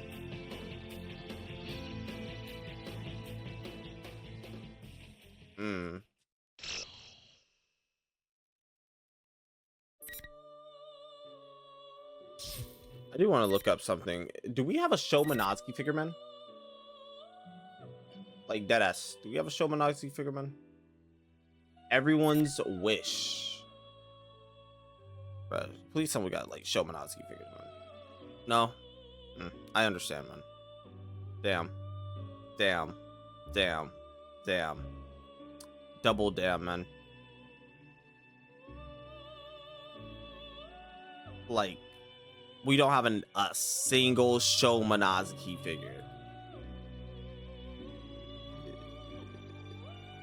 That's depressing. Truly. That's really depressing. That's actually sad. Not a single fucking figure, man. The higher I climb, the thicker the red fog seems to get. The sounds of battle below me fade away as I go further and further up. Suddenly, a deep blue shape appears in my red-tinged vision. I stop. Oh my. Hey, Theo. It seems we meet again, Lapras. You're Theodore, right? Still looking for your sister? I don't think she's around here, though. No, I have stopped looking for her. Even had I found her, what I wish to know can no longer be learned from her. Wow. What I yearn for is something that I must discern for myself. You all have taught me that. Huh. I guess you've changed a little too, Theodore? Do I seem so? Watching you has broadened my spectrum a bit. No, a great deal. Yeah. I figured something out during all this fighting, too. Oh? May I ask what that is? Oh, sure. It ain't anything mind-blowing, though. I just felt that the bonds you form with people get passed along and only keep spreading. I see. That is intriguing. Yukun and the others got hurt trying to save me. I want to save Shokun, even if it hurts me. We all keep butting heads over and over. But the banner of friendship ain't just for show. It's what lets you go against someone while still trusting in them. My, how surprising. Your expression is completely different from the last time I met you. You think so? I can't tell for myself. There's no doubt. You've likely grown during these events. That must be it. Grown? I'm a machine. I have a cold metallic body and it'll be an eternity before that changes. But if Theodore says that I've grown, then he must be talking about my heart. The warm memories that everyone has given me. It's not just some data that was inserted into my memory. It's ingrained into me, somewhere much deeper within myself. While I watched you, I was thinking to myself as well. What is the reason you fight? What supports you? And what do you wish to protect through these battles? I have a feeling that I'm coming close to reaching the answer, even if I only have a faint idea for now. Huh? Doing something for someone else. All of you gathered here are connected by that common thread of emotion. You call them bonds, and those bonds guide you towards what you wish for. Our wishes. And my sister must have left that room with a wish, just like you. That is how I understand it. He's right. Theodore's words illuminate my own inner feelings. What we yearn for, what we believe in, that's what we wish to show Shokun. They're all our own wishes. How we think about someone and do think, oh my god, things to be for that person to be better. The whole world to shine just a little bit brighter. And now I'm wishing that Shokun can learn how wonderful this world truly is. Thanks, Theodore. You're awesome. Huh? I'm awesome? Nigga don't even know what that word means. It does have a nice ring to it, though. Oh, I shouldn't be keeping you here. You're going to go fulfill your wish, no? Please, proceed. Thanks, Theodore. I wish you luck. With those final words, Theodore disappears, melting into the fog.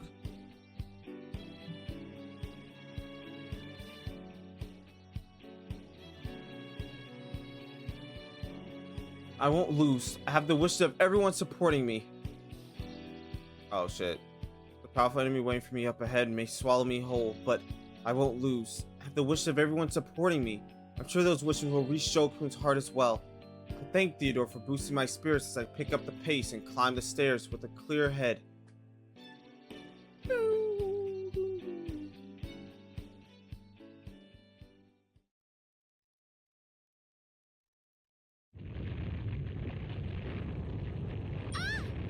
There it goes again.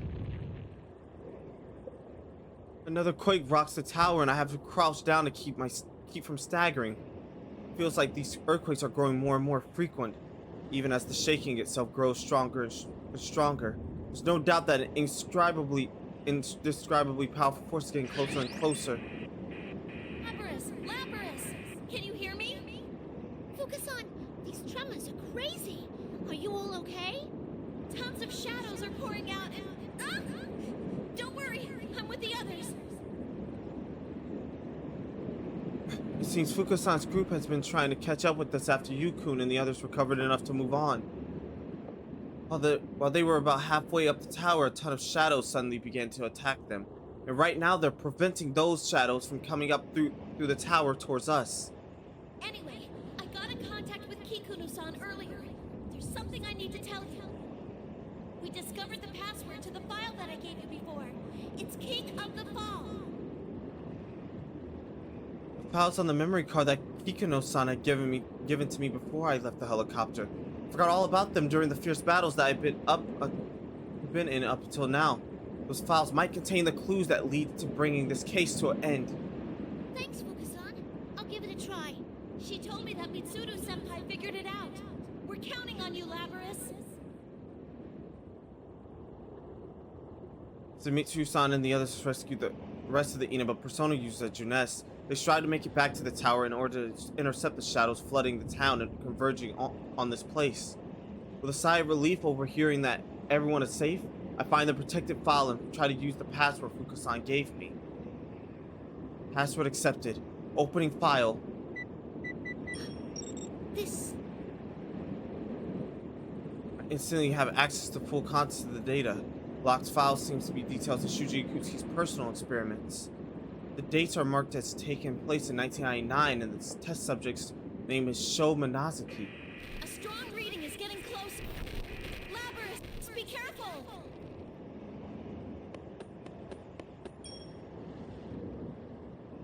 I continue reviewing the data while Fukusan cautions me. Prepare for another fight. The stairs eventually come to an end. A bizarre sight, quite different from anything I've seen up until now, leaps into view. What is this place? Strong wind blowing here keeps the fog from becoming too thick. This wide space is made up of what appears to be red marble, and vibrant green patterns run through it like blood vessels. Pillars that appear to be stylized flames stand around us, casting eerie shadows onto the lustrous floor. Floating near the center is a crystalline object that appears to be slightly taller than I am. It emits a bluish-green light. On closer inspection, I see golden particles clinging to the rotating object. Are those the persona fragments from our past fights? As I walk step by step across the hard red floor, I approach the young man standing by the crystal. At his heel is a man in a suit. Who could that be? Beginning facial scan. Searching. Results found Toru Adachi, the man who was arrested last year as the perpetrator of the... Oh, fuck off. I'm sure of the case that Yukun and his friends solved. What could he possibly be doing here? Again, you goddamn robot.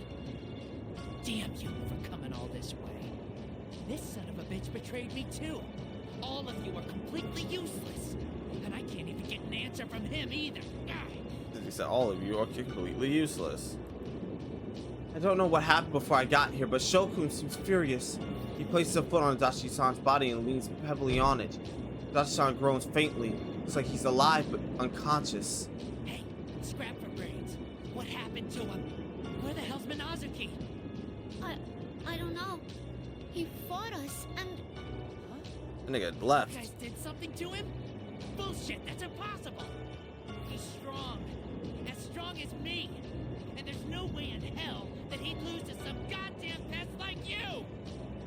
Shoko, there's something I want you to hear. It's about your father. Shokun is currently very unstable, much like when I met him earlier, averting his eyes from the truth and trying to forget everything about himself.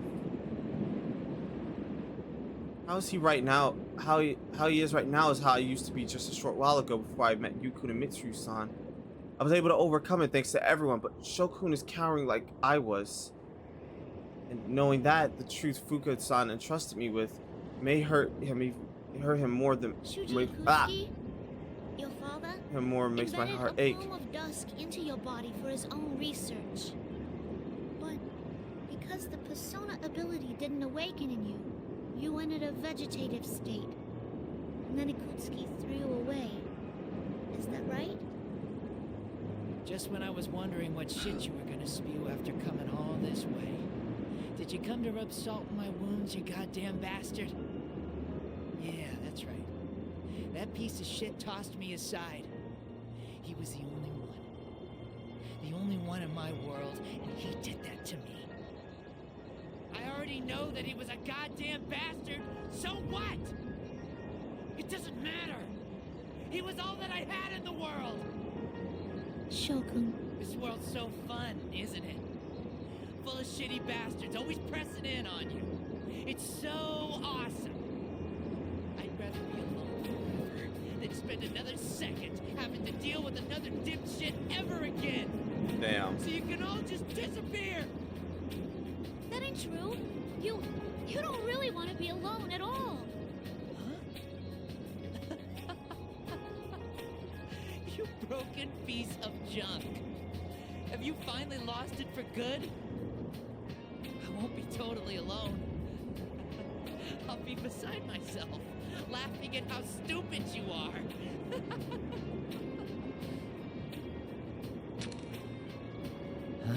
It's a micro-memory card. Your father, Shuji Ikutsuki, recorded the experiments he did to you on it. Listen to this, from a report on Project Puppet Master. Subject name, Sho Minazuki. Soon after beginning his training, his abilities have reached what one would call an astounding level. Muscle strength, agility. Physically, he surpasses normal specimens. Special mention must be made of his abnormally aggressive nature. For example, in combat training, Sho will attempt to utterly destroy his opponent until we force him to stop. The depth of his fury is unfathomable, but having no rational or mental breaks based on his rationality makes him an ideal weapon. Psychological analysis suggests that Sho is attempting to gain a connection to others by hurting them, as a result of our teachings. If he continues to grow, he'll be extremely valuable to our research. Luckily, the boy seems to adore me as a father figure. That will be useful.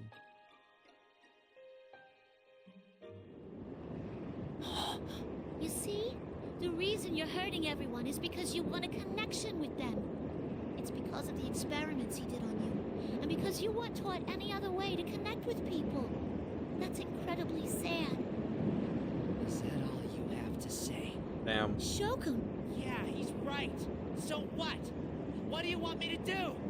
If I really want a connection with the world, and destroying it is the only way I know how, then what's wrong with me trying to destroy everything? You didn't miss much, but we're in chapter 10 right now. You want a connection with me? You want to bond with me? Then I'll shred you to pieces! Oh my god, I love Sho. I love Minazuki so much. Shokun draws his two swords, almost spinning with rage. His eyes are clouded with madness and malevolence. His stare itself feels like blades piercing into me. Whenever Shokun got this worked up before, that other person would step in, but it doesn't happen now. As Shokun draws closer, the plume of dust within me stirs a little. I whisper back to it, feeling, oh shit, that scared the fuck out of me. It's okay. Feeling the presence inside, nigga, that shit scared me. Shokun, if you don't know any other way, then I'll go head to head with you your way. Heartfelt cry. And then, I'll make sure you hear me out. Beat his ass. Let's get ready to rumble.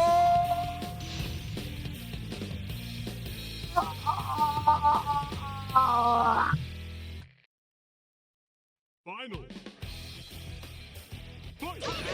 Ooh.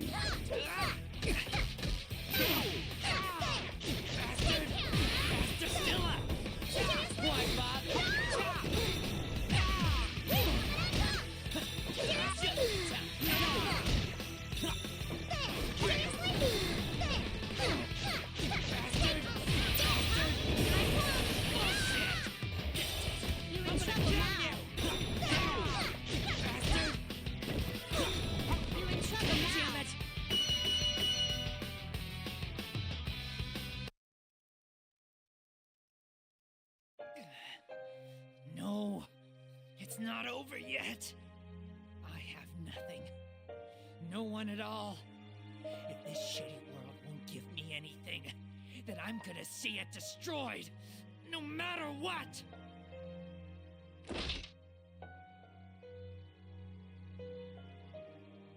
Shokun is on his knees. He desperately tries to regain his feet by leaning on his swords, his face contorted in pain. The dangerous aura I felt from him before the battle isn't weakening. On the contrary, it's becoming stronger. Shokun, do you really think you were alone? Of course I was. What do you know? I was always... No, Shokun. You were never alone. There's more in that file. Do you remember why you went into that coma? How should I know? I took the medicine Ikutsuki gave me, went into a machine, and... It was an experiment Ikutsuki set up to erase Minazuki-kun. I wonder if Labrys is hard with the final boss. I don't think she will be. Erase him? Why? After transplanting the Plume of Dusk, you didn't awaken to a persona. Ikutsuki's plan was already a bust at that point. But after a while, Ikutsuki learned there was another personality in you, inside the Plume of Dusk. That was the change in you. At first, it seems like Ikutsuki was interested in that other you, too. But the new you was different, and wouldn't listen to what Ikutsuki said at all. That other you awakened to a persona, destroyed the test facility, and then tried to kill Ikutsuki. Huh? Bullshit! That's not true! Why would he try to kill my dad? You really can't figure it out? Minazuki was trying to protect you. Damn. Shokun could only find a connection with other people by hurting them. As a result, that distanced him from everyone. Feeling that the world had rejected him, Shokun chose to destroy the world instead. Minazuki-kun had supported Shokun through all of this. That other self said that he would fight for that boy. Minazuki-kun feels the same way Shokun does. The only way to do anything is through hurting others, but he's doing it to protect Shokun. He was still unstable then and got captured. After that, Ikutsuki tried to erase Minazuki-kun while leaving the persona. Do you get it now, Shokun? It was Minazuki-kun and his... Power of solitude, yeah. Power of a bond that supported you. Power of a bond that supported you. That's bullshit. That's not...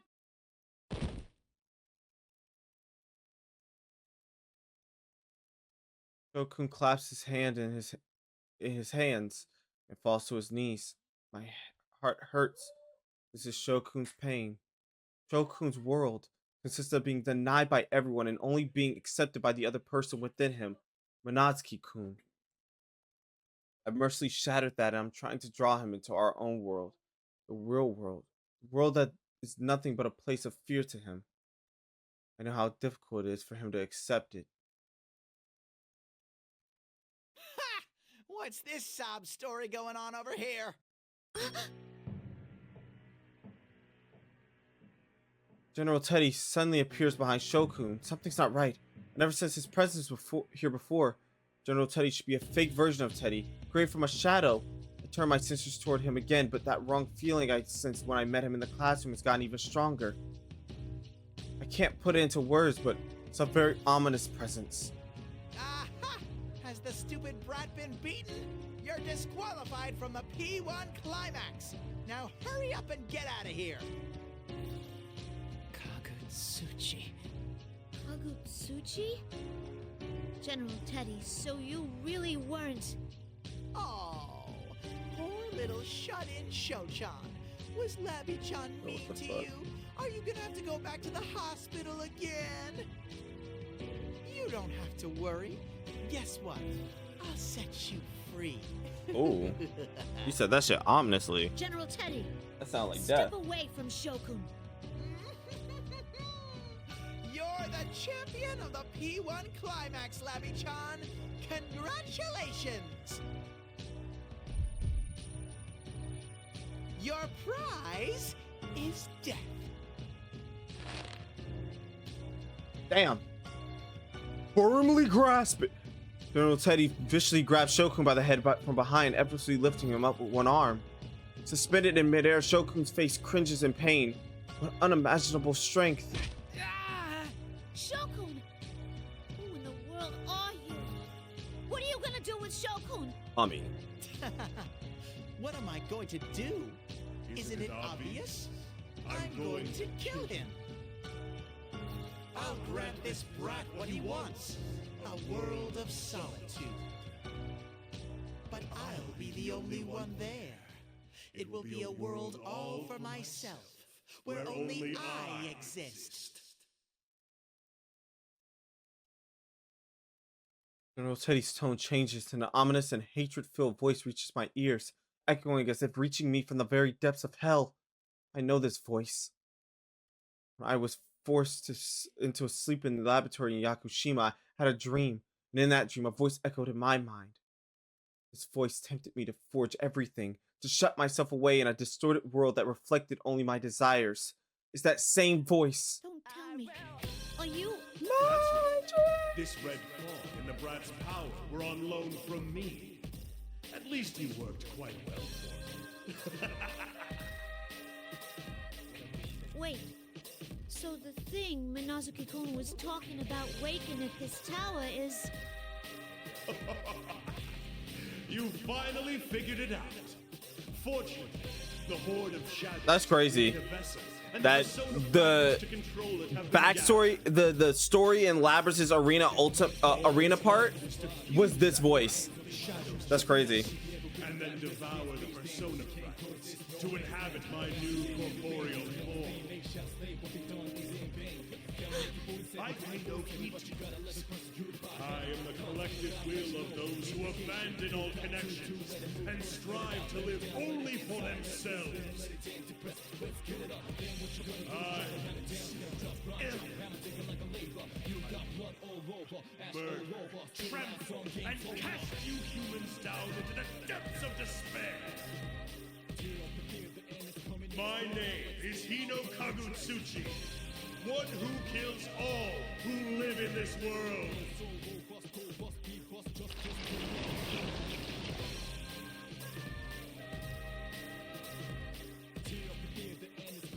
The red fog gushes like blood from the body of a General Teddy. No, Hino Kagutsuchi, and it gets sucked in through Shokun's eyes, ears, mouth, and wounds. Shokun! As I try to rush towards them, the empty husk that General Teddy's body has become crumbles into a black lump of a shadow. At the same time, Shokun, or whatever he is now, turns its evil red gaze towards me. Damn. Pause. His power is immeasurably stronger than Shokun or Minazuki-kun's. My entire metal body streaks as I'm twisted in directions that I was never meant to go. You will live to witness my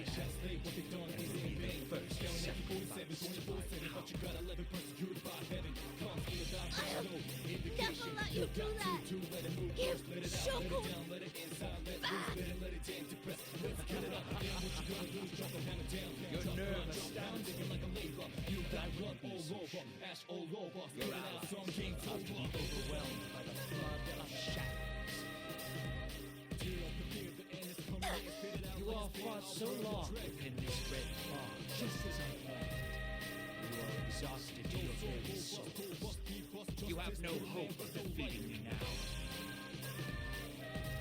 You were quite useful. I resurrected you with them with the aim of harvesting your personas first.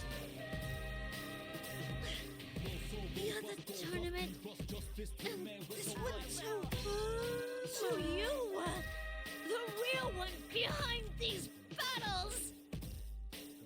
Yes, I needed a vessel. Had I taken their shadows for my own, their own wills would have made them less obedient than I required.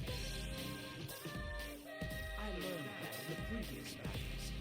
Thus did I prepare this fog and my new steed to carve away your personas. personas of the suppressed strength of heart. There's the man, no man ever above. Suppress the form of shadows and that. If you ever been that race against rage, then you can't cause this no man's land. Why he's made us fight? I glanced towards the crystal floating up above. So that's the collection of persona fragments that have been carved away from us. And now enough of them have been gathered. This power will be what brings destruction upon this world. The final piece required to create the vessel for a god. I'm sorry, I can't hear you. Burn My Dread is playing.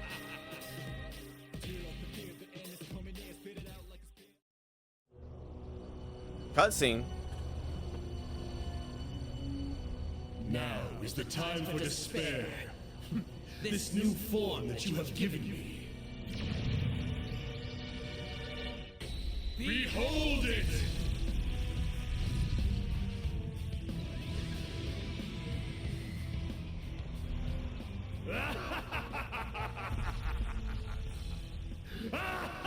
Oh, that's god damn. Back away, Satan.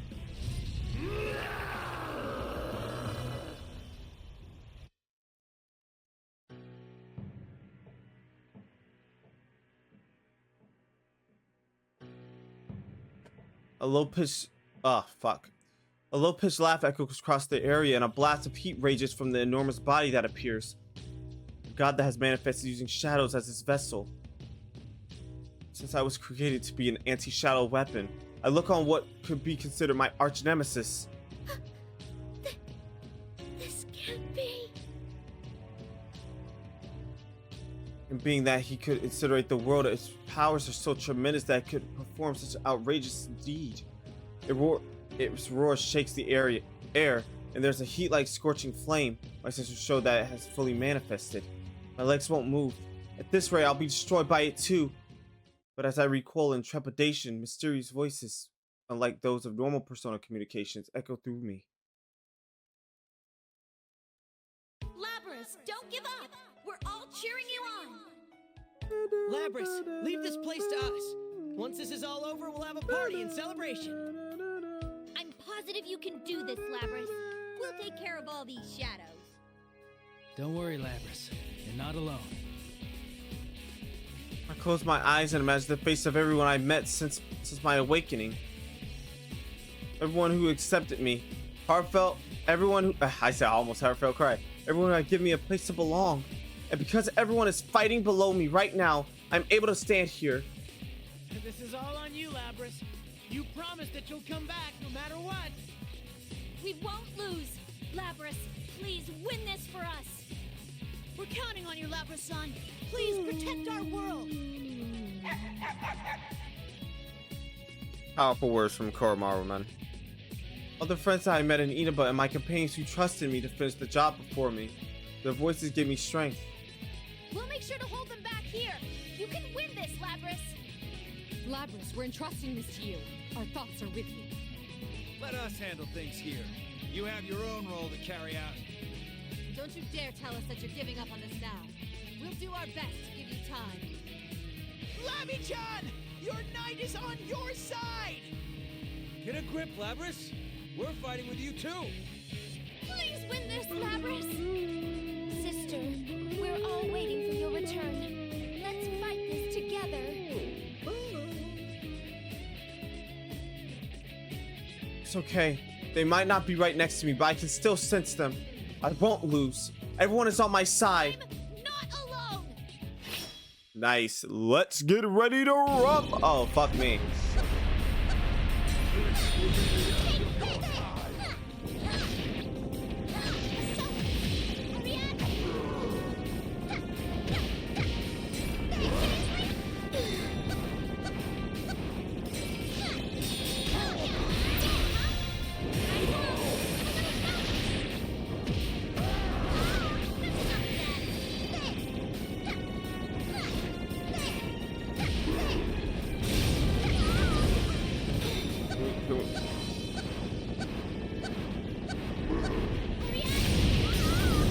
Okay, can we not? Can we not?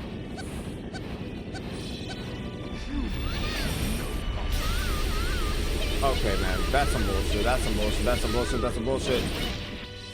Oh, come on.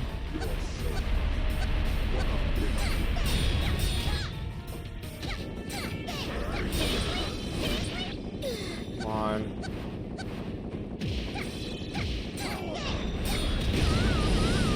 What the fuck?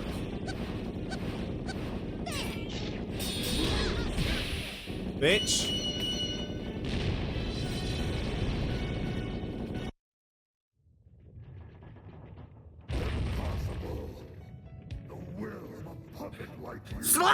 Sorry, my bad. First try. Head ass. You're too slow. You can't hear the voices of everybody who's supporting me. You'll never win against us, Hino Kagutsuchi. Silence, pest. I will not lose. I am stronger than anything. Yeah, nigga, shut your bitch ass up. Hold this fucking axe.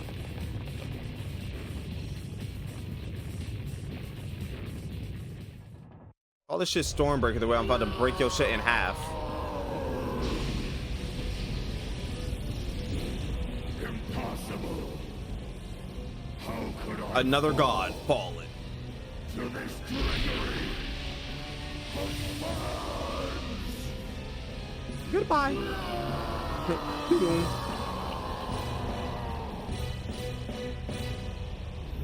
Hear the Discord sound effect. Doo-doo.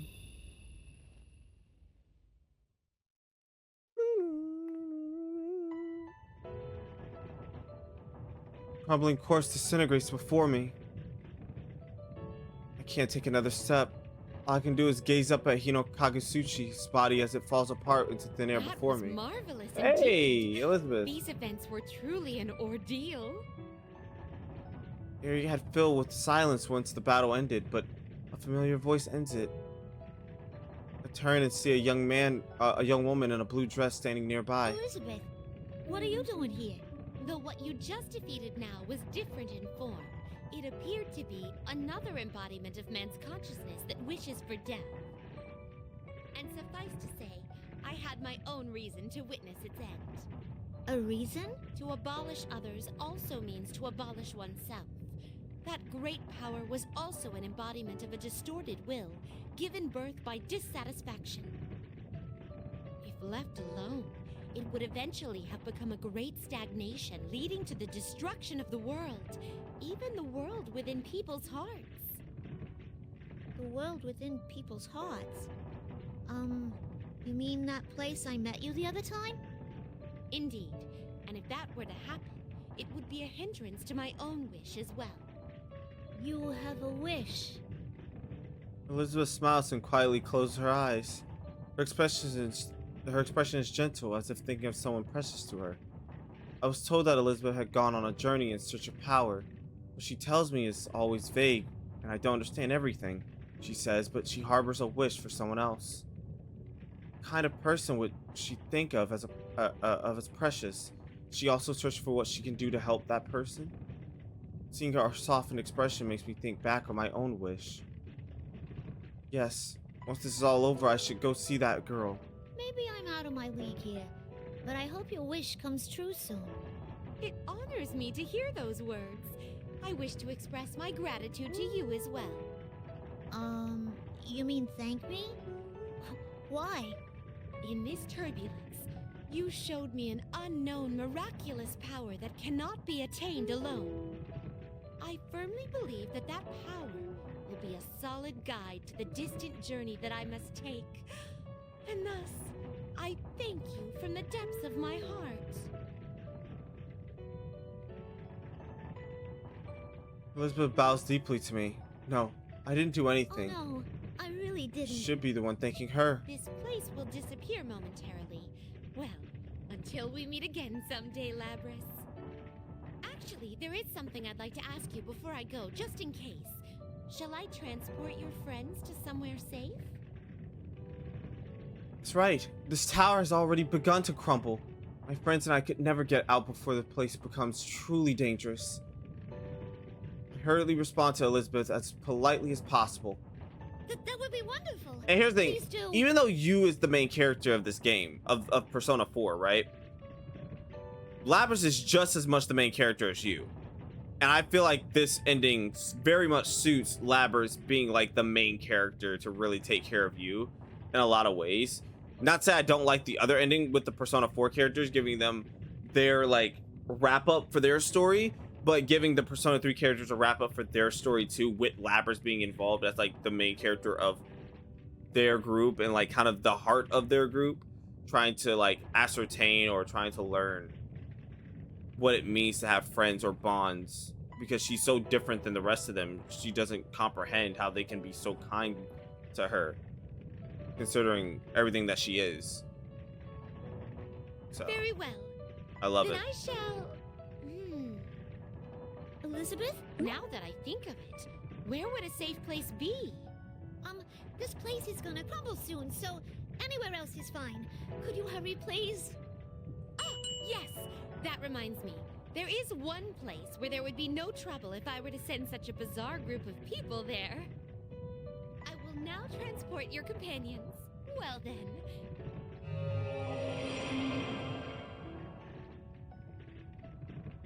My vision grows hazy as she speaks. That's when I remember something. What about Shokun and Adachi-san? If they're not transported too, they'll be killed when the tower collapses. Oh, hold on, Elizabeth! Damn. Too late. Whether or not she understood my thoughts, Elizabeth smiles at me before everything is blanketed by a bright light. Yeah, she knew. She's like, don't worry, I got them too.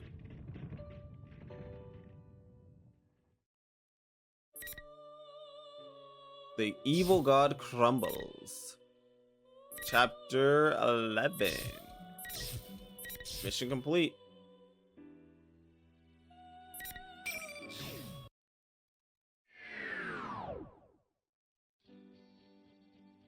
The light fades and the scenery around me is completely different.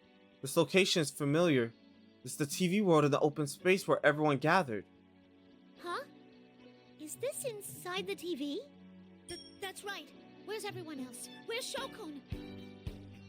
I look over and see Shokun collapse on the ground a little further away. Thank goodness. I was quite mean of Elizabeth. She only mentioned my companion, so I was worried about what would happen to Shokun.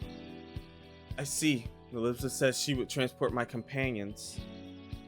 That means that she considers Shokun to be one of my companions as well. I don't see Adachi-san anywhere, but this is Elizabeth we're talking about. I'm sure she transported him to someplace else too. Anyway, I worry about how Shokun isn't moving from the ground, and I quickly rush to his side. Shokun! Ooh, hold up. Wait a minute. Hold on. Bow, nigga. A lot of picture-worthy moments in this one. When I call to him, he slowly stands up facing away from me. He looks around himself without a word, and looks down at the ground and quietly mumbles. Shut up, Scrap. Enough yapping. By the way, hi, Sad. Yes, it is a fighting game, and yes, this is the end of said fighting game. Because we are at the finale. Once we're done with Adachi's part, we're done with this game in general, man. This game is getting cooked, deleted, gone. I've been on this game for way too long. Bars. Anyway. I couldn't help it. Not when I knew you were safe. Hey, did you kill that thing? Huh? Did you destroy Hino Kagutsuchi? Can't you understand words? Oh, yeah. You're strong. You're strong. God damn it, do I have to say everything to you twice, you piece of junk? Never mind, you stupid toaster. Bro called her a toaster. Brother, oh, nigga, why isn't there more Shomanatsuki figures? Why don't we have... These bitches gonna piss me off over there at... Oh my god, dude. Y'all niggas gonna piss me the fuck off, man. Like, do we understand? Like, there's none. There's none. Like, Atlas, what are we doing?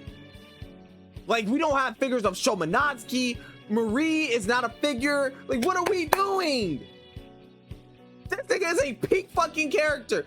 Like, this nigga, whoever voiced his character was in the fucking booth cooking with his lines, bro. God damn it. Do I have to say everything to you twice, you piece of junk? Never mind, you stupid toaster. Like, I love this nigga, bro. I love Shomanatsuki. This nigga is actually fired. He's still yelling at me.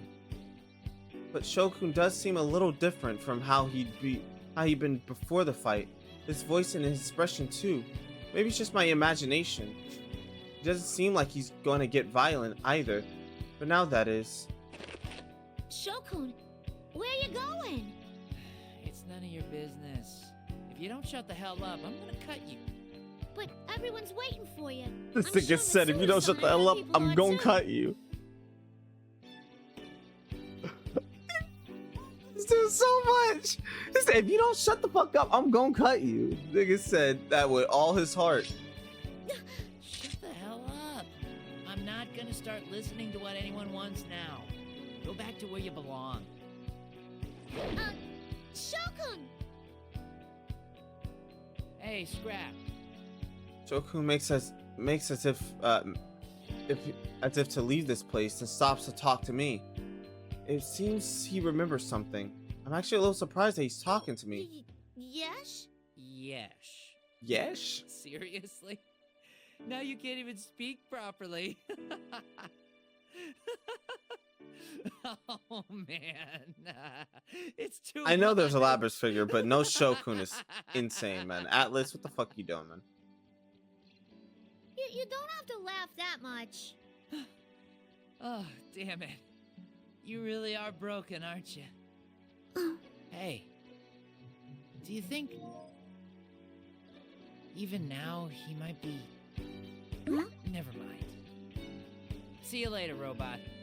You better have your damn oil changed or something. Oh! If I can think of something else to say, Shokun's already getting far away. What should I do? This is inside the TV world after all, but his posture is much more confident compared to when I first saw him. He has his own future waiting for him now. I'm sure there will be mountains of painful difficulties waiting. Yeah, his own future running away from the law, because this nigga is a fugitive terrorist. There's even the possibility that we might end up facing him again as an enemy. But even then, that's okay. Even though it was only for a short time, there's a bond between myself and him. If I don't give up and if I keep wishing for his success, a day may come where we reach an understanding. I don't get an oil change during a maintenance routine. Suddenly, several shining figures appear within the room here in the TV world. When the light around them dims, I recognize familiar faces. My companions who have finished fighting their own fierce battles gather one after another. You're still awake, Mina? I've been watching my fan spin. Yeah, because you're high as hell, aren't you? There are Marie, but I don't know if it's fake or not. I'm so relieved that I can't stand up. But I know they make custom ones. Labras-san. I keep thinking that's my dog. It's Koromaru who's barking. I knew that you could do it. I wish you could have seen us, Labby-chan. Shadow Operative Junpei Iori Oh, totally nailed it. Damn. Whoa! What a soft yet stinky landing spot. Oh my, this is inside the TV! Wowee! Yuka-chan, Ken-Ken, Koromaru's here Ken-Ken? too! Is everyone okay? Are we? This is a normal TV entrance. That's like I said, Ken. Holy shit. Settled. Sister, I'm so glad you're okay. Still, I knew you would be able to overcome this. I'm going to have to try harder to keep up with you. You definitely showed us your resolve back there, Labras. You did splendidly. We would have been in danger had you not been with us. You haven't been with the Shadow Operatives for very long, but you've already become our ace in the hole. I'll continue counting on you, Labras, I sensed everything! It was really amazing! Labras! I was so impressed that you beat such an immense enemy all by yourself. No, it was thanks to all of you. I only beat him down because you were with me. Thanks, guys. Another group of shining figures appears. This time it's Yu-kun's group, appearing along with Fuka-san. It seems they were fighting the shadows closing in on the tower when they too were suddenly enveloped by light and taken to his place. Now that was suspenseful. You did an amazing job. We're definitely throwing a celebration party. That sounds wonderful. We have quite the group here together after all. Labrys, thank you for all your hard work. Are you okay, Labrys? Are you hurt anywhere? I mean, you were really amazing! Thanks, Labrys. The town should return to normal now. It's all thanks to you. Yu-kun. Had I not come here, everyone at Inaba would have continued leading peaceful lives. Eternally, I was afraid to learn what he truly thought of me. That was when Ken-kun told me that I should go to him myself and find out how he feels. He was right. Just seeing the kindness in Yu-kun's eyes right now makes me feel like there's no need to hear what he thinks about me in words. The relief of this painful battle coming to an end mixes with the joy of discovering new and true friends. My happiness proves to be contagious, and before long we're all talking animatedly with one another. After some time, Mitsu-san approaches me. Her expression seems rather meek, and when she speaks to me, she seems apologetic. Labrys, I'm sorry, but I need to hear your report. Where is Minazuki? Were you able to speak with him? Oh, yes, but only for a little while. But before you all came here, he... Oh. When I begin my report, Akihiko-san nudges me in the shoulder with his elbow. As I stand in bewilderment, Mitsuru-san clears her throat. Well, you know, Labrys, the Shadow Operatives are a formal organization. I am obligated to report about this case to the higher-ups. Right. That's why I was saying, before you all came here, Shokun...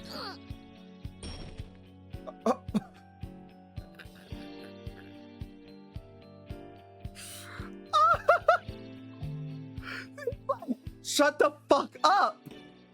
Like, no, like, they're trying to have it click and say, make up some bullshit. She's trying to say the truth. He's like, nigga, shut the fuck up and make up some bullshit. What are you doing? Even Mitsu's like, look, I gotta report this to the higher up. So like, what happened to Sho? Because she's like, if he didn't say anything to you, I can't put anything in the report. And if you didn't see him, then he's just gone. So they're like, she's trying to like make it make sense, make it connect. And they're like, hey, nigga, shut the fuck up. If you don't say anything, we can't say anything in the reports. Akihiko-san nudged me even in the shoulder even harder this time. Huh? What's going on? Did I say something weird? You're even more naive than I am. You really are like a child when it comes to these things. There are just some things you don't want to be honest about at times like this. Literally. That's why you just gotta dodge the question. Ow! Oh. Sometimes you just gotta dodge the question. Stuff like that. We don't want her becoming more like you. Ow! What was that for? That's You're crazy. Scarier than the shadows. Letting a whole terrorist loose, man. I didn't ask properly. Shadow Operative Labrys, do you know where Minazuki went? Nah. I'm sorry, I don't know where he went. That shit sounded like bullshit. I'm sorry. She can't even lie, bro. She sounded unhonest as hell. I don't know where he went. Oh. Yeah. The moment I answer them, they all sound relieved. Exactly. For some reason, even Akihiko-san and Mitsu-san are smiling in a satisfied manner. Could it be they actually want me to say that I didn't know where he went? Yes. I see. Where's Aigis? Normally, we'd have to send someone to track him down. But if you don't know, then there's nothing to be done about it. That's what. Get this filthy clanker out of here. They double spam too. That's nasty work, man. They double spammed. Never before in my life have I ever seen a back to back. You don't see it?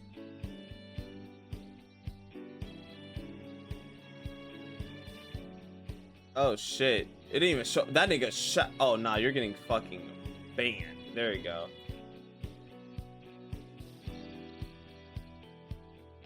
There you go. that nigga's gone. That nigga double spammed. Trust me, it's fine. I got him. I shot him. That's crazy though. Even how Mitsuru's saying it is like, oh, if you don't know where he went, we can't do anything about it, you know?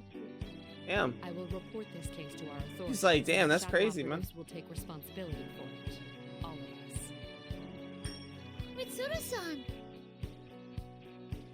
I get it now. If Shokun was the person behind a serious case as this were to be captured, he would be dealt with severely. And even if Shokun were to meet with Mitsuru-san and the others right now, he'd surely get angry like he was a moment ago. It wouldn't be much of a conversation. But if we shadow operatives pursue him ourselves, we will have tons of opportunities to get Shokun to open up to us. Mitsuru-san, everyone, thank you. Hey, what are you guys doing? We're gonna leave you behind if you don't hurry up. Bro, I just didn't talk once. The others who are a bit further away call out to us. Seems the time for us to part is drawing close once again. But since we are connected by bonds, we'll be able to see each other anytime we want. We'll just be physically distanced for a short while. Are we really getting out from here? I'm feeling really anxious about this. Oh? Are you scared, Junpei? That's pretty lame for a big boy like you. Don't mind me for going on ahead. Please excuse us.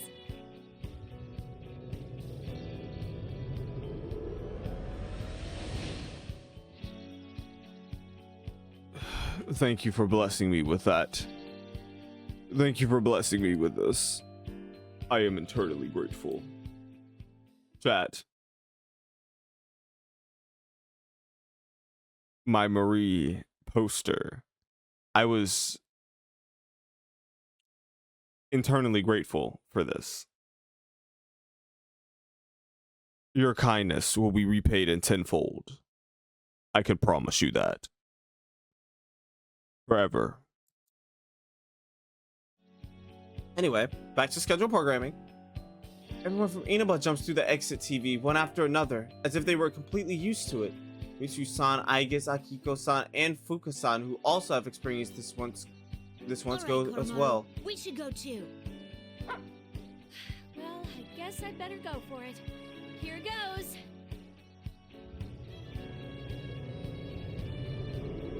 Come on, Junpei. Hurry up. Come on, get going. Hey, all right already. This is my first time. Put me down. No! Then he grabs Junpei-san and bare-handles him through the TV screen. Junpei-san's shout quickly grows distant.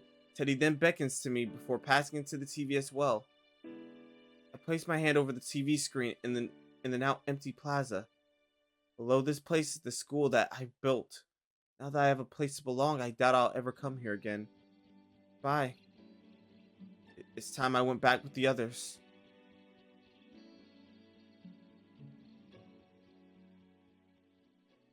Wow. Ooh-wee! Hey, buddy! That screenshot worthy! Woo-hoo-hoo! They playing change. Look at they playing change of the seasons. Brooklyn robot waifu, exactly, bro. I gotta get a figure of Labyrinth. If they had a figure with Sho Monosuke, I would have got one too. But they don't have a Sho Monosuke figure to show for it. Fuck you, Atlas. But I'm definitely getting a figure of Labyrinth, and I guess that both of one of my favorites.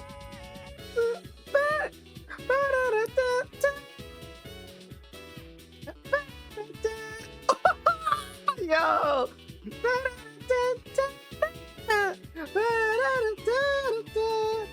She has a figure? Yes, she does have a figure. May 6th, early morning. After leaving Junes, we heard that Kikuno-san had landed the helicopter in the schoolyard at Yasogami High, so we headed back to the school. It seems that after Kikuno-san risked her life to drop us off at Junes, she was forced to land near the outskirts of town. There she studied the data from Shuji Ikutsuki's files and repaired the damaged helicopter. Then took off again and was even able to help the others. She has a Figma? Nigga, what the fuck is a Figma? I thought you meant to say figure, but no, you said Figma. What the fuck is that?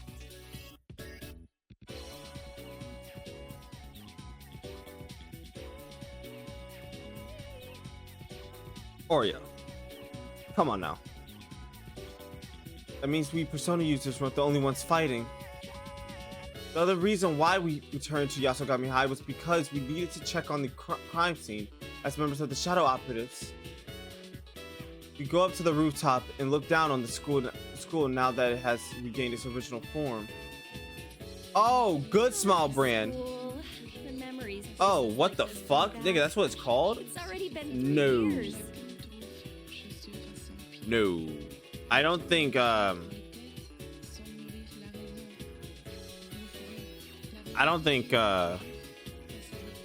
she has a good small brand.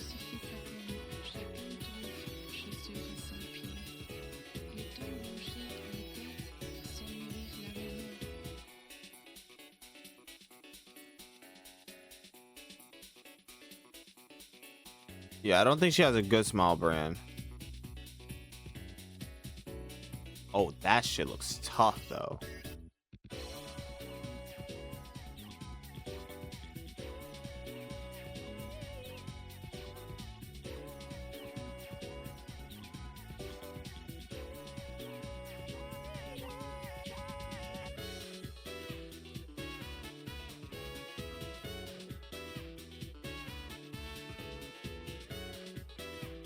Figma is a good small brand, like, oh yeah, I don't think she has a oh, I hate this fucking colorization for this figure with a fucking passion. But no, she doesn't.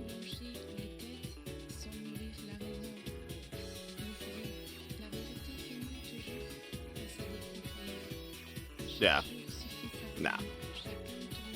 You're shit out of luck. You're shit out of luck. Yeah, you're shit out of luck. I know, right? Time goes by fast when you're living a fulfilling life. And it actually depends, because like the Good Smile brand, Can you teach me how to play baseball? Oh, it really depends, because I don't like the, team trains really I don't know, I damn like hard. statues. I don't like the Easy on you, figures got it? bending and making different poses. That's me. Sports, after all. Almost, By the way, but not almost quite. Are you planning on going back looking like that? Would everyone please stop talking about my clothes? I mean, you of all people shouldn't be talking, Akihiko-senpai. That costume's really cool, though. Feather pink. I'm standing next to a real hero. There we go. Just be true to yourself, kid. Looking up to superheroes is what's truly childlike. Still, you're amazing, Yukari-san. You're actually wearing the costume and acting at the same time. Normally, even female ranger characters get played by male actors during the scenes while they're in their costumes. Huh? Is that for real? No. All those times I... Where did you hear that? Ken-kun's a big fan of those kinds of shows. But I guess he isn't all that childish anymore. I suppose it's because it's been 3 years. It might be in poor taste to say this right after what happened here, but I'm still glad we were able to get together again like this. Yeah, like we were guided here by fate or something. Yeah, the Labyrinth figures that I see are from Max Factory. Right. You probably wouldn't have even made it here McFarlane. if fate hadn't guided you. Wait, which Makoto? Persona 3 Makoto or Makoto from Persona 5? Is it Makoto Yuki or Nijima? Too, after all. Nijima or Yuki? Everyone looks to me. I have so many people willing to call me a friend. It's a little embarrassing, but I can't help but smile. Yuki? Oh yeah, those shits look like ass. Ass. I'm gonna say it one more time. Ass. I hate the McFarlane toys. The McFarlane toys like dog. hurts people. But you all accepted me for who I am and gave me a place to belong. That's right. I have to repay everyone for all that they've done for me. To Mitsuru-san and her companions for giving me this place. To everyone who made me realize that I'm never alone.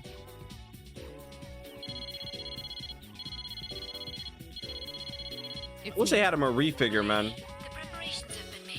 Sucks to suck, man. Yes. As a Marie fan, Huh? Where you going, Mitsuru-san? Hey! Mitsuru-senpai, don't tell me you're going back before us. Well, I'm sorry, but there are many things that need to be taken care of. I knew it. I'll have you know that we all put aside our jobs and other affairs to come here. You're gonna spend some time with us, like it or not. yeah, we're coming I with. feel bad about causing you more trouble, but I guess, can't you persuade Yukari? No, I refuse that order. Ooh. This is a situation with consequences that affect our team's morale. Give it up, Mitsuru. Don't worry about figuring everything out right now. I'll make sure things with those public safety jerks get settled. What? There's some guys hassling you. Let me come with you. I'll tell him everything about how Mitsuru-san did her best to help. Please, don't. Things will only get more complicated if you two get involved. Very well. I suppose I can forget about my duties for one. She has a single statue. That's what I'm talking What, from Labris? From Max Factory? Yukari-chan. It's been a while since I've seen you smile so much. Huh? You think so? Do I really not smile normally? Well, you always seem so angry. Marie? Oh. That's because you're always making me angry. Yeah. As long as the links are safe. Hurt me with that thing. Our laughter echoes from the rooftop, where the bright morning sunrise shines down upon us. As the lively conversation continues, I quietly place my hand on my chest. What's here right now connects me to that place. It connects me to everyone. May this warmth I feel spread to everyone else, and to him as well.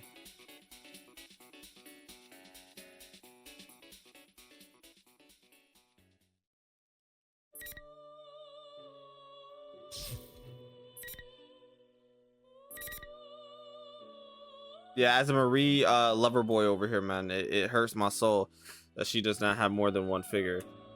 Because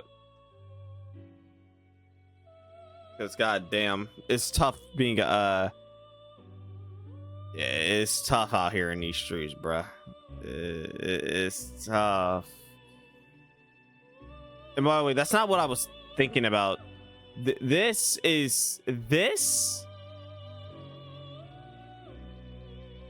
What is this you sent? Yeah, this only. Oh, right here. Yeah, yeah, this. Yeah, man. This is kind of crazy that this is the only figure that she has, and it makes me sad. It makes me fucking sad. So sad that it makes me want to redact. But not really. That's a joke. But yeah.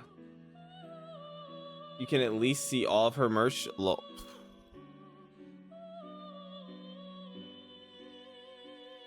This ain't enough.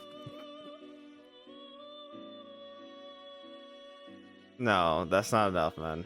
That's not enough, man. Show, bro. The Show Minotsky fit, bro. A character that's in the water. Yeah, that's rough, buddy. A character that's in the water is Show Minotsky. Nigga has nothing, bro. And he was the best character in his fucking. Okay. Oh, Junpei. One more time for Junpei, guys. A few days after the case ends, I was feeling kind of like an empty husk. I mean, it's been a while since I've been through anything like that. It wasn't just because it felt nostalgic, but, well, I remember a lot different things. Like, I didn't understand a lot of stuff back then. Your pitching sucks. Stop throwing like that. Damn, he said you ass. Your catching sucks. Don't think you're all cool just because you got a good hit the other day. What did you say? As I'm watching the kids practice, not particularly paying much attention, Just when I think things are getting peaceful, a squabble starts up. Well, it's a coach's job to settle things like this. Hey, break it up. What's going on here? Stay out of this, Junpei. Coach Junpei, right? So, what's up? He blames me because he can't catch. It's because you got no control. Everybody knows it. You know, the kids all stop practicing and gather around the argument. These kids have way too much energy and get into fights frequently. So I need to mediate this conflict in a mature, dignified way in order to be a good example. Children pick up that kind of stuff, you know? Hey, listen up. The most important thing in baseball is teamwork. She has as many figures as Adachi does. I didn't even think about my nigga Adachi. No. Wait. Don't tell me though they don't have a singular Adachi representation, please. You're gonna end up all alone eventually. If you think the pitcher has no control, then you gotta try to work hard to catch anything, no matter what throws your way. And if you think the catcher blows meaty chunks, he only has one. Balls that even the worst catcher can grab. He only has one. If you both practice together, and it looks pretty good too, but he only has one. Oh my god. Revival, please. Isn't that right? And his soul. Oh my god. Yeah, that was awesome. Go me! I wonder if these guys will ever look back on these days and think that they never understood what was going on. Bet they will, just like me. I gave them a good talking to, and since this was a great place to end for today, I call today's practice over. As everyone says goodbye and goes to their separate ways, one of the kids doesn't leave. That Goro? He looks a lot more humble than usual. Notice it's like changing your players is one of the things that make a great coach. Hey, aren't you going home? Junpei, do you have a girlfriend? What's he asking that for all of a sudden? Sheesh, kids these days. Yeah, I didn't think so. Hey, what's with the attitude? That's really rude, you know. There's a girl I like, but she's gonna move away. I didn't know, and we got in a fight. Fight? I thought we'd make up like we always do. Even when we get in fights, things always go back to normal in a few days. But when I heard she was transferring to another school, I got worried about what one statue and a bunch of gacha prizes. Maybe they are less popular, well, the which answer is here is obvious. You have to not maybe they're less popular, bro. This is your main villain of your Persona 4 game. What you mean he doesn't own a figure? You wanna know how crazy that is? Put it in perspective, right? Just think about this. That's like no names because, you know, obviously people. I'm gonna play Persona 4, and if Super watches this back, right? If Super Nanako makes sense. I mean, she's the most popular character. Super's gonna watch this back. I don't want him to get spoiled. But that's like your main villain, and we all know who I'm talking about right now, right? No names, but we know who I'm talking about. That's like your main villain or one of your main antagonists not getting a figure, and he's popular. We know, y'all know who I'm talking about. But yeah, what they go by? The Black Mask. That's like him not getting a fucking figure. Y'all, that's some bullshit. P4 Revival better fucking revive some of these characters. Because I'm like, if we don't get an Adachi figure, I'm a hell will be paid. For Minaruto's sake. I swear, dude. That's so lame. I can't do that. Lame, not lame. Is that your problem here? This isn't the time to care about looking cool. Not when it involves something you care about. If you and her end up going separate ways without telling her how you really feel, you're gonna regret it for a long, long time. But what if we get in another fight? Bro drops his eyes again. Well, that's this kid's bad habit. He acts all tough, but when things get matter most, his timid side comes out. Aren't you the team's cleanup hitter? You gotta strengthen your resolve. I guess I better do the coach thing and encourage him. But the way Girl's hanging his head makes me a little uncomfortable, deep down. Why? because my own words are coming back to haunt me. Regretting not telling someone your feelings before you have to part, huh? Yeah. That grand slam I whacked in my dream, I can still feel it in my hands. I got up on that platform for the MVP interview, but that time hit ended before I could say it. But this time, I still haven't answered his question. The world peers into my face. Oh well, I need to strengthen my own resolve. I look at the empty outfield and picture myself in that dream. If you get a hit, you'll be a hero. Are you gonna try for a grand slam? Girl seems dazed for a second at my sudden enthusiasm, but his clouded face quickly breaks out into a bright smile. He's his own old tough self again. Uncle Dojima has nothing. Oh my god. I'm not counting gacha prize, by the way, because almost everyone has a gacha prize. Dude.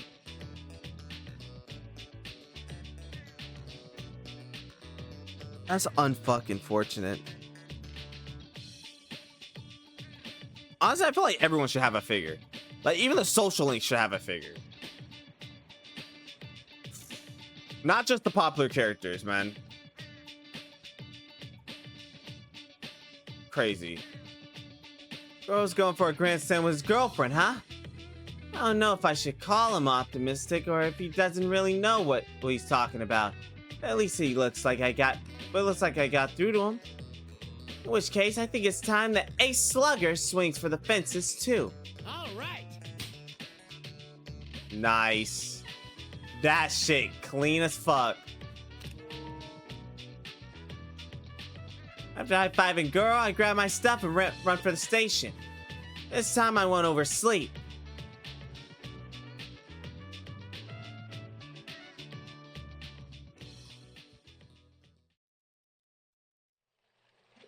Oh, is this Labras? The view from the pier matches an old memory of mine. The color of the sky, the ocean, the sound of the waves. It's the first time in years I've come back to this place. Whoa, this Oh, brings Yukari. back memories. How long has it been since we were here? We were second years in high school, wasn't it? It would be 3 years ago. Wait, who is it? It Is was I the guess summer of 2009. Only 3 years, huh? it has to be, I guess. 10. A lot has happened since then. I see. Now that I think about it, you haven't returned to Yakushima since They at least then have either. gacha prize of you and Yosuke in drag. Oh my god. We leave the beach and follow a woodland path. The virgin forest is filled with lush greenery and the air is cool and clean. We're headed to the remains of the ergonomics research lab. You want to go to Yakushima? Yes, if possible, that is. I don't believe there's anything No left kanji there and Teddy, aside from unfortunately. warehouses, though. Yes. What, as figures? I understand that. I guess I have no intention of preventing you from going there. Or gacha prizes. May I ask why? I have wanted to go back for a while now. That was when my Drag. sister's case began. So I thought that now would be I a think I'm good opportunity. on Teddy being in drag, man. I wanted to see for myself what led to my birth. I think it's a good idea. Yukari-san. Isn't it normal to want to know about things like that? We're talking about your roots here. I see. Actually, I was just thinking about taking a vacation too. That battle from the other day was a lot more grueling than I imagined it would be. As Yukari-san says, it truly was a fierce battle, but I was severely damaged. My maintenance had to go on for a good deal longer than usual, and I spent a long time in my repair bay. That's why I've been longing to feel the light of the sun. I'm unsure if Yukari-san knows that I feel this way, but she smiles. Hey, Argus, why don't we go together? And it'd be nice if we could stay at your summer house, like we went to before. Mitsuru-senpai. Though Mitsuru-san smiles knowingly, she readily Last time agreed. we lived together was back when For our we were request. roommates during our 3rd year of high school. You're right. That brings back memories. I told you to stop being so overly polite because it made you stick out in class. And yet, you never did.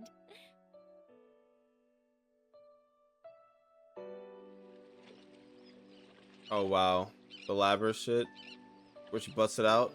After passing through the forest, we reach a desolate area with debris scattered about. Could this have been the outer wall that surrounded the research site? The entire thing has collapsed and it's been overtaken by wild plant growth. So this is the place. I correlate what I see with the data about this site and confirm that this place is where the combat tasting ground had been. We passed through where the gates were and proceed further inside. We walk through the facility for a while when an old white dog runs up to us and barks. I feel as if the dog isn't barking at us to warn or frighten us away, but is more welcoming. A dog? I try to match the dog to the data I have regarding Yakushima, cross-referencing appearance, to match vocal recordings. Snowy? Huh? Aww. Do you know this dog? No, not as such. I quickly find a record of this dog. There's no doubt that this dog is Snowy, the same animal that my sister made friends with. He's still okay after all these years. He appears to be the dog my sister became attached to in the past. It seems he can tell that I'm like her. Huh? Snowy wags his tail and comes over to happily nuzzle me. He appears to be welcoming, though we never actually met before. I can't communicate clearly with him, the way I can with Koromaru-san. Still, his actions are easy enough to understand. I crouch down and gently pet him. It would appear that this place, and what happened here, are part of my own roots after all. What do you mean? In the past, I thought that my ability to communicate with animals was just something that I could do. It didn't seem like the people at the lab had deciphered dog language, and even then, I doubted that such an ability was necessary for a weapon. I had thought it mysterious that I was capable of doing so, but it seems that my sister can do the same thing. Huh. So are you saying that you inherited that function from Labrys? It's not really a function, per se. I stop petting Snowy and stand up before taking a sweeping look around the area. Piles of debris, both large and small, are scattered about. The early summer sun shines down upon us. It's probably something that was slowly nurtured among the 5th generation I know now, so I got units figures. that were housed here. You don't have to tell me twice. Behavioral traits, like having interest in things besides missions, get passed on. And then, interest in animals. And then, the ability to communicate. I see. After a long line of inherited system feedback, my sister gained that ability, and I, in turn, gained it from her. The reason I have a special rapport with dogs, out of all animals, Damn. is most likely because of that process. Wow, that's pretty deep. If it goes that far, then you're right. How many figures It's not just does some the core function 4 that of you the were investigation intended team to have? It's more like a wish. Yes. I crouch down once more and pet Snowy again. After that, I begin clearing away the mossy rubble that has been left unattended for so long. Snowy happily runs around the area that has been cleared of rubble. Still, for the ones before Labrys who had hearts or wishes, it might be a bit sad that this place is left like this. Oh my god. Just as Yukari-san says, the careless scattered rubble under this clear, beautiful sky only emphasizes the loneliness of this place. Snowy barks once and runs through a small hole in a massive passage blocked by debris, then barks again as if motioning us to follow him. We see a shimmering yellow-green light shining through the hole he had passed through. Huh? What's that? Send me the link for it.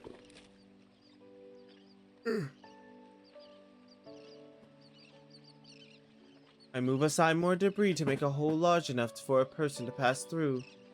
What we find on the other side is...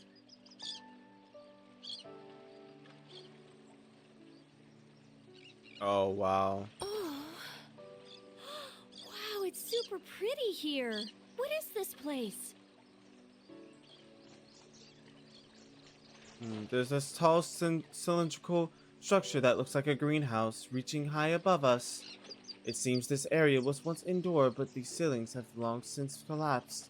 This structure stands directly under the blue sky. The clear cylinder has literally acted as a greenhouse, allowing the area inside to grow lush green grass, trees, and vibrant flowers. Even birds and butterflies flit flit about inside. This place is something like a paradise out of a children's book. But these are the remains of the anti-shock chamber, where Labrys and the other units of her model had undergone battle. There are many plants here that only grow far to the south of this latitude. This building's windows seem to have coincidentally formed a greenhouse.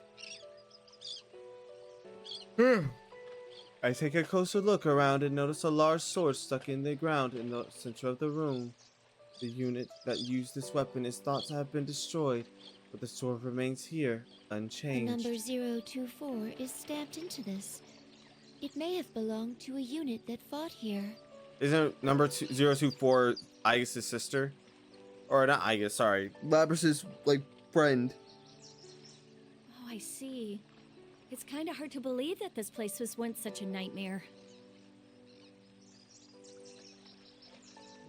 Was such a nightmare. As far as back as my memories go, it's not wrong to say this place was just as Yukari-san described it. And the way this room is now, it may be a fitting tribute to my sisters who fell here within this chamber. The large blade here is more than covered with a soft green moss. Ace and small birds are using it as a perch. Let's ask Mitsuru-senpai to keep this place like it is. Yukari-san. And why don't we bring everyone else here from time to time? Let's bring Labrys next time, too. Ooh, hold on, wait a minute. I nod. Ooh.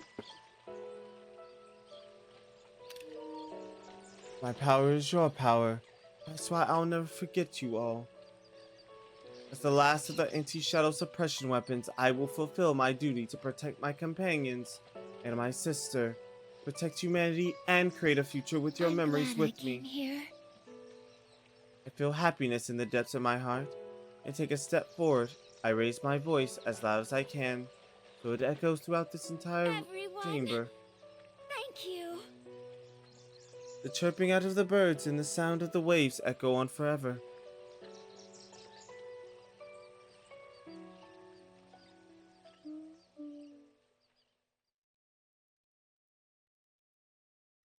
Ken?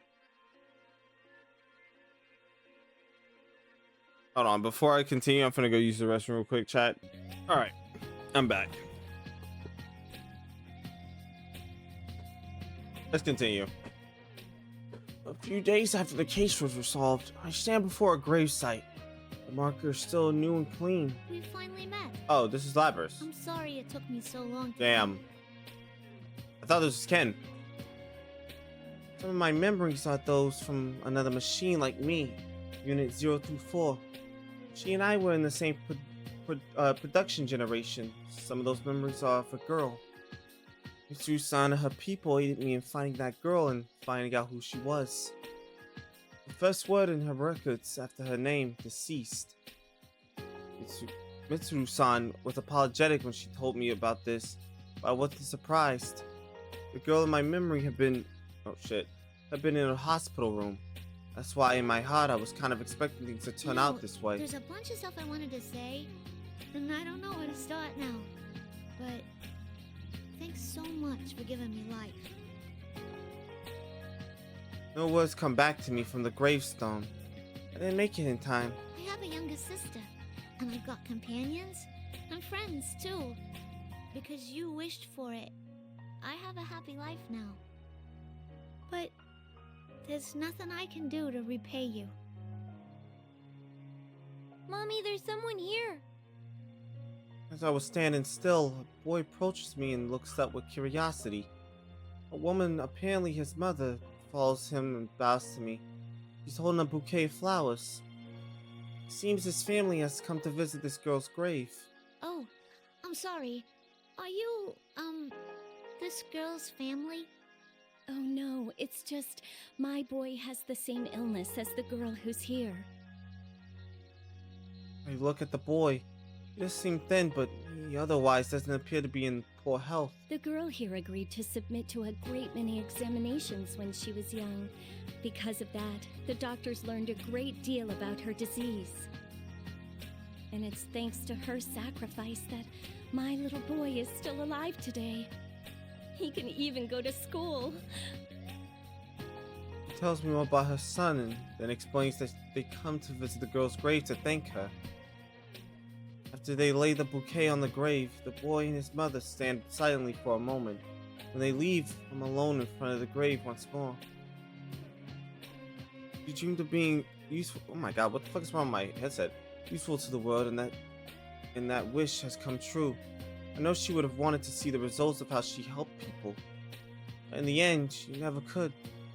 Then I've found something I can do. Bitch! Can I call you Mom?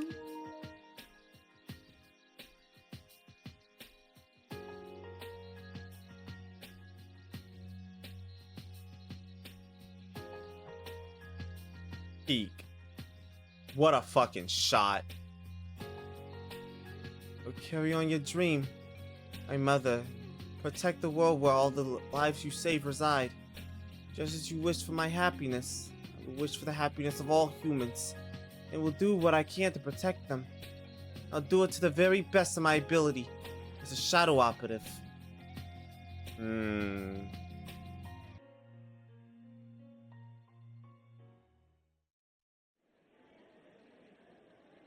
This is Fuka. Miss Yamagishi, this is a spectacular feat. We've never had a second-year student receive the award for best paper at this school. Thank you. I received an urgent summons from my lab at college and found my professor there, openly praising me. You're already getting recruitment calls from labs and corporations, but I'd recommend that you devote yourself to studying abroad. Abroad, you say? I just happen to be friends with a professor who's searching for an assistant. If you wish, I can write you a letter of recommendation at once. I hesitate a bit on how to respond to my professor's cheerful words. Ever since I entered the engineering department, things have become awkward with my parents. Though they still look pained when the subject of my non-entering medical school comes up. Perhaps they'll be impressed with me if I tell them that I'm going to study abroad at a famous college overseas. But even if I were to leave Japan and something were to happen to Mitsuru-san and the others, I'd show no hesitation in coming back here. Even if it wasn't for a case involving shadows. For example, if I was told that they didn't have anyone they trusted to perform Aegis and Lapis' maintenance, I still feel the same. I have no intention of actually joining the Shadow Operatives, but I want to help out as much as I can until the organization's foundation becomes more secure. I'm not afraid of moving away from them, but considering what Mitsuru-san is trying to accomplish, there are a lot of things that I can't help with if I'm too far. And Miss Yamagishi. I'm sorry, but I'll have to decline for now. Wow. If the time comes when I feel a need to study abroad, I'd like to ask for your assistance. That's some true loyalty, man. Yes. True friendship, true loyalty. Then I'll contact them at once and... Wait, you decline?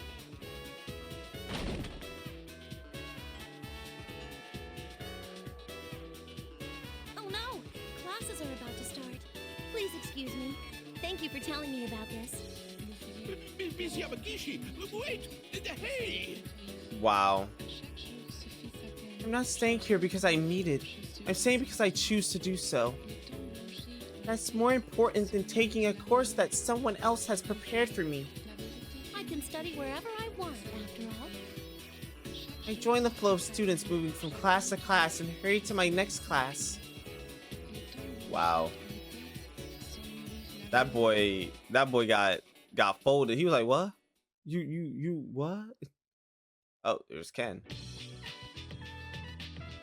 Early summer weather in the Gekkoukan schoolyard is refreshing after school. We're absorbed in chasing the ball like always. Not gonna happen. Whoa! Damn, he broke someone's ankles. One of the players I'm guarding against goes flying and the game stops. Crap, didn't I get a little too rough? I'll rush over and see how he's doing. Sorry, are you okay? I'm fine. It wasn't a foul. That was a great tackle, Ken. You've been on fire lately. Luckily, he doesn't seem hurt. I relaxed and grabbed his hand to pull him up with a smile. Well, we do have a match coming up soon. Isn't our opponent supposed to be a strong team? Yeah, you're right. All right, Let's all put some more effort into this. Once more! Keep our spirits up! Yeah! Shano has almost said, and it's about time to wrap up practice. I look around the school grounds at the other teams finishing up until they're looking at someone standing in the corner of the schoolyard. Oh man, I didn't think she'd come here wearing that battle outfit of hers. I guess I should have given more thought about where I suggested that we meet up. I regret choosing this place a little, but she stand out anywhere. I guess it can't be helped. I'm the one who called Miss Rusan here. It's the first time I've seen her in person since that case ended. I'm well aware of how busy Miss Rusan is, but I implored her to come here today. I'm starting to feel unusually nervous, but I make up my mind and take a few deep breaths before approaching her. Hey, who's that beautiful lady? Don't tell me she's Ken-kun's girlfriend. Nigga think that he got motion like that? They think he got motion like that? What? Crazy. No way. I'm so shocked. Doesn't she seem a little serious though? Mitsuru-san, thank you for coming all this way when you're so busy. Don't worry about it. I am currently on a mission now, so I don't have a lot of time. I would like to speak with you for longer someday. Oh, it's alright. This won't take long. I called you here so I could give you this today. This? I hand her a small silver badge. It's the official identification given to members of the Shadow Operatives. She sees it, and Tsuru-san briefly looks surprised. She looks from the badge to my face and swallows whatever she was about to say. I'd like you to take it back for now. I don't need it. I promise I'll come get it again one day. Very well. I will keep this for you. That's right. I don't need it right now. Mitsuru-san accepts it without another word, but I bet she respects my decision. Mitsuru-san's always thinking about us. I'm sure that my actions speak louder than anything I could have said to her. She understands perfectly. This is how it should be. Thank you, Mitsuru-san. Hey, Ken! Let's get going! Oh, he's just gonna live a normal life. A voice suddenly calls out to me from the school gate and breaks the silence between us. I look in that direction and see the rest of the soccer team who have finished changing and are waiting there for me. It should be obvious that I'm in the middle of a serious conversation here, but that doesn't stop them. Well, I guess it can't be helped that they want me to hurry up. We just finished practice and we're all hungry kids. It's only natural that their stomachs are growling. I mean, mine is too. Well, I have to go. I hope you stay well until I see you again, Mitsuru-san. In any case, as the burdens on my shoulder have been lifted, I quickly bow to Mitsuru-san before rushing off with my teammates. We still have this after-practice wild dash to do. It's a famous tradition of the Gekkokan Junior High soccer team. And again, we started this tradition on our own. We considered it one last part of our practice, so I can't allow myself to lose here either. Huh, he left. But wow, don't you think Ken-kun's changed a bit lately? Really? Like how? For reals. He used to be all, I don't know, cold. But lately, he's been in high spirits. It's like he learned how to be normal, right? You're right. He does seem to act more naturally than before. I like it. 3 years ago, we forged a bond through our long, severe battles. That bond is still very important to me. But I let myself get too caught up in that bond. I ended up missing out on things in my own life. I think I was able to change because I realized that. I sense that my bond with the others has remained unchanged, but more than that, I sense that I've grown in myself as well, even if only a little. What's best for me right now is to spend my days doing what I can without rushing through life. What happens to me now will surely affect my future. That's what I've come to realize. Acting that way will be my way of fulfilling the duty that was left. Goated.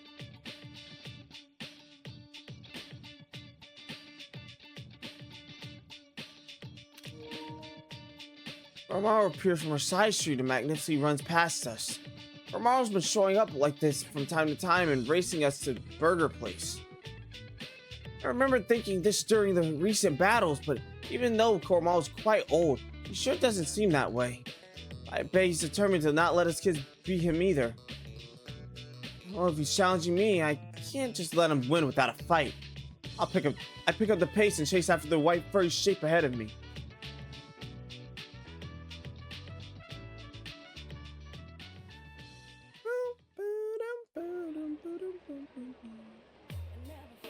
Yukari? Target acquired.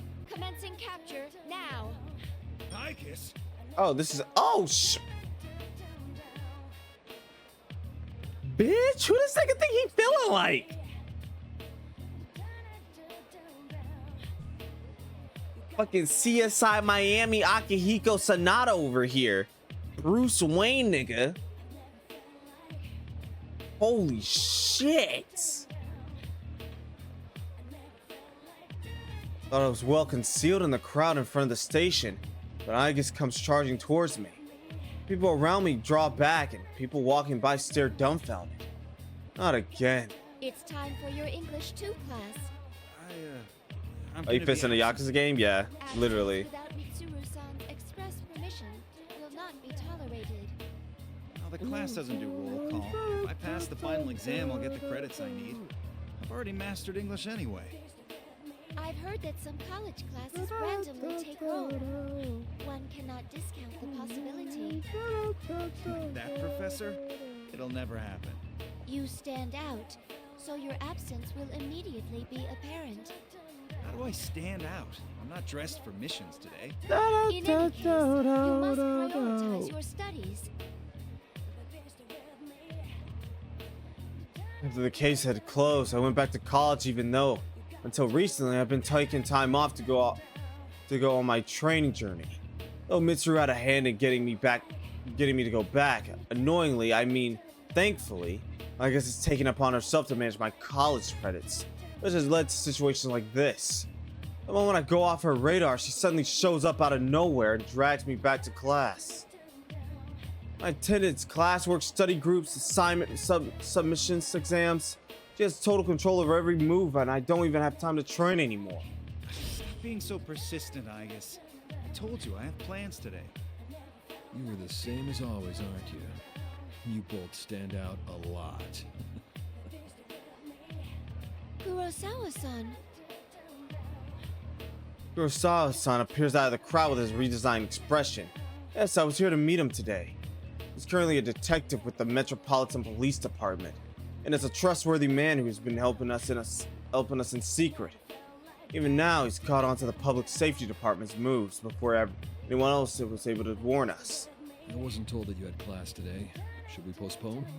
Oh, no, it's all right. Let go, Aigis. I see. So your plan was to meet with Kurosawa-san? Yeah. I have something important I need to consult with him on. That actually seems to be the case for once. I don't have much time to spare either, so why don't you hand him over to me for today, Aigis? If that is the case, then I understand. I will await your report later. Aigis says so politely as she releases my arm and salutes Kurosawa-san. With that, she disappears back into the crowd. I swear she's been a pest lately on purpose and enjoys seeing my reactions. Oh well, I guess that means she's getting even more human-like. Oh, so, bitch! What do you want my help with? Who the fuck y'all think you feeling like? Yakuza shit! Well, this might be a bit late to ask, but I want to have enough power in the police to protect the others from the outside. So that's what this is about. Dealing with people from that side of the business is more trouble than fighting shadows sometimes, you know. Oh, I know. That's why I need power besides what I can do with my fists. Here's Yakuza 7. Kurosawa-san smirks in response. Your face. That reminds me, you're old enough to drink now, aren't you? Well, yes. What's this? You don't like alcohol? No, alcohol and protein shakes go surprisingly well together. Drinking with you is going to be tiring for a different reason.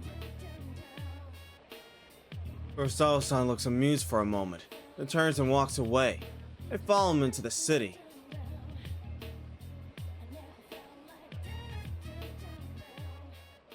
Okay, next should be Yukari, because we only have Mitsuru and Yukari left. Mitsuru Senpai and I are walking through the city, which has suddenly become filled with summer fashions as the long holiday draws to a close.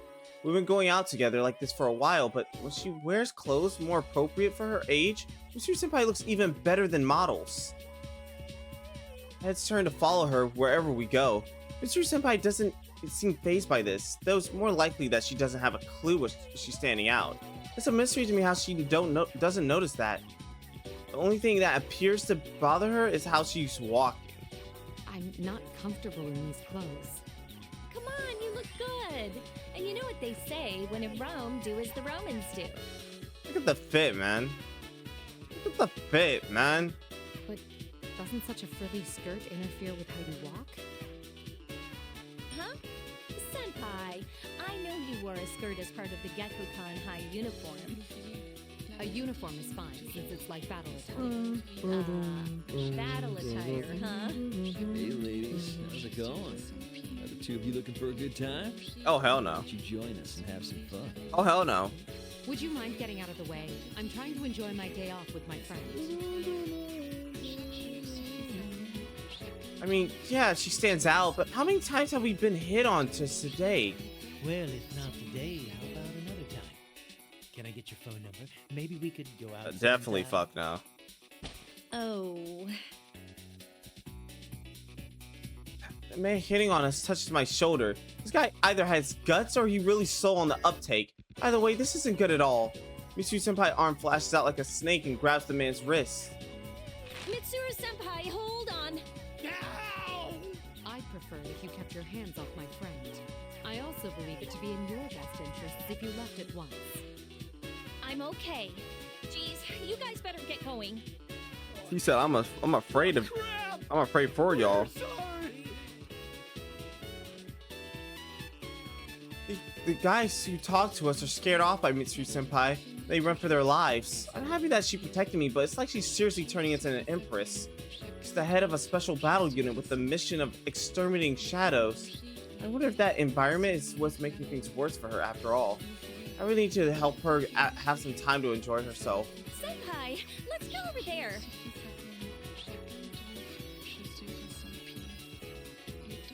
I take Mitsuru Senpai's arm and charge to a shopping mall. I'm pretty sure that guys that won't follow us all the way into a store. Checking out some clothes and other accessories like normal girls in these busy holiday stores. We decided to take a break at a cafe Terrence. That was fun. You're right.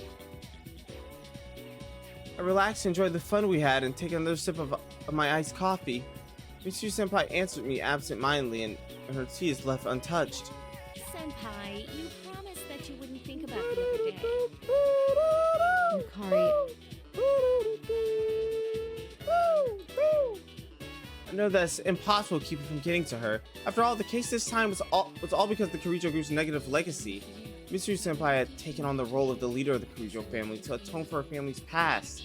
Yet, after being captured by the enemy, she couldn't take command of the situation. It may only be natural that she feels responsible for what happened. But even then, I can't be convinced that she needs to bear the weight of all that herself. And there she goes again. I came here today thinking about giving her a piece of my mind. She keeps taking responsibility for everything and worrying about things all on her own. Still, I can't bring myself to say anything about it when I see the look on her face. I thought maybe confronting her emotionally like that, like I had back then, would lessen the distance between us. But that would just be repeating what I'd done before. It'd be sad to have to resort to that again. I mean, we're best friends now, you know? As I try and figure out what to say next, all I hear is the bustle of the busy cafe. See? It's Feather Pink. Wow, you're right. It's Ringo Fujikoi. Hey, Feather Pink. Where are Red and the others? Huh?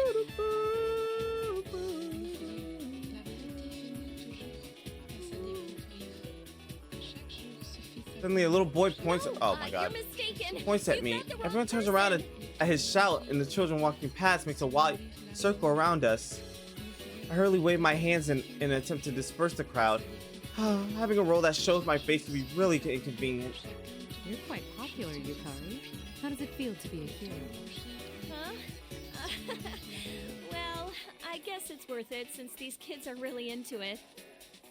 Death must not be needlessly feared, but it must not be needlessly desired as well. Face it and fight, Featherman. Or so the line goes. Senpai, why do you know that? That's the opening line of the intro to Featherman Victory. That catchphrase comes up in every episode of the show. I may be busy, but I still have time to watch a little television. What? But why would you watch Featherman of all things? Why wouldn't I? My best friend is one of the stars. Literally. I had never He's supporting seen you, such a man. program before, but it's true. I did sense something from it. I feel that you were trying to help people, especially children, teaching them to avoid bringing harm into their lives. Well, I guess that's how it is. Protagonists of hero shows don't just punish evil, they protect those who are precious to them and give everyone the hope to live. I'm sure that these shows teach a lot of things to children too. The same goes for Akihiko and Yamagishi, Aiga, Samara, and Minori as well. Every one of us is proceeding down their own path, in their own way. That's how I can concentrate on my own duties. The trust we form will not easily be swayed. Isn't that right? I can't help but sigh. I feel like I've been beaten instead. My best friend believes in me and is watching over me. Well, I should do the same to her, even though I get the feeling that I got sweet talked somehow. Yukari, what's the matter? I guess I've been defeated today. Well, that's fine. Let's go to the next place. Next place? You want to continue shopping? Well, I don't have any idea when you'll be able to make time for me again, you know. What if I promise to contact you every once in a while? Would that do? It's a deal. But while we're here... That's awesome. I tug on Mitsuyu Senpai and we resume our shopping. I'm not sure why, but I feel as if whatever had been bothering me had disappeared. You know what's crazy? Right? It's the fact that I'm not pent up that Maria wasn't a playable character. Why? Because they already said why she wasn't around, because she was holding back whatever was going on with the fog. So she was having her own battle. Even before we could complete the follow-up investigation of the case that Minatsky caused, I was summoned by public safety to the government office building. I would have liked to ignore this meeting, which is sure to be nothing more than interrogation, but it's better that I go than for what the fuck, for them to get their hands on Lapras or Minatsky. Also, I want to make sure that no trouble comes to Yukari Armada's daily lives. Though we recognize your achievement in recovering Lapras. Damn, not Junpei's? Wasn't it your own blunder that led to you, the leader of your organization, being captured? There are also reports that you involved underage civilians in this matter as well. What do you think your organization is? If there were people there, then they must have acted on their own to protect their town and their companions.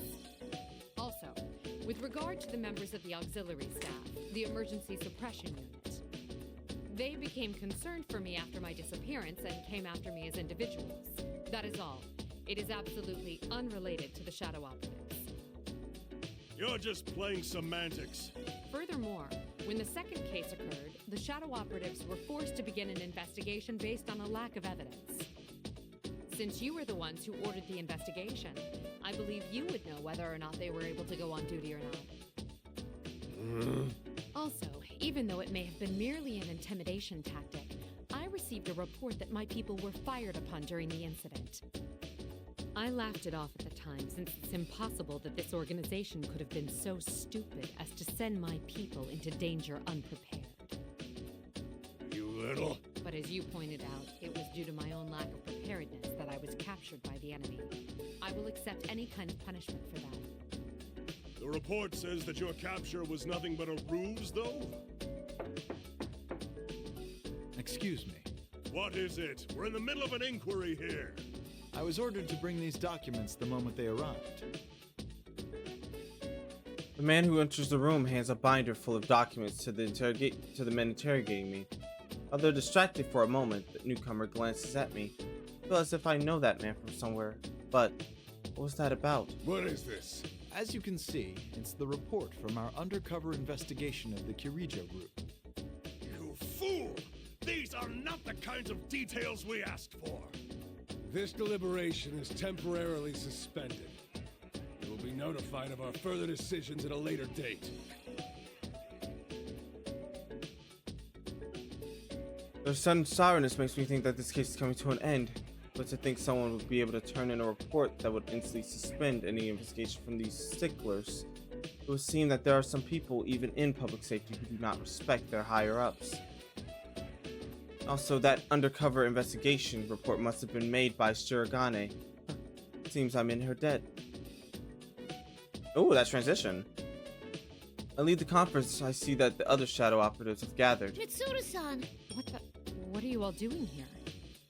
These guys insisted on at least trying to testify. You put it back on? They failed you on the mission. I had no choice but to come too. Seeing that our friend, who had gone missing, was immediately summoned to the government office on her return, we were worried it was a conspiracy. Indeed, as your friends, it's only natural that we'd rush to your side, because we are your friends. I guess, why are you speaking with such over-exaggeration? What are Yukari and Iori even doing here? We were all worried about you. After all, we're all your friends. The best of friends.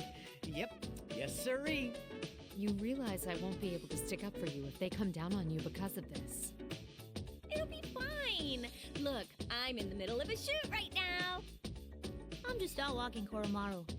I'm just going out for a run, you know? You're training, Junpei? You should have told me sooner. I'll come along. That's okay. I mean, can't you see what we're getting at here? Seriously, all of you?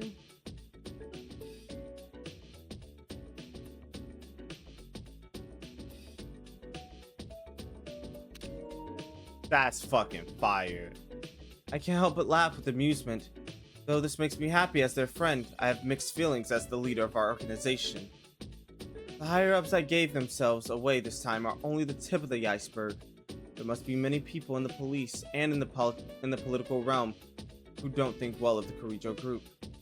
Those troublemakers will pounce immediately if we leave even the slightest invulnerability unguarded.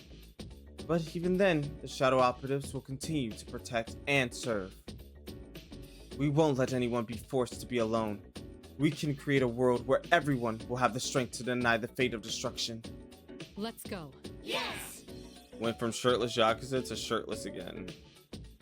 And we will continue moving towards the future for the sake of granting our wishes. Damn. The end. Damn. That's the end of P3, episode P3. Now, there is a thing called the true ending.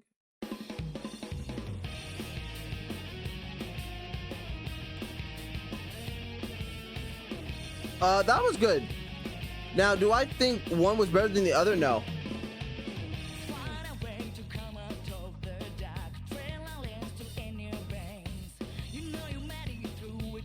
Ah, damn.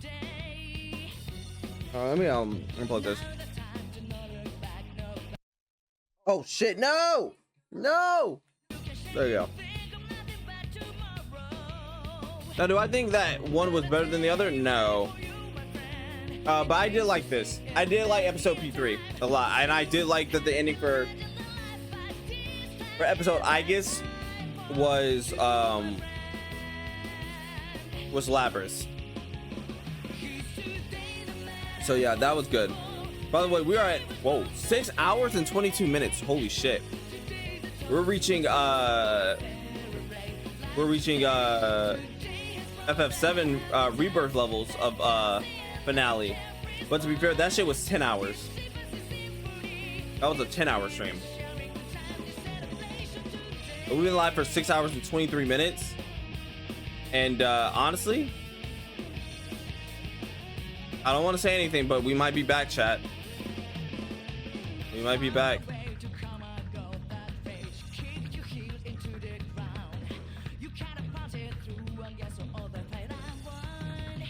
But let me not actually say we might be back. I don't want to give you guys false hope.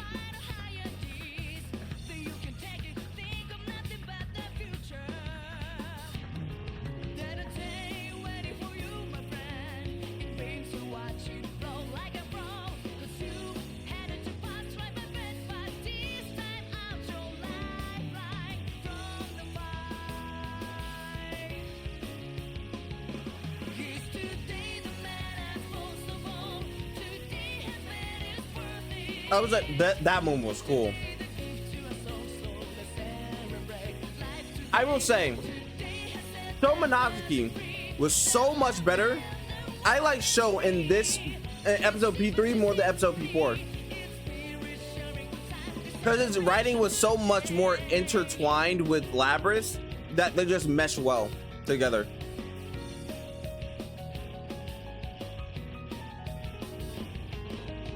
But to be fair, Sho Monogatari was more of a P3 villain than he was a P4 villain. Like, this might be Persona 4's game, but I feel like this was really the swan song. Technically for both characters, for both casts of characters, but this was really the last final swan song for the Persona 3 cast. Like, the epilogue for them was bittersweet because, again, this is the last time we will see these characters. Like, this is the last time that these characters are seen, are heard, are voiced. So this is probably really emotional for the people that voice these characters in this game for this. We're gonna miss voicing Junpei. Junpei Iori, ace detective. If it's for Chidori-san, I don't have anything to worry about. Junpei Iori, man. I'm gonna miss voicing him too.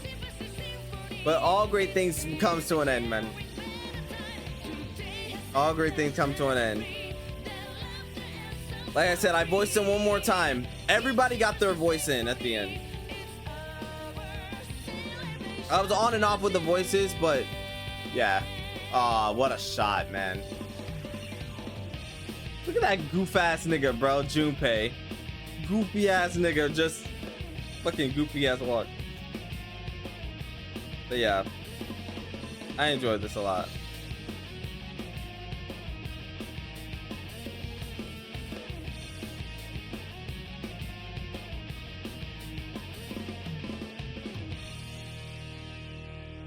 All right. This show was brought to you by these sponsors. Shadow Operative. So what's the true ending?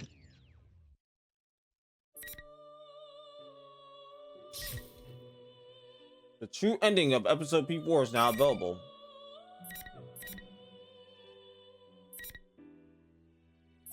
Awakening. What the fuck is this?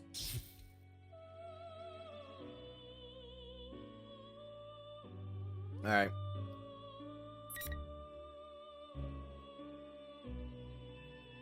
Pat, do you do episode Adachi first or do the true ending? Actually, no, we're gonna do the true ending. I have an idea that I want to do for episode Adachi. Nigga, this is only one chapter. It's not gonna be that long. It's only one chapter, bro. There's not multiple parts. Impossible. What power is this? How can one human's power alone be enough to best me? By the way, Jace, thank you for sticking around, man. True GOAT right now. I'm not gonna lie. Tsuchi, that's what holds you back. The power I wield. The power we wield. It will never succumb to someone like you. Silence, pest! I will not lose! I am stronger than anything!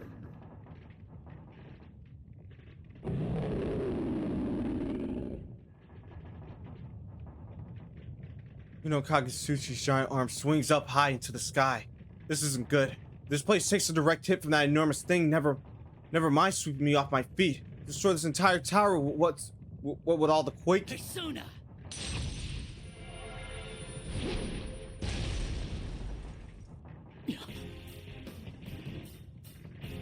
Adding this is gonna be a bitch. Faster than I can call my persona. The other Izanagi flies towards Kagutsuchi from behind, flashing at his giant arm and knocking it back. What are you doing? I set everything up perfect for you, and you still didn't finish it off before I woke up. He scratches his head and rolls his eyes. Without a doubt, that's the Adachi-san I know. Will you save me? Up until now, he's just dropped hints for us here and there, never doing anything to help us out directly. See me surprised at this small change, noticeably only to those who know him. Adachi furrows his brow. He's displeased in an ever so slightly embarrassed Hey, what are way. you spacing out for? I don't have time to waste either. So let's hurry up and put an end to this. Right. I could feel it. Two Izanagis respond to each other and melt into one. Never felt this fusion of conflicting powers before. They eventually coalesce into a sword, which launches itself toward Hino Kagutsuchi's enormous roaring form.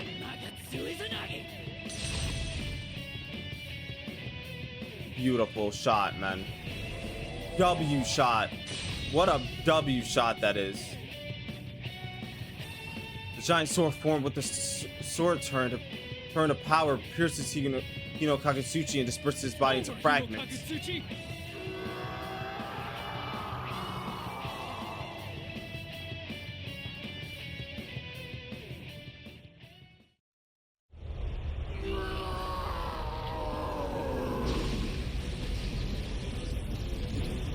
Impossible. How could I fall to this treachery of fans?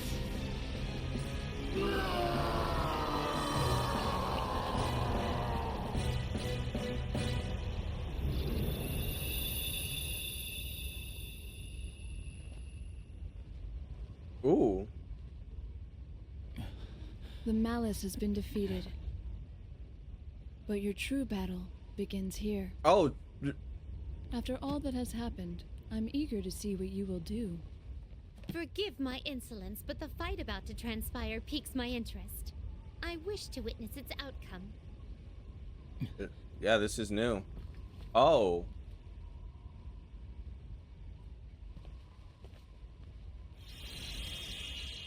Show.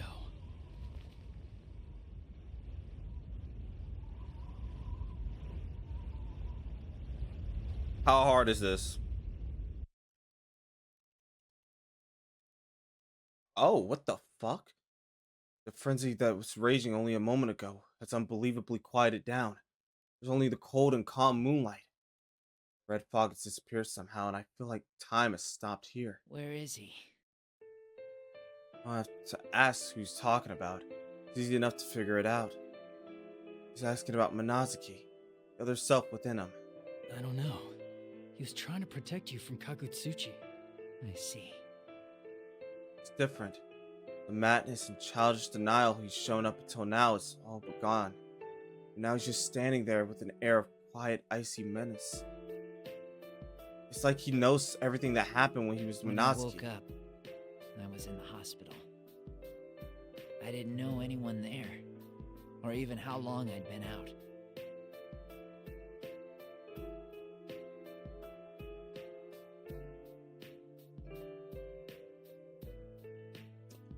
Joe starts to talk. His clear voice is missing the intimidating quality it used to have. My care was paid up for basically forever. I had a pretty good idea where the money came from. Shuchi Ikutsuki. Yeah. The same goddamn bastard who tampered with an orphan kid and threw him away like yesterday's garbage when I blacked out. Joe Minazuki was one of the orphans collected by the Kirijo Ergonomics Research Laboratory as a test subject. Shuji Ikutsuki, the man in charge of the research, implanted a mysterious artifact known as a plume of dust in Sho's body. That lab was everything to me. I did everything I could when I was a kid. I was happy to see that rotten bastard smile. Sho. It doesn't matter. Anyway, all that was left for me when I woke up was a shit ton of money and a world I never knew. You get it, right? All I know is fighting. I don't have a damn clue how to live in this world. Think back to what Mitsuru-san said. By the time Sho was old enough to think for himself, he had been taken in by the research lab and placed in confinement, cut off from all contact with the outside world. The only other person Sho knew was Shuji Ikutsuki, who was in charge of research at the time. When Sho lost consciousness, because of Ikutsuki's experiments, he was sent to a hospital. I can only imagine how the world must have looked when he woke up all alone in that hospital I left the hospital and went out into the world. Yeah, that's right. Into your Inaba. What? You were in Inaba? Yeah, and it sucked. It was so boring I thought I was gonna die. That's when the murder case broke on that foggy day. Don't tell me. That's right. I saw it all. I saw what you did, what you fought against, and how you solved the case. Good lord. Sho's known about us far longer than we knew about him. He's been observing us all this time. It was fun. It got my blood pumping. I got the scent of battle. And I thought you were just like me. Then, right when that case was just about closed, that thing spoke to me. It asked if I wanted to destroy the world. You're talking about Kagutsuchi? Yeah. Minazuki came up with the plan, and I went with it. And then, you know the rest. It's just like I thought. Sho doesn't really want the world destroyed. What he really yearns for is a world he can live in. Don't be afraid to bond with people. You're like Labris, someone who was made to fight, so that's all they know. She's one of our good friends now. It's just like when Yosuke, Chie, and my other friends accepted their shadows. It's an obstacle Sho must overcome as well. Still, the only way I can relate to you all is by fighting. All right then. If fighting is the only way you can form bonds, then I'll fight you till the cows come home. Just don't drag anyone else into it. Just like that, life returns to Sho's eyes. Along with it, the scar on his forehead and eyes shine as pure bluish white, like it's this fire of life, much stronger than before, surged through his entire body.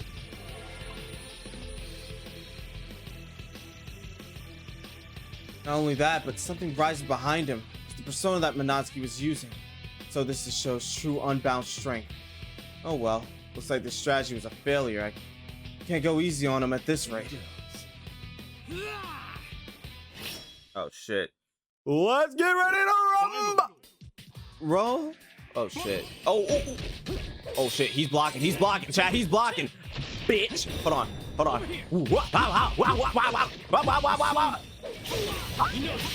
Bitch! Get the fuck away! Bow! Stay in that corner! Bow! Hold on!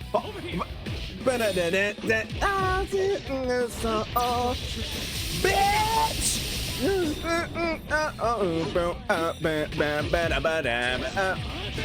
Bitch! Oh shit! I'm locked in, chat! Over here! Oh!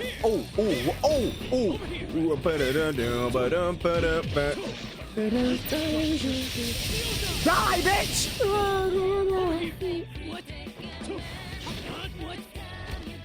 Bitch! I was locked. Bro, hold on. I was locked the fuck in. Brother, he got it's over. Show Minazuki. To think he'd take so quickly to the persona passed down from the self born of that plume of dusk. It's been a while since we've had a guest with that much power. I presume Sho will be a rather dreadful underclassman for him. Wow. I truly look forward to what develops of this.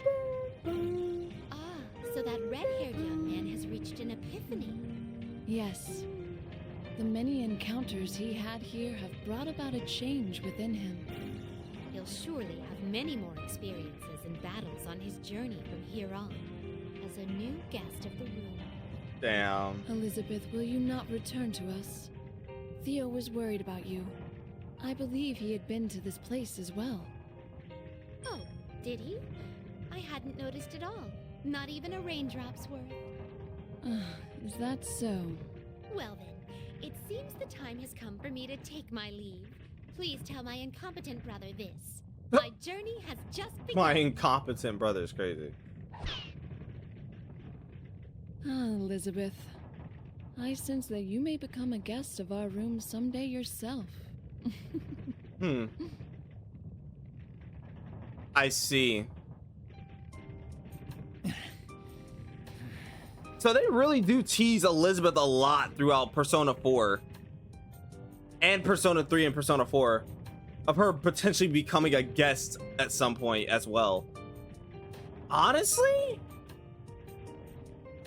if they actually follow through with this Elizabeth storyline in Persona 6, that could be an interesting story they can tell.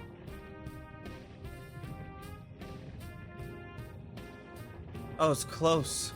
My blood ran cold many times during the battle. I fought with all my might, without holding back at all. The show was fast. His slashes were sharp, and he fought like a veteran warrior who's gone through intense training. How do you feel, Sho? Lost. That's the brawn of a guy with bonds, huh? Never mind. Even my jokes are lame right now. Come at me whenever you want, as often as you want. I'll always accept the challenge. Yes, this isn't the end. For Sho, this battle's only the beginning. The only way Sho could form a relationship with others was by hurting them. He started this mess because he wanted so badly to have those bonds he couldn't attain. But in every strike he aimed at me during our fight, I think I sensed his wish for us to accept each other and to boost one another up. It's just how it should be. Connection with others can be a great strength depending on how you face them. It helps us grow. Joe took hold of the first chance he had, through whatever means he knew, and offered it to me. I intend to accept his challenge with all my might. I wonder if that got through to him. So what are you gonna do now? I meant it when I said that the others would. That's enough. I'm tired of all your lecturing. I'll kill you for sure one day. You better be ready when I come for you. He looks so cool with the illuminated blue. Joe makes his smirkling vow, then disappears, flying far away from here. All I can do is smile at his rather smug attitude. On seeing Sho leave, Margaret approaches me. It seems it's over. And that was a wonderful battle. It even made my heart skip a beat. I'll look forward to your rematch with him. I'd be fine if he didn't show up for a while. Is that so? This encounter between you two will one day give way to something irreplaceable. I don't know your desires, but that may be the nature of the power you hold. Who knows? It's true that I've made wonderful friends here in Idaba, and it's those friends who've allowed me to overcome my trials so far. But that's not because I'm special or anything. I'm sure the same thing will happen to Sho from here on out too. By the by, now that the red fog is gone, this place will disappear shortly. Shouldn't your friends evacuate more urgently? That's right. Completely forgot about that. This tower's only an illusion that came out of the red fog, so now that the fog is gone, this place will turn back to regular old Yasogami High. Margaret, I have a favor to ask you. Oh? What is it? Could you please send all my friends here in the tower somewhere safe? Margaret falls silent, as if thinking for a moment, and then turns a smile towards me. Since you did entertain me somewhat, I suppose I should show my appreciation. Very well. I shall send you all to a safe place. Thank you. May we meet again in the Velvet Room. That's so cool, man. After those parting words, I'm enveloped in a white light. My vision begins to fade. I see the open space I was just in start to peel away from the hedges and come up without a sound. What's this? Oh, it seems I was a moment too late. To think I missed an opportunity Fucking to see Theo. two tremendous powers clash. Oh, how I wish Fucking I could have witnessed it Theo. with my own eyes. Are you satisfied yet? Sister? Why are you here? Is there some irregularity with my presence here? No, that wasn't what I meant. So, did you see Elizabeth? I wasn't out to find her. Rather, I was scouting the area in search of this cola you wished for. It's true. This is my proof. He actually got a call. Wow, he did. This cola would be hidden in such a sturdy metallic box. Disassembling the box took some time, but I did so without breaking anything. I also inserted all the 10,000 yen bills I had before reassembling it. To think that the people of this world go to such lengths simply just to buy cola. I still have much to learn.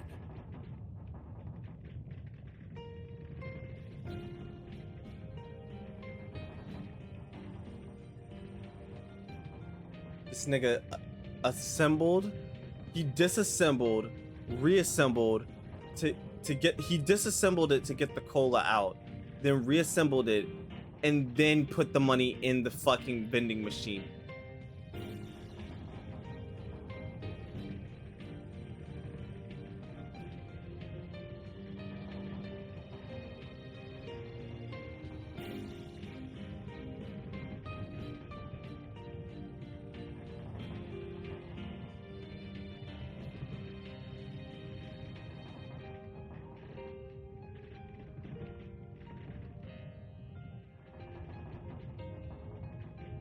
Yeah. All right, man.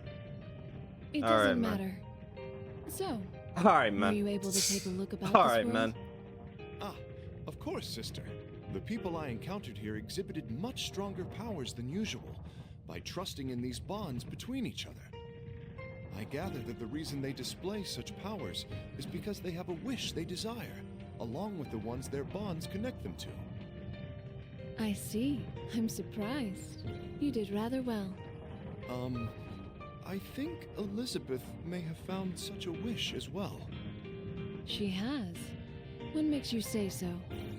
Perhaps it's only my imagination, but I sensed something while pursuing her. I thought Elizabeth might have found something she wants to do for someone besides herself. In other words, a wish of her own. Huh. Sister?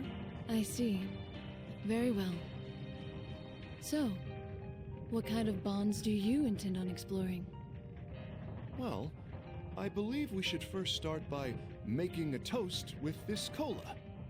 I've heard that it is a sublime ritual performed by the people of this world to further strengthen their bonds. I already worry about where you'll end up. Come now, Theo. Let's go back. Please, wait for me, sister! Wow.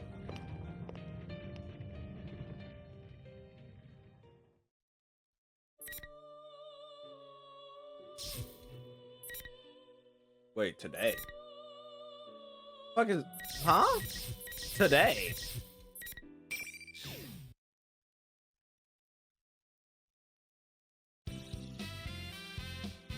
May 6th, a sunny day in the contrast to the gray skies of yesterday. Even though this is the last day of Golden Week, the Juness food court seems pretty quiet. Normally it would be even more crowded than usual, but the reason it's empty is obvious at a glance. People fled into the store like a preceding tide, afraid of the bizarre crew who just showed up. This includes a man covered by not much except a cape, costume hero, and a woman in thick fur despite the summer heat and two looks robots. like the place is all ours. Is management gonna be okay with this? It's usually more crowded. My dad's gonna kill me if he finds out about this. Wait, is this my fault? Even Yosuke seems at his wit's end as he answers Junpei-san. He's in his usual costume rather than the normal clothes, but thanks to the idiosyncrasy of the shadow operatives, he doesn't stand out much at all. After the night we solved that case, we decided to take this opportunity to throw a celebration party for everyone. I don't know the details of how it got started, but since Labyrinth wanted it to be at someplace bustling, they took the bold step of deciding to hold it here. But what I want to know is, how did it not occur to him that this would happen? Well then, it's a great day out and... That's so played out, Yosuke-senpai. Just hurry up and get things started. I'm starving. No, I give up. You do it, partner. Me? In addition to our usual members, the Shadow Operatives joining has made our group pretty big. Yosuke gives up as everyone stares at him amidst catcalls. Oh well, if someone falls, then another will follow them up. That's how our investigation team rolls, after all. Okay, here goes. 1, 2. Good job, everyone. The modest party kicks off with a toast. No one must have gotten much sleep last night. They're all having fun chatting. Some are uniting with friends that you haven't seen in a while, and others are meeting new people for the first time. My, it's hot today. Yuka-chan, aren't you hot in that costume? You could unzip the suit just a little bit. Look at her cleaver's already poking. Don't touch that! Like, look. Are you hot, Teddy? I'll open up your zipper for you. Here we go.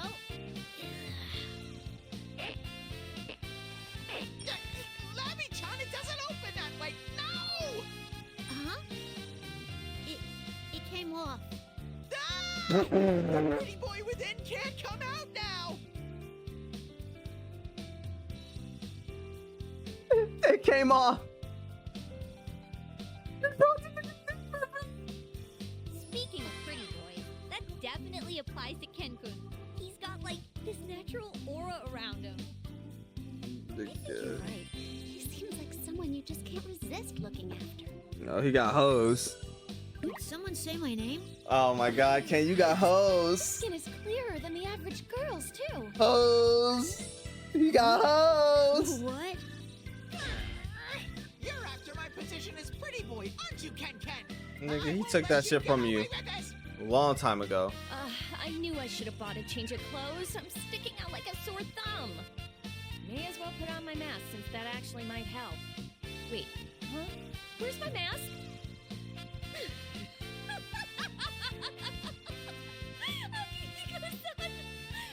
That looks perfect on you.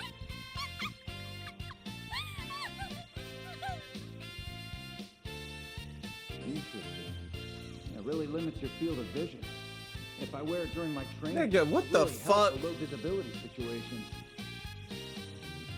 What kind of situations are those? People will call the police on you if you train in that. Literally. Whoa! It looks surprisingly good on you, Master. You look like a comic book hero. It seems they have a good master-disciple relationship going. Wow, you're an engineering student, Fukusan? I'm hopeless at math, so I really admire girls who are strong in the sciences. It's nothing, really. You can be good at it, too, once you get the hang of it.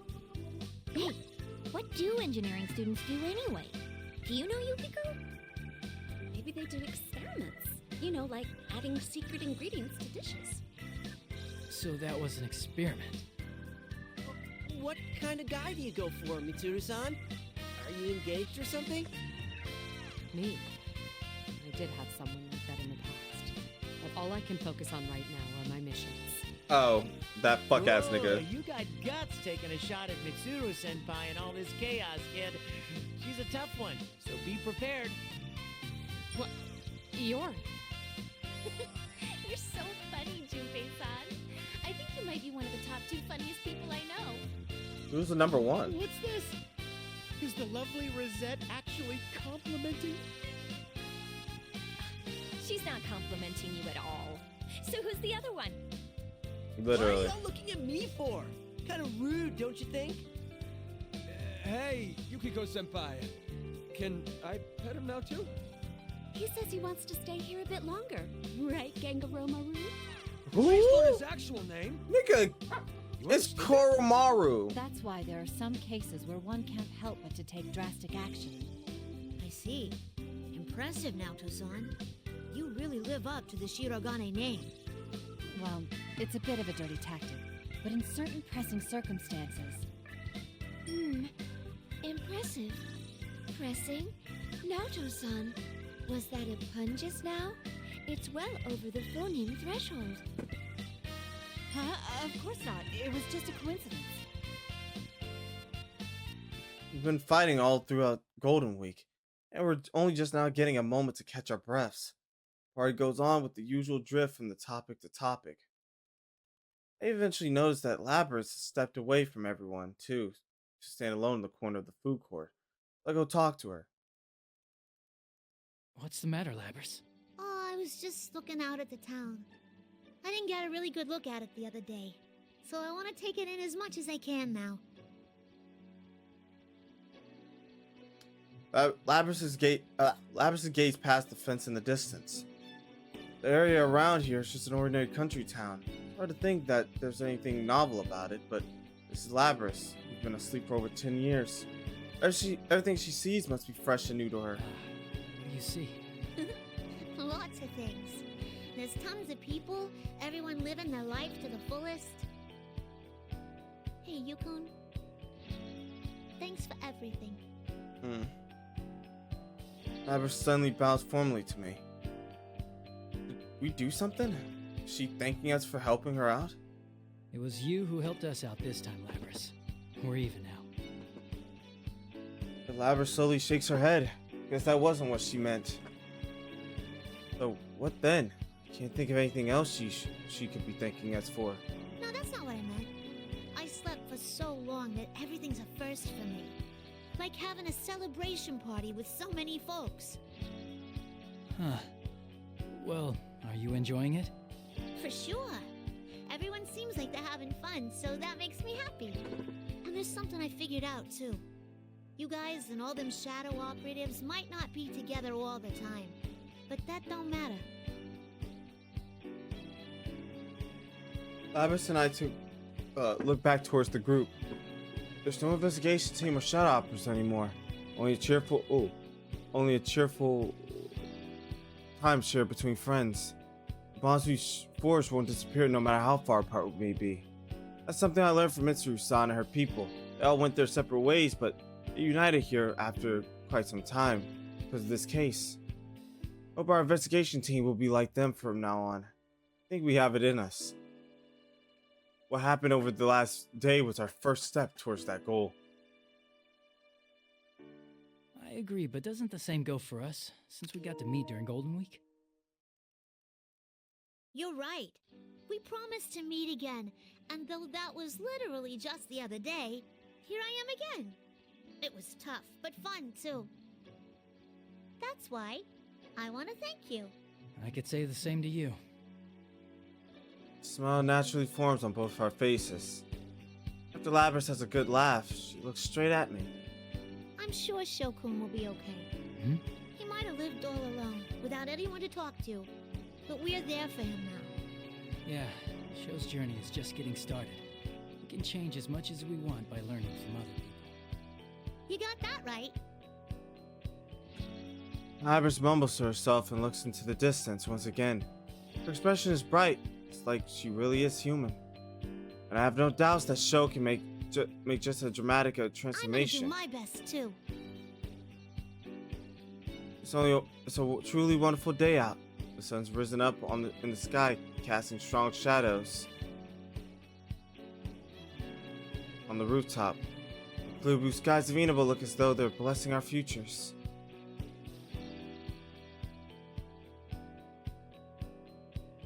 The end.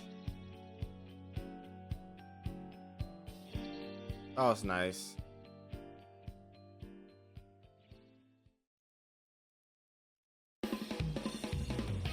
I can't even skip.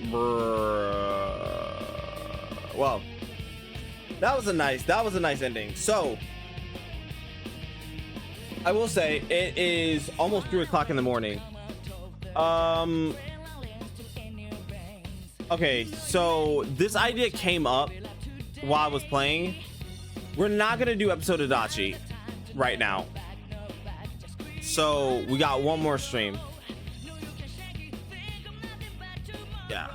It is weird, but we're not doing episode Dachi tonight. Because one, is getting too late. And two, I do have an idea to do. Basically, I think Adachi should have his own episode. Like, honestly, I think he should have his own episode dedicated to him, his own part. And that's going to be the OVA. So that's going to be an OVA. This is the finale for like the main story, but episode of Dachi is going to be the OVA for this game. So I have its own like title and everything for it, so yeah.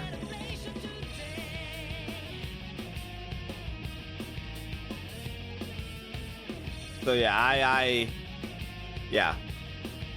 So this is after the credits roll for this. I'm gonna close out stream, and that will be the end of that.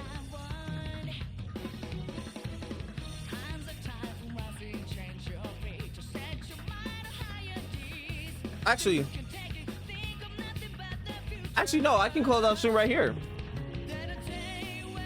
I think, and then just have credits roll. So, thank you everybody for watching. I really do greatly appreciate it. Jace, you've been a trooper. Shout out to you, Jace, for sticking around for almost 7 hours of the stream. Well, technically it is 7 hours because we're about to. It's 6 hours 59 minutes and 53 seconds counting up right now. Thank you for sticking around for stream, man. Shout out to Super for making an appearance. Thank you for Dante. Thank you for Yuka. Thank you for Wildman Dave. Thank you for Oreo. Thank you for Cookie for all coming out to the stream. Oh, and thank you to Duck. I really do greatly appreciate it. This was a great fucking game. Like I said, we'll be back tomorrow night after I get off work to stream episode of Dachi. Which I think episode of Dachi's not even that long. I think they said it's an hour long, an hour and a half, give or take, but an hour long at most. So we're gonna be there to stream that, and that will be the end, and I mean the end of Persona 4 Arena Ultimax Dunzo. And then we're moving on to greener and better pastures. I will give an update of what is going to be happening after Arena Ultimax. And once I give you guys that update in after episode Dachi part, it's going to be on and popping. But all I'm going to say is what I have planned is after I'm done with this game, you guys are gonna see it again. The trifecta. You guys are gonna see the trifecta of games come back, man. We're gonna be playing 3 story games at a time for each day. As you guys already know, there's a game in the pipeline that is already confirmed to be getting played. And that game is Nier Automata. Nier Automata will be getting played and will be in the shuffle. So we're gonna be playing the sequel to Nier Replicant. Just to let y'all know. The other 2 games, well, that's a surprise. The other 2 games are a surprise. Just want to let you know that. The other 2 games are a surprise. Now you guys can take a guess on what the other 2 games are gonna be. If you don't want to, that's fine. But yes, the other 2 games are gonna be a surprise. So, yeah. But yeah, that is this the plan. program was brought to you by the A new journey. sponsors. Yeah. But yeah, so that's what I have planned as well. Bro, imagine they gave it. Okay, no, it's not another part. But yeah, that's what I have planned to bring back the trifecta of games again. Also, like I said, I don't know when, but I do plan on, bringing back the watch parties, because like I said, we're locked in on the supernatural shit. My Hero Academia and Superman, we still gotta finish, so don't trust me, I'm bringing those back when I get the chance. Trust me. But yeah, Without further ado, thank you everybody for watching. I really do greatly appreciate it. If you guys want to know, I'll be streaming next time. I'll be streaming tomorrow night after I get off work, episode of Dachi, so make sure you guys tune in for that. Also, make sure you guys follow the channel, turn notifications so you never miss when I go live on Twitch. Also, make sure you guys subscribe if you want to have no ad experience. Also, make sure you follow me on my social media account handles on me at MeTV24/7 on Instagram, TikTok, and Twitter. And also make sure you guys follow me on YouTube. So just in case you do miss when I go live, don't worry, because all the VODs will be posted on the YouTube channel for safekeeping. But without further ado, thank you everybody for watching. I really do greatly appreciate it. That was a long stream. Yes, we're coming back with longer streams, man. And I said that I want to finish this game, and hopefully I stay consistent, because I don't know what it is, but I think I found it. I think I found it again. But yeah. So without further ado, thank you everybody for watching. I really do greatly appreciate it. I'll catch you guys when I catch you guys, and until next time, bye guys. I said bye guys. I fucking hate my mouse, bro. It keeps doing. Bye guys.